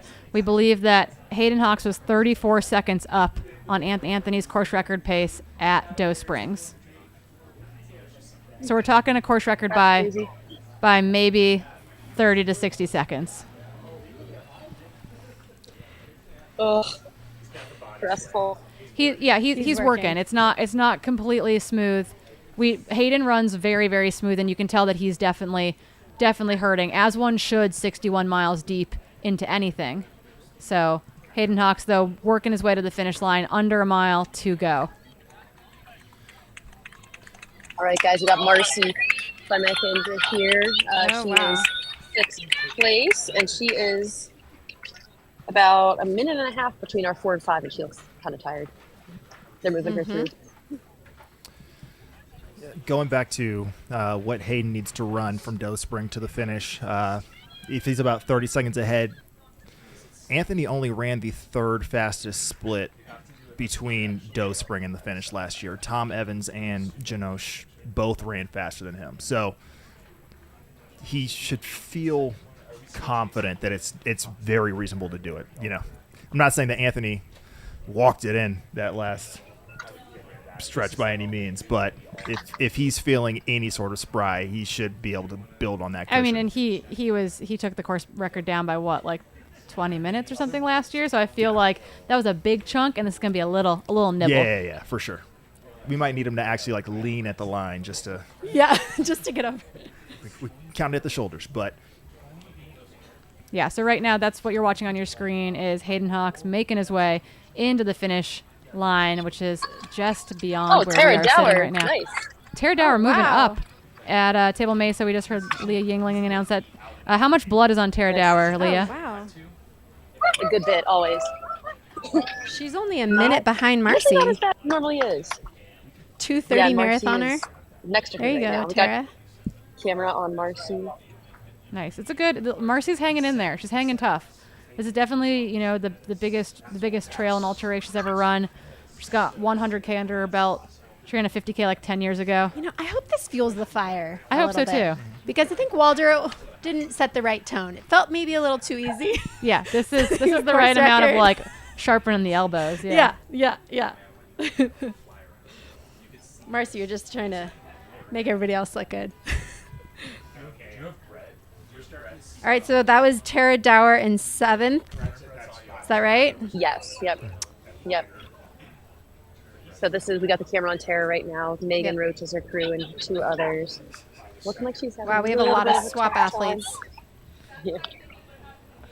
Yeah, it looks like we got Brett just standing out in the desert by himself there. Brett, can you hear us? Standing next to a bush per usual.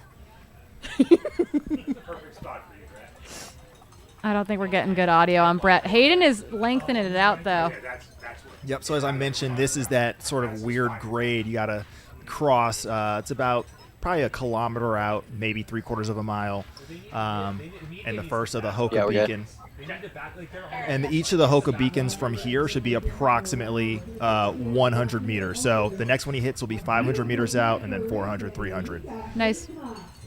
Brett, I think we heard your mic there for a second. My mic exists?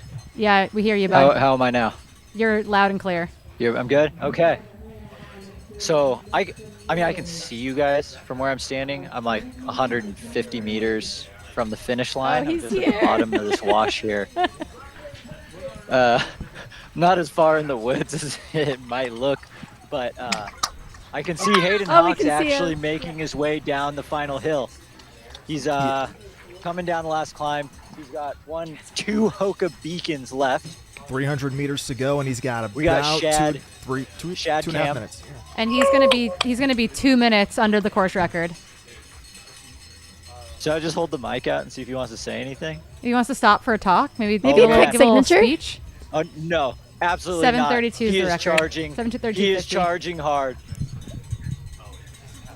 We're going one breath in, one breath out right now. It does not get any harder running than that. He's taken several minutes Hayden off is the making course his way record. up. Hayden Hawks. Doing like ladder drills out there.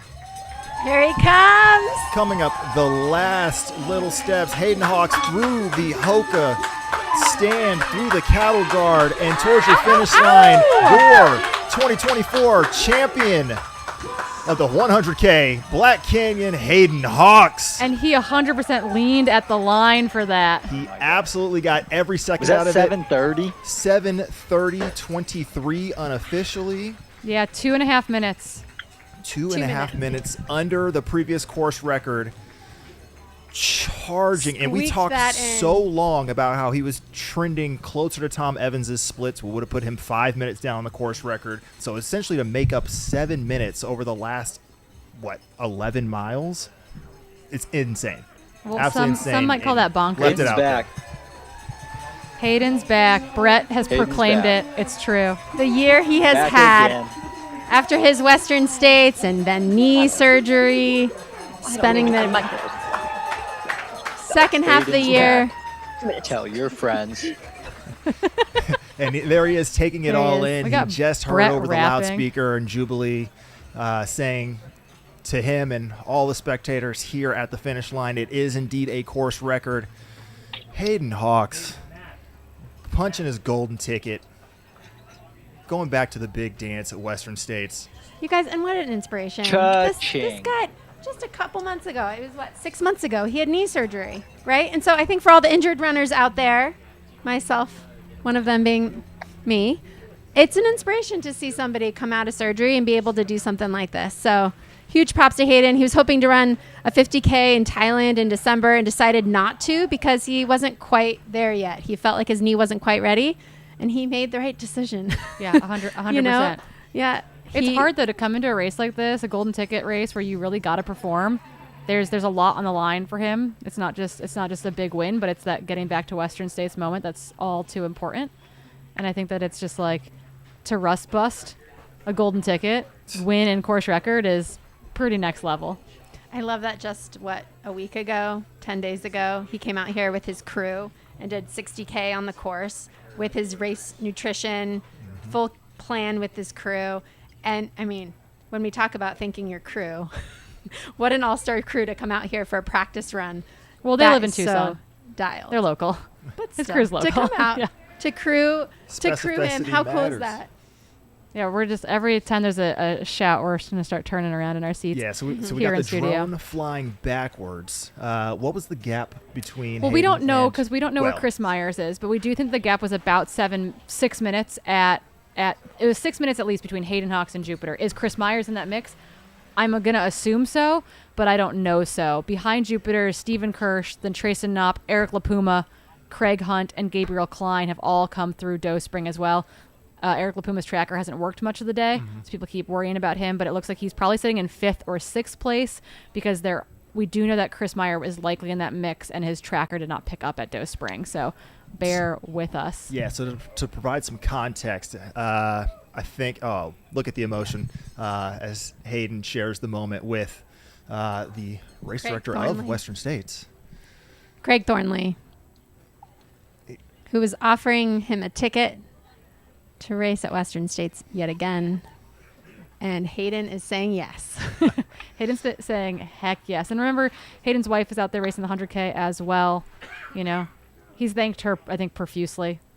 She does a lot to take care of him and their 2 children. For sure. And is out here putting together her own 100K too.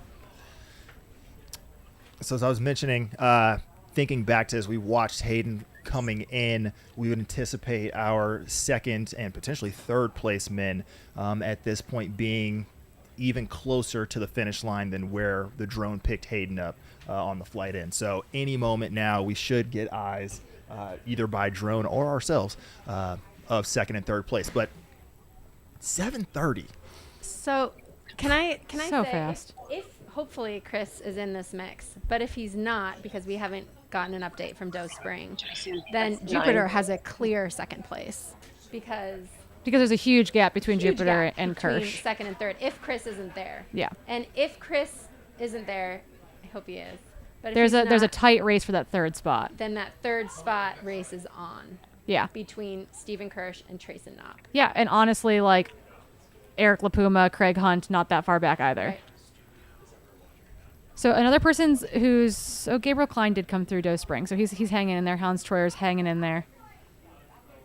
Yupe Kwan's tracker didn't come through Doe Spring though, and I wonder if he's higher up as well because he should have been up ahead of Hans Troyer. Yep. So curious to know where Chris Meyer is and curious to know where Yupe Quinn is because Oh. those guys are likely in the top 5. Do you guys get my audio? Yep, we got your audio, Leah. Heather Jackson through Table Mesa, 10th place. Curious to see if she leaves Table Mesa. I didn't hear who came in after Tara. Was that It Shay was after Tara Lena? ended up. No, it was Genevieve, and then we had I wrote it in the live chat, but Tara ended up moving back to 9th during this aid station. She was here for a minute, and then Genevieve and one other runner left before her. And now Riley's coming in too. So Riley is our 11th athlete here in the women's field. It might be Did Anna McKenna come through, Leah? Anna McKenna was, yes, yeah. Okay. Australian athlete. Yeah, and just like she's been so close to golden tickets so many times.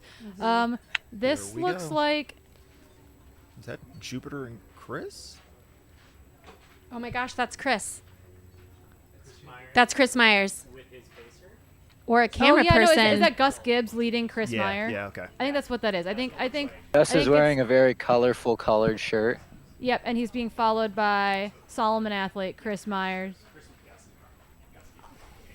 What a huge day for Chris. This is a breakthrough performance for this guy. Big things happen. Katie's gonna start crying in the Yeah, he's been studio. knocking on that door. Yeah, big things happen for Chris at Arizona races. He first came on the scene really with that win at McDowell Mountain Frenzy in 2022, got the Solomon contract as a prize, and then comes here and, assuming nothing happens in the next 3 minutes, punches his way into Western States this year. Just a phenomenal ascent built on the back of just consistency. Like, he keeps showing up. He keeps being at the door, and he's just, when opportunity knocks, he opens. Well, that's just it. I think he keeps shooting his shot. Chris has said to me many times, like, I just want my breakthrough race, because he's so fit and he trains so hard. And he's so hungry, And but I he feel wants like it. he's like dropped the hammer many a time to try to make it happen, and it just like hasn't quite stuck. But I think that's part of this thing is that we got all these young guns coming up who like, yeah, it like sometimes it takes a few tries. It took a few tries for Jim to figure out Western States. It took a few like people But like stick aren't with automatic it. rockets. You know, it's like it's good to know that you got to kind of put in the work, and then I'm sure Jupiter is actually pronounced Jupiter. I was thinking that too. You know? Yeah. I don't. It's not really a Jupiter. hard. Not really a Yeah. hard J sound, but I believe that he is likely He in should be third close. position. Yeah, Craig Thornley and I were talking about that. That's what How should Chad- I say his name, Katie? How was that one? Brett, we can hear you. Brett, good job cheering out there, bud. We got Shad Cam here, who was he was following Hayden Hawks on the way in, and We saw him I get think he's dropped. still catching his breath. Yeah, it was quite a run, and Shad actually has the jackpot 100 next weekend, so he's putting in work right now. Just a week out from 100. We've got a runner sighting. Do you think we Not- missed well, Jupiter? Jupiter. No, it's him coming in right now. Oh, wow. Okay. Yeah, that's definitely Jupiter. Jupiter? It's a soft J, like jogging. Yeah. Here he comes. No, we Second got place. we got Brett on the call. Brett on the call. Yep, Brett Brett- Jupiter Brett in is saying second. Yeah, he's coming in. He's on the call. He's on our screen. So we He's have coming through. 100 meters out, coming up that He's last. 100 meters out. Oh my goodness. Oh my gosh. Shad Cam gave him a scare right there. So we missed. Yeah, we missed him on the drone. Yeah, so Missed him on the drone, but yeah, There I we saw go. him with my own eyes. If we get the finish line cam up here. Coming through 1 point the for cattle the gate. road shoes. Here you go. Flips the hat second like the place boss that he is. representing Mexico.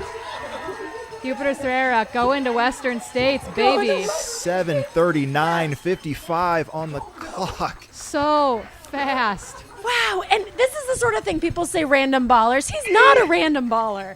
This guy has been there. He's represented his country at Worlds, but he was not a part of any of our preview shows. No, I picked Yupe Quinn, but I like totally missed Jupiter in the preview shows. So absolutely phenomenal performance. No one's gonna forget about him now. I know, Nobody's forgetting about you. He should be next now. You are no longer Yeah, Chris a dark Meyer horse. should be coming in Jupiter. next. So Jupiter, just under 7:40, runs the fourth fastest time ever at the Black Canyon 100. Holy cow. Comes through. Wow. And he just steadily moved up All day. the field all day. All of a sudden, he's in 10th place. Who is this guy? I've never heard of him. Then he's in 8th. Then he's in 7th, and just slowly picked his way. And it just shows how you can run these races so differently comparatively to Hayden Hawks, who's led from the front. And What he an said incredible race. He was coming for a golden ticket. He didn't panic. He got the job done. He wanted to shout out his kids. So, Azael, Yared, your daddy's going to Western States. Your dad is another silent assassin. So incredible. cool. Yeah, and so people were wondering because we were seeing Gus as well in that drone shot. So coming in third should be Chris Myers, led by Gus Gibbs, who's been with him, I think, for a 50K day out there, which is a quite impressive pacing pull. But yeah, Chris looks like he's going to be sticking the landing for a golden ticket into Western States. Oh, I heard someone yell for Chris. Chris is making the last Here comes little Chris. downhill. He's about 250 or so meters out. Yeah, we're going to have the camera focus on him. There we go. Wait. Yeah. Okay, yeah, Gus. Gus keeps scaring Gus people. looks like someone in the field, but It it's is- not. it looks It's not. like It's Gus is Chris. racing, Yeah, but- he scared me. I was like, is there 3? It's Gus, Chris, and then Brett, Shad just grab Cam. Gus. Grab Gus. Pull him out of the way for us, okay? Send Chris in front. I don't want to ruin the flow. Like they've clearly been. Gus is calling out the rocks. This is an A+ pace mile, 61.95, and he's still calling out the obstacles. Chris Myers on his way to a 3rd place finish. Making Still bouncy. He's gonna cash that Western States golden ticket. Western States will be his first 100. We have a lot of people that debut at Western States. It's a brave way to go. What a race for Chris Myers. Coming in 3rd. Golden ticket.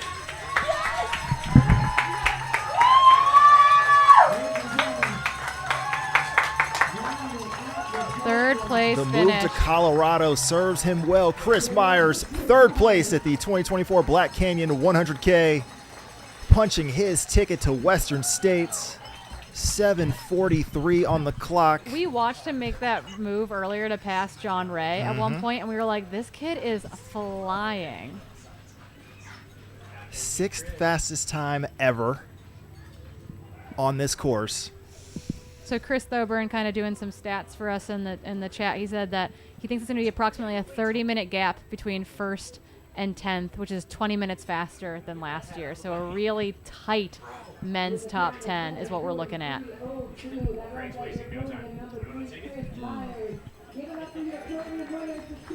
I love watching the moment with Craig Thornley asking the runners if they'll take the golden ticket. Yep. Would you like the ticket? Yes. Yeah, okay. take the ticket. You Got wanna it. take the ticket? Yeah. Are you sure? We're doing some No lip pressure, reading here. but yes. Hi, Okay. kid. Would you like a golden ticket? Yes, I would. Yes, I actually very much would. I love that Craig comes out to these races, though. Yeah, he loves it too. Yeah. Would you like to tour my chocolate factory? So again, Brett's making Willy Wonka jokes. So the 3 golden tickets have been taken.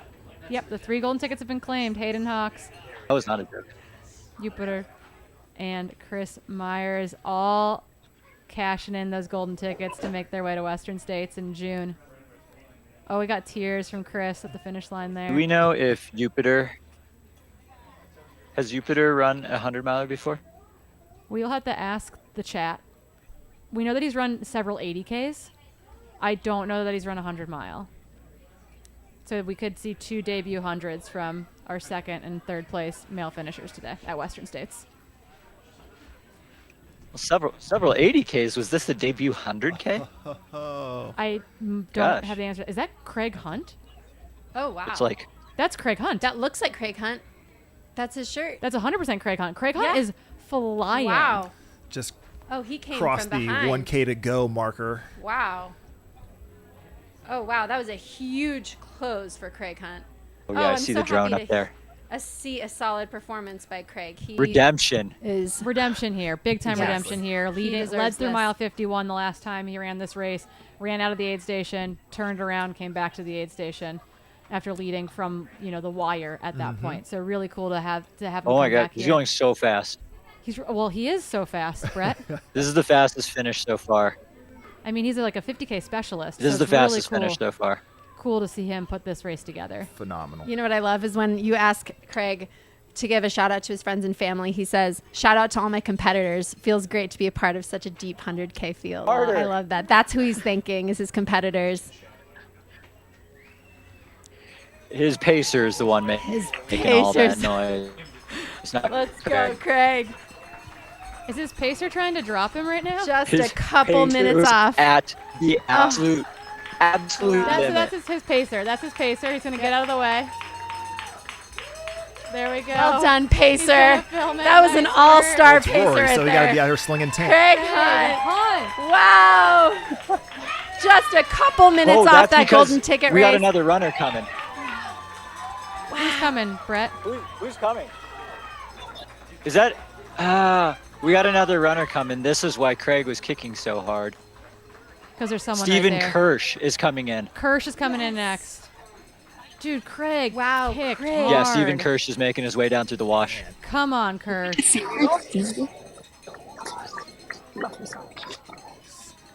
So reports in the chat is that Jupiter Yeah, keep has going, race keep going. and race and won the Marathon de los Canos 100K several times. So he's done 100Ks, but I don't know if he's done 100 mile. So We got Craig. Pacer Eric Sensman. Oh, that's awesome. Hey. He retired. Yeah, he's not allowed to We put got those another. on anymore. Wait, Pacer. But because we got another runner coming in right behind Kirsch. course. This is why everyone's kicking in. Yeah, so hard. Kirsch. That Trace and Knopp. Steven Nice Kirsch race, with the North place Page. finish. Let's Steve, trace in Steven sixth. Kirsch just crossed my the finish gosh. line to finish in 5th position. And it looks like 7:47, Trayson 30. is just behind him. I got and at Eric will least, actually be just behind him. You can literally see him in I the got another background runner coming down the of the wash. finish line. You can watch Yeah. it. Stop Do we looking have at your Pacer phone. on Just these look at the people, or is this a race? Wow. With someone in a unzipped hoodie running as well. There's Trayson making his way in. Claire Rhodes running around the finish line to go give him a big yeah. hug. Here comes Eric LaPuma. Come on, Eric. Oh yeah, Darren Thomas Translates just made to his the way through Puma. Straight. So Yeah, this that's just shows Jeshrin you getting guys out of the way and Craig Hunt Cordis. at Doe Spring was 3 minutes behind Steve Kirsch.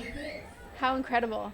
So So fast. he pushed hard. He passed 3 people in that section. Yeah, so just behind, so we had Craig Hunt in 4th, Steve Steven Kirsch in Kirsch. 5th, Trayson in 6th, Eric LaPuma is coming through gonna the finish cattle guard 7th right here. now There in he 7th is. place. Nice work, Let's Eric go, LaPuma. Eric. Wow, they were so close. That is a tight race. I mean, and Eric was sitting What's the outside the race top 10 clock for a at? Most of very the day. 7:48. It's 7:48, 7:48. sir. We have Yes. 7 men under 8 hours right now. I'll remind you, Way under 8 hours. the 4th fastest time before today was the course record before last year, Sage Canada's 7:52. So if you take last year off the board, we have 8 people under the previous course record That's that existed for so crazy. Someone asked 7 us years. why. Someone asked us in the chat earlier why John Ray called this the future of ultra running. That's why he's here. He wants to run in what is the future of ultra running. Someone's like, why is it the future of ultra running? This is why it's the future of ultra running, right? It's this field. It's people. The future all is coming now. in. The future is now, as Brett just said in our ears to the live stream. But it is. It's like we're gonna see more and more athletes coalesce around specific races, and just like we're gonna see more fields where we're 30, 40, 60 people deep. And it's not like, oh, there's one superstar. It's going to be an all-out brawl all the way to the finish.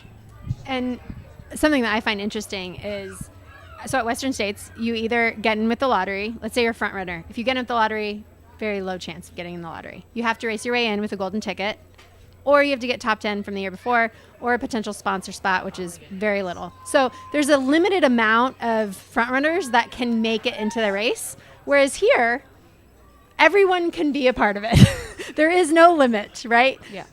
The front runners are going to be let in. And so that says a lot about what this race can do. And potentially right now it's the second most competitive ultra in the United States, definitely in North America, potentially getting We've into got- the global status we too. got 8th. Right?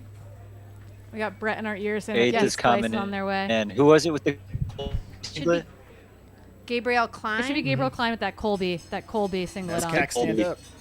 Let's see if we can get that drone footage. I don't know if our drone's in the air or not. The drone is not in the air. We don't have a drone, but we'll have a finish line Out camera. from the finish. Shatty Daddy might be back there. I'm not sure. We'll Yeah, Chatty flip to that. It's approaching fast. Yeah, we'll get a good finish line shot as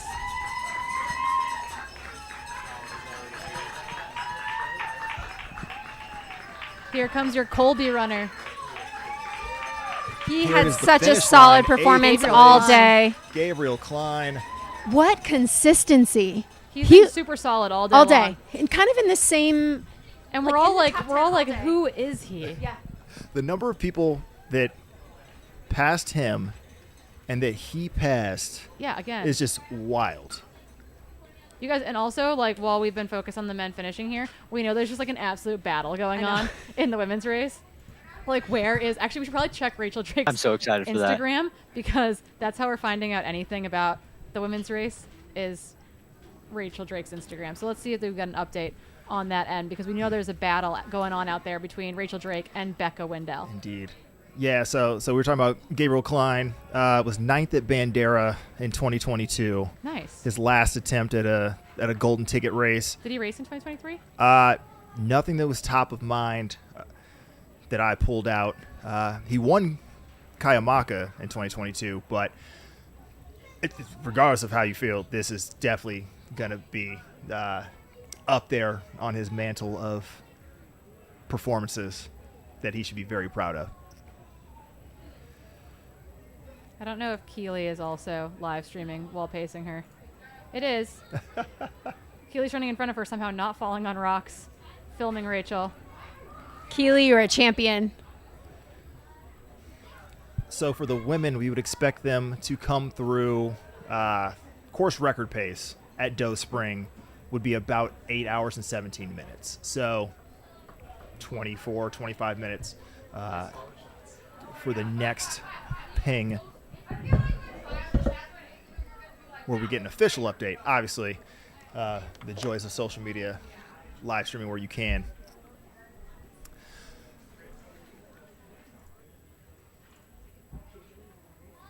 And I'll say, when we saw the men coming out of Table Mesa, we had said, there were 8 men who were under 8 hour pace. We we thought it might be a little closer than that, but if we have all 8 men under 750. I mean, how many crazy. more men are going to sneak into the top 10 under 8 hours? Who should be next out on course? We're still looking for. Are we still looking for a Hans Troyer? We're still looking for a Hans Troyer. We're still looking for a Yupe Quinn. We haven't seen Yupe Quinn either. What happened to that guy? We do know that the last 10K of the race, things can fall a little bit apart for him. Tyler Green almost got him at the end of Hong Kong 100K. He led, Yupe Quinn led Hong Kong 100K until like about 7K to go. He got overtaken, finished in second, but Tyler Green almost closed to him. So we're still waiting for Yupe Quinn to finish. That was 3 weeks ago. Yeah, which is Also crazy. Yeah, I mean, Hans Troyer just won Bandera 4 weeks ago, so it's all a little bit crazy. Absolutely. So we're looking for Nate Jukes, Hans Troyer, Tim Reed, Tim Tollefson, Yupe Quinn, John Ray, Ryan Montgomery, Noah Dassault. So we've got our guys that are gonna be funneling in here for sure. I do think our next guys to come in should probably be Hans Troyer and Tim Reed, and they're gonna be really close, I think, to that 8 hour mark, maybe just over it. I mean, there's also the psychology at this point. You're not going to get a golden ticket. You still obviously want to perform I well. lie to myself. I'll be like, you know what? I think we can go under 8 hours. Oh, yeah. You start pick playing a that game. random number to try to run under, even if it's like I'm gonna run under 8:05. If you get caught, you're just like, I'm sticking to this person as long as possible. You're looking at the clock and saying, I think I can get there in this period of time. Like, these are the sorts of games that I would expect most of these folks to be playing. Like, other than Hans, these are all names that we are very familiar with, have very storied race pedigrees. And it's still going to be exciting. Like, you can't be mad at being 10th place in the deepest 100K in American history, right? Like, there's still pride on the line. Can I say I'm thinking about the I'm gonna go chest? hug Eric, and then I'll come back. Do it. We'll Okay, allow I it. want to do that for Chris. Yeah. Be a good teammate. And then we'll trade out, and you can hug Chris. How's Great. that sound? Okay, perfect. I think we should get some interviews in here. Yeah. I walk told through. Matt that we should try and. They're rested up by now, don't you think? Yeah, before Yeah, we you get got to time. You got like an hour. Before we get to the Like large half an hour, maybe before ticket. the lead ladies come in. Oh, Brett's talking to, I'm assuming, someone who's thinking things through as we have this drone shot going backwards from the finish line. But this Again. is interesting to see because there's actually a little bit of a gap here. Yeah. You know, we had a slew of people coming in, like right one after the other, that were chasing each other down for every single spot. And now we've got a little bit of a time gap here. So this is interesting. Yeah, because at this point, we are 3/4 of a mile from the finish line and going backwards. So assuming we didn't miss anyone on this drone, we shouldn't see anyone else then get under 8 hours, which, hey, 8 people under 8 hours when only 7 had done it in history before this. I mean, still not a bad day by any stretch. I'm just thinking about Hans still. I just can't get over this guy. And I think the fact that a month ago, most of the ultra running world had never heard his name before. And he just made, honestly, he made news for Bandera. Since Bandera was no longer a golden ticket race, I don't think very many people were following the race, you know, comparatively. Just it wasn't as competitive. And so then he comes out with a course record. And we know now that, you know, potentially the course record that he beat from Jim wasn't, you know, potentially the course was a little bit different. So maybe it wasn't a true course record, but even so, it was close enough. If you're getting close to Jim Walmsley, you're a name now, right? And so now he's become a household name for the ultra running fans of the world. So Hans Troyer, we're hoping you're coming in next. Right there on he cue, is. There he is.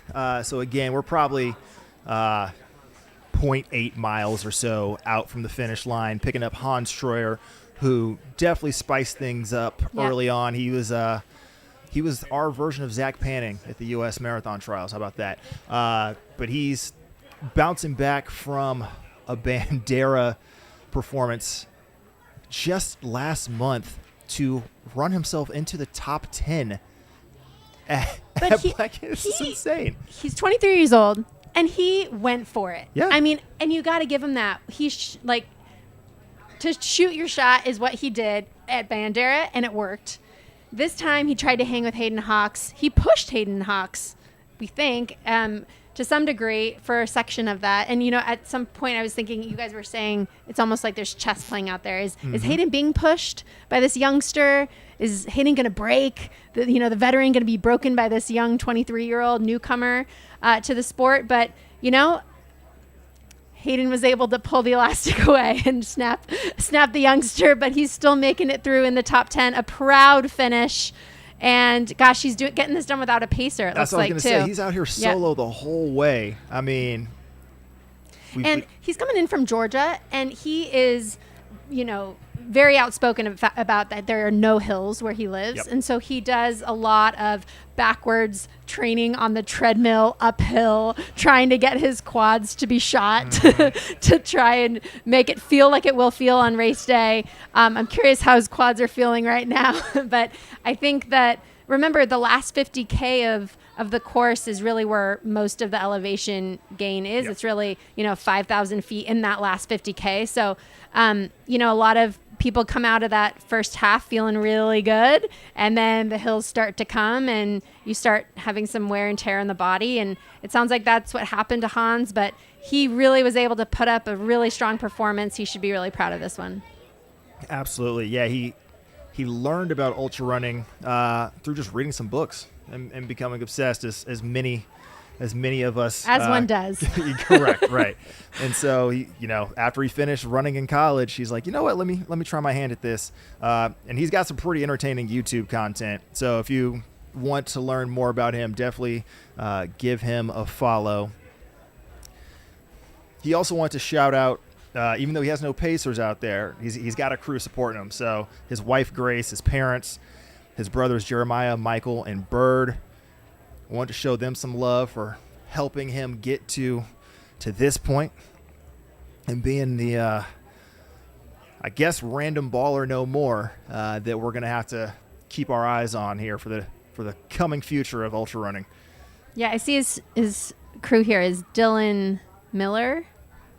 Is that who you saw on yours? Dylan Miller, Grace Troyer, his wife, and Peggy Troyer, his mom, are all here from Georgia, coming out to support him. Unsponsored athlete, coming in on the top 10. Proud performance. He says he's been training 105 to 120 mile training weeks. He's been injury-free, minus a few aches and pains for the entire training cycle. But his Achilles was giving him some issues, so we'll see if that was his Achilles heel of the race. Mm-hmm. But So I'm not sure if we have a finish. Wonder what line Hans cam up. Troyer is going to race next. Whatever Jamil gives him an eye towards.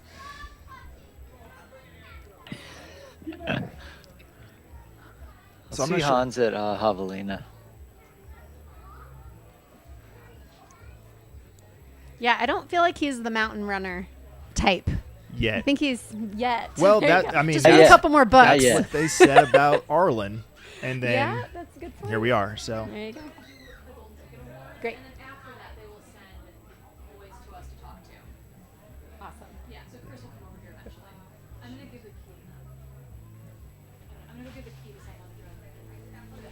someone. So while we have Hans Troyer on the screen, we are presenting our golden tickets at the finish line. I'd love to. There we go. This is what I'm waiting for.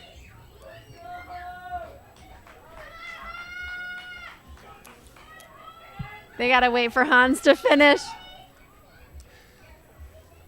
Yeah. Well, there's He has a someone lot of coming in fans out behind here. Hans. Do you want to tell Hans to pick it up a little bit? He's probably good, but should I scare him? We see Brett feverishly pointing to pick it up. You got a kick. Thank you. You got a kick off the line. I don't know if everybody can Nate hear Jukes what is we're coming hearing. in hot. Nate Jukes is coming in hot. Yes! Oh, Nate Jukes! Nate Jukes pumping Hans. them arms. This- Oh, he's got cattle guard, cattle We've got a guard, classic cattle guard. situation. Oh, who's gonna get past? It's a Justin Grunwald, Here we go. Ben Koss, cattle guard repeat. Here we go. Oh, no. Here we go. Here we go. Here we go. Nate Jukes with the late pass, Wow. followed by Hans Troyer, and there it is. Your top 10 men, all under That was 8 hours and incredible. 4 That was a minutes. Justin love Grunwald, Ben Koss racing. all over again. Wow. Oh, it's so rude, yet so glorious. I love it. Hans still coming in for the top 10. Nate Jukes barely squeezing in They for just 9. straight up crashed the golden ticket That party. was amazing. They're just like, oh, you want to give away these tickets? Hold on, let me get in the shot. That's beautiful. You'll love to see it. Nate Jukes came What a repeat. from behind. Wow, that was incredible. Oh. You know, I don't know if they can hear. We got Nate Jukes. I don't think they can hear what's happening. Can't even get up. Just dump your kids on him. Yeah. Nate His legs are wrecked, but his arms are fine. Just hand him a kid. 5 children. Ain't What no on the thing way? from Cedar City, Utah. Shout out. Yeah, help him up. So Let's see, we got he is coached by Hayden Hawks, We our might first have place. Tim Tollefson Oh, go coming ahead. in. Timo. So I Yeah, know I think Nate this is is okay. Oh, come on, Tim. I want to talk a little bit about Nate Jukes because he just came in from behind. He's coached by Hayden Hawks. I know he's one of his training partners, and Hayden Hawks was talking about how he's the dark horse of the race, and he was able to make it in a top 10 finish at Black Canyon. Very impressive. I mean, Nate Jukes also has like a sub 30-minute 10K Yeah. from his cross country days at Southern Utah, and he showed off that kick there. So it goes to show you people, cross country matters. Get out there and mix it up. And this is Tim Tollefson coming on into the finish. I love to see it. Tim Tollefson, Mammoth Lakes, California, race director of the Mammoth Trail Fest. So composed. He yelled I into mean- the mic. Oh, He yelled me? into I the did. mic as I went by. He was like, "I did it for the people." He did it for the people. That is true. Tim is And- all about connection, I'll tell you. Very true. Very true. In his survey, he did say he wanted to get on camera, so he made sure he made that happen. I'm going to need him to take off the hat so we can see the beautiful hair, but otherwise, I feel like he doesn't usually wear a hat at all. it was a weird day today. It was a weird day. It was cold. It was warm. It was raining. Got to protect it. It was the type of run that you have to be a speedster, but you have to be a gritty speedster. You know, you had a mix of your mountain legs with the rain and the snow and the sleet and the wind and the Exactly. heat. I mean, you went through everything. And the attrition came late. Like, we saw well through Table Mesa that gap was still tight, and then it wasn't until the last 10 miles that the rubber band broke and we had this huge shuffling happening. So it's nuts. But we're going to send it over to the finish line for the presentation of the sweet, sweet golden tickets.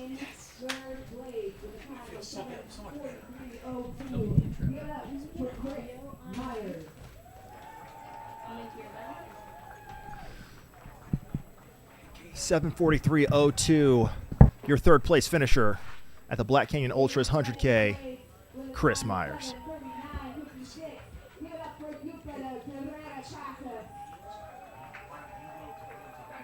Jupiter. Jupiter.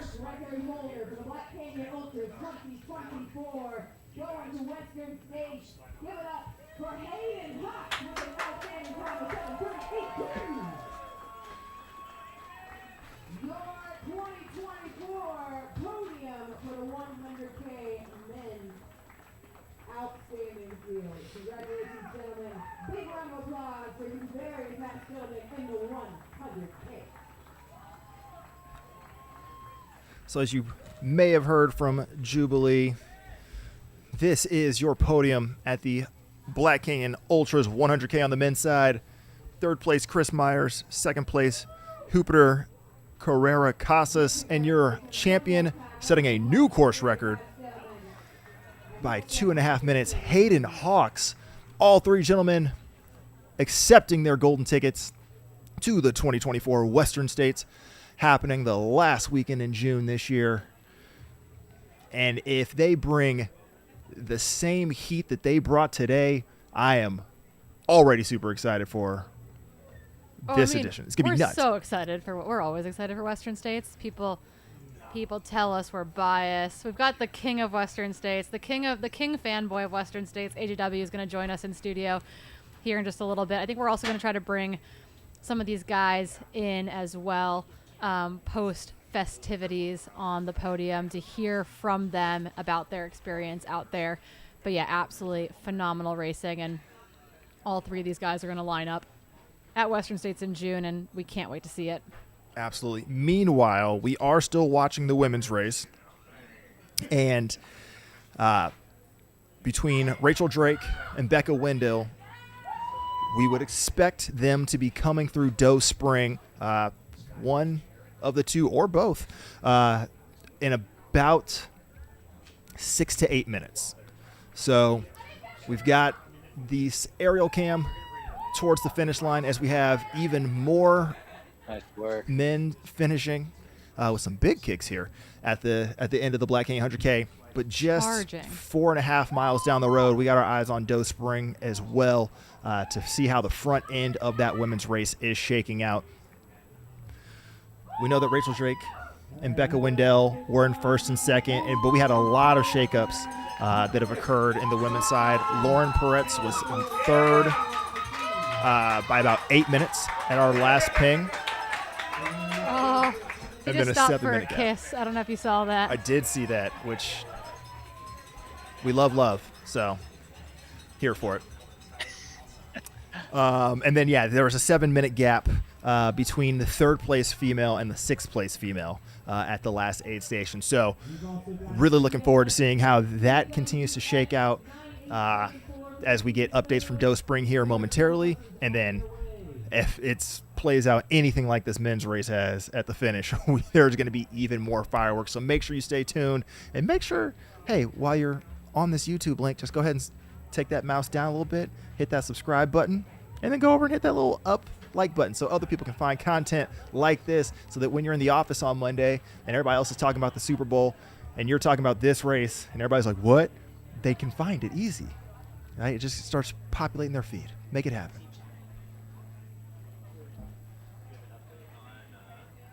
Pretty wild that the Super Bowl is going to be the second most viewed sporting event of this weekend. Yeah, you know, suck it, NFL. I think I can say that on YouTube. Anyway, we're kind of been following along with Rachel Drake's Instagram feed all day from her Pacers taking photos and videos, and we do know that Rachel Drake is still currently in first position. Less than an hour to go before we see her here at the finish line. She's got all-star pacer Keely Henninger, last year's champion and current course record holder, guiding her in to the finish. Super, super impressive. And right behind her should be Becca Wendell. I've been told that I must give her the biggest hug at the finish line and then yell we're going to Western States when she makes her way in, because the Met Howe Valley is absolutely losing their minds over Becca's run today. So yeah, really, really impressive. And again, Lauren Prutz in third currently. Looks like kind of very like healthily, that's not really a word, in third. Pretty sizable gap between second and third, but also sizable gap between third and fourth was the last we had heard from the course, which kind of locks up potentially those 3 golden tickets. Anything can happen. Very much so. We've seen anything happen in the last couple miles of these races, but really impressive though. We've heard about Lauren all day too, and is a practicing OB-GYN doctor. She did 3 surgical procedures on Thursday before traveling out to do the race. Just like absolutely so impressive. The women of Colorado Springs, thank her.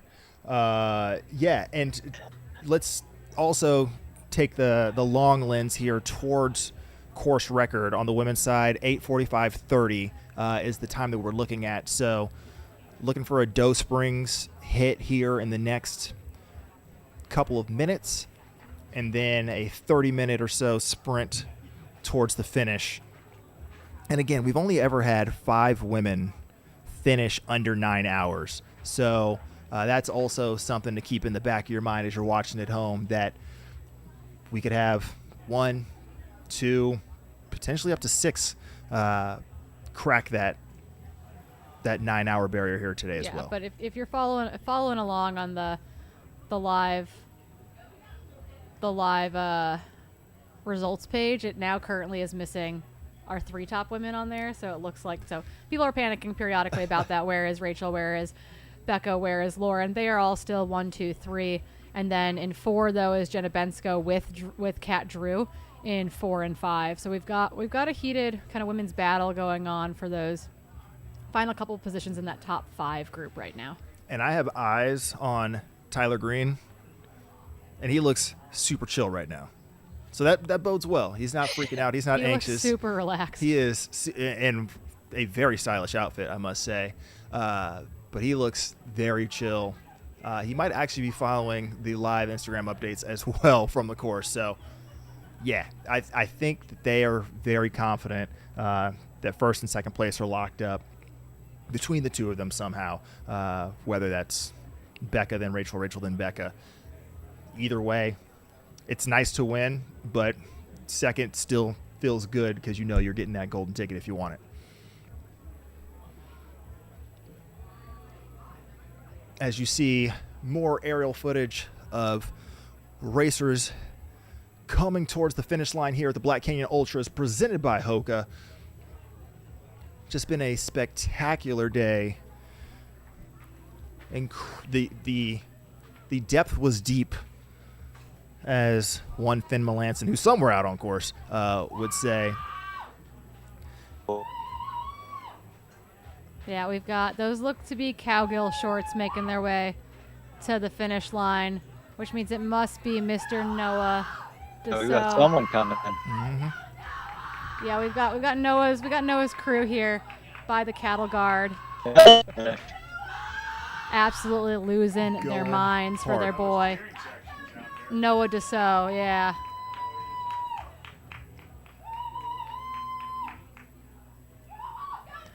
Yeah, before today, 21 men had gone below 8:20.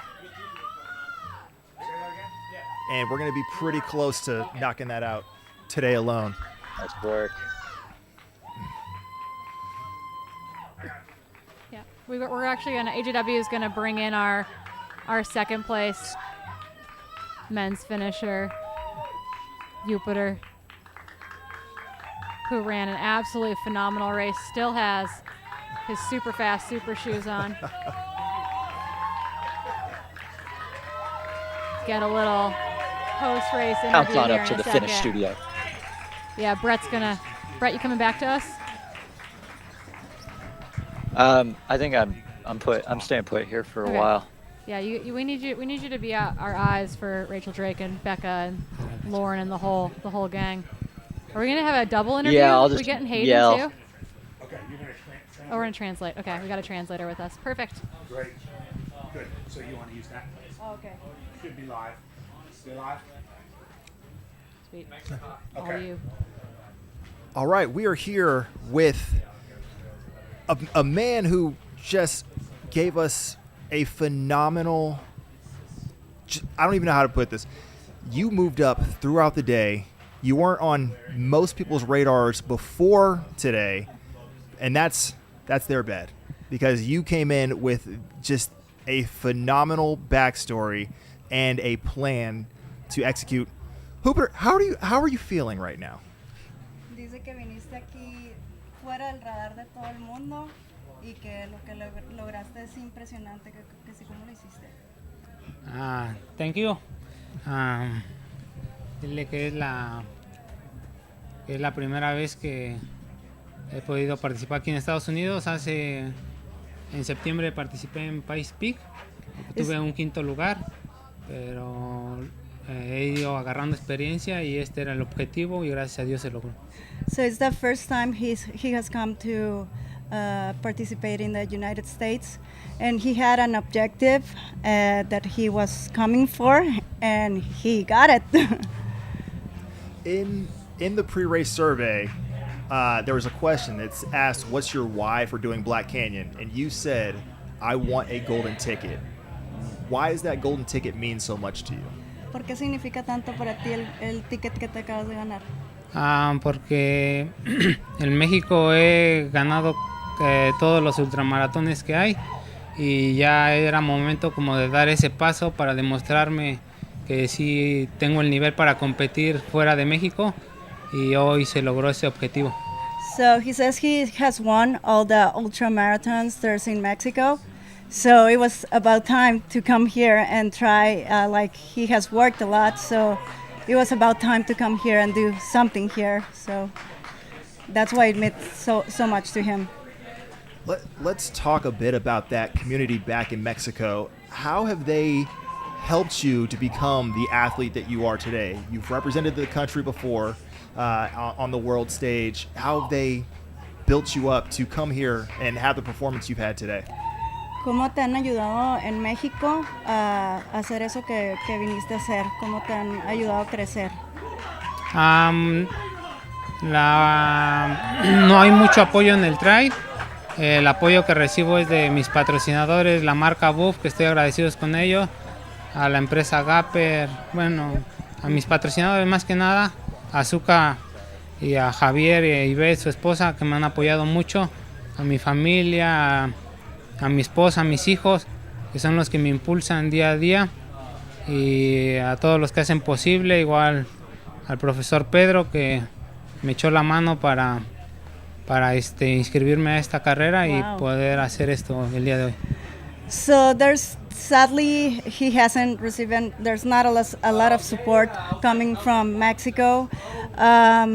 He thanks mostly like several people that are close to him that always have helped him, mainly like his wife and family, and also Professor Pedro, that he was the one who got him to the subscription to do this race.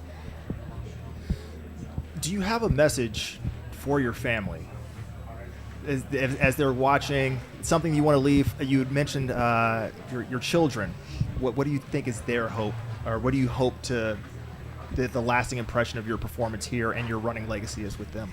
¿Qué quieres decirle a tu familia ahorita, en especial a tu esposa, a tus hijos? ¿Qué quieres dejarles? Pues les doy las gracias a mis papás, a mi hermano que es el entrenador y a mi esposa y mis hijos, que hay días que me despierto muy temprano y ya no los veo despertar a ellos por ir a entrenar 6, 7 horas a la montaña, pero gracias a Dios ha valido la pena y ese es el resultado yo tengo 3 frases, bueno, no frases, sino 3 cosas que es Dios, la disciplina y la determinación. Y esas 3 cosas las llevo a cabo hoy. Okay, so let me see if I remember everything. So he says he wants to thank first his parents and his wife and children, because sometimes he has to wake so early in the mornings to go run the mountains, and he doesn't get to see his kids wake up.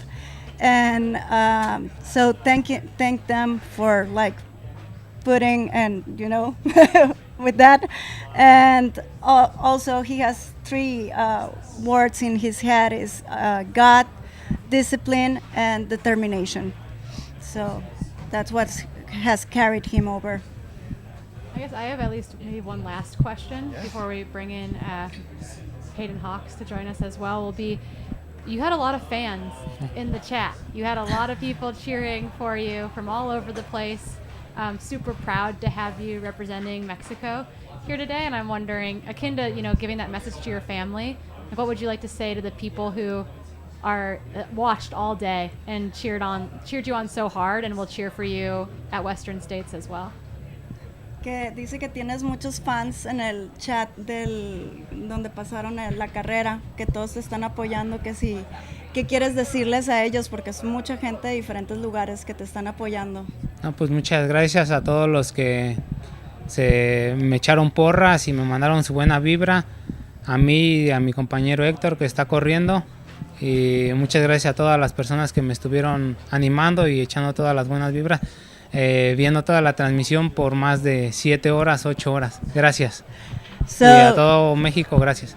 So he wants to thank everyone who watched him for 6 to 7 hours or so, and sorry,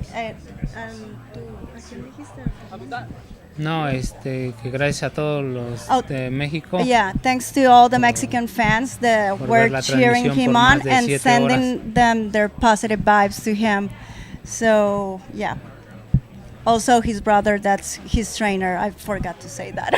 Amazing. Thank you so much. Congratulations. We can't wait. We'll both be at Western States doing a lot of this, so we look forward to interviewing you there too. Thank you. Que van a estar allá en Western States. Okay, allá nos vemos. We'll see you there. Gracias. Thank you. Thanks so much, Jupiter. Thank you. Gracias. Se me fue la cabeza. We have more and more people showing up here in the live, or like in the live studio, but also kind of all over the place. We've got people walking in.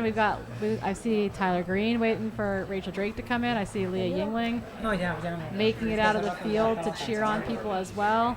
I see a Hayden Hawks getting ready to walk his way up. Making guys try to walk around mic cords and off of a stage is darn near impossible, but we're going to bring Hayden Hawks up here who won the race today in course record fashion, and we can't wait to hear about how everything transpired out there. He's got to get his recovery nutrition in. The sponsors approve, Hayden. Training starts tomorrow. Training starts right now, Hayden.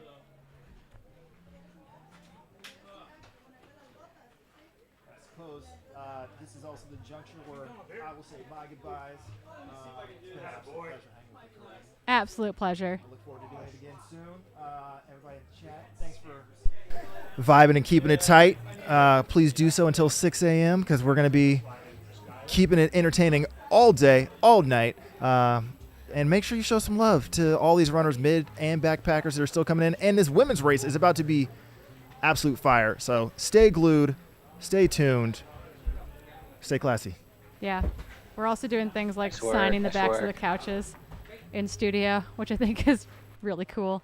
Don't worry, Hayden, you'll get to do this too. After we get you off the stage, you'll get to sign the back of the couch here.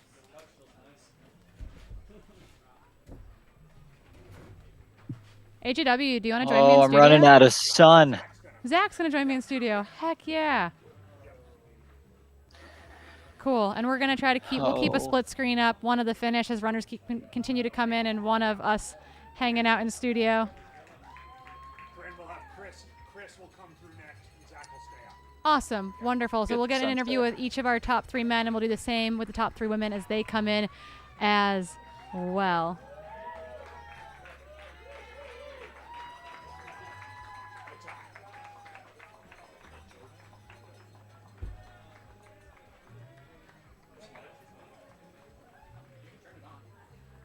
Ah, it's daylight in here now.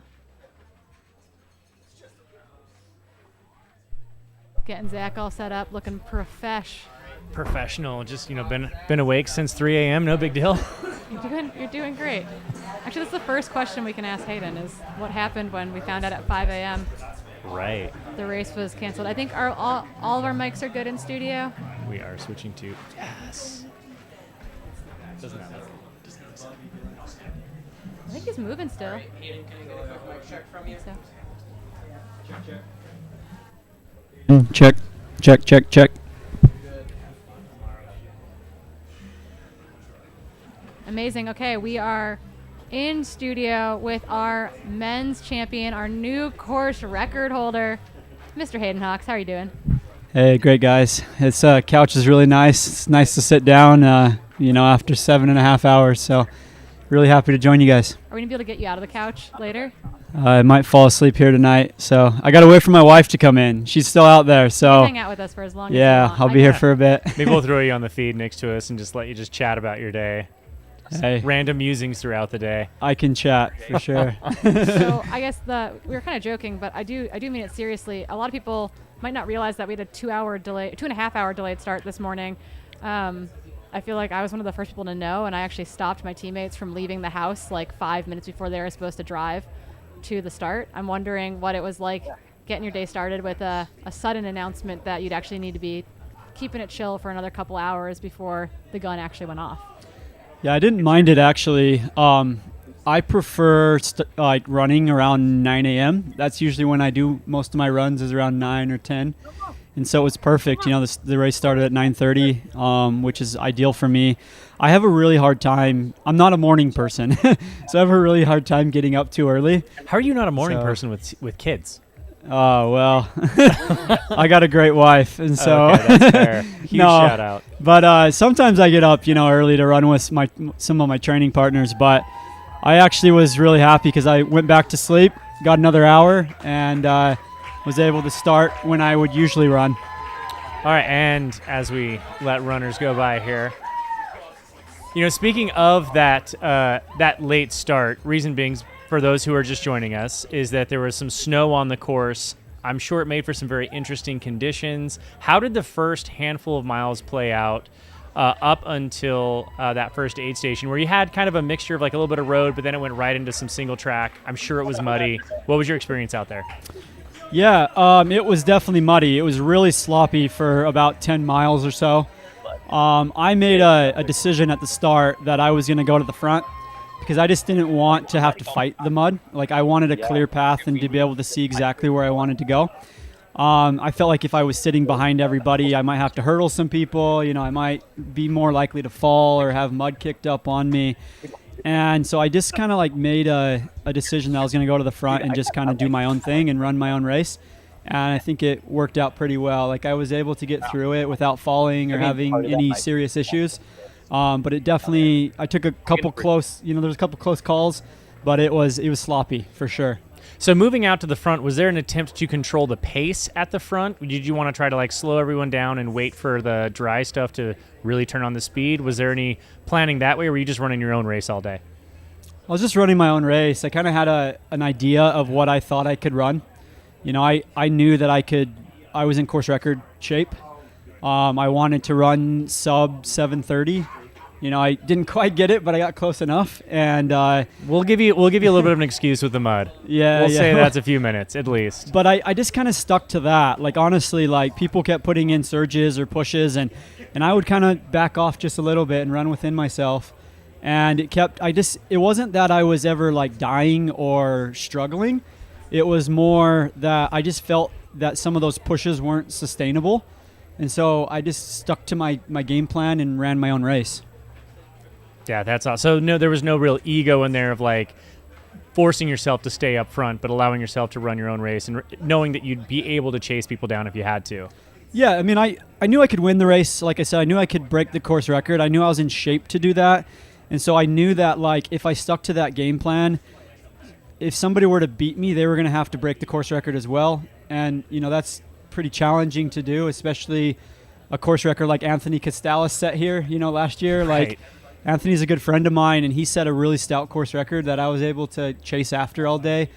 And so I knew that, like, yeah, if I stuck to that plan, more than likely I would get the win. But you never know. You know, I was just controlling what I could control, and that's what I was focused on. Yeah, I love it.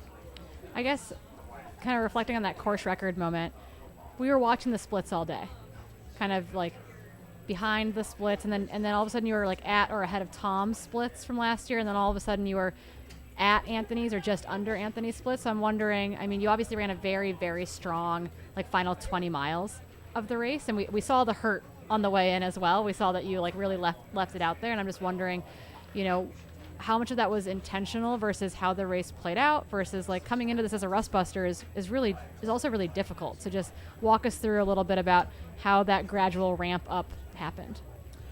Yeah, I had to push at the end. I mean, I had to drop a pretty fast mile at the end just because about a mile, maybe a mile and a half out, I ran into some friends and they were like, "You're about 30 seconds off the course record." And I was like, "Oh, shoot. Come on, Those are man. bad I'm going to be," friends. because like last time I ran this race in 2020, I missed the course record by like a minute, I think. And I was like, not again. I'm not going to do that again. And so I really just pushed it that last mile, dropped a pretty fast mile, was able to sneak under the course record. And also, I think a lot of it, too, was it's been a long time since I've raced. And it just felt so amazing to be able to do what I love to do and do it at the highest level. And I was just like, man, I'm going to give it everything I got. I'm going to finish strong because I can.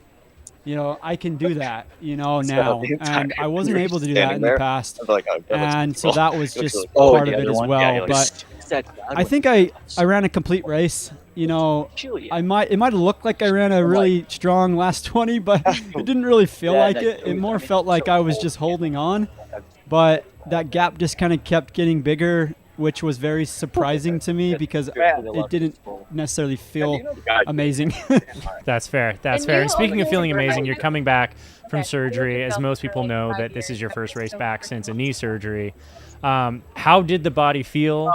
Did it feel like you were anticipating it would feel? Did it feel better? I love hearing what that on you hurt the I most? don't love hearing that you're lost with that. My quads hurt the most. I mean, they're pretty banged up right now. Maybe I need to do some more downhill training, and I will before Western States, of course.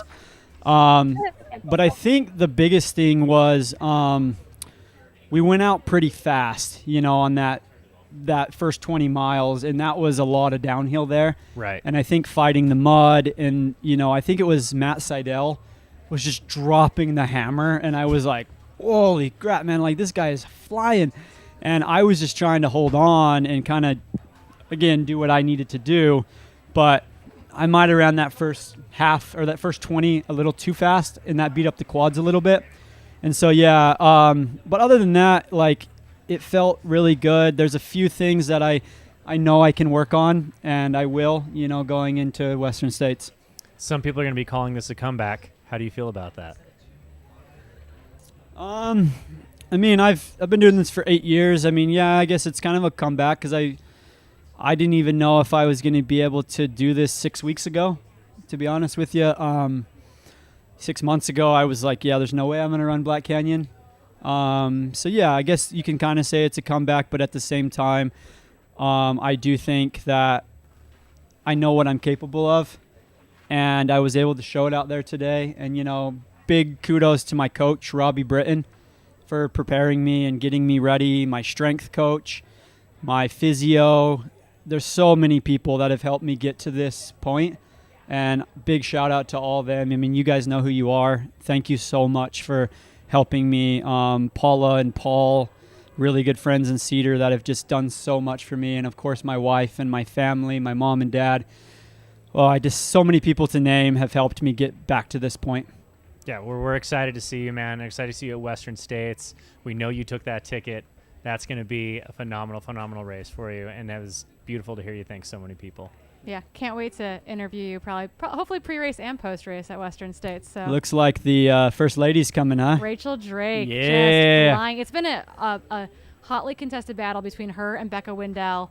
They all of a sudden we saw the overtake actually because Liam posted to Rachel's Instagram. We got to watch the overtake of Rachel and Becca Wendell move past Heather Jackson.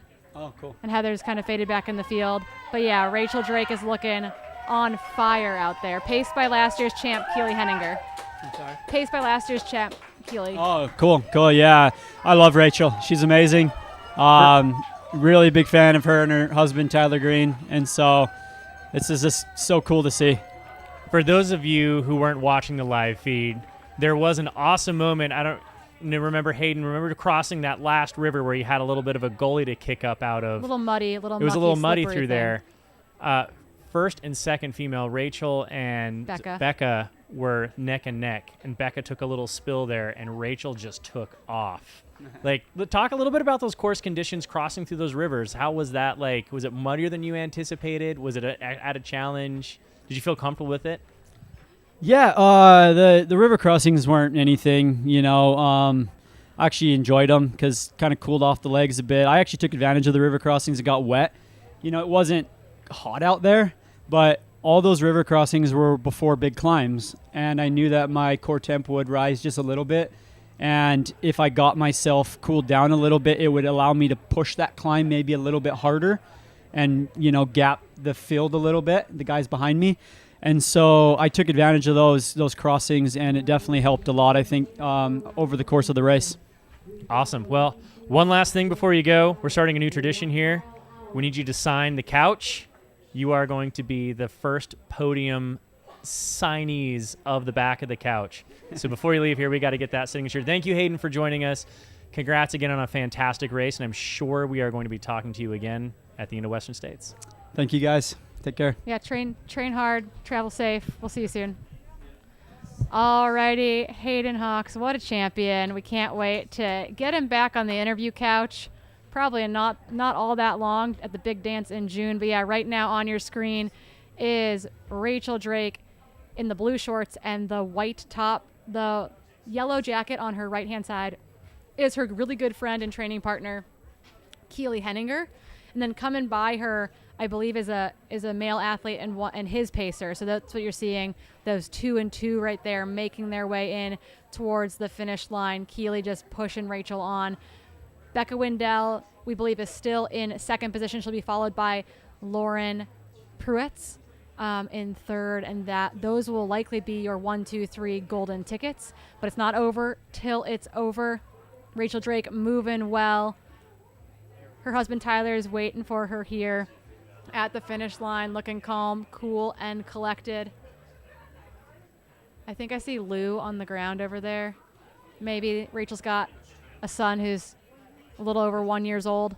It's really, really cool to watch Rachel race her way back into form this year. She said she kind of had to publicly have some bobbles on her way to making it happen, throwing herself in some of the most competitive Golden Trail Series style races all spring. Had an amazing performance at OCC at the end of August, and then ran a 2:35 to finish 5th at the California International Marathon in December, ultimately foregoing her spot at the Olympic Marathon Trials last weekend in Orlando, Florida, to race here instead because Rachel Drake wanted to win this. Rachel Drake wants this golden ticket, and she is going to be headed to Western States. It is going to be a family affair at Western States. I mean, that tells you the level of commitment when you forego the Olympic trials for this race. It's commitment and hype and excitement for this sport, but also knowing that she's been putting in the work, she's been putting in that speed. She's actually, due to injury, she's been a little bit mileage limited for her, so she's been capping out around 60 miles a week. A lot of people think, if I want to run 100K, I've got to train a lot. I've got to be putting in 100-mile weeks, and that's not feasible for a lot of us physically. It's not feasible for a lot of us from a time perspective. Rachel is also a MD, PhD. She's got her PhD studying really fancy neonatology, fatty acid metabolism or something, and then she's also about to my pay graduate. grade. Yeah, above your pay grade. About to graduate from medical school. She'll be matching into a anesthesiology residency program come March. Hopefully, running Western states. It'd be my guess at the end of June, and then starting as a first-year resident. I'm hoping in Seattle if I have my way in early July. So just like once again, phenomenal athlete, phenomenal person, looking to bring home the win here today.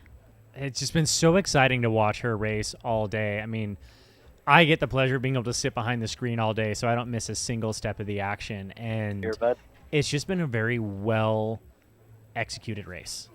You know, I obviously we'll have a sit down with her. We'll talk about it, see if it went as according to plan. But yeah, I mean, she seems by all accounts from the outside looking in that it was just a well executed race. She obviously is in the lead right now, coming down the final stretch with, you know, Keely Henniger of all people to have pace you on this course. I don't think there's none better. I think the only your training partner, the person that you spend so many miles with in Forest Park, running tempo sessions, putting like logging long runs, like it is really, really cool. There are 2 pacers on this course that are former course record holders, and they're both pacing athletes today, which is scary. Phenomenal. I mean, you want to be here, right? Like, there's a reason why we all made time in our busy lives and our schedules to be here this weekend. This is the place to be. And I think we have Brett. Brett's mic was hot on accident for a little while. We're back. And Brett's mic is hot. Yeah, on that's now. well, that's not my bad. Yeah, yeah, we're back. We're back for real this time. Apologies to the just mumbling that I'm. Hopefully no one heard anything. So we're awaiting Rachel Drake coming in very, very soon. Leah Yingling just came and joined the mile 61.95 camera. Love that. So she can give some takes. Canyon Woodward coming in. Nice. I guess, do either one of you have eagle eyes? Do we have any, I mean, our drone shot's not super zoomed out. Like, do we know what the gap is back to Becca Wendell? Do we have any idea or speculations? Do we have splits? The woman wants numbers. She needs numbers. I need facts. Screaming up the hill. I need facts, Brett, and no one is willing to give them to me. Yeah, I just hear yelling, but it sounded more like yells of excitement, not so much yells of like, you need to keep going. Okay. But, it's hard to say. Leah, you got any hot takes? No, how close are we to the course record right now? We're gonna be over it. Yeah, we're can't see my basically watch over. we're basically at course record right now, or like in a minute, basically from Keely last year. So she's honestly gonna be closer to it than I think we anticipated. And I'm sure she has Keely whispering in her ear what that. Yeah, what that is. I think she was as far back as like 6 minutes off of it, maybe at Table Mesa, so like 10 miles, 11 miles out. She's just about to the road there. You can see her paralleling the road. So she's going to be it's not going to be 6 minutes off of course record. It's going to be less than that. She is flying, but Keely's course record is going to stand for at least another year. It's going to hold for another year. And it was at Black Canyon. Every year you never know. I mean, a course record could go down in a year. It seems like it just constantly has been dropping over the years. But look at that stride. I mean, she is looking like she's just out finishing a casual Tuesday afternoon run. Yeah, it looks so unbelievably chill. Really proud. John Ray's coming into the finish line right now, and it's obviously not his day, but so proud of him for just getting it done. Right. I mean, that's just one of those things. I think we've got a couple athletes out there who didn't have the day they wanted, but they're still really trying to just get it to the finish line for the day. Brett, what do you got? You just mumbling out there, Brett? What do you got for us? I haven't seen Rachel come over the top yet. The sun's going down. We're losing daylight quickly. Dandry's coming in. We are losing daylight, and I wonder how many. I mean, This Brett, is raced. how many women This is do still you a think race. forgot to bring headlamps? Oh, we're going to have a severe lack of lumens out on the trail in the last 10K for sure. We will eventually bring Chris Meyer in for an interview, but we need to get our women's podium in first. Oh, here comes Rachel. Yeah, Rachel's on her way. We got eyes on Rachel. So when they cross Brett, that's going to be the 1K left mark. Oh. So that's going to be a very quick from No, I'm Brett about here like to the 10 finish. meters to go. Yeah, Oh, no, that's it, Brett's just 100 100 150 meters that way. Oh, he's dropped down. No, he's Awesome. been there the whole time. Yeah, He's I'm like been 30 150 seconds meters from away. the finish. Yeah, you can see Leah on the screen jumping up and down. That is Leah in the bright green. Yeah. I'm probably gonna have to run out of the She studio is when still Rachel finishes rocking to her hug her. sunglasses like a baller. You can Oh, yeah. you can take off Rachel and Drake. go give her hugs, and we will make sure this Wears is her manned in sunglasses here. at night. This is just a phenomenal day, a phenomenal race, so well put together. You know, coming back postpartum, just like you said, so many life things. This time last year she had a sacral stress fracture. Exactly. Like, that's incredible. Coming back from so many things, just Here we having go. the race of her life. Rachel Drake, Corinne, you called it.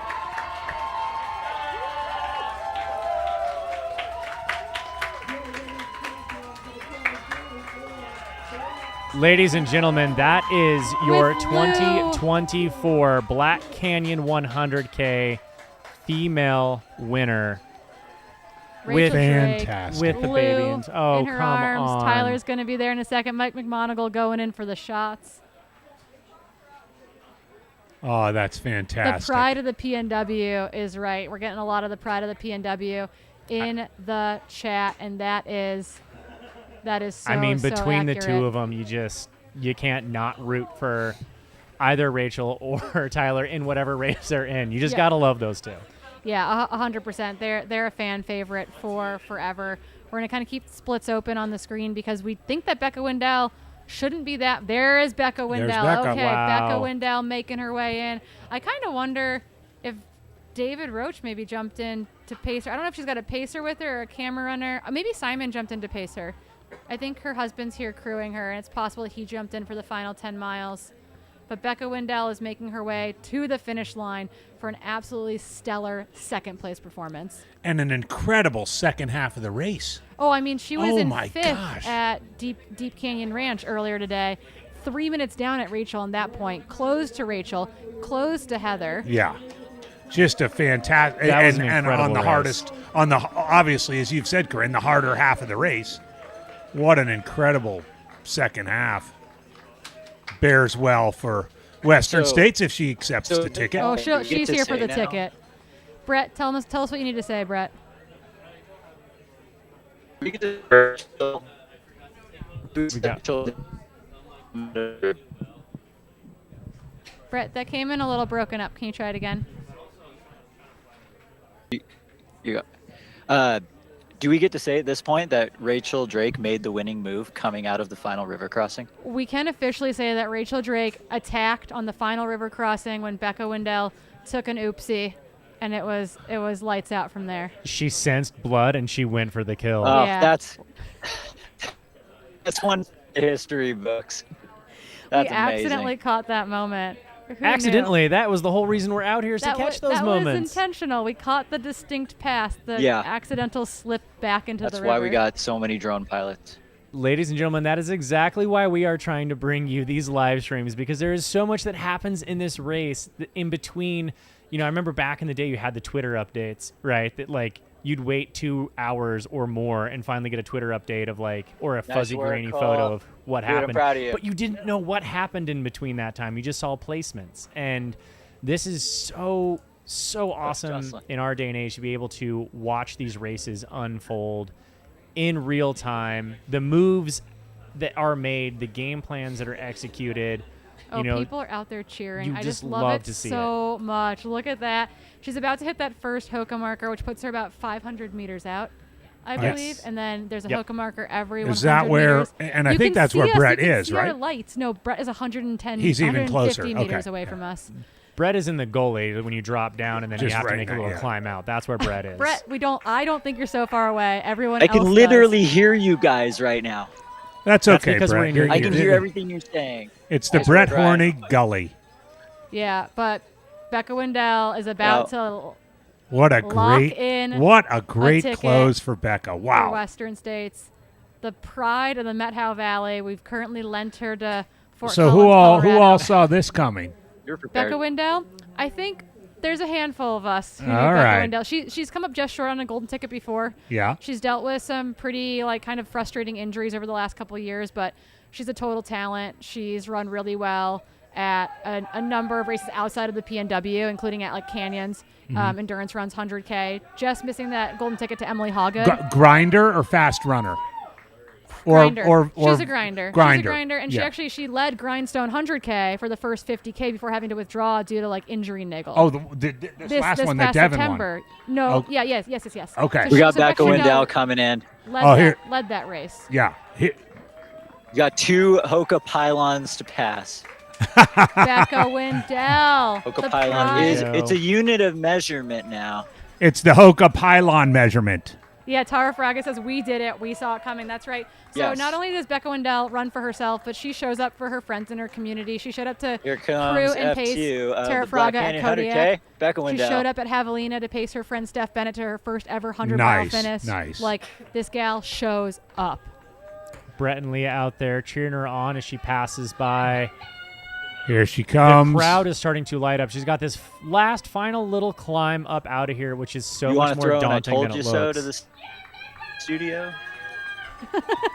I can't hear you guys. I just talk at you guys. Leah's Becca going Wendell. to give an I told Nobody you was so. talking about her. She's the real deal. I said it on my Strava back in 2021 at the Bear 100 when she ran one of the fastest times ever there.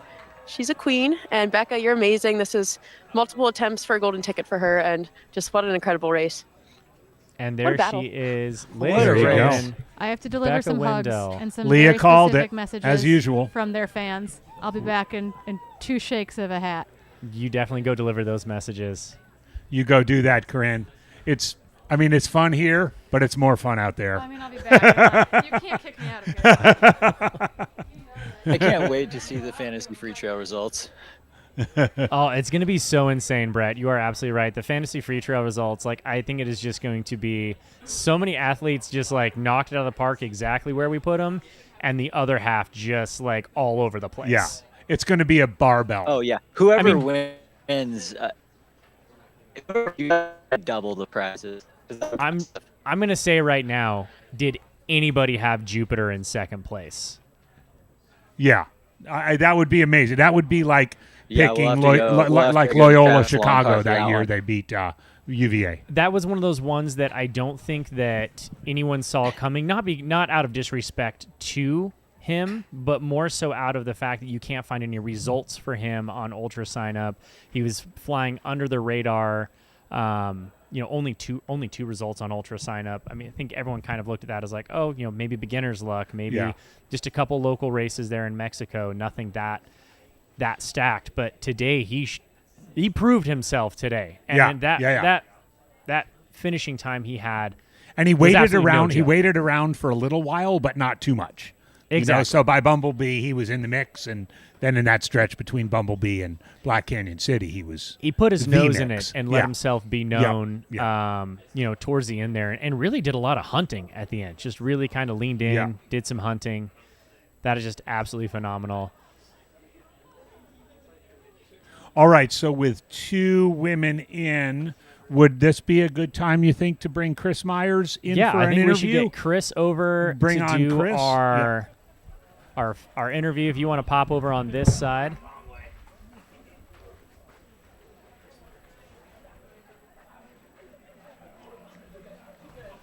Phenomenal races from top to bottom, both men's and women's. We are going to be joined here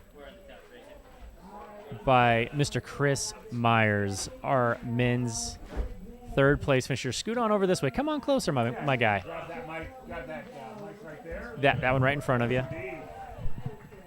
Hello. Let's make sure you're nice and hot. My eyes look crazy. You're good, man. You look Oh, fantastic. you look great. You look awesome. How's my hair? Matt, do we got a hot mic for him? Is it hot? Good? Hello. Awesome. All right. Well, first things first, congratulations, Chris. Thank you. On a fantastically run race, on an incredibly difficult day, a stacked field here at Black Canyon, and you did it. You got yourself in the mix, a podium spot, You got yourself a golden ticket. I assume that was the goal coming in? Yeah, that was the goal. Among other things, just having a good day out there, trying out some new things, and running more aggressively than I used to. So, yeah. Awesome. So, speaking of having a day out there, this was a Black Canyon for the record books, considering we had a 2.5-hour push start time due to some inclement weather and taking runner safety in mind. Did that affect your day at all in terms of, being up, being excited, feeling like you're about ready to go race, and then being told, hey, cool back down for 2.5 hours? Well, it was nice to get a little bit extra sleep. I was lucky that my crew noticed that the race was pushed on the drive over, so we were able to turn around and get some more sleep. I will say it didn't really help with nailing the nutrition, because usually you want to eat a little bit before or right before. So I was able to just roll with the punches, and the 2-hour push wasn't too bad, but the half-hour push right as we lined up wasn't amazing. But it all worked out in the end. Fantastic. Did you've run down here in the desert a fair bit? Yeah, I did the 60K a few years ago, and then last year I paced Matt Seidel for the last 40K, so I was familiar with the course. And I think you've also been out to some of the more lower key era Viper races, like what was it? McDowell. McDowell Mountain Frenzy or something. You like running here in the desert? Oh, yeah, I grew up in the desert, just north of Los Angeles, so the desert's kind of home for me. Right on. Well, that's going to fit right in Western States. Yeah. So did you say yes to Craig right away? Yes to Craig? Craig, the race director of Western States. Oh, yeah. Sorry, I'm ignorant. I thought you were talking about Craig Hunt. No, sorry. Craig Hunt, by the way, had a great race. Oh, But, yeah. You would have caught me if you saw when you me. were offered your golden ticket, was it like a no-brainer? Oh, no-brainer. That Yeah. was like a goal. I mean, I had two main goals going into this. One, just kind of seeing how I would place, and second, just seeing how my fitness shook out. Because I used to live in Los Angeles, but I moved to Boulder about a month ago, and I've had a great month of training, and I just want to see what I could do. So I was out and at that little out and back section, and I saw you and your pacer. Big shout out to with Gus. the colored shirt, and I mean, he was like your hype man. Gus is amazing. I could not have done that without him. He was so positive and just so friendly and amazing the entire time. Big shout to Gus. So is he committed to pacing you at Western States? I hope so, because he did a great job. I think you should have that conversation. Yeah, Gus. He's a good luck charm at this point. He's a good luck charm. Yeah. Speaking of Boulder, Colorado, you had a number of shout-outs from Mr. Justin Grunwald, was giving you a lot of love in the chats. He was letting people know that Chris is ready to throw down. So you are, I wouldn't say you're an unnoticed athlete anymore. This was maybe a breakout for you. How does it feel being in this position of being able to take a golden ticket? I know for a lot of athletes who want to elevate themselves in the sport, that's kind of one of the hurdles that really allows you to do that. How do you feel about that? Yeah, how's it play out for you? I mean, it's been a goal for the past year. I mean, it feels weird to put all your eggs in one basket for a race like this, but I feel like for an athlete with like a sponsorship, it's kind of the preferred way to go into Western States. So, yeah, I mean, it's been a goal, and it feels very not real at this point. But, I mean, thanks for all the shout-outs, Justin. I'm sure it validates all the effort and training and everything you've put in there. Yes. And the friends you've leaned on. Is there anyone you want to throw some shout-outs to back home that you have not? Obviously, Gus, Justin, and some others. But yeah, who do you really want to say thank you to right now? My coach, David Roach. He believed in me and was excited for me, and he's continued to give me really good training. I love it. Absolutely love it. Last question from me here. What makes you so excited to go to Western States beyond the competition? Is there anything about being able to go to Western States or anyone you are excited to race with there or against, I should say? I want to know what you're looking at going into that. It feels like a race every ultra runner should try to do. And there's something magical about the point-to-points. You just traverse such a large amount of distance, and you go through a variety of different ecosystems. You start in Tahoe, you go all the way down to the hot canyons at Auburn, and I've raced Broken Arrow. I've raced Way Too Cool. It'll just be really cool to connect the dots, I guess. I don't really have a super compelling reason other than it seems really cool, and there's just really great energy and really great people out there that I want to race with and be happy about. I think maybe this is too early to ask, but I have to ask. Are you thinking, if you map out, you and David, if you map out your training, do you think you'll get out to the course to do a little recon? I mean, I know you're in Boulder now. You have LA in your background. Heat's probably not going to be an issue for you, but, everybody who trains for Western States has to be ready for the heat. Are you thinking of maybe getting out to the course, or you kind of, what are your thoughts on that? Because experience and course knowledge is huge at Western States. Yeah, I agree. I mean, the main reason I was so excited to race this race is because I've done the first 60K and the last 40K, and just having the course knowledge really, really helped me push where I needed to push. So I think going out to see the course is a no-brainer. And I know they have training camps, so yeah, and that middle 60K that you haven't done is pretty key to do. Well, I have paced in Canyons 100K. Oh, okay. From Forest Hill. So down you to know Auburn. the canyons More or less, Yeah. but there's still some dots I need to connect. Yeah. We'll- Right on. We'll be keeping an eye on your training and be really excited to follow your journey all the way into the Western States this year. Congratulations again, Chris Myers, on a Thank you for having me. phenomenal race today. Like, in the conditions, with the adversity, you have proven successful, gotten yourself on that podium. And we have one last thing for you. We are starting a new tradition here at the Mountain Outpost live streams.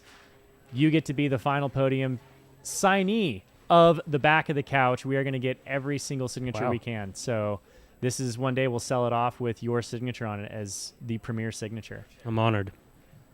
Loves it. Congratulations, Thank you so much, man. Thank you. Good recovery and good build up to Western States. We'll see Thank you. you in Olympic Valley. All right. All right. Come give it a signature. We've got eyes on the sky. Looks like a finisher coming in.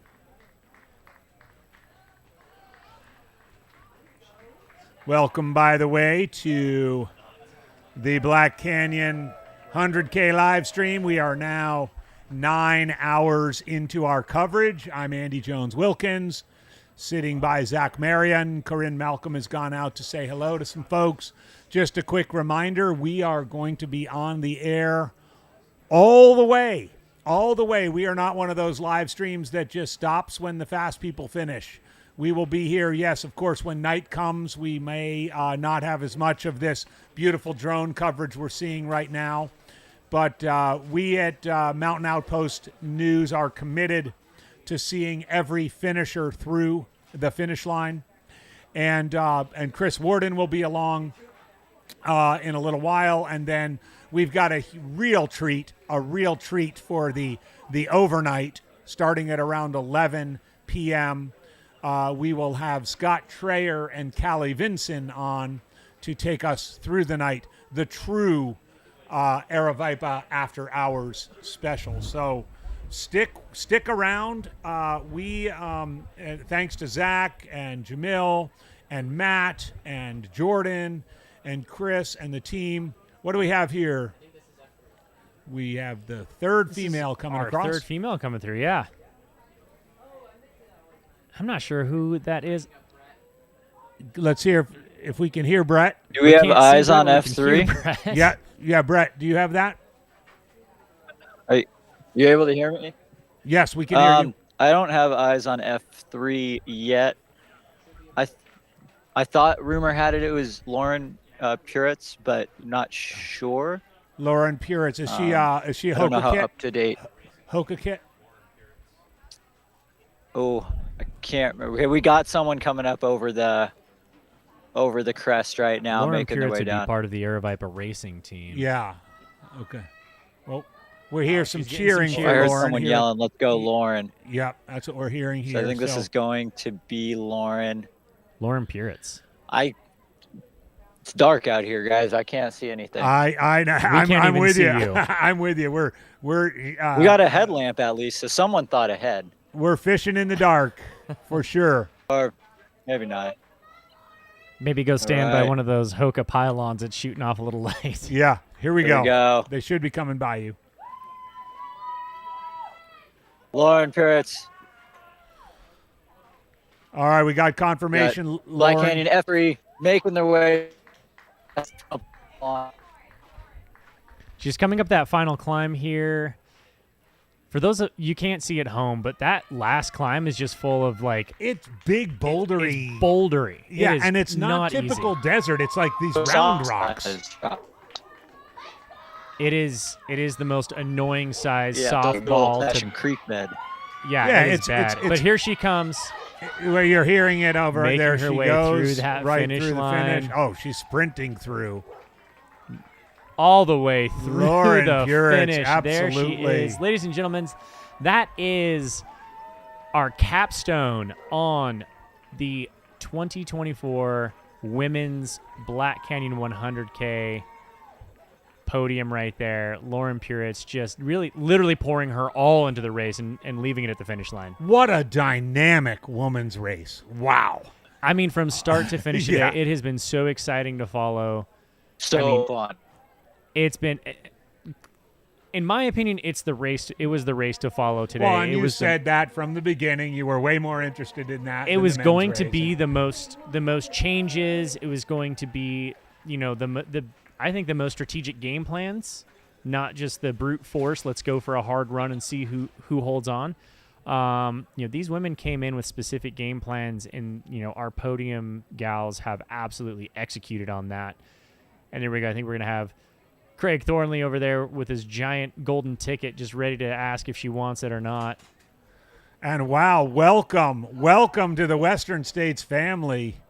5 new names out of 6. Hayden's been there before, but 5 new names to the Western States start list. Wow. It is the new blood of the sport. It really is. It really is. I mean, Andy, I always feel All right, like studio team.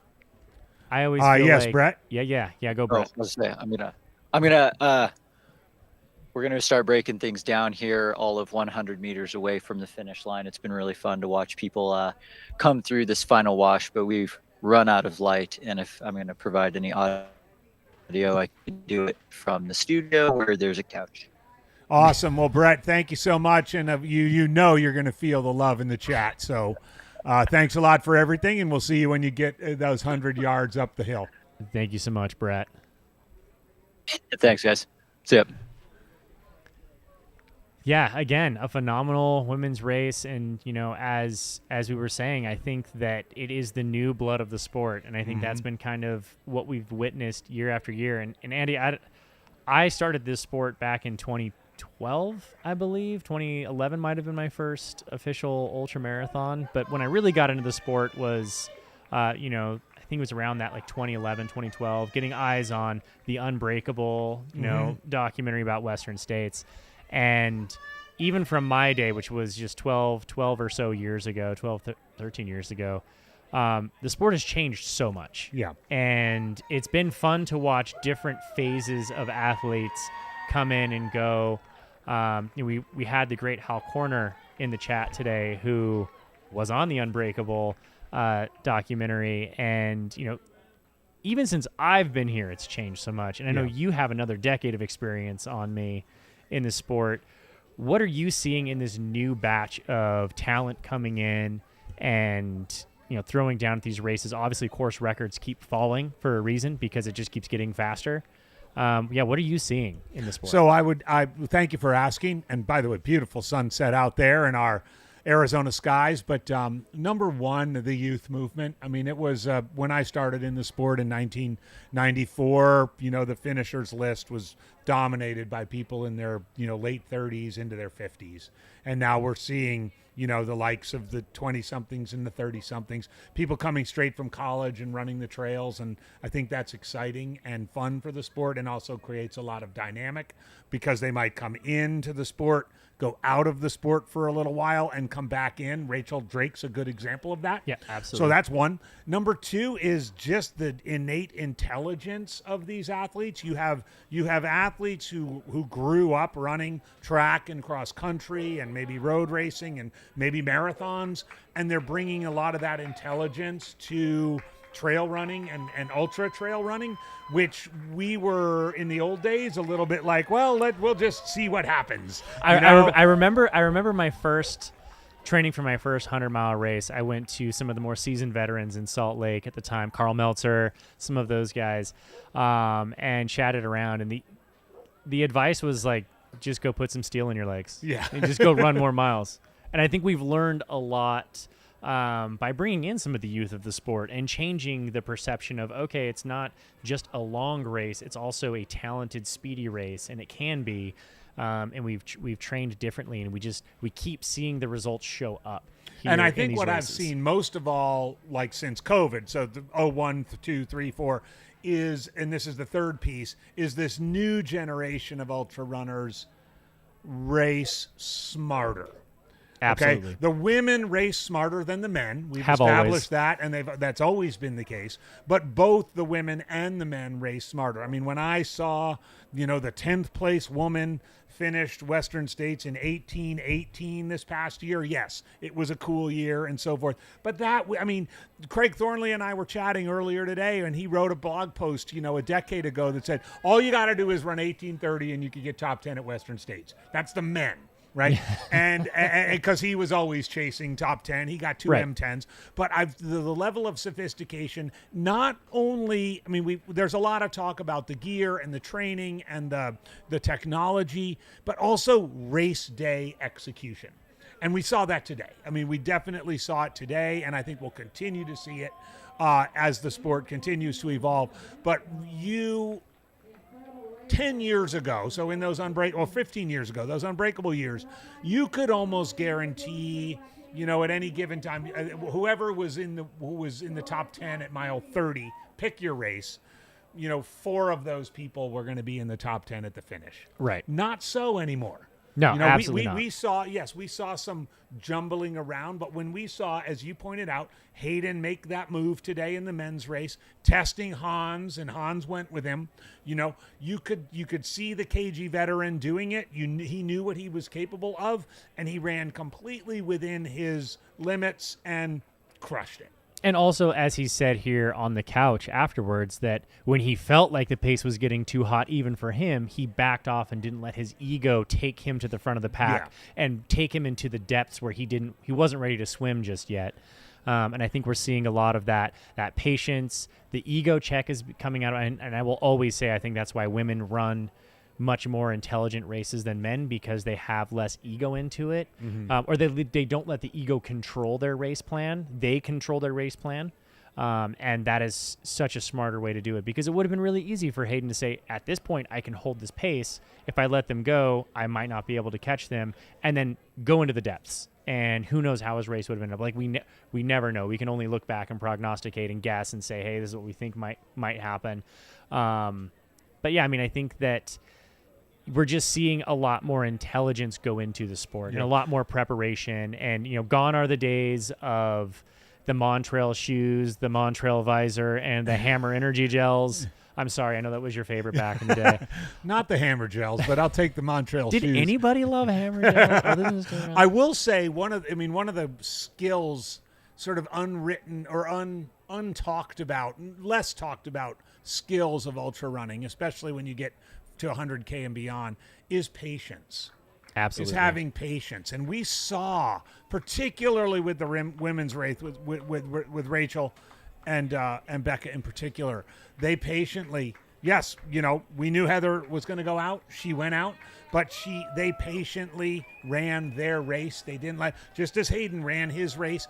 I think patience is kind of an undervalued quality of some of the best ultra runners. Absolutely. And I think that we've had some previous, I wouldn't say the old guard but we've had some previous athletes kind of really show us that you can do that. Mhm. And I think what comes to mind is, Jeff Browning, Bronco. Mhm. Like, he's been consistently someone who sits back in 20th place at Western States and then finds himself in the top 5 Mhm. and just knows what he's capable of doing and just trusts that I'm able to close this hard. And as Hayden said today, if someone's going to beat me, they've got to go under course record with me. Right. And if they do, it's their best day. Awesome. Congrats. We're both better for it. But like, they've got to bleed to do it, to quote Prefontaine. And I would say not only in race day execution is patience an incredible virtue, pardon me, but in training. Sometimes Absolutely. you need to let the training evolve. You need to let it season. I'll never forget doing a big, long training run on the Western States course with a bunch of people, and one of them was Tim Fitzpatrick, who's the spouse of Diana Fitzpatrick, the current president of the Western States Board. And we finished the run, and we're at the parking lot, and it's like 6 weeks before Western States, and everyone, like you do, we're talking about, hey, what's next for you? What's next for you? What's next for you? And he goes, you know what's next for me? I'm going to let this settle in. He was going to let that 52 miler we did that day settle in. I think patience also comes in handy when you're coming back from injury. I mean, Absolutely. we see so many people come back too fast, too hard, too early. Sometimes when you learn how to be patient, when you learn the skill of patience, whether it's in injury recovery, training, or race day execution, you can do it so much better the next time. And wisdom coming from AJW, ladies and gentlemen, right here. And years of wisdom, in fact. Years of injury and failure. We've all been there, right? We've all made those mistakes. But one person, and I'll end it on this, that one person that comes to mind with discipline and persistence and patience that you all at home are very familiar with, our own Leah Yingling. Yes. Just, I had the opportunity, being from Salt Lake, to watch her over the years just slowly creep up in the sport, and she just put in layer after layer after layer of fitness, and she trusted the process, and she worked really hard, and she paid her dues, and she really leaned into it. And I wouldn't say that she just was not really caring where she was at, but she just knew that if she just kept putting layer and layer of fitness into her bucket, that by the end of it, she would be able to do what she's doing now. And she's a phenomenal athlete. I love watching Leah because I've seen her go from having a dream to be at Western States and get a ticket, and work her way over a couple years to get that ticket, and then to be there. And look at her now. And Yeah. I think she is a prime example of patience, persistence, and discipline through all of it. She's had her own sets of injuries. She was patient in her training. And when you watch her on race day, she is patient and persistent. And I've got to say, too, for Leah, and there's book smart and street smart, in the ultra running sense. She does her homework. She knows what works and what doesn't, but she also knows in the given circumstance, oh, I'm going to let those girls go, or I better not let those girls go, or whatever. And, in 2023, a top 10 at Western States and a top 10 at UTMB. I mean, boom, Leah, you're our hero. We love you to death. We're going to have you on as keep often doing as we can. But keep doing the live streams. Don't get too big. Don't get too big for us. Don't get too big for us. There we have another finisher coming in right there. I mean, this Black Canyon race has just been such a phenomenal day. Started off a little questionable, but we got ourselves in a position of having a fantastic race. And speaking of fantastic races, I'm going to go gather up some of those women because I would love to talk to them about how that day has gone down. We should do some conversations. Absolutely. Let's have some conversations with them. We're going to send Chris out We're going there to send our gopher boy. But yes, as we get to the evening, I think all of you who followed our live streams over the years know it's a little trickier with the drones as it gets dark. We have some cameras on the ground, but we are committed to, following every finisher through to the finish. Remember, too, there's a 60K tomorrow. We are covering that. This is for the first time. A competitive 60K. A competitive 60K that we're covering, from the start, at least through mid-afternoon. And we're excited about that. Let Zach do. Come on up. The people have seen my face enough. Yeah, and heard my voice enough. You told us earlier today that you were behind the scenes, and now I'm here. I can't stay away. ADW. I love this too much.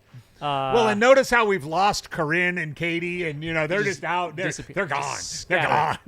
Scatter and make me clean up the pieces and make me come do more work and be here. So no, I do think I just want to check in quickly with Jordan. Do we need to do a shift of the feed or a ad read? Okay.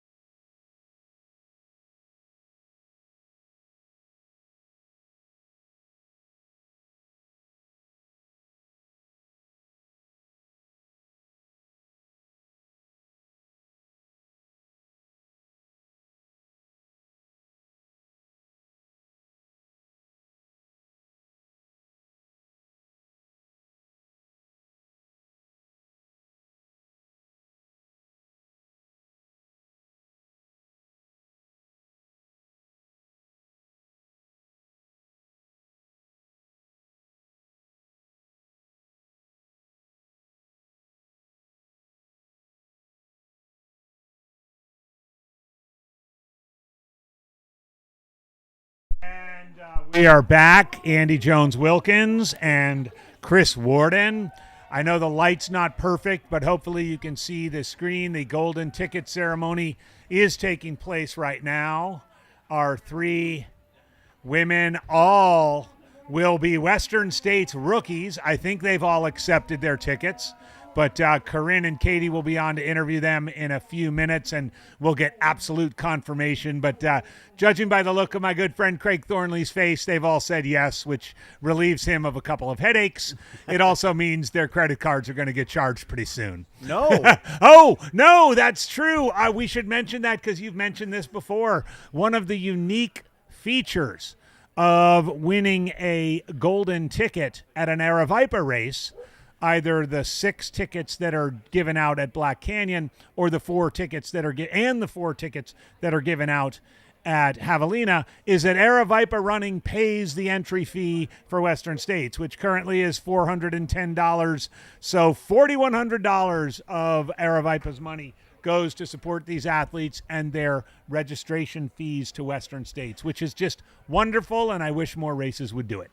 Yeah, and not to toot our horn too much here, but like you said, that's, over the course of 2 races and having 100 in Black Canyon, that's 10 tickets. That's a lot of tickets. Yeah, I mean, that's a lot. And I mean, just to put it in perspective, that's 3% of the entire field of Western States.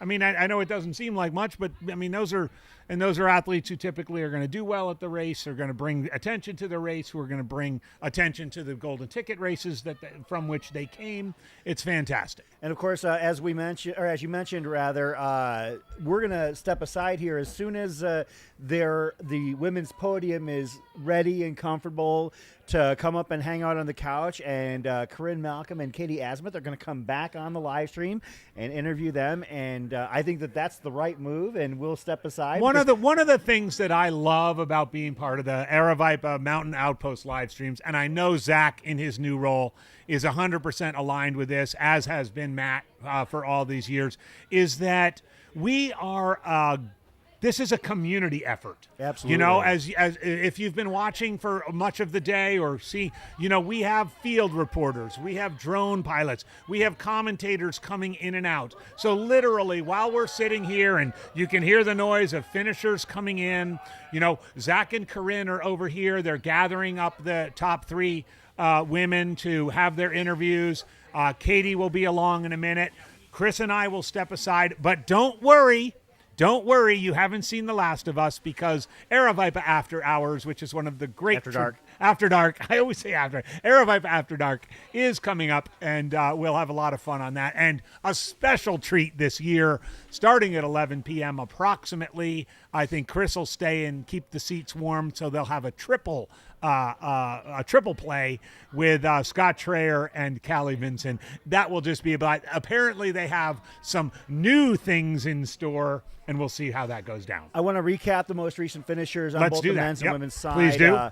On the men's side, finishers 29 through 34. Cody Poskin at 9:09:58.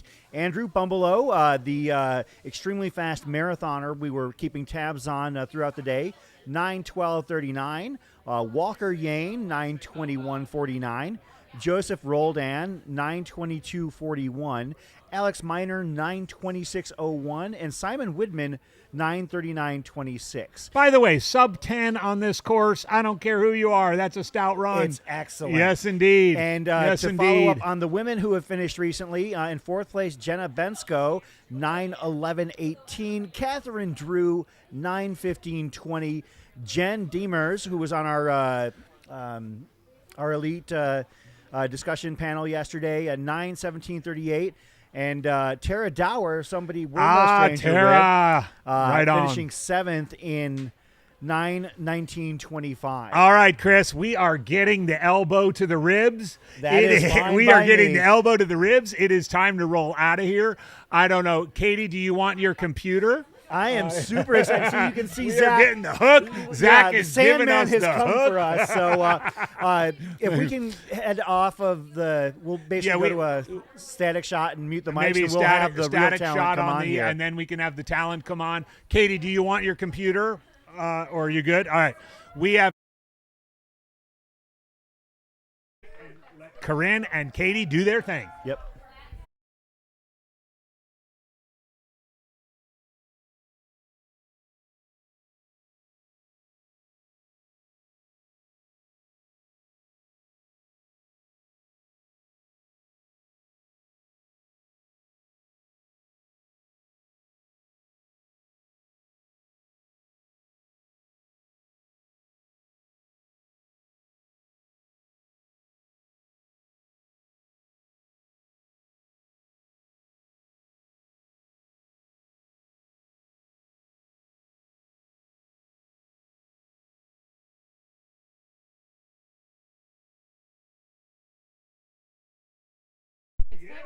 We're all going to Western States in one way or another, and we're all hot. The mics are hot. The people are hot. No, actually, we're technically cold, as you've seen all the puppies and jackets come out. But we are here with the women's podium. We got to watch you all day long. It was absolutely incredible. Tears were shed by us in studio. I actually abandoned ship and ran towards the finish line as soon as Rachel and Becca finished because it was so darn exciting. Congratulations. I want Thank to you. know, what does this mean to each of you?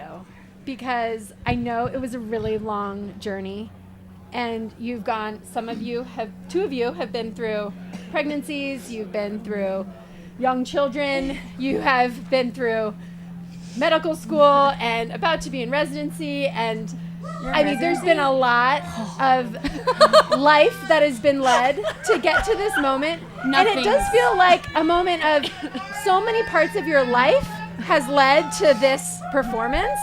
And I want to know what it means. Lauren, let's start with you. What does it mean to you? Yeah, it's a good question. I mean, I think the time that I spend away from my family, and feel sometimes feels guilty. My 2 little kids, or even my husband, and so I kept on thinking like I put in so much time away from my kids, like make it worth it.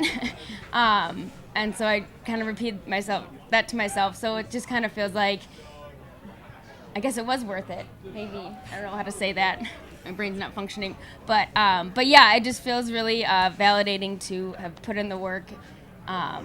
Couple, many failures along the way, and all the sacrifices that it finally happened. So pretty exciting. Amazing. Becca, Yeah. what does it mean for you? We know you've come up just shy on a golden ticket before. I feel like it's been a long time coming, though. I mean, I just love this community so much, so it's so fun to, have just had a day that like felt good, and I'm thrilled to go to Western States. day. Yeah, so I don't know, it just feels good, and I'm so excited to be here with everybody. So Becca's feeling good. Becca is feeling good. Rachel can attest. Becca is feeling good. Becca's feeling amazing. Oh my goodness. Yeah, we were hammering together for a long time. I was like, I don't want to run this hard right now. It was super fun. It was fun.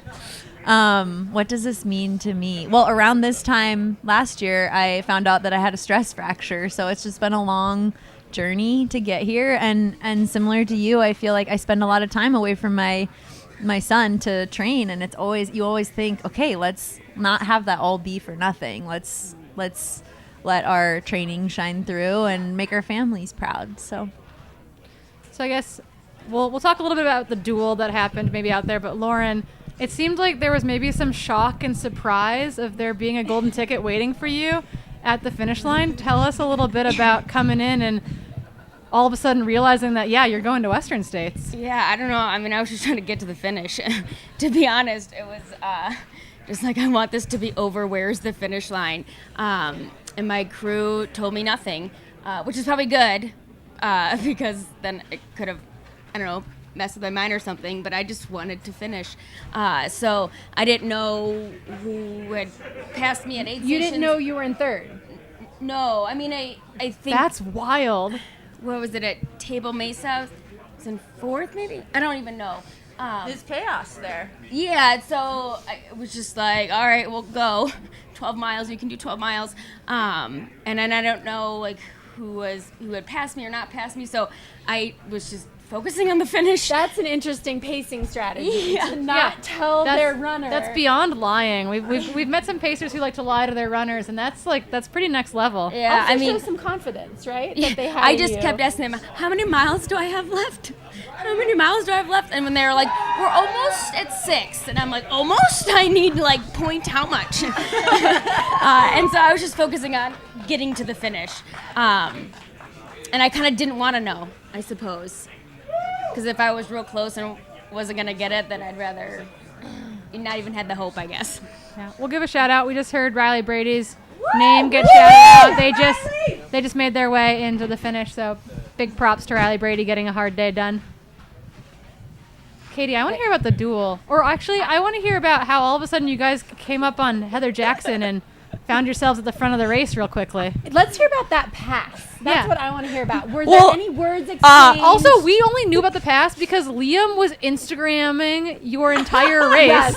And so literally in the chat, it was like, go to Rachel Drake's Instagram. Liam is taking it That's over. how we knew. Basically, he was just like posting to stories, and so all of a sudden we had a video of him running behind you, and we could see Becca in front of you, and it was like, Rachel's in second, new leader, Becca Wendell, and we all lost it in studio. It was really cool. So tell us about what happened out there. Man. Go for it, Becca. I mean, yeah, I think we're just plugging on. I can't even remember miles anymore, but at some point, maybe 30 miles in. You guys saw each other leaving Deep Canyon Ranch. That's right, yeah. Which is mile 31. Yeah, you were super close there, and then you were like really, really close at Black Canyon City. So, yeah, 37 Uncomfortably close. Uncomfortably close. Flew by me after Deep Canyon Ranch up that Jeep road. I was like, goodbye. Well, I'll say here, I know Rachel has spoken about this, the magic moments, right? And working together with your competitors, and that when you're racing, you feel that you are raising to the occasion because of your competitors. And I feel like this was a really special day where that really happened, right? Where you really leaned into that camaraderie of being with somebody on the trail, lifting each other up, and you shared some special moments out there. Honestly, can you tell us about some of that? Yeah, it's the most fun part of racing. It's like, I don't know, you're just in it together in those moments, and you feel it really strongly. And yeah, there's just, I so appreciated it. So thank you. Yeah, it felt really collaborative. Like I was running a lot harder than I wanted to, but it didn't feel antagonistic. It was just like, all right, we're doing this. Like you're forcing me to get the most out of myself, and I'm super grateful for that. Yeah, and then I fell in the river at some point, and you attacked so hard, and there was that. We saw it. There was apparently that was on the live stream. It was on the live stream, and Brett Hornady goes, "This is the moment." It was Rachel. Well, I was like, attacked. where did she go? Because we were together the whole time. And then fell into the Liam, my river. pacer, he came up behind me, and I go, "Yeah, girl," and he goes, "It's me." Yeah, girl. And I was like, "Oh, where did Becca go?" He's like, "She fell in the river. You better try to make a move right now. You better I was like, attack her." I don't wanna attack. I'm tired." No, it's so cool to watch. You Yeah. went so fast Okay, around a but- switchback after that, you almost went off the trail. Really? Yeah, you attacked hard. I did recce that spot, and I knew that mud was super slippery, which is why I grabbed onto that prickly bush. Yeah. Bold strategy. I made it up, though. I feel like we could talk to all three of you all night long, but we also know that you guys just raced a really hard 100K. We should probably wrap this up. But is there any last thing that you guys want to say besides, we'll see you at States? I don't know. That was hard. I mean, we can say that people were losing their minds for all three of you. I mean, for the women's field in general, but for all three of you in the chat all day. And so maybe it's just like reflecting on what it means to have this community kind of as your tailwind as you head towards the big dance in June. I mean, this community is so fun. It's so fun.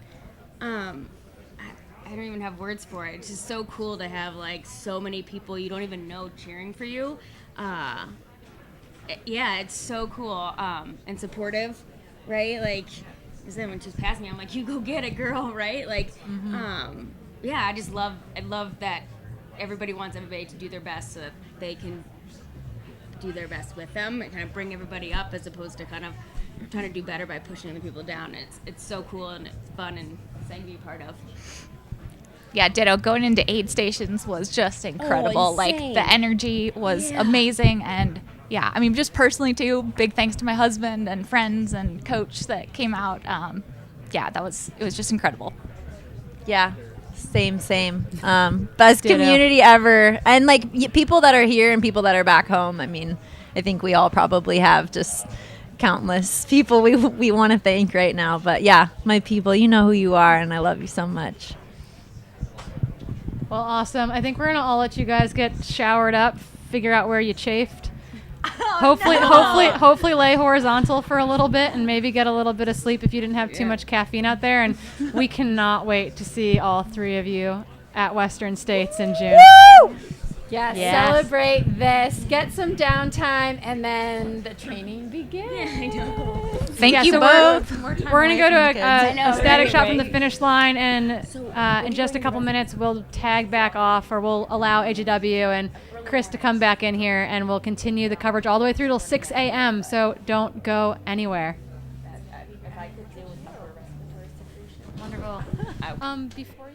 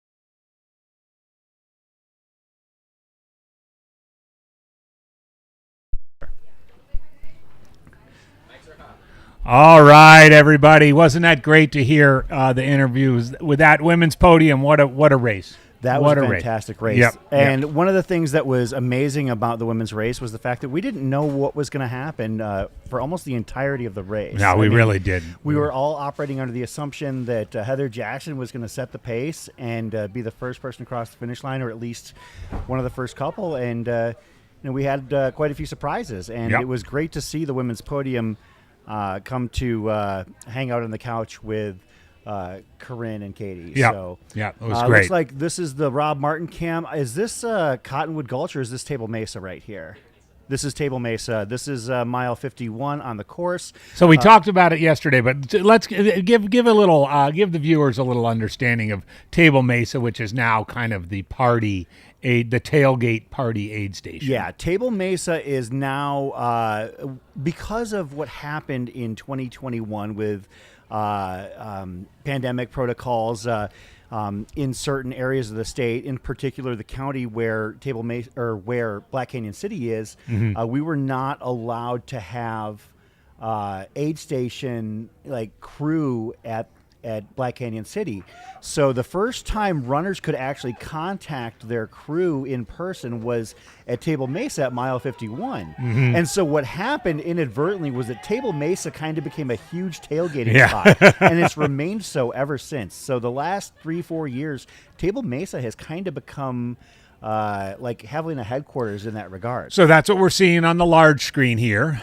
And maybe, Jordan, we could split to the finish line instead of Chris and I. Yeah, nobody needs to see us, so we'll but yeah, so Table Mesa at this point has just got you're getting this is Rob Martin, our good friend, is out there.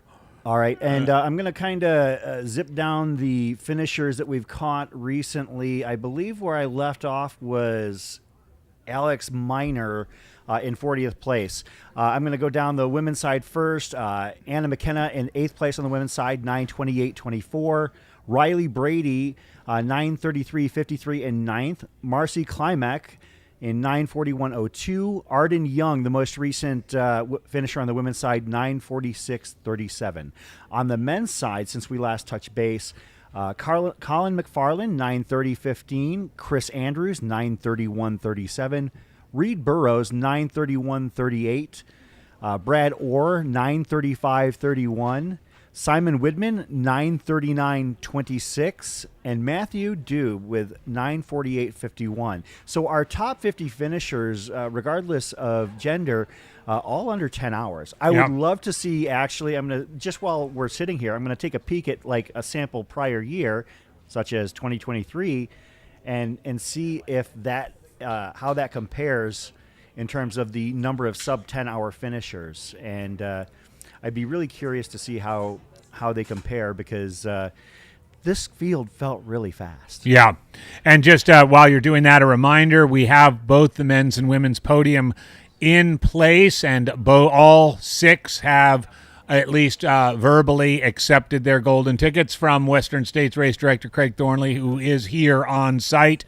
Hayden Hawks, Jupiter Carrera, and Chris Myers on the men's side, and Rachel Drake, Becca Wendell, and Lauren Politz on the women's side. So there's 6 more entries into the Western States 100 with only one golden ticket race left, the Canyons 100K on April 27th out in California. So we're 9 minutes shy of the 10-hour mark here, and we have 50 finishers under 10 hours. Last year's race, we had 45 in total. So slight improvement from last year compared to 2022, where there were 30 finishers exactly in under 10 hours.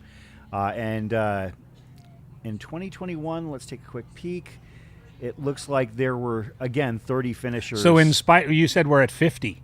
Yeah. So in spite of the mud, in spite of the snow, we have a faster race. Looks like we've got another finisher coming in. We'll see if we can ID them as they come into the chute. Our friend John Marushek asked. Oh, that's Corinne Shalvoy right there. Corinne Shalvoy. Corinne Shalvoy is Aravipa running team. And also one of your hosts for tomorrow's 60K coverage. Indeed. We'll have to grab Corinne and her husband Graham paced her as well, another member of the Aravipa We racing should team. get them in on the couch. I think that would be awesome.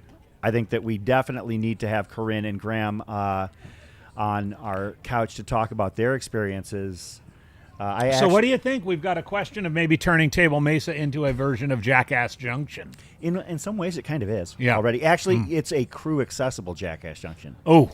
And so that's a big difference. It's more like headquarters in that regard. Yeah. So- I think probably more like headquarters makes more sense. Yeah, it's a great time out there. Frankly, I'm a big fan of Table Mesa as a kind of a spot on the course where, as a runner, man, when you get there, you feel it. Again, it's cliche when I use it because I'm nowhere near the people that originated it. But the whole phrase "smell the barn," like at that point, you know that you've got about 10 miles. You've got one major climb up to the top of the mesa, and then you have some chunky downhill to Doe Spring. But once you hit Doe Spring, you can actually see the finish line at this in the dark. You can see the finish line from 2 miles away, and you can feel it, and they can see your headlamps, and that maybe about a mile to maybe a half mile out, you can start to hear them because they're calling you in. They want you. But you also want to be thinking about your nighttime gear here. I mean, we are here at 7:22 local time, so these folks coming into Table Mesa, their crew might be meeting. They might be putting another layer on, grabbing additional batteries. They're still going to be several hours out there. As a slower runner, I typically already have another layer already on by that point. As we have another finisher coming in, we'll ID this. We need to get that finish line cam up here. Get that finish line cam up. We really don't need to see Chris and I. We love that you love us, but please. We'll verify who that was. Deep Canyon. John is suggesting Deep Canyon is our Javelina headquarters. I didn't make it over to Deep Canyon today, but I'm really excited to see what it looks like sometime soon here. So our most recent finisher was Nick Allen, 9:54.01. So we're actually counting Nick and Corinne Chalvoy. We're at 52 finishers. And probably there might be a few others out there thinking they'd like to see the 9 instead of the 10 by their name, and they might be pushing a little harder in this last little bit with the chunky rocks coming up here. Yeah, we'll see if we can get that finish line cam back up and verify our lighting situation.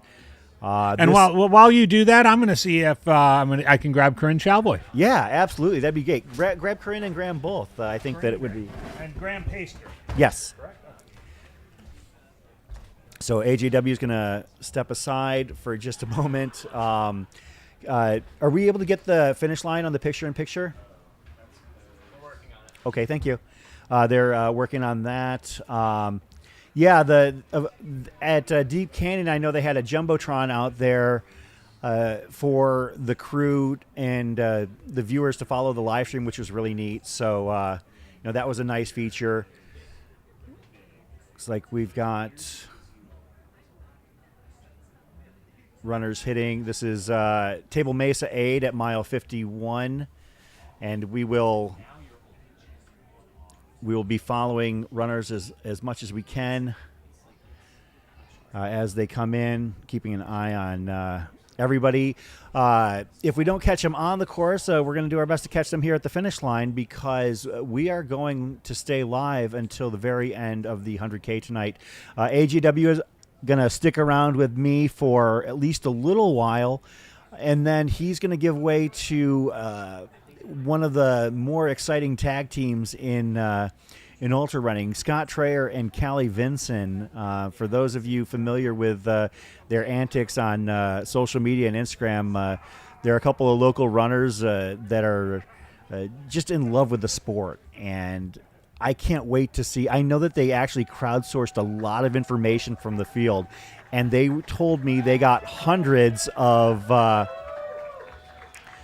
responses from runners in the field. Heather Jackson coming into the finish here. Can we pop that to the big shot, please? And can we pull me out of the corner? That's Heather Jackson coming into the finish. Heather Jackson, of course, already possessing a golden ticket. And if we're going to be frank, probably not the day she expected to have, but, sometimes that's just how it goes. We've got some other finishers as well. Oh, my goodness. Oh, wow.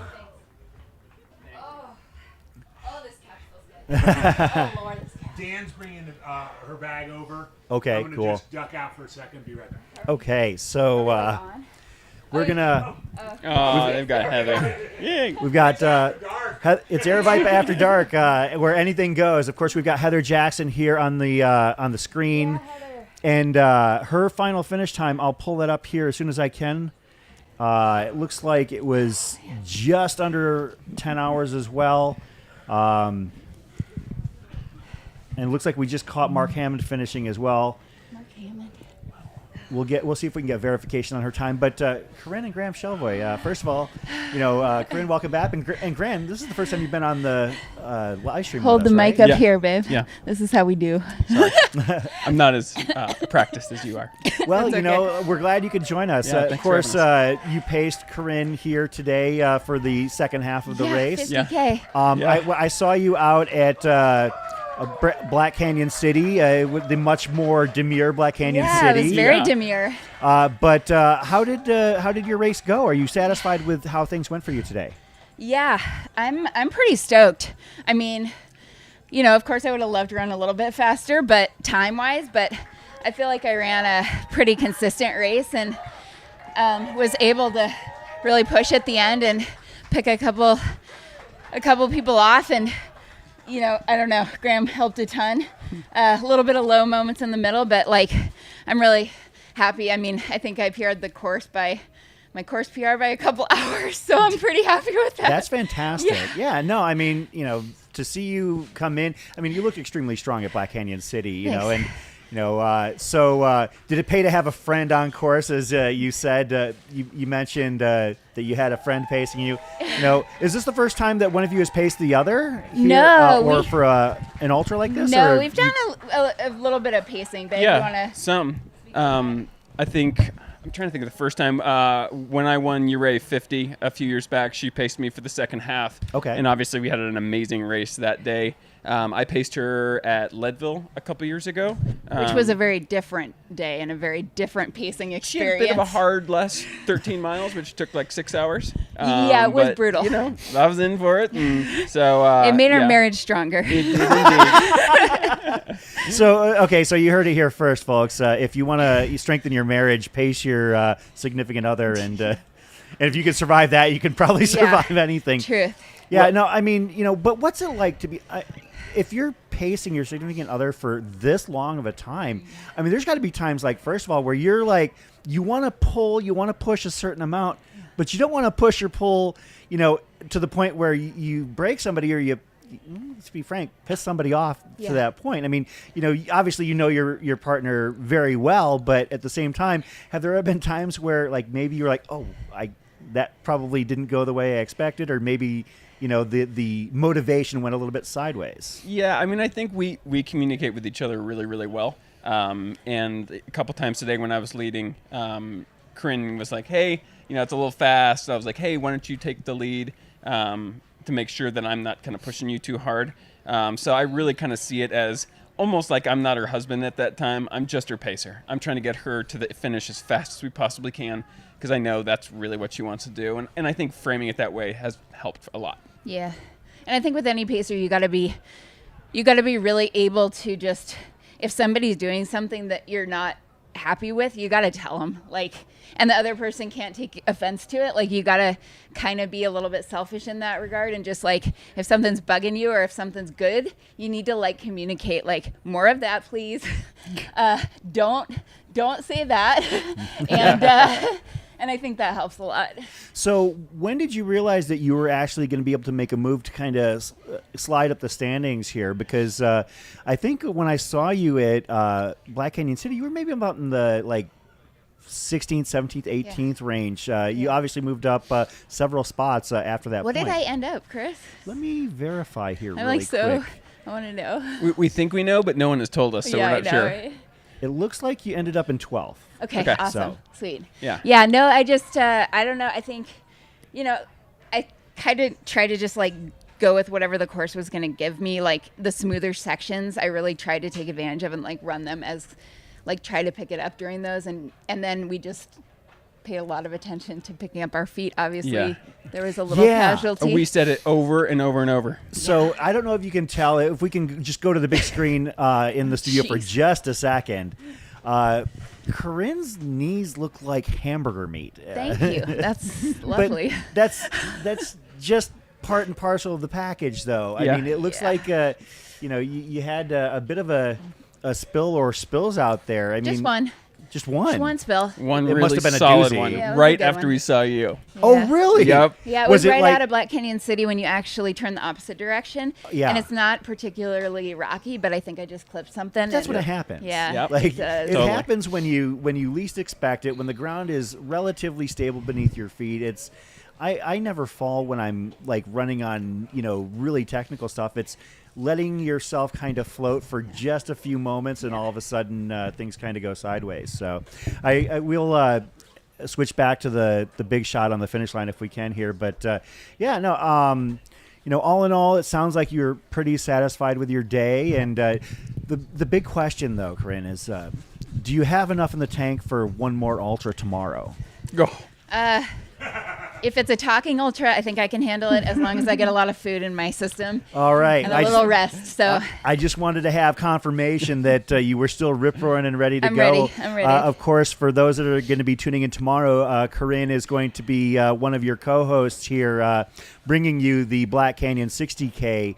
And that'll be from wire to wire in your case. That's a long shift. Yeah. So, be sure to get some rest. I will.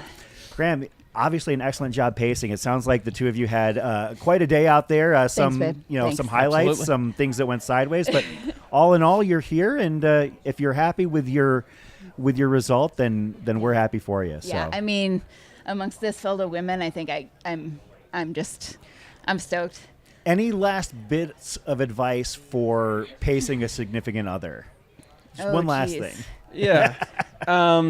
I think you got to be okay getting yelled at because you're out here racing and you got a didn't job yell to at do. you Just today. during the pacing, That's or what? Yeah, during the pacing. You gotta be ready to take the good with the bad sometimes. And there's some low moments out there, and you just gotta roll with it and be able to say, my job is to get you from point A to point B, and that's it. Well, great job to the two of you. Corinne, congratulations Thanks. on your finish. Thanks, and Chris. Graham, great job out there pacing. Love seeing you guys out here as part of the Air Viper racing team. And we'll see you again real soon. All right, Thanks so much. Amazing. Thanks. Corinne and Graham Shalvoy, folks, here at the finish line of the Black Canyon 100K. To recap our most recent finishers, we've been able to keep them on camera for the most part. Our most recent finishers after Corinne, we had Heather Jackson, as well as Lucy Haynes. On the men's side, Mark Hammond, Caleb Neff, Jeremy Pope, Jesus Topete, and Connor Callahan. It looks like we might be seeing some familiar names coming in here fairly soon, if this is to be believed, at least for the runners that have left Doe Spring just about 3.5 miles out. I'm going to pop some of those here into our discussion, but it looks like Jared Hazen, possibly, Buck Blankenship, Shay Aquilano, Caleb Stevens. Shout out to Caleb, Midwesterner who has migrated down to the Southwest. Patrick Kavanaugh, one of my personal picks, just as a friend of mine, local group run leader here. Amanda Nelson, Bobby Peavy, who was near the front of the race for the first 25 to 30 miles.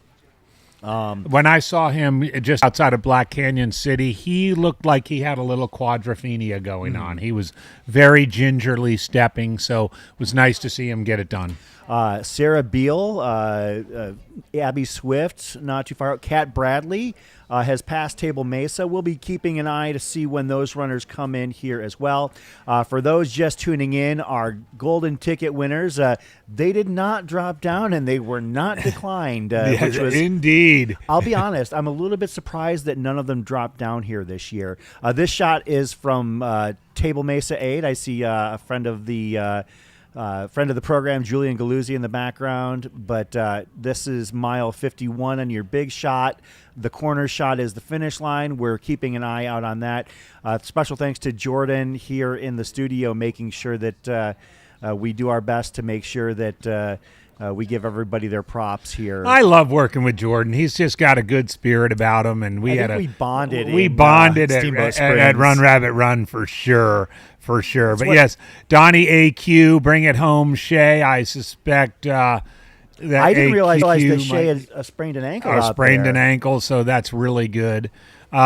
Chris, I got to ask. I mean, this is with all due respect, this is a time of the race that's kind of your time. Yep. You know what the runners are going through. We've got just to let's go way back for a second. We had two waves at the start, 9:30 and 10, which means again for the Western States qualifier, they've got to finish by 2:30 a.m. or 3 a.m. Yeah. In the old, without a delayed start, you were always chasing midnight or 17 hours. Folks yeah. chasing that 17-hour cutoff. So it's interesting. They lost a couple hours of daylight with that late start. They've got a few more hours they've got to deal with running in the night. You're out there right now. You're kind of maybe on that 17-hour bubble. You're not quite to Table Mesa yet. You're probably past Cottonwood. What are you? Where's your head as you're chasing that? You've got 8 hours. I got to be honest, AJW. I would actually probably I wouldn't be past if we're. You'd be we're at Black we're at Canyon 10. No, I would be out of Black Canyon City by out now. of Black Canyon City. I would be between maybe Black at the river crossing. I would be past the river crossing, but not by much. I would be between Black Canyon City and Cottonwood. Yeah. And typically, Black Canyon City and Cottonwood are not good places for me. Black Canyon City. It's a long. By the way, it's a 9-mile stretch. Of the 4 finishes that I've had, 3 have actually gone through Black Canyon City because of reroutes and everything. Of those 3 times, each time I sat down and cried until I finished my Subway. I had a sandwich. At Black Canyon City. Oh, yeah. wow. Back then, when it was the major crew spot, I basically had my crew person bring me a Subway, a 6-inch Subway. And you ate it. Oh, yeah.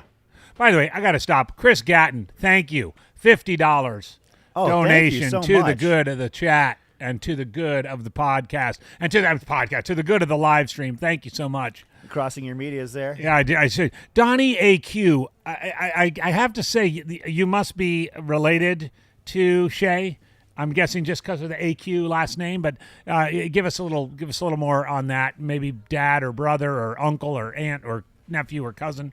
But Shay, who was a lot of our pre-race pick, apparently is coming in on a bum ankle, but still coming in. We'll have to talk to her and if she's feeling up to it when she finishes. Oh, that'd be what fun. Happened out It'd be there. fun to have her come on in. So yeah, we're currently sitting at it says 58 on the tracker, but I know for a fact that Heather Jackson has finished, but she's not showing as a finisher. So we're at about 59 finishers right now, awaiting our next few that. So back to you though. So you're in this kind of dead zone between Black Canyon City and Cottonwood. Yeah. What then do they have coming out of Cottonwood? Coming out of Cottonwood, you kind of dip down a little bit, but it heads down into the riverbed one more time. And in most years, you've got one more water crossing with about 2 miles before Table Mesa. Cottonwood and Table Mesa aren't that far apart, but it's a fairly technical section with a wide water crossing. That's the thing about that. It's not typically deep, but it is wide. If there's ever going to be a situation on the course where there's a water crossing they have to think twice about, that's likely going to be it. That'll be the first one to probably be a domino. At which point they would have to make alternate planning. You come out of the water crossing, and you've got about another 1.5 miles to Table Mesa. And Table Mesa, it kind of flattens out for a brief amount of time. At Table Mesa, if I'm going to do anything there, I'm going to probably change my socks just because I know that I don't have any more water crossings. And yeah, your shoes are Looks wet, like, by but the they way, dry Rob's out just fairly quick. giving us a little tour. It looks like of kind of the crew.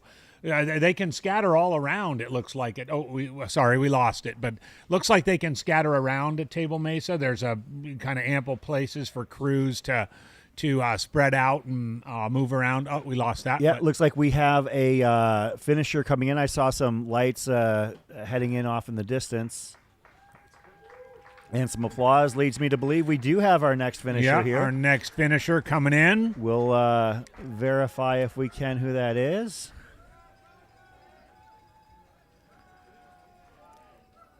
Again, this is the here at the finish line. You've got crews and family members and loved ones that come in and out. They've got to take a shuttle over here from the Anthem parking lot. There's a very, very tight parking here at the finish line, but full on aid station. I saw Patty Curry over there doing some quesadillas. That was Dylan Hayes with a finish of 10:12:24. So congratulations to Dylan. We're gonna stick there. Of course, you can see Dylan taking his memento photo there. Oh, and I'm so relieved that Skylar Hall has just put into the chat that he made his flight. We'll talk about that one in just a second. So he will here. be able to get to the Super The Bowl. big game. Yeah. You can't say that word. We might owe somebody some money if we're not careful. The great serving dish. Yeah.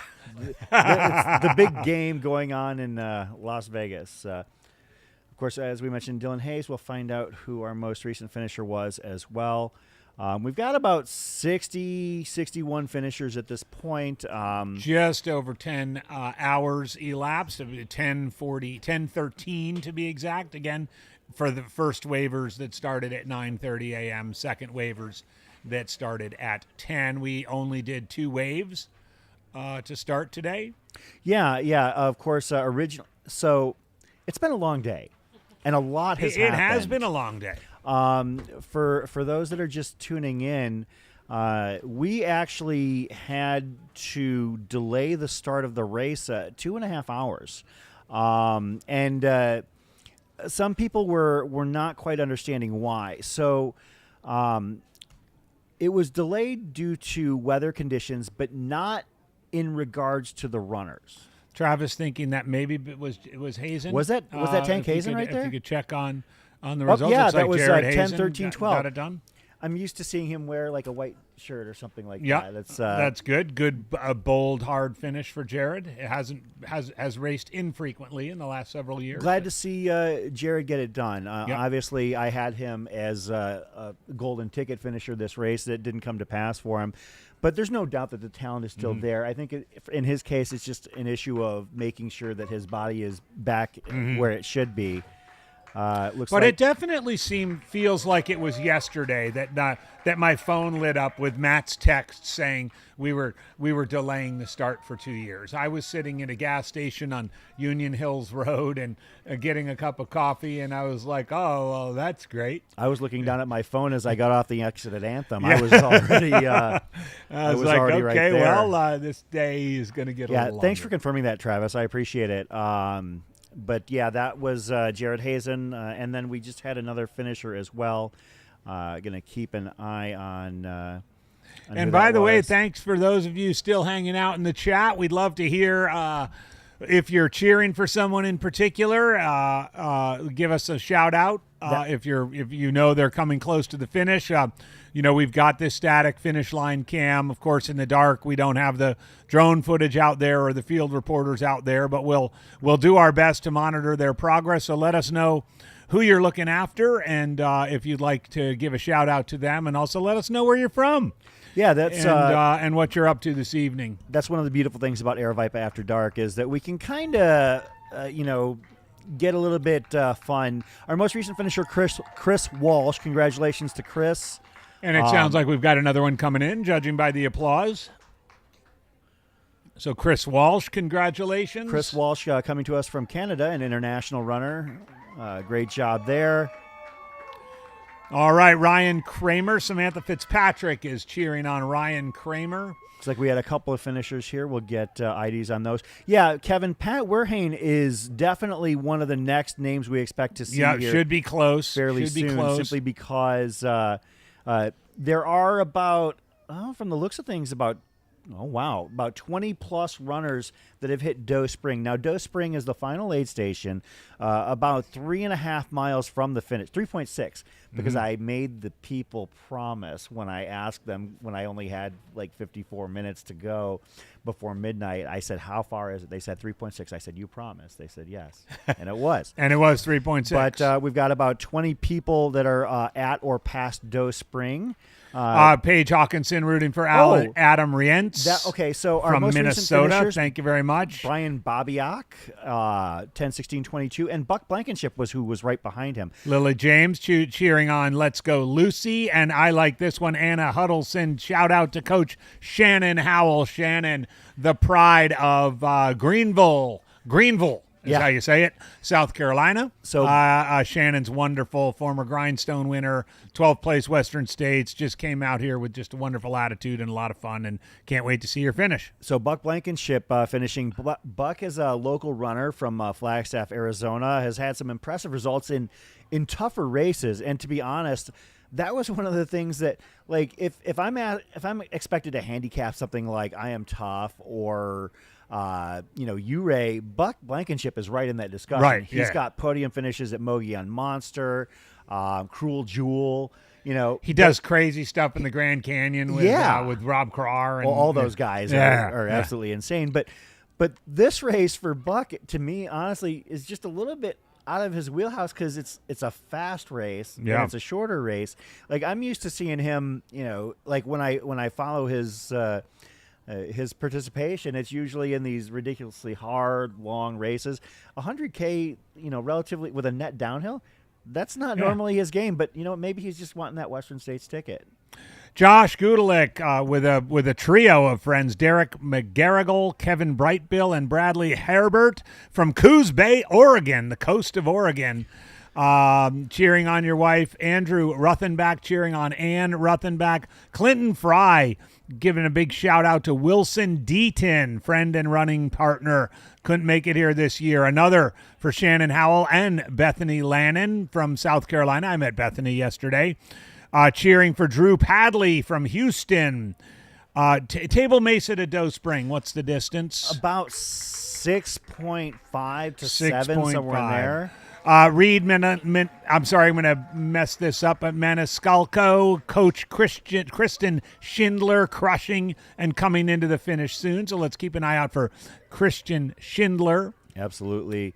Pulling hard for Keegan Rumsey from another Montanan. Was that Caleb Stevens who came in for the finish? We got a finisher that just came in. So Caleb does media work for Ornery Mule Racing out of the Midwest. So that's how I know Michelle Caleb. Hartwig's company. Absolutely. Big shout out to Michelle. She's Is Michelle running today? She's running tomorrow. Oh, hopefully I'll be able to enjoy a couple miles with her. We've got another because I'm running too. That's right. Oh goodness, I almost forgot. I'm running tomorrow.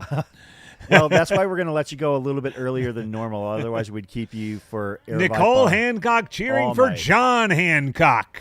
Yes, a little over 20 miles. What a great name. Jim Hemgen, your brother's headed that way now. Stephen and Sharon Hawkins rooting for Rachel Hawkins from Oregon, and you're watching from Papua New Guinea, so it's probably halfway through tomorrow there. Yeah. More Shannon Howell and Bethany Lannon fans. You guys are staying up late out there in South Carolina. Patrick Werhane finishing in 10:20:01. So you were right. He is coming through soon, and he's through. Yeah, so congratulations to Patrick on his finish. We've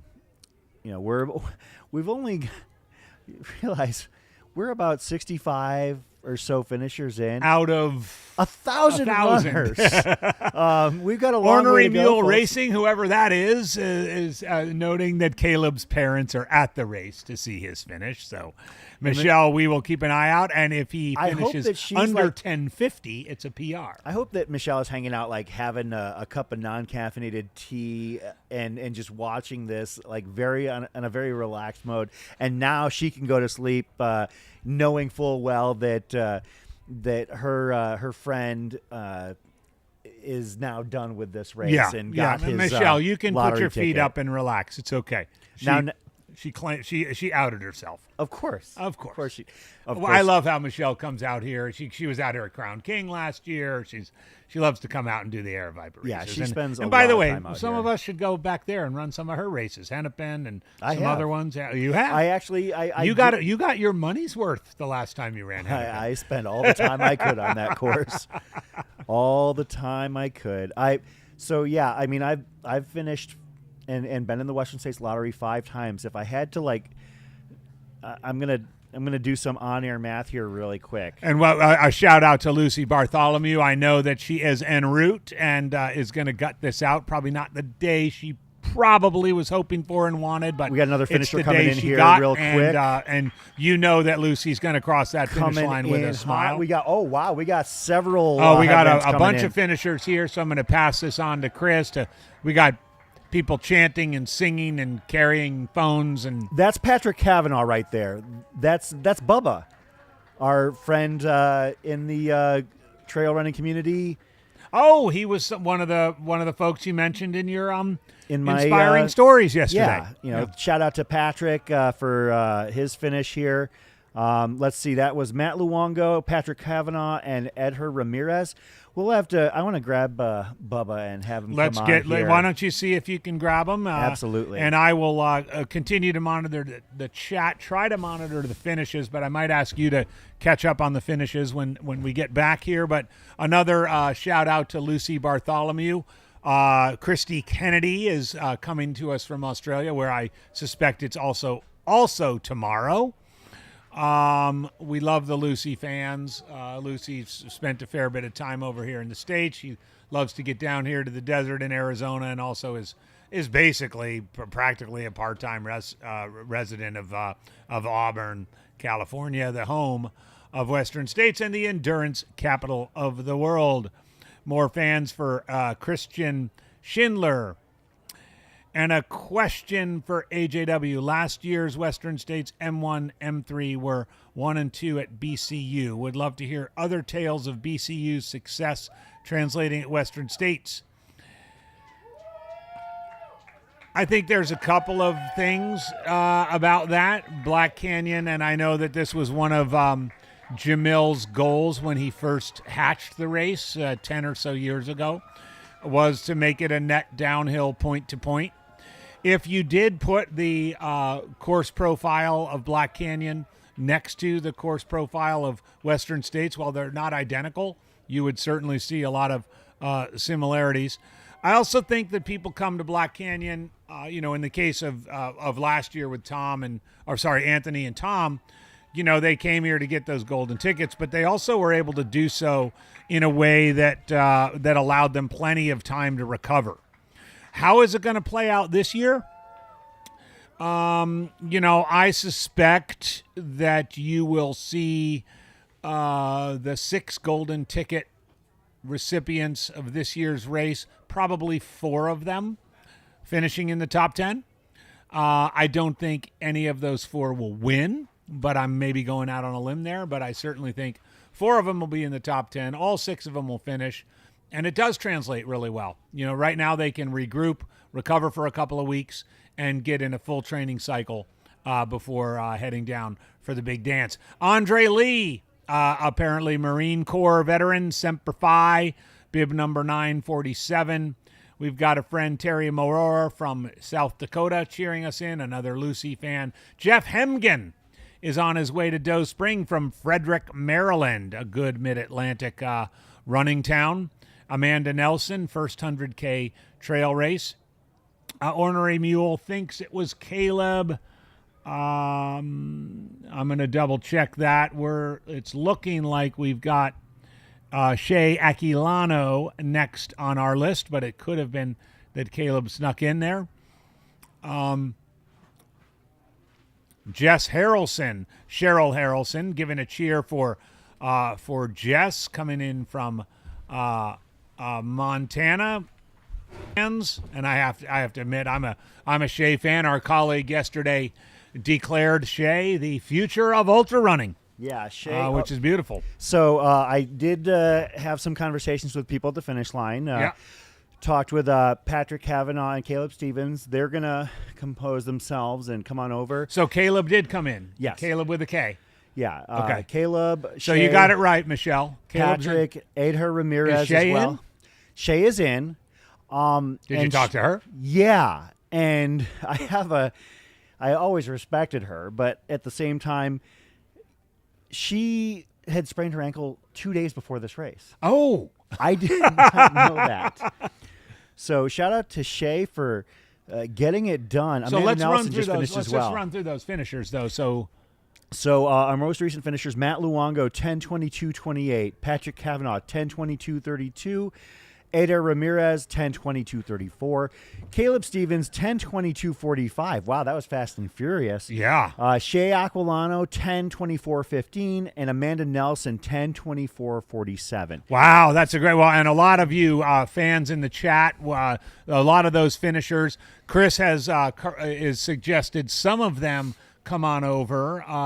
Do you think they'll make their own way over? Yeah, or- so okay. I did talk to Shay and I said, you know what, get yourself composed, and take care of your ankle. She rolled it 3 times out there, at least that she was able to verify. So, I want to let her, like I said, at her own convenience, come on over and hang out with us.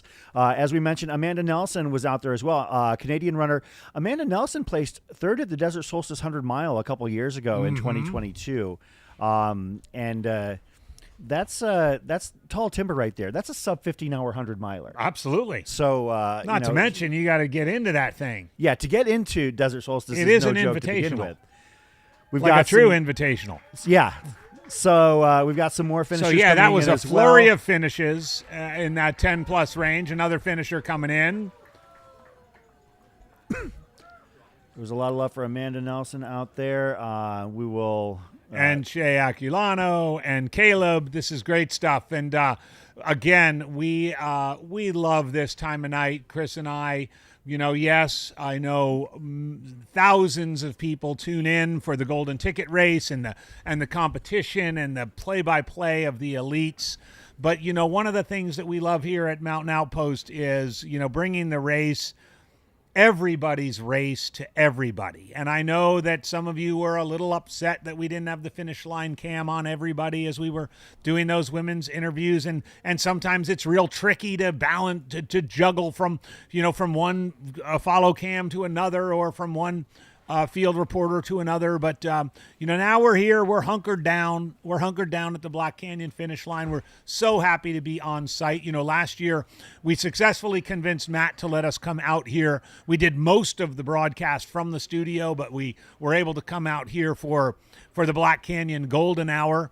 I'm going to miss that this year, not only because of the delay, but because I'm going to be jumping into my first ultra since 2021 in the 60K tomorrow, and I'm really excited about that. And I'm hoping to finish in time to see the second half of the Super Bowl. We're excited to see. So we'll see how that goes. Yeah, that's true. That you do have the big game tomorrow to look forward to after you finish. It's a little bit of a carrot dangling there for you. It is, and I've already got my wings prepared. They're in the fridge.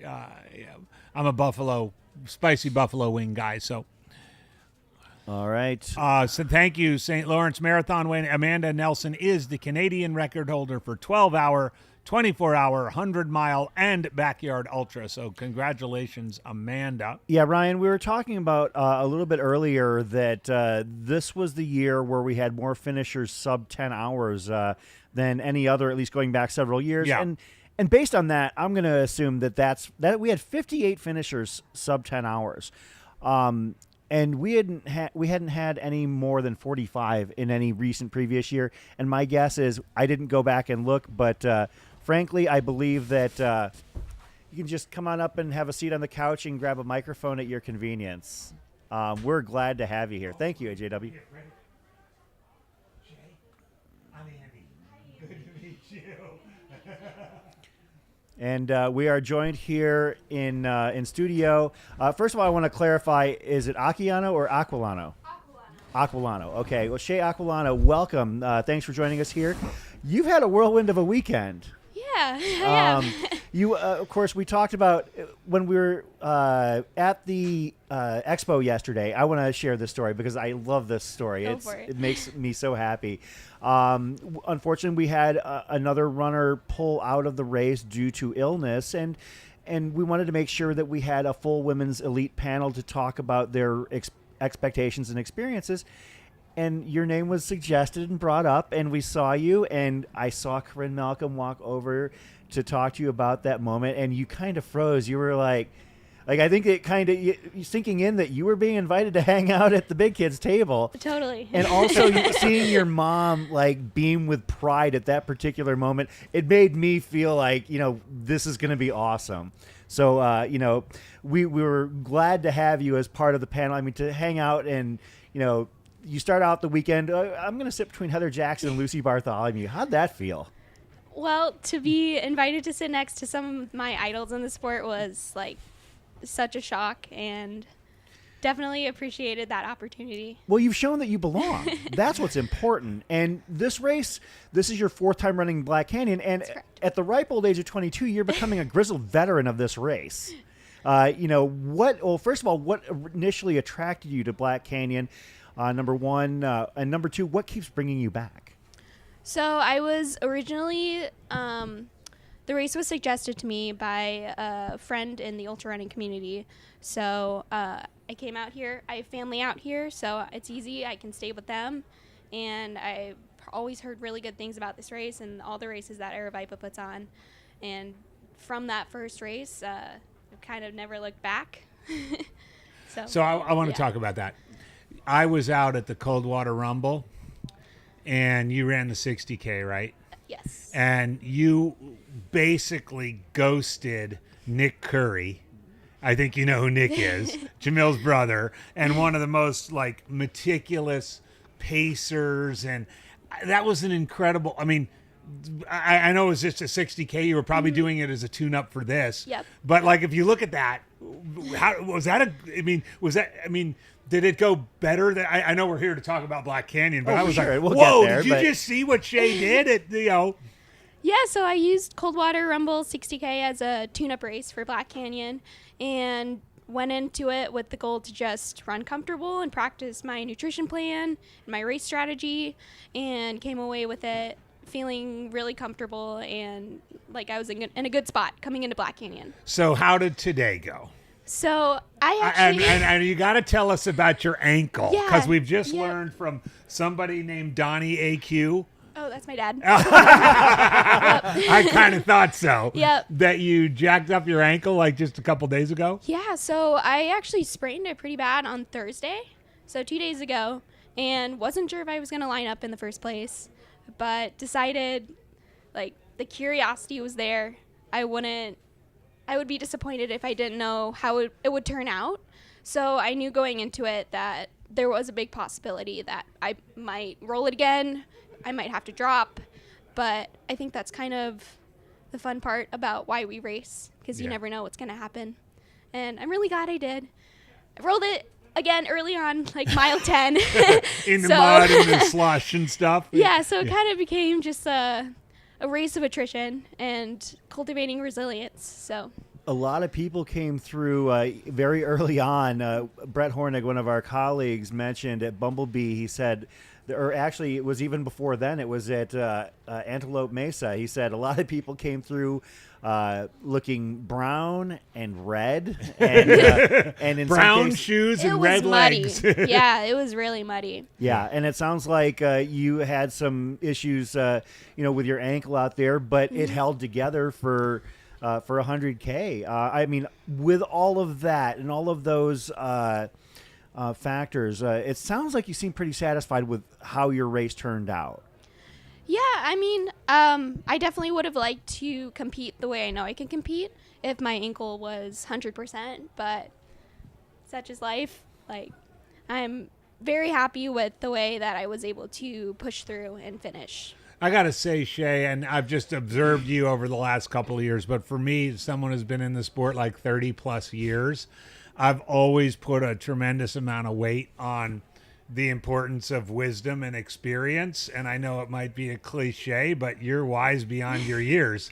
You know, for a 22-year-old, you're wise beyond your years. And I think you race smart. I mean, even coming into this and just being like, I'm just going to see what happens.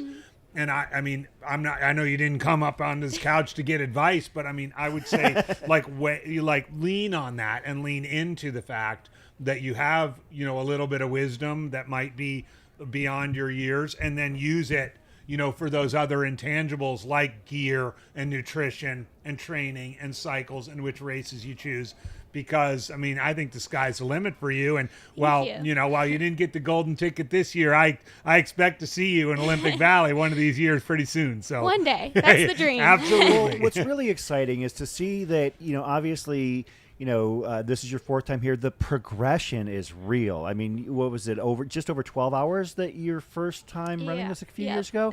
And now I walked even the last 10 miles in. yeah, and even on a rough ankle, you're, you know, sub 10:30. So that shows that you know, that when we had the quote elites panel, women's elite panel yesterday, it shows that you belong, and we're really excited. At least I am personally, and I'm pretty sure you are as well. Oh my gosh! To see where your journey takes you. It's not often I get really excited about meeting a 22-year-old runner, but I was like, I gotta see what this Shea Aquilano is all about. But yeah, we're thrilled for you. I mean, we're obviously, you know, despite the issues that you dealt with today, we're very happy to see you finish, and we're really looking forward to following your career as you move forward. So, Thank Shea, you. I congratulations on the finish. And come back down here to the desert anytime. Come see You us know I anytime. will.